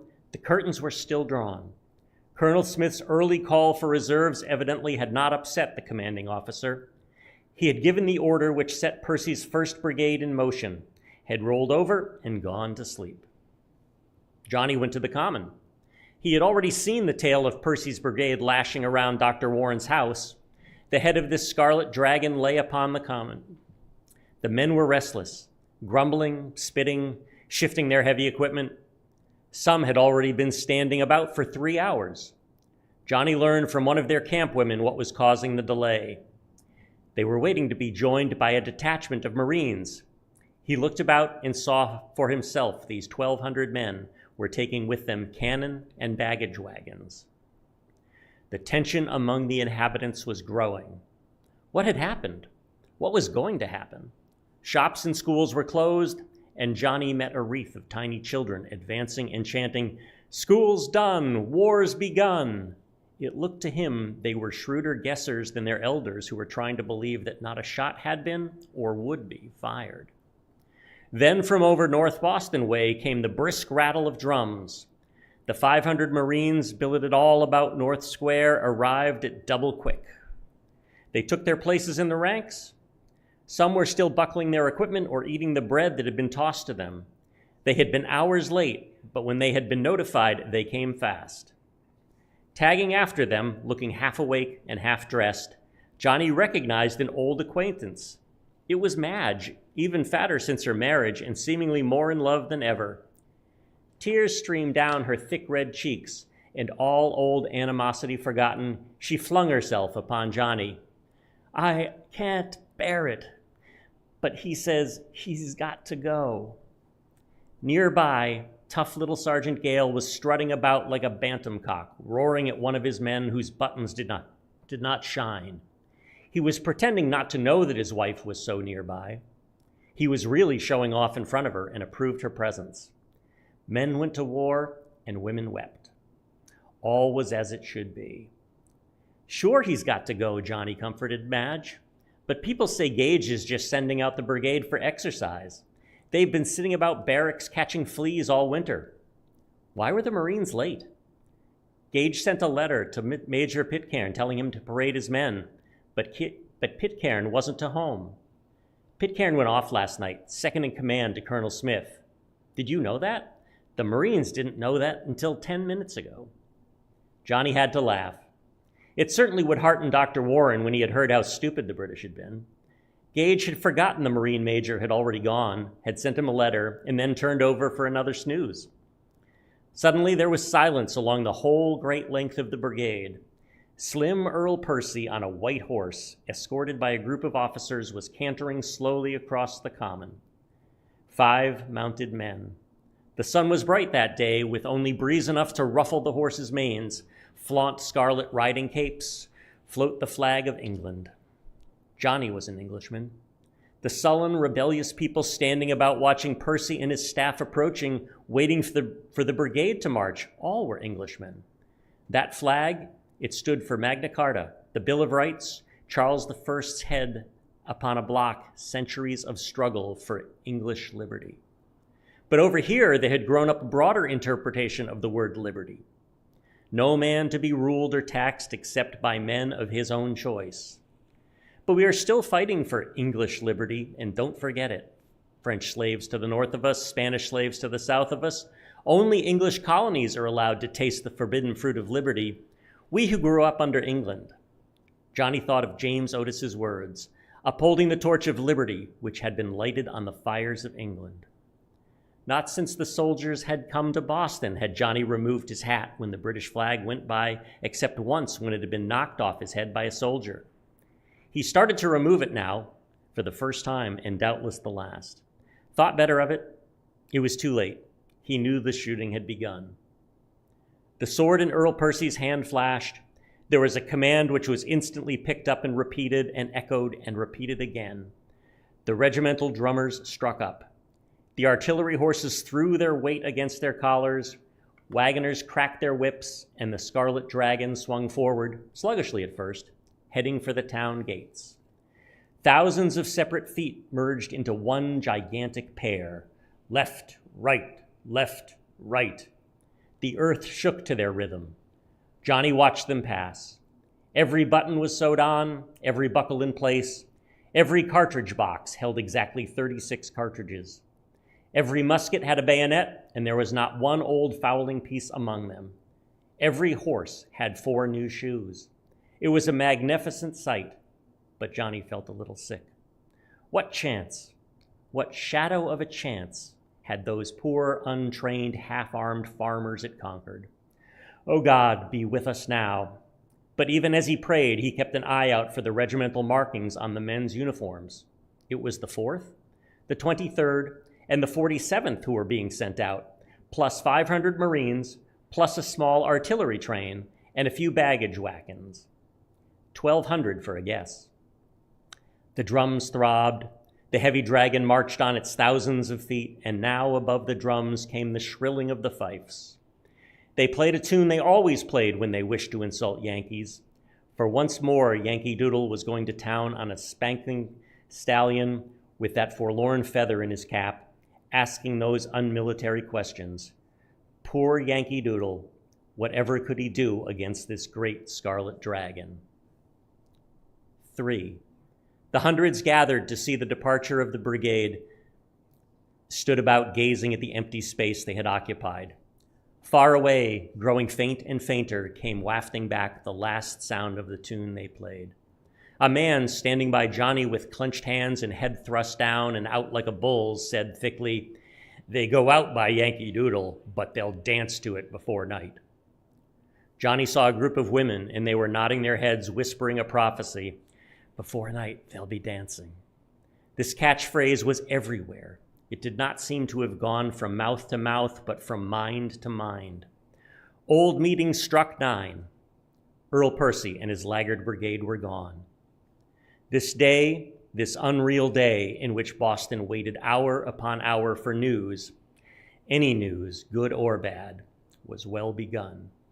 Suddenly, people were saying, "Have you heard? At sunrise this morning over at Lexington, the British fired on us."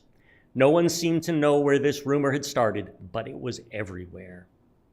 Although half of Gage's forces had left town for the battlefield, there were more officers than usual hanging about the streets and taverns, and their faces were so bland, and they reassured the people so glibly that not a shot had been fired, not a person killed, and begged all and sundry so smoothly to keep calm and go to their shops or to their homes. Johnny was confident that the British, as well as the inhabitants, had heard now that the war had begun. And by noon, little bands of soldiers appeared on the streets, going quickly from house to house. Too late, General Gage had given orders that the leaders of the opposition should be arrested, but the leaders were all gone. The angry, frustrated soldiers might scare Sam Adams' black handmaiden out of her wits.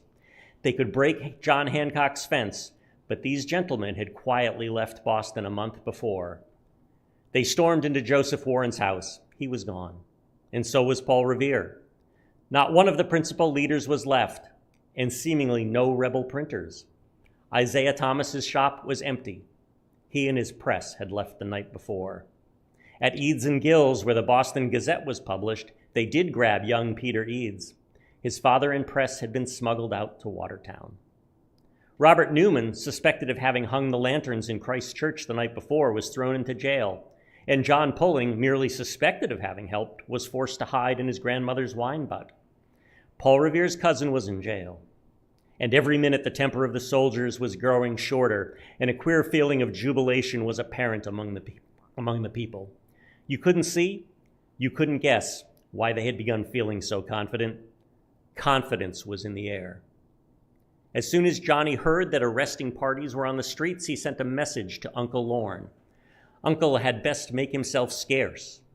Soon after, having stood about the jail and noted exactly who was put in it, he himself headed for Salt Lane.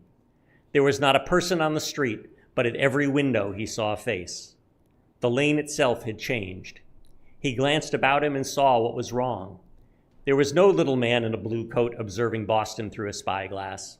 The familiar sign had been torn down, stamped to kindling.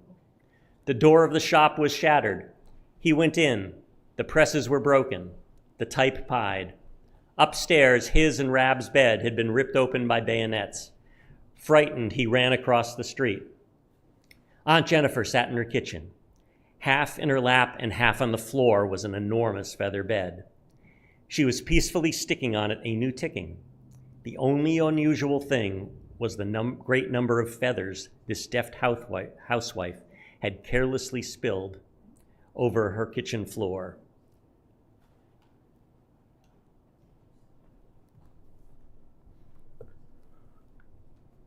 Rabbit, enchanted with these new toys, was constantly picking up a feather, putting it in his hair, and saying, "Yankee do."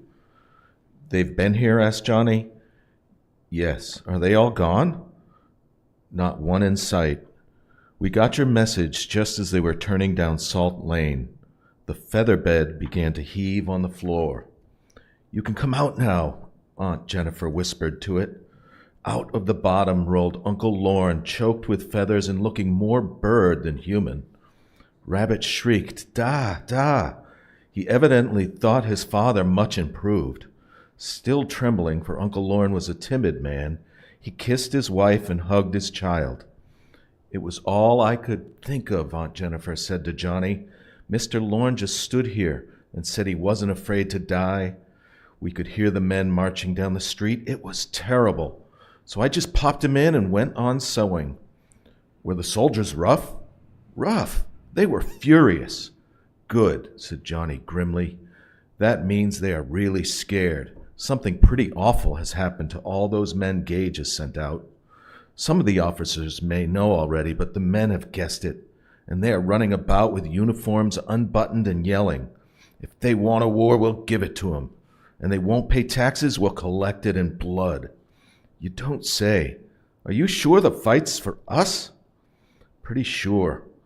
I was down by the ferry slip and saw a British major coming over from Charlestown. Well, he had a civilian coat over his uniform, sort of disguised, and he tore off the boat and he ran for the province house. He'd come to tell Gage Colonel Smith's and Percy's men are getting licked." "Boy, you're jumping at conclusions." "Not I. I saw his face. It was just done in and tied up with disgust. His uniform was a mess. His feelings had been hurt. People who have been winning battles don't go around with faces like that, but British officers who have been beaten by peasants and yokels do." "Oh, Johnny, I do like to hear you talk like that, but I'm not counting much on one man's face. Where are you off to?" "Beacon Hill. I've an idea that major got back to Gage to tell him one thing. The British are going to try to get to Charlestown, just the way he did, and under protection of the Somerset's guns. They won't backtrack the way they came. Too dangerous. If I've guessed it right, before long from Beacon Hill, we'll be able to see them running and our men after them. Johnny, here's a half a mince pie for you. You're a real smart boy. Uncle Lorne came back from the bedroom where he, with Rabbit's help, had been picking off feathers. Even if they hang me, he said in a proud tremolo, I will feel that I have not lived in vain. He was still pretty scared. Out on the street, Johnny met officers yelling at their men, trying to get them back into their barracks, striking at them even with the flat of their swords. You couldn't say the British regulars lacked fight.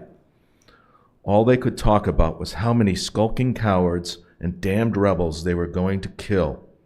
In one day, all was changed in Boston. On both sides, the gloves were off and the hands underneath were bloody. War had begun. The pastures and orchards back of Beacon Hill were crowded, and all eyes turned northward. Johnny was not the only person who had guessed that Percy would not attempt to get the remains of Smith's troops and his own brigade back through Cambridge, but only to Charlestown, where they could be protected by the Somerset's guns. Then Johnny saw running down Cambridge Road through the bushes on Charlestown Common as a scurry as of red ants. Had he really seen them or imagined them?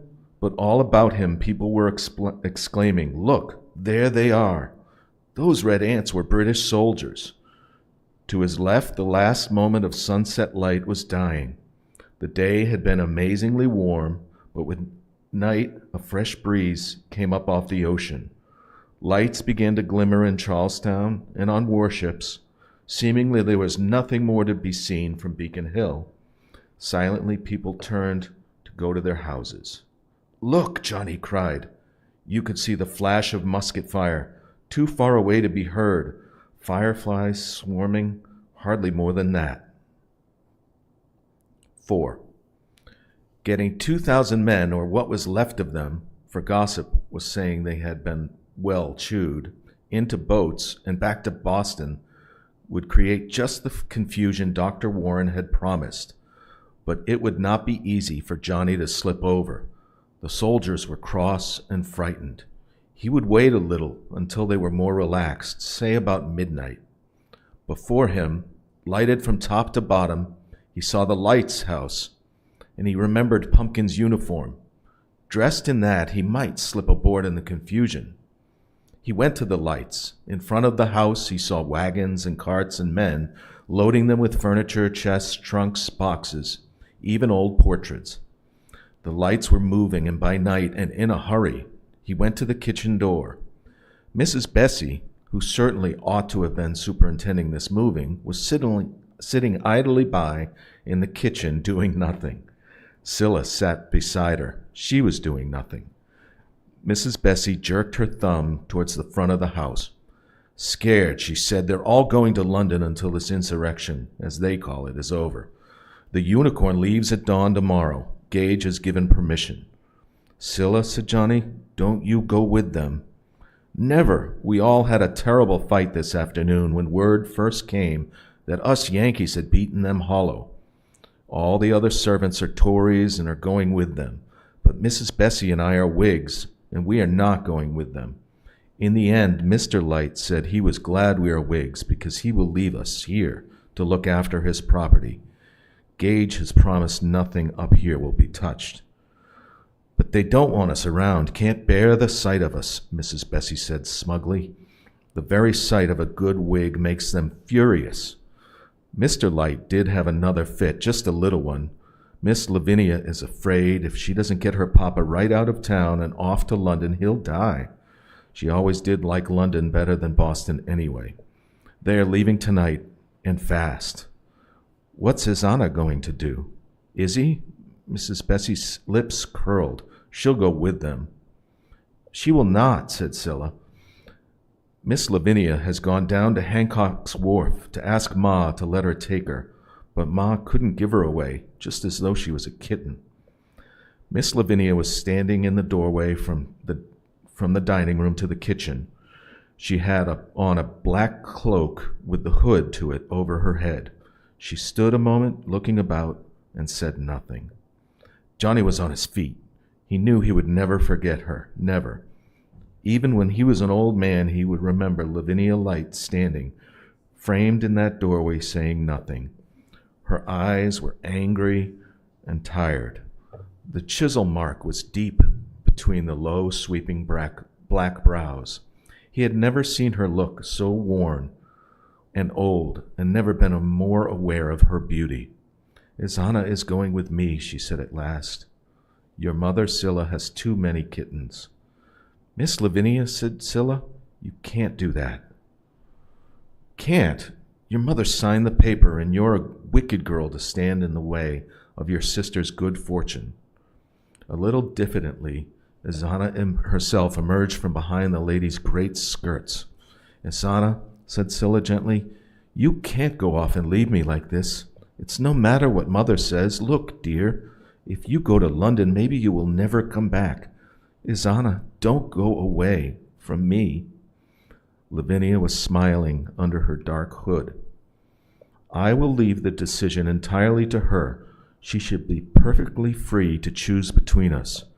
Precious, would you rather go with me to London and be a great lady and wear silks and jewels and ride in coaches, or stay here and be just another poor working girl?"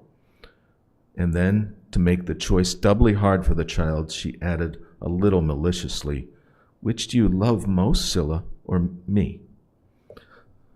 Still, Izana said nothing, but even in her silence, Johnny could detect something of her desire for drama.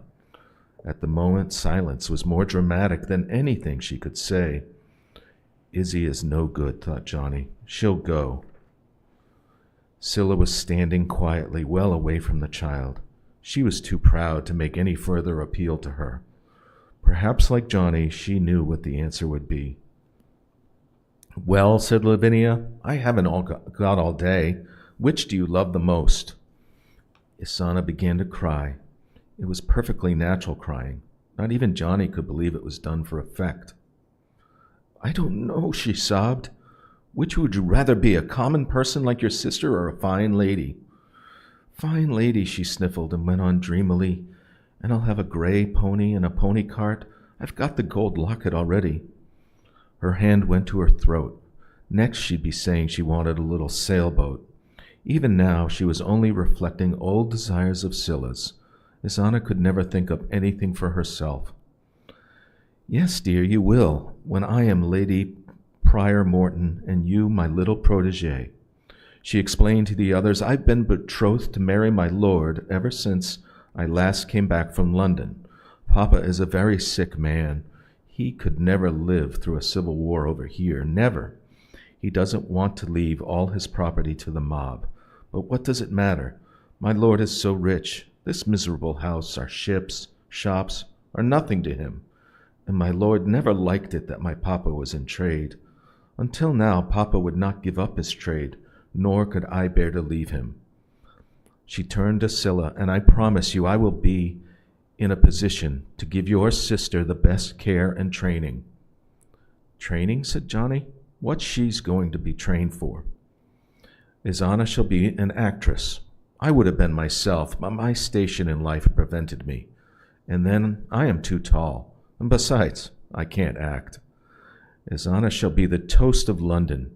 You'll be proud some day, even over in this dreary wilderness, you shall hear her name and boast that once you knew her." Mrs. Bessie said smartly, "I'd welcome the day I was proud to know that Izzy." Scylla was not taking the parting as hard as Johnny would have expected. Now he knew that she had been through the worst of it months before, when first the two sisters had come to the lights. She had lost Izana long ago. "Now, Scylla," said Miss Lavinia, "I want you to have some time alone with Izana. You've been a good girl, Scylla, better than Izana, but happens she is what I fancy. Now go with her and help her pack her duds." Scylla said nothing, but curtsied and went upstairs with Izana, who was once more sobbing. "You too," said Lavinia irritably to Mrs. Bessie. "You leave me, for I must talk to Johnny alone." Mrs. Bessie heaved herself up out of her comfortable chair and shut the door after her. The young woman sat at last and murmured, more to herself than Johnny, "I must talk to you, Jonathan Light Tremain." Johnny raised his eyes in amazement. "I wanted to tell you before we left. First of all, Papa never meant to trick you out of your cup. He honestly thought it was an attempt at swindle. I mean that someone here in Boston stole the cup and then found a boy to pretend to be a long-lost relative and used the cup as proof. Your mother did leave Boston with one of those cups. Papa did not mention that fact in court. There really were 5. He implied no more than 4 ever came to this country." "He didn't imply it," said Johnny. "He swore it in court." "Oh, well, what of it? Let me talk." "You see, he never knew that his niece, Vinnie Light, had a child. He had it from your father's family that both she and her husband died of cholera almost as soon as they reached Marseille. You see, your father was a naval surgeon, a prisoner of war while here in Boston. Oh, nothing very much," she added scornfully, "no great fortune or title, and Vinnie Light fell in love with him. He was everywhere in society that year, although a prisoner of war, and of course the Lights wouldn't hear of a marriage. He a Frenchman and a Catholic? And they never told her if she ran off with him, she would be cut off, and she was never to return. But she did? Vinnie was so wild she went right ahead. A ship's captain married them. Then his family, of course, would have none of her, she being a heretic. And then he died. They sent word to Papa your grandfather was dead, that both had died. But his family sent Vinnie to a convent, hoping the sisters would convert her. And there, 3 months after your father died, you were born. You were born in a convent in the south of France. Odd, isn't it? Why do you call my mother Vinnie? We all did. Vinnie Light, the wildest, handsomest girl in Boston. I was only a schoolgirl, but she was so beautiful and so gay. Oh, if you could have seen her. But I did. He remembered the sweet, sad face of his sick mother. Was the wild and beautiful Vinnie Light really the same woman? His mother patiently sewing and sewing to keep life in her son's body. She wanted no more life for herself, teaching him to read, making him those smocks. Knowing she had changed so much in such few years, she dared, as Mrs. Tremain, return to Boston, so her boy could grow up there, learn a decent trade.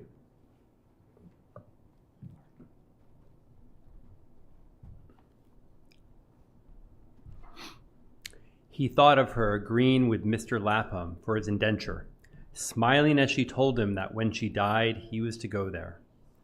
"When I first saw you," Miss Lavinia went on, "I noticed one thing, but it set me thinking. I did nothing for a while, but this spring I asked one of my father's captains, bound for Marseille, to feel about and find out the truth. I did so behind Papa's back. Papa was already too ill to be bothered, but I knew he would want to do right. Like swearing in court, there never were but 4 light cups." She colored angrily. "Please let me do the telling. Don't you dare criticize the best man ever lived." Johnny had his own opinion on that. "What was the one thing?" he asked. "The way your hair turns down upon your forehead. That little peak. She was a dark girl. That widow's peak on her was very striking.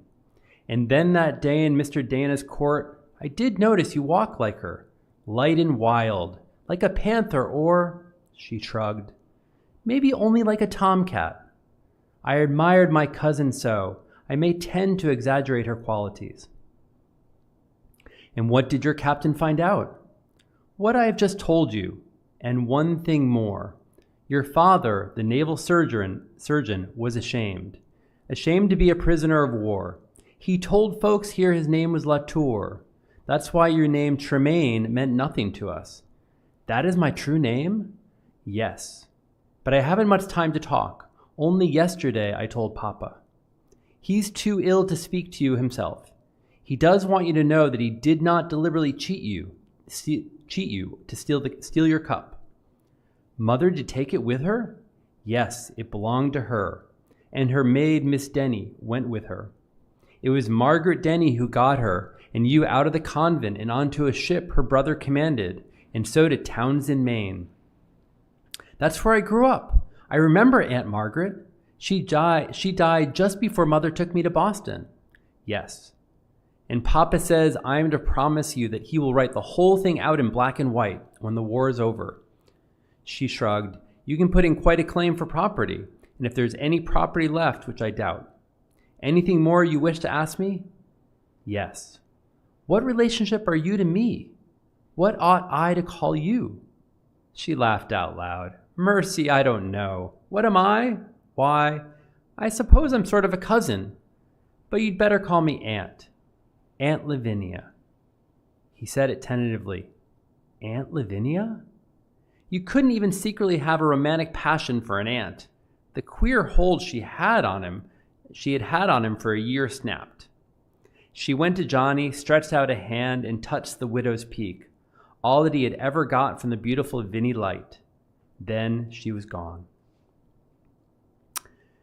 Chapter 5, or Section 5.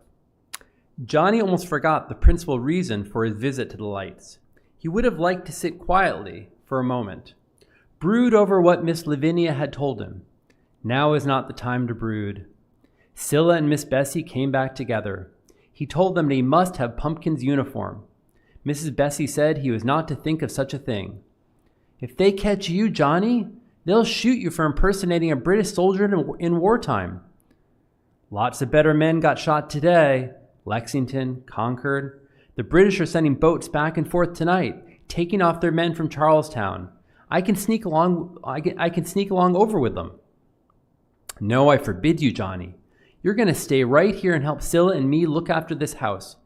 I've got to go. Who's going to look out for the light horses if you walk out on us? General Gage has given his word no person or horse or any household gear will be touched, but we need a man to mind the stable. Johnny had an idea. Scylla, there's a thing you can do for me. What? Go to the Afric Queen and get my goblin. Take him up here and turn him out to pasture with the light horses. I guess you won't mind being a Tory for a while. Can I ride him? Yes, if you don't mind falling off. I don't mind. She looked excited and pleased. Mrs. Bessie shook her head. And who's to care for the animals? You adding your goblin makes things worse, not better, for us two women folk. The coachman's going with the lights? Of course, he's English born. Look here, Mr. Lorne, the printer. He's not what you'd call a coachman, but he was reared on a farm and he's in trouble. British haven't arrested him yet? He hid in a feather bed, but he can't stay there until we've driven the British out of Boston. Couldn't he and his wife move up there into the coachman's quarters and you sort of act as though he'd always worked there? Of course they could. I'd be proud to have them. Scylla, just as soon as the Unicorn sails, you go to the Lornes and tell him to come right up and settle in. The girl nodded. Johnny said, if he can get his little press working again, I think he might like to bring them with him, go on with his sedition, as they call it. He just about has to print. We can hide his press too. Nobody would dare hunt here for sedition, not after what Gage promised. He'll be a very happy man, and now I've got to go. Scylla, where is that uniform of Pumpkin's? I hid it under my bed. I'll fetch it down. Mrs. Bessie shook her head, but she wasn't going to argue any more. How old are you, Johnny? She asked. 16. And what's that, a boy or a man? He laughed. A boy in time of peace and a man in time of war. Well, men have got the right to risk their lives for things they think worth it. God go with you, my young man. But if they shoot you, remember, I warned you. I'll remember all right. Pumpkin had been a little stouter than Johnny. The uniform went on easily over the boy's breeches and jacket. Mrs. Bessie braided his hair for him and tied it tightly as the British regulars wore theirs. You couldn't say, could you, Scylla asked him, why it is you have to go out tonight? Yes. Dr. Warren told me to. Told me things to watch for and report on to him. I've got to find him. And Rab. Rab? The girl's voice sounded frightened. He was with the Lexington men. They stood up at dawn and the regulars killed quite a few of them. Oh, but Rab? Johnny did not answer immediately. He was sitting at the kitchen table and Mrs. Bessie was still fussing with his hair. Not once since Dr. Warren had left had he spoken his name. He hadn't dared to let himself begin thinking about him. If he did, he knew he could not think of anything else. Now he had spoken his name, and emotions, fears that he'd held in check all day surged up through him. But he said quietly, "I've got to find him. So be a good girl, Scylla, and mind Miss Bessie." He stood up and put on a shiny black hat with a silver cockade on it and saluted smartly. He knew that the last man to wear this uniform had been shot for putting it on, and there was a chance he could get shot for putting it on too. The scarlet tunic, with its pale blue facings, the white crossbands on his chest, the white breeches, made him feel like a different person. Now he was a private of the King's Own. He felt confident and happy. And Rab? Of course, he was all right. You couldn't kill a fellow like Rab with just a handful of bullets. He shook hands with Miss Bessie, and because his uniform made him feel grown up, he kissed Scylla goodbye, just as he had the Sunday before seeing Rab kiss his aunt. Not at all like a child being kissed by female relatives, but Scylla said mischievously, "Why, I feel as if you were kissing Pumpkin." So Johnny stalked off down Beacon Hill with a proper martial strut. The littler they are, he thought, the more they strut. The physical act of strutting lifted his spirits, made him feel bigger than he was. Of course, that was why the little fellows do it. And he wondered what had happened to Sergeant Gale. Chapter 12, A Man Can Stand Up. By insignificant back alleys and little trod lanes, Johnny made his way to the ferry slip in North Boston. From there to Charlestown, boats were going back and forth. The wounded were taken off first. No civilian except only the Boston doctors who had offered their services were allowed close to the wharf. It was well Johnny had thought to put on Pumpkin's uniform. Mrs. Bessie had been right about one thing. A Yankee caught impersonating a British soldier would be shot. He kept well out of the moonlight and away from the flare of torches, and huddled between a warehouse and a tanning shed. His uniform said he was a private in the 4th Regiment, the King's Own. Pumpkin had not been big and bold enough for a grenadier, nor clever enough for a light infantryman. Just a simple foot soldier. Obviously, a foot soldier of the 4th would have left Boston that morning with Percy, would have mucked about for 12 hours shooting and being shot at. And he would not already be back in Boston unless he'd been wounded. The smartness of the uniform which had first delighted him, he now saw as a danger. He lay down and rolled in the muck of the tanning shed, tore his jacket on a nail, and pulled off a button. The black and silver hat he stamped on banged out of shape and pulled on well over his eyes. He put mud on his face, pricked his wrist, and smeared his cheek with blood. Then he stepped out on the wharf. An officer who had been in town all day moved up to him. Johnny saluted. "Wounded?" "Not much, sir." "Well, better report to the medical officers. They are using that house as a temporary hospital." "Others are worse off than I. I'll wait till the bad ones have been tended to." "That's the spirit. How is the fighting?" "Very heavy, sir." "Can those damned Yankees shoot straight?" Johnny had been around the regulars enough to know that was a question that should be answered by oaths, in spite of Mr. Lapham's training. The officer laughed and moved down the wharf. Although no townsmen, except only the doctors, were permitted on the wharf, Johnny knew that hundreds of them stood well back and in darkness, gloating. They were not saying much, only watching. Then one man began to whistle, and the next took it up, and the next, and the next. The whistling was shrill as a fife. They had not forgotten the prophecy of that morning. They go out by Yankee Doodle, but they dance to it before nightfall. Yankee Doodle filled the darkness as the eerie shrilling of the hylas fill black swamps in spring. 4 more boats were coming in. Johnny dared move out onto the wharf, but he still kept well in shadow. More wounded. Could these be the very men who had started out so confidently? Bedraggled, dirty, torn uniforms, torn flesh, lost equipment. Faces ghastly with fatigue and pain. Some were twisting and crying out. The first 2 boats were filled with privates. They'd been packed in and now they were being tossed ashore like so much cordwood. Most of them were pathetically good and patient, but he saw an officer strike a man who was screaming. Johnny's hands clenched. It is just as James Otis said, he thought. We are fighting partly for just that, because a man as a private is no reason he should be treated like cordwood. The third boat was moving in with a creak of oarlocks, and he heard an exclamation. Colonel Smith! There were only 2 wounded in this boat, for both were officers. Getting the fat colonel up and off the bottom of the dory was heavy work. He was rolled upon a stretcher and carried to the hospital. He had been shot through the leg. Johnny had never seen Colonel Smith except when he was rosy with good brandy, pompous with pride in himself and the men he commanded. Now he was tallow-colored and as deflated as a pricked bladder.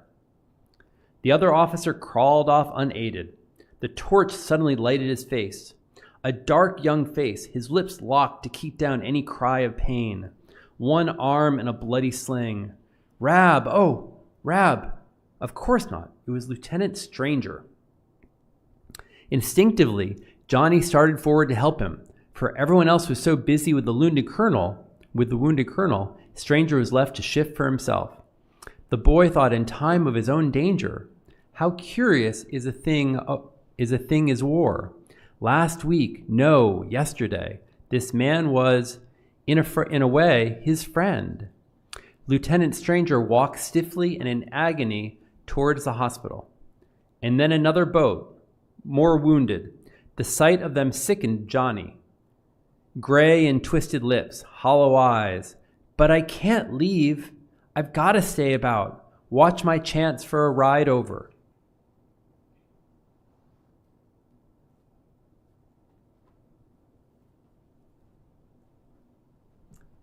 Right there. Next boat's left. Next, what was left of Colonel Smith's command began to arrive. They had been marching, and much of the time under fire, for 24 hours. They had gone without food or water. As the men stumbled off the boats, there were plenty of questions and answers. Johnny would not be able to tell Dr. Warren the exact number of casualties the British had suffered, but he could tell them that they thought they were heavy. The very last man of Colonel Smith's command to return was Major Pitcairn. His face looked cheerful and confident. They had been licked, had they? All right. The tough old Marine had been licked before. As he stepped ashore, suddenly the soldiers about the ferry slip began to cheer. Let's get back at him, Major, they yelled. He grinned and stuck out his jaw. We'll take another try, he said, and if next time we don't clean up on those, he went off into the profanity, for which he was famous to describe what he thought of their enemies, and a roar went up from the men. Now Johnny learned that the bulk of Percy's brigade would be left over in Charlestown, camped on Bunker Hill until the next morning. Johnny believed the time had come for him to act. The sailors from one of the boats were standing about arguing whether or not they were supposed to go to the Somerset for the night or over to Charlestown. Johnny ran up to them. I've a message for Earl Percy. He was breathing hard from excitement, but it might have come from running. Get me over quick, boys. Oh, you got to whistle for your general, said one of them. You go whistle for your mama. We're sailors, not soldiers. See? Just let me take your boat. That's irregular. Well, I've got to get over, and I can't swim, can I? You ask Lieutenant Swift. He's in charge of us. The last thing Johnny wanted was to be questioned by an officer. Will you or won't you take me across? Not without orders, you little wobbler. "What's up, men?" a quiet voice asked. The sailors saluted. "This here baby boy says he's got a message for Earl Percy. He wants us to row him over." "Then you will do so." "Aye, aye, sir." Nobody had asked to see Johnny's letter. Johnny was rowed across and landed at a wharf in Charleston. Quickly he slipped up a cobbled street, turned into a garden, stripped off his uniform, and hung it on a clothesline. He found a pump and washed his face. Although past midnight, lights showed in all but the abandoned houses. The people of Charleston were in a panic. They dared not go to bed, with over 1,000 British soldiers suddenly camped upon them, defeated soldiers whose mood might turn ugly. These soldiers only wanted to be let alone, allowed to sleep, but the inhabitants thought they might butcher them all. Johnny glanced in at 2 or 3 taverns. British officers were sleeping in chairs, on benches, on the floors. But he remembered that one of the tavern keepers was a prominent son of liberty. There he tiptoed in among the sleeping guests, found a 9-year-old girl servant hidden behind a flour barrel in the pantry, and got her to lead him to the summer house where the tavern keeper and his wife had moved for the night. From the tavern keeper, he learned for the first time what had happened after the skirmish at Lexington.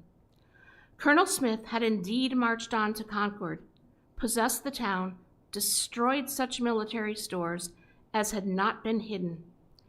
And there had been another skirmish, you might even call it a battle, at Northbridge. But from everywhere, all about, had come the Minutemen. Obviously, Smith had been a little afraid of leaving the safety of the village. He would wait where he was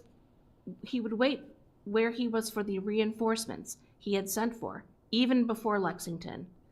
But Percy did not come and did not come. Every moment, more and more Minutemen were arriving, surrounding the village. At noon, Smith had decided to try to take his men back. He dared wait no longer. Then the shooting began. The Minutemen from behind stone walls and barns, trees, bushes, had opened fire. Beaten and bloody, almost in a panic, Colonel Smith's troops struggled through to Lexington. Not until then did Percy's reserves arrive. If they had not come, everyone of Smith's command would have been killed. And from Lexington, the British had drawn back Menotomy, and from there, the wounded Scarlet Dragon had crawled over Charleston Common, crossed into safety at Charlestown Neck, and were covered by the Somerset's guns. And here they were. They had been badly beaten. What of Dr. Warren? He had been everywhere, one moment fighting and dressing the wounds the next. He had fought like a wildcat, but the innkeeper had no idea where he was now. He didn't get hurt? I'm told he had a lock of hair shot away.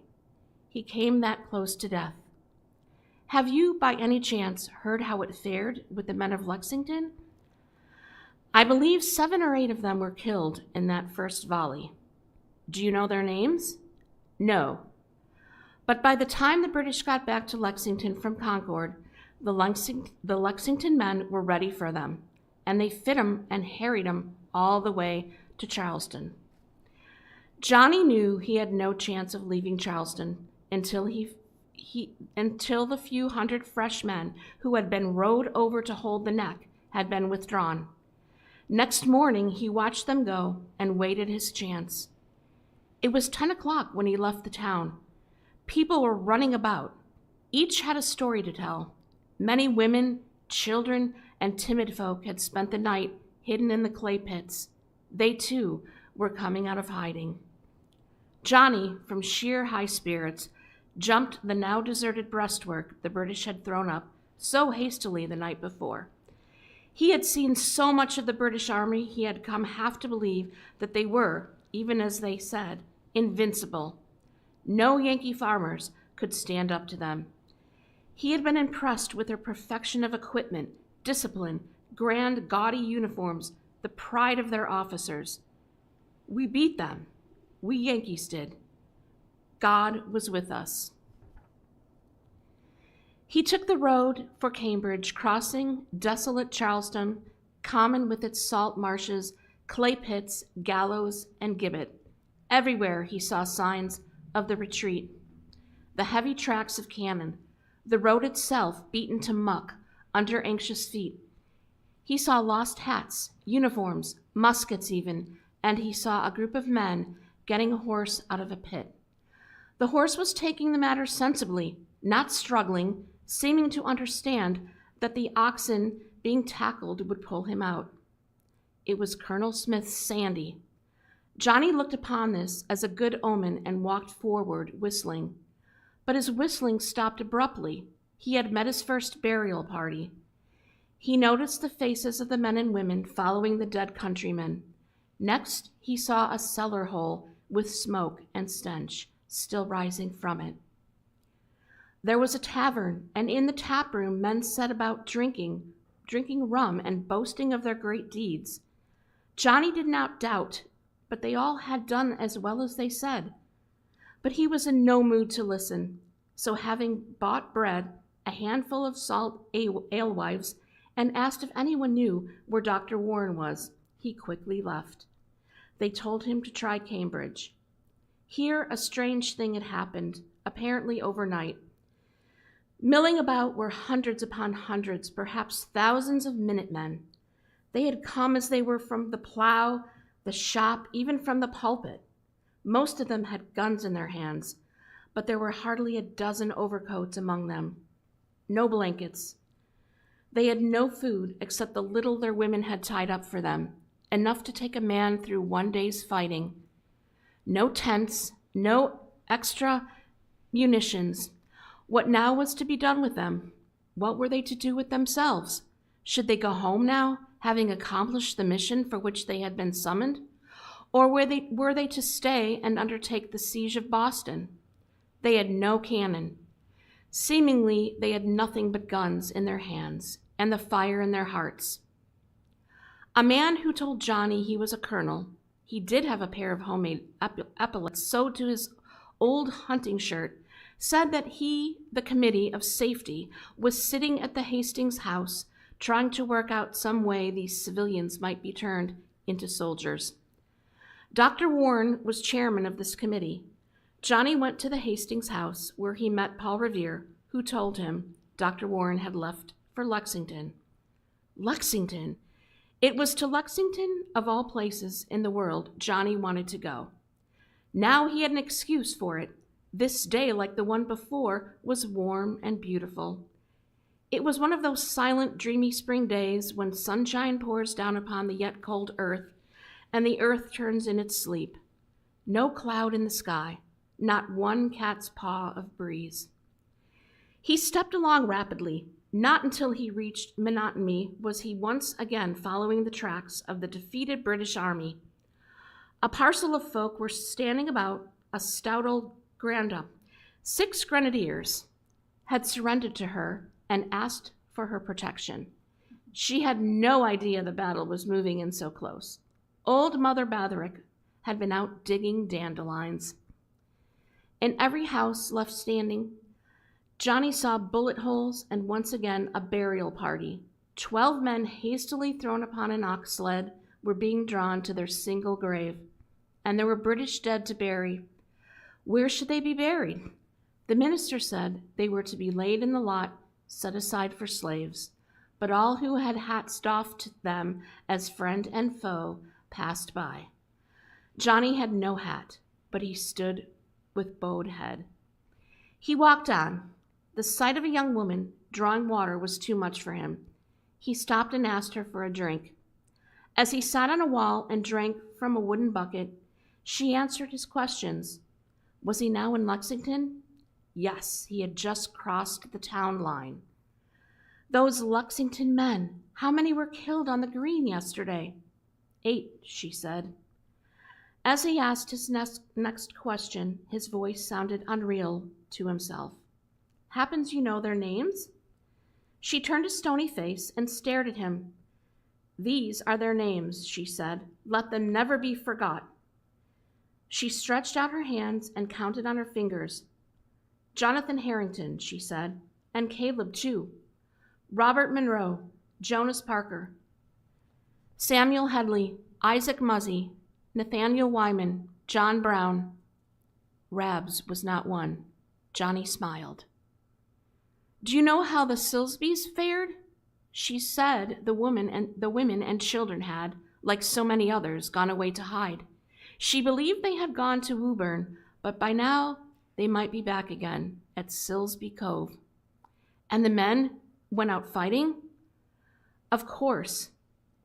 All except Grandsire. He wouldn't hide with the women and farm animals, and he couldn't go fight. He was sot on sitting it out under his own roof. Then Johnny went on his way, passing Monroe Tavern, where Percy had joined Colonel Smith. He could see the marks of the cannon and the destruction they caused. So he was in the village. The first thing he noticed as he stood looking down at the green was that the old meeting house had been knocked into a cocked hat by a cannonball. So late in the afternoon of the gentle April day, Johnny came down upon Lexington Green. The smashed meeting house with its tiny wooden belfry was before him. Buckman Tavern was to his right.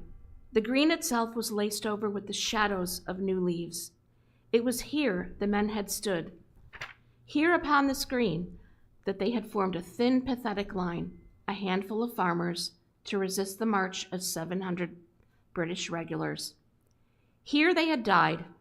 Oh, it was so helpless and so brave, you might laugh, and you might cry. The inside of Johnny's nose began to prick, and he brushed his arm across his face.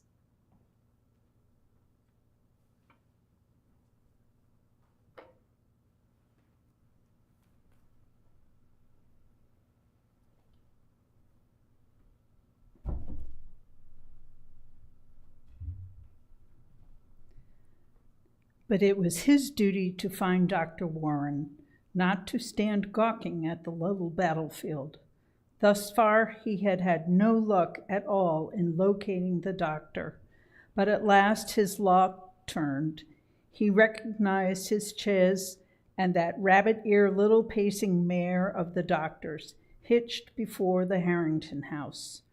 The doctor was standing on the steps, and about him were a group of women, all crying. Johnny knew why.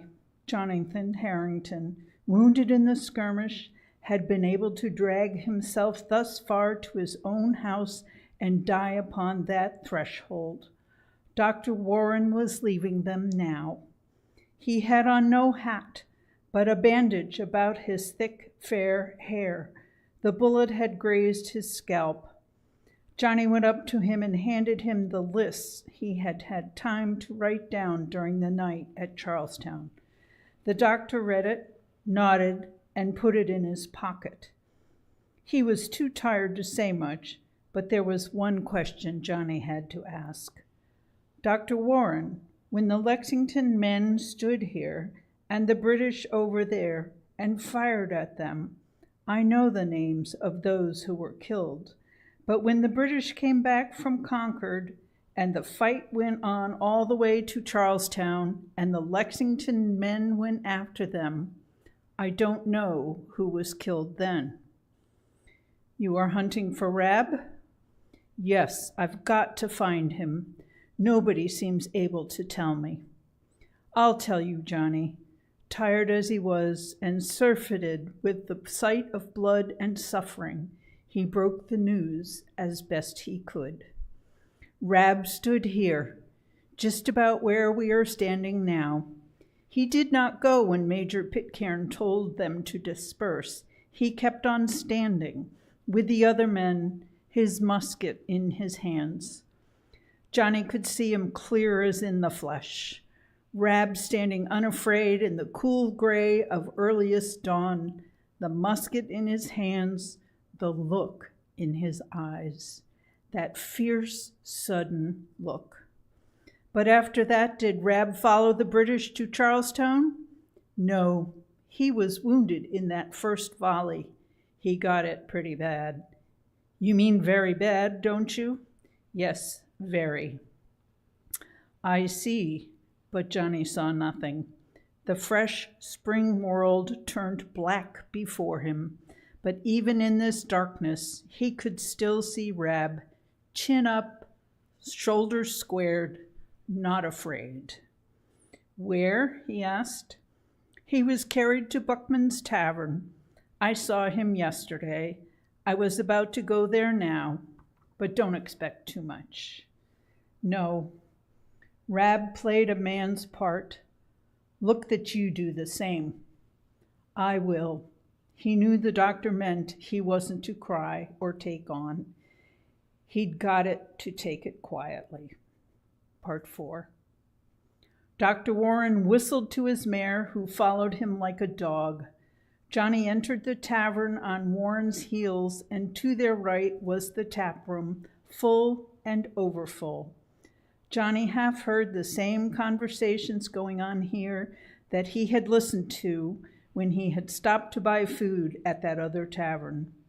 Had they all been heroes, or did they just talk and do nothing? Rab never had said much, but he had done all a man might. The boy had been carried to a back chamber on the second floor. He was not in bed, but sitting up in an armchair propped with pillows. A woman of the inn had been sitting with him, quietly knitting. She got up when the doctor and Johnny entered the room and left without speaking. Johnny had been fearful that Rab would be suffering, crying out, struggling like other wounded men he had seen, afraid that with death so close, something of that aloof dignity he had always had would be shattered. He had lived with Rab a year and a half, and yet he had never really known him, not known him inside out as, say, he had known the hated dove. But half sitting as he was, Rab did not seem at first very different from always. His face was white, but not drawn. The eyes very dark and wide. Rab smiled. You got out all right? Yes. How's Boston? The British are furious that we licked them so. There was a sudden trickle of blood at one corner of his mouth. Rab wiped it away. In these few hours, his hands had grown white, weak, thin. And as he turned his face, the afternoon light fell across it. Johnny saw the flesh seem translucent. There were lavender circles about the eyes. I've had a lot of time to think, said Rab at last, just lying here. Do you remember that market woman who lost her pig? Its name was Myra, and it could do tricks. Then I looked up, and you were standing there looking like Robber Boy with your hand in your pocket. I remember. Rab lay with his eyes shut for a little while, remembering other things perhaps Johnny did not share. Back into his childhood in Lexington, the important and unimportant things jumbled together. A favorite dog, the death of his father, the first day he went to school, and the first day he drilled with the Minutemen. He moved a little restlessly and said, Colonel Nesbitt, remember. And he told me, go buy a pop gun, boy. Well, a pop gun would have done me just as well in the end. This idea fretted him a little. Dr. Warren wet a cloth and in a basin of water and wiped his bloody mouth. There's my musket, over there. It's better now than any they have. I was always kind of bothered to think I might have to stand up to them without a good gun in my hands, but I had it all right. He was thanking Johnny for getting it for him. But I never did get to fire it. They shot first. The trickle of blood became a stream. Dr. Warren was bending over him, holding his shoulders. Johnny walked disconsolately about the chamber. He looked out the window. He picked up a pewter candlestick and examined the maker's mark. He heard Warren saying, steady, boy. And after a moment, is it better so? It is better so, Rab whispered. But the next moment he said quite naturally, Johnny. Johnny went to him, sat on the floor beside his chair, and put his hands over Rab's thin ones. Yes, Rab, you can have that musket. I sort of like to think of its going on. I've put a better stock on it, changed the angle of the steel. Look at that flint. The one it had was too smooth. I've napped it. I'll take good care of it. And there's another thing you can do for me. Anything. Go to Silsby's Cove. See if the women have come back from hiding. Grandsire will be about. He said he wouldn't go off hiding. He'd sit it out in his chair. I'll go. Then Rab began to smile. Everything he had never put into words was in that smile. But as he was leaving the room, Johnny saw that once more Dr. Warren was bending over him. He heard him say, "How is that? Is it better?" "Yes, it is better so." Part 5. At Silsby's Cove, there were no women, children, or farm animals about, except a couple of weaned calves in the calf pasture. When the warning came, it had probably been decided they were too hard to catch and cart. Johnny looked at the deserted barn. Hens were about. They could live for days on the spilled oats and rye. There were 2 dogs who came up to him, telling him they had not been fed. "I'll bet they took you with them," said Johnny, "and you sneaked back home, eh, boys?" The cat stuck close to him. It was one big orange tomcat, and Johnny knew it was Grandsire's favorite. It was mewing and rubbing about him. He picked it up. "You wouldn't be bothered to go out and catch a mouse in the barn like the other cats, would you?" he said. But if Grandsire had not gone away to hide like the other non-combatants, he wondered why he had not fed the animals. He entered the old house, which was unlocked. The Tom, confident that now he would be fed in the elegant way he was accustomed to, began to knead his paws, and his purring grew hoarse with triumph. "Grandsire," Johnny called. There was no answer, and the red armchair where the old gentleman usually sat since his game leg had grown so bad was empty. Major Silsby was not there. Johnny went to the larder and found bread and sour milk for the animals. He welcomed this small duty. It kept him from thinking. The Tom he fed in the kitchen. The basin of food for the dogs he put in the yard. Where was the old gentleman? Suddenly he had an idea, and he ran back into the kitchen and looked over the hearth. Grandsire's old gun was gone, and so was the powder horn he had carried to Louisburg back in 1745, and so was Grandsire Silsby. Johnny walked back to the village, his head bent in his hands in his pocket. A numbness, half emotional, half physical, was stealing up through him. His feet felt like lead. His mind seized upon little trivial things, like that orange tomcat of Grandsire Silsby. He noticed a jubilant little girl with a grenadier bearskin hat on her head, half over her face. He could not help but notice the regimental number on the cap. The grenadier, likely dead by now, had been a soldier of the 10th. He saw Dr. Warren's chaise before Buckman's Tavern. In the lower entry, Dr. Warren was waiting for him. "Rab?" The doctor dropped his eyes.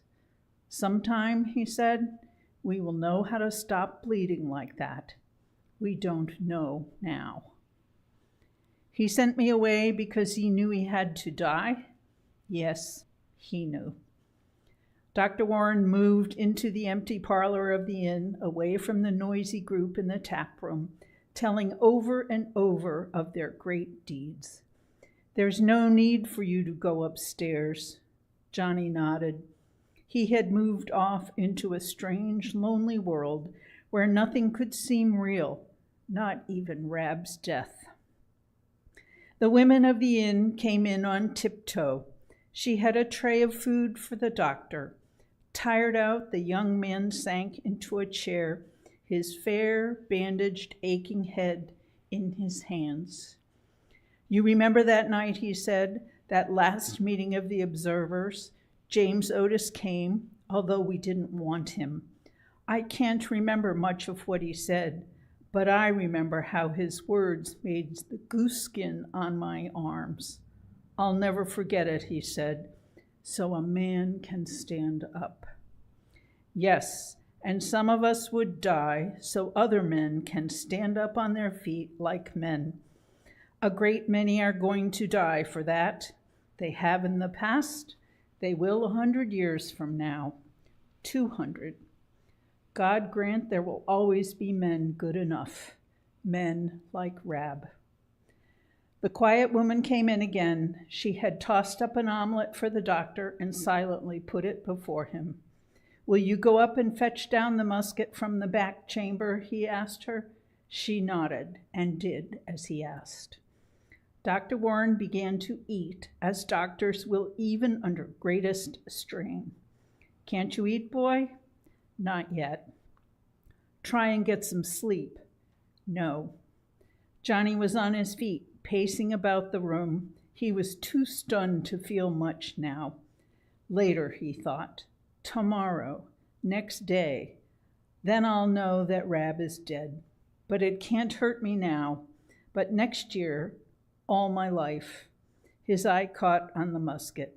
He took it up, holding it close to the light of the window, fingering and examining it to see those improvements Rab said he had made on it. Rab had not taken one shot with it on Lexington Green, never had a chance. Dr. Warren was standing beside him. Johnny, put down that gun. Here, by this window, lay your right hand down like that, so. Johnny felt no more shame over his burned hand. He did as the doctor bade him. He felt the cool, clean hands bending his fingers, twisting his thumb until he gritted his teeth. Johnny, that hand is not as bad as you think. Burned, wasn't it? Yes. As you stood here holding that gun, it was the first time I've had a good look at it. Was it kept flat while healing? No. I suppose your master called in some old herb woman to care for it. A midwife, yes. Bah, these midwives, any doctor in Boston would have known. You see, the thumb is pulled about like that, not because of any basic injury, but by scar tissue. What do you mean? I mean that if you have the courage, I can cut through the scar and free the thumb. My hand good and free once more?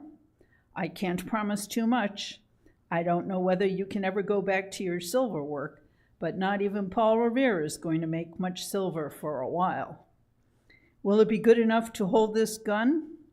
I think I can promise you that. The silver can wait. When can you, Dr. Warren? I've got the courage. I'll get some of those men in the tap room to hold your arm still while I operate. No need.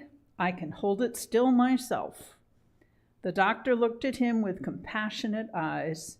Yes, I believe you can. You go walk about in the fresh air while I get my instruments ready. Johnny stood upon the green and looked about him. He heard a woman calling, chick, chick, chick. From a nearby cowshed, he heard milk spurting into a pail. A tap of metal on metal, his trained ear told him a gunsmith was at work. He could smell turned earth and gummy buds, and sweet wood somewhere burning. His nostrils trembled. Almost could they recapture the gunpowder of yesterday.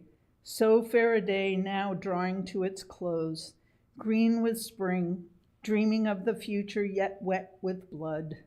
This was his land, and these his people. The cow that lowed, the man who milked, the chickens that came running, and the woman who called them, the fragrance streaming from the plowed land and the plowman. These he possessed. The skillful hands of the unseen gunsmith were his hands. The old woman throwing stones at crows who cawed and derided her was his old woman, and they his crows.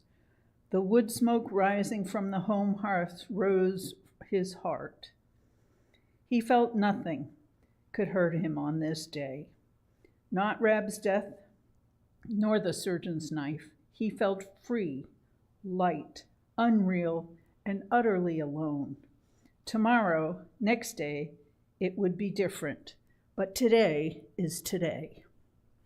Then far away, but coming nearer and nearer down a long monotony road, he heard the throb of a drum. Men coming back from Charlestown. He stood, turned his head to listen. The shuffle of feet. A fife began to toot. It was ill played. Maybe a foolish tune, but Johnny warmed to hear it. For once more, Yankee Doodle was going to town. Everywhere else in the village was silence. The music, small as the chirping of a cricket, filled that silence. Down the road came 20 or 30 tired and ragged men. Some were blood-stained, no uniforms, a curious arsenal of weapons. The long horizontal light of the sinking sun struck into their faces and made them seem much alike. Thin-faced, in the manner of Yankee men, high-cheekboned, unalterably determined, the tired men marched unevenly. But Johnny noticed the swing of the lithe, independent bodies, the set of chin and shoulders. Rab had been like that. Please God, out of this New England soil, such men would forever rise up, ready to fight when need came, the one generation after the other. Close on the heels of the marching men was an old chaise containing their commanding officer. For if you couldn't get to the fight on foot, you went on horseback, and if not on horseback, you went in a chaise. It was Grandsire Silsby, with his old gun across his knees. Johnny started to run to him, to shout, "Grandsire, Grandsire, you haven't heard yet. Rab is dead." But he knew the old major wouldn't stop. He had to get his men onto Cambridge and the siege of Boston. True, Rab had died, hundreds would die, but not the thing they died for. A man can stand up.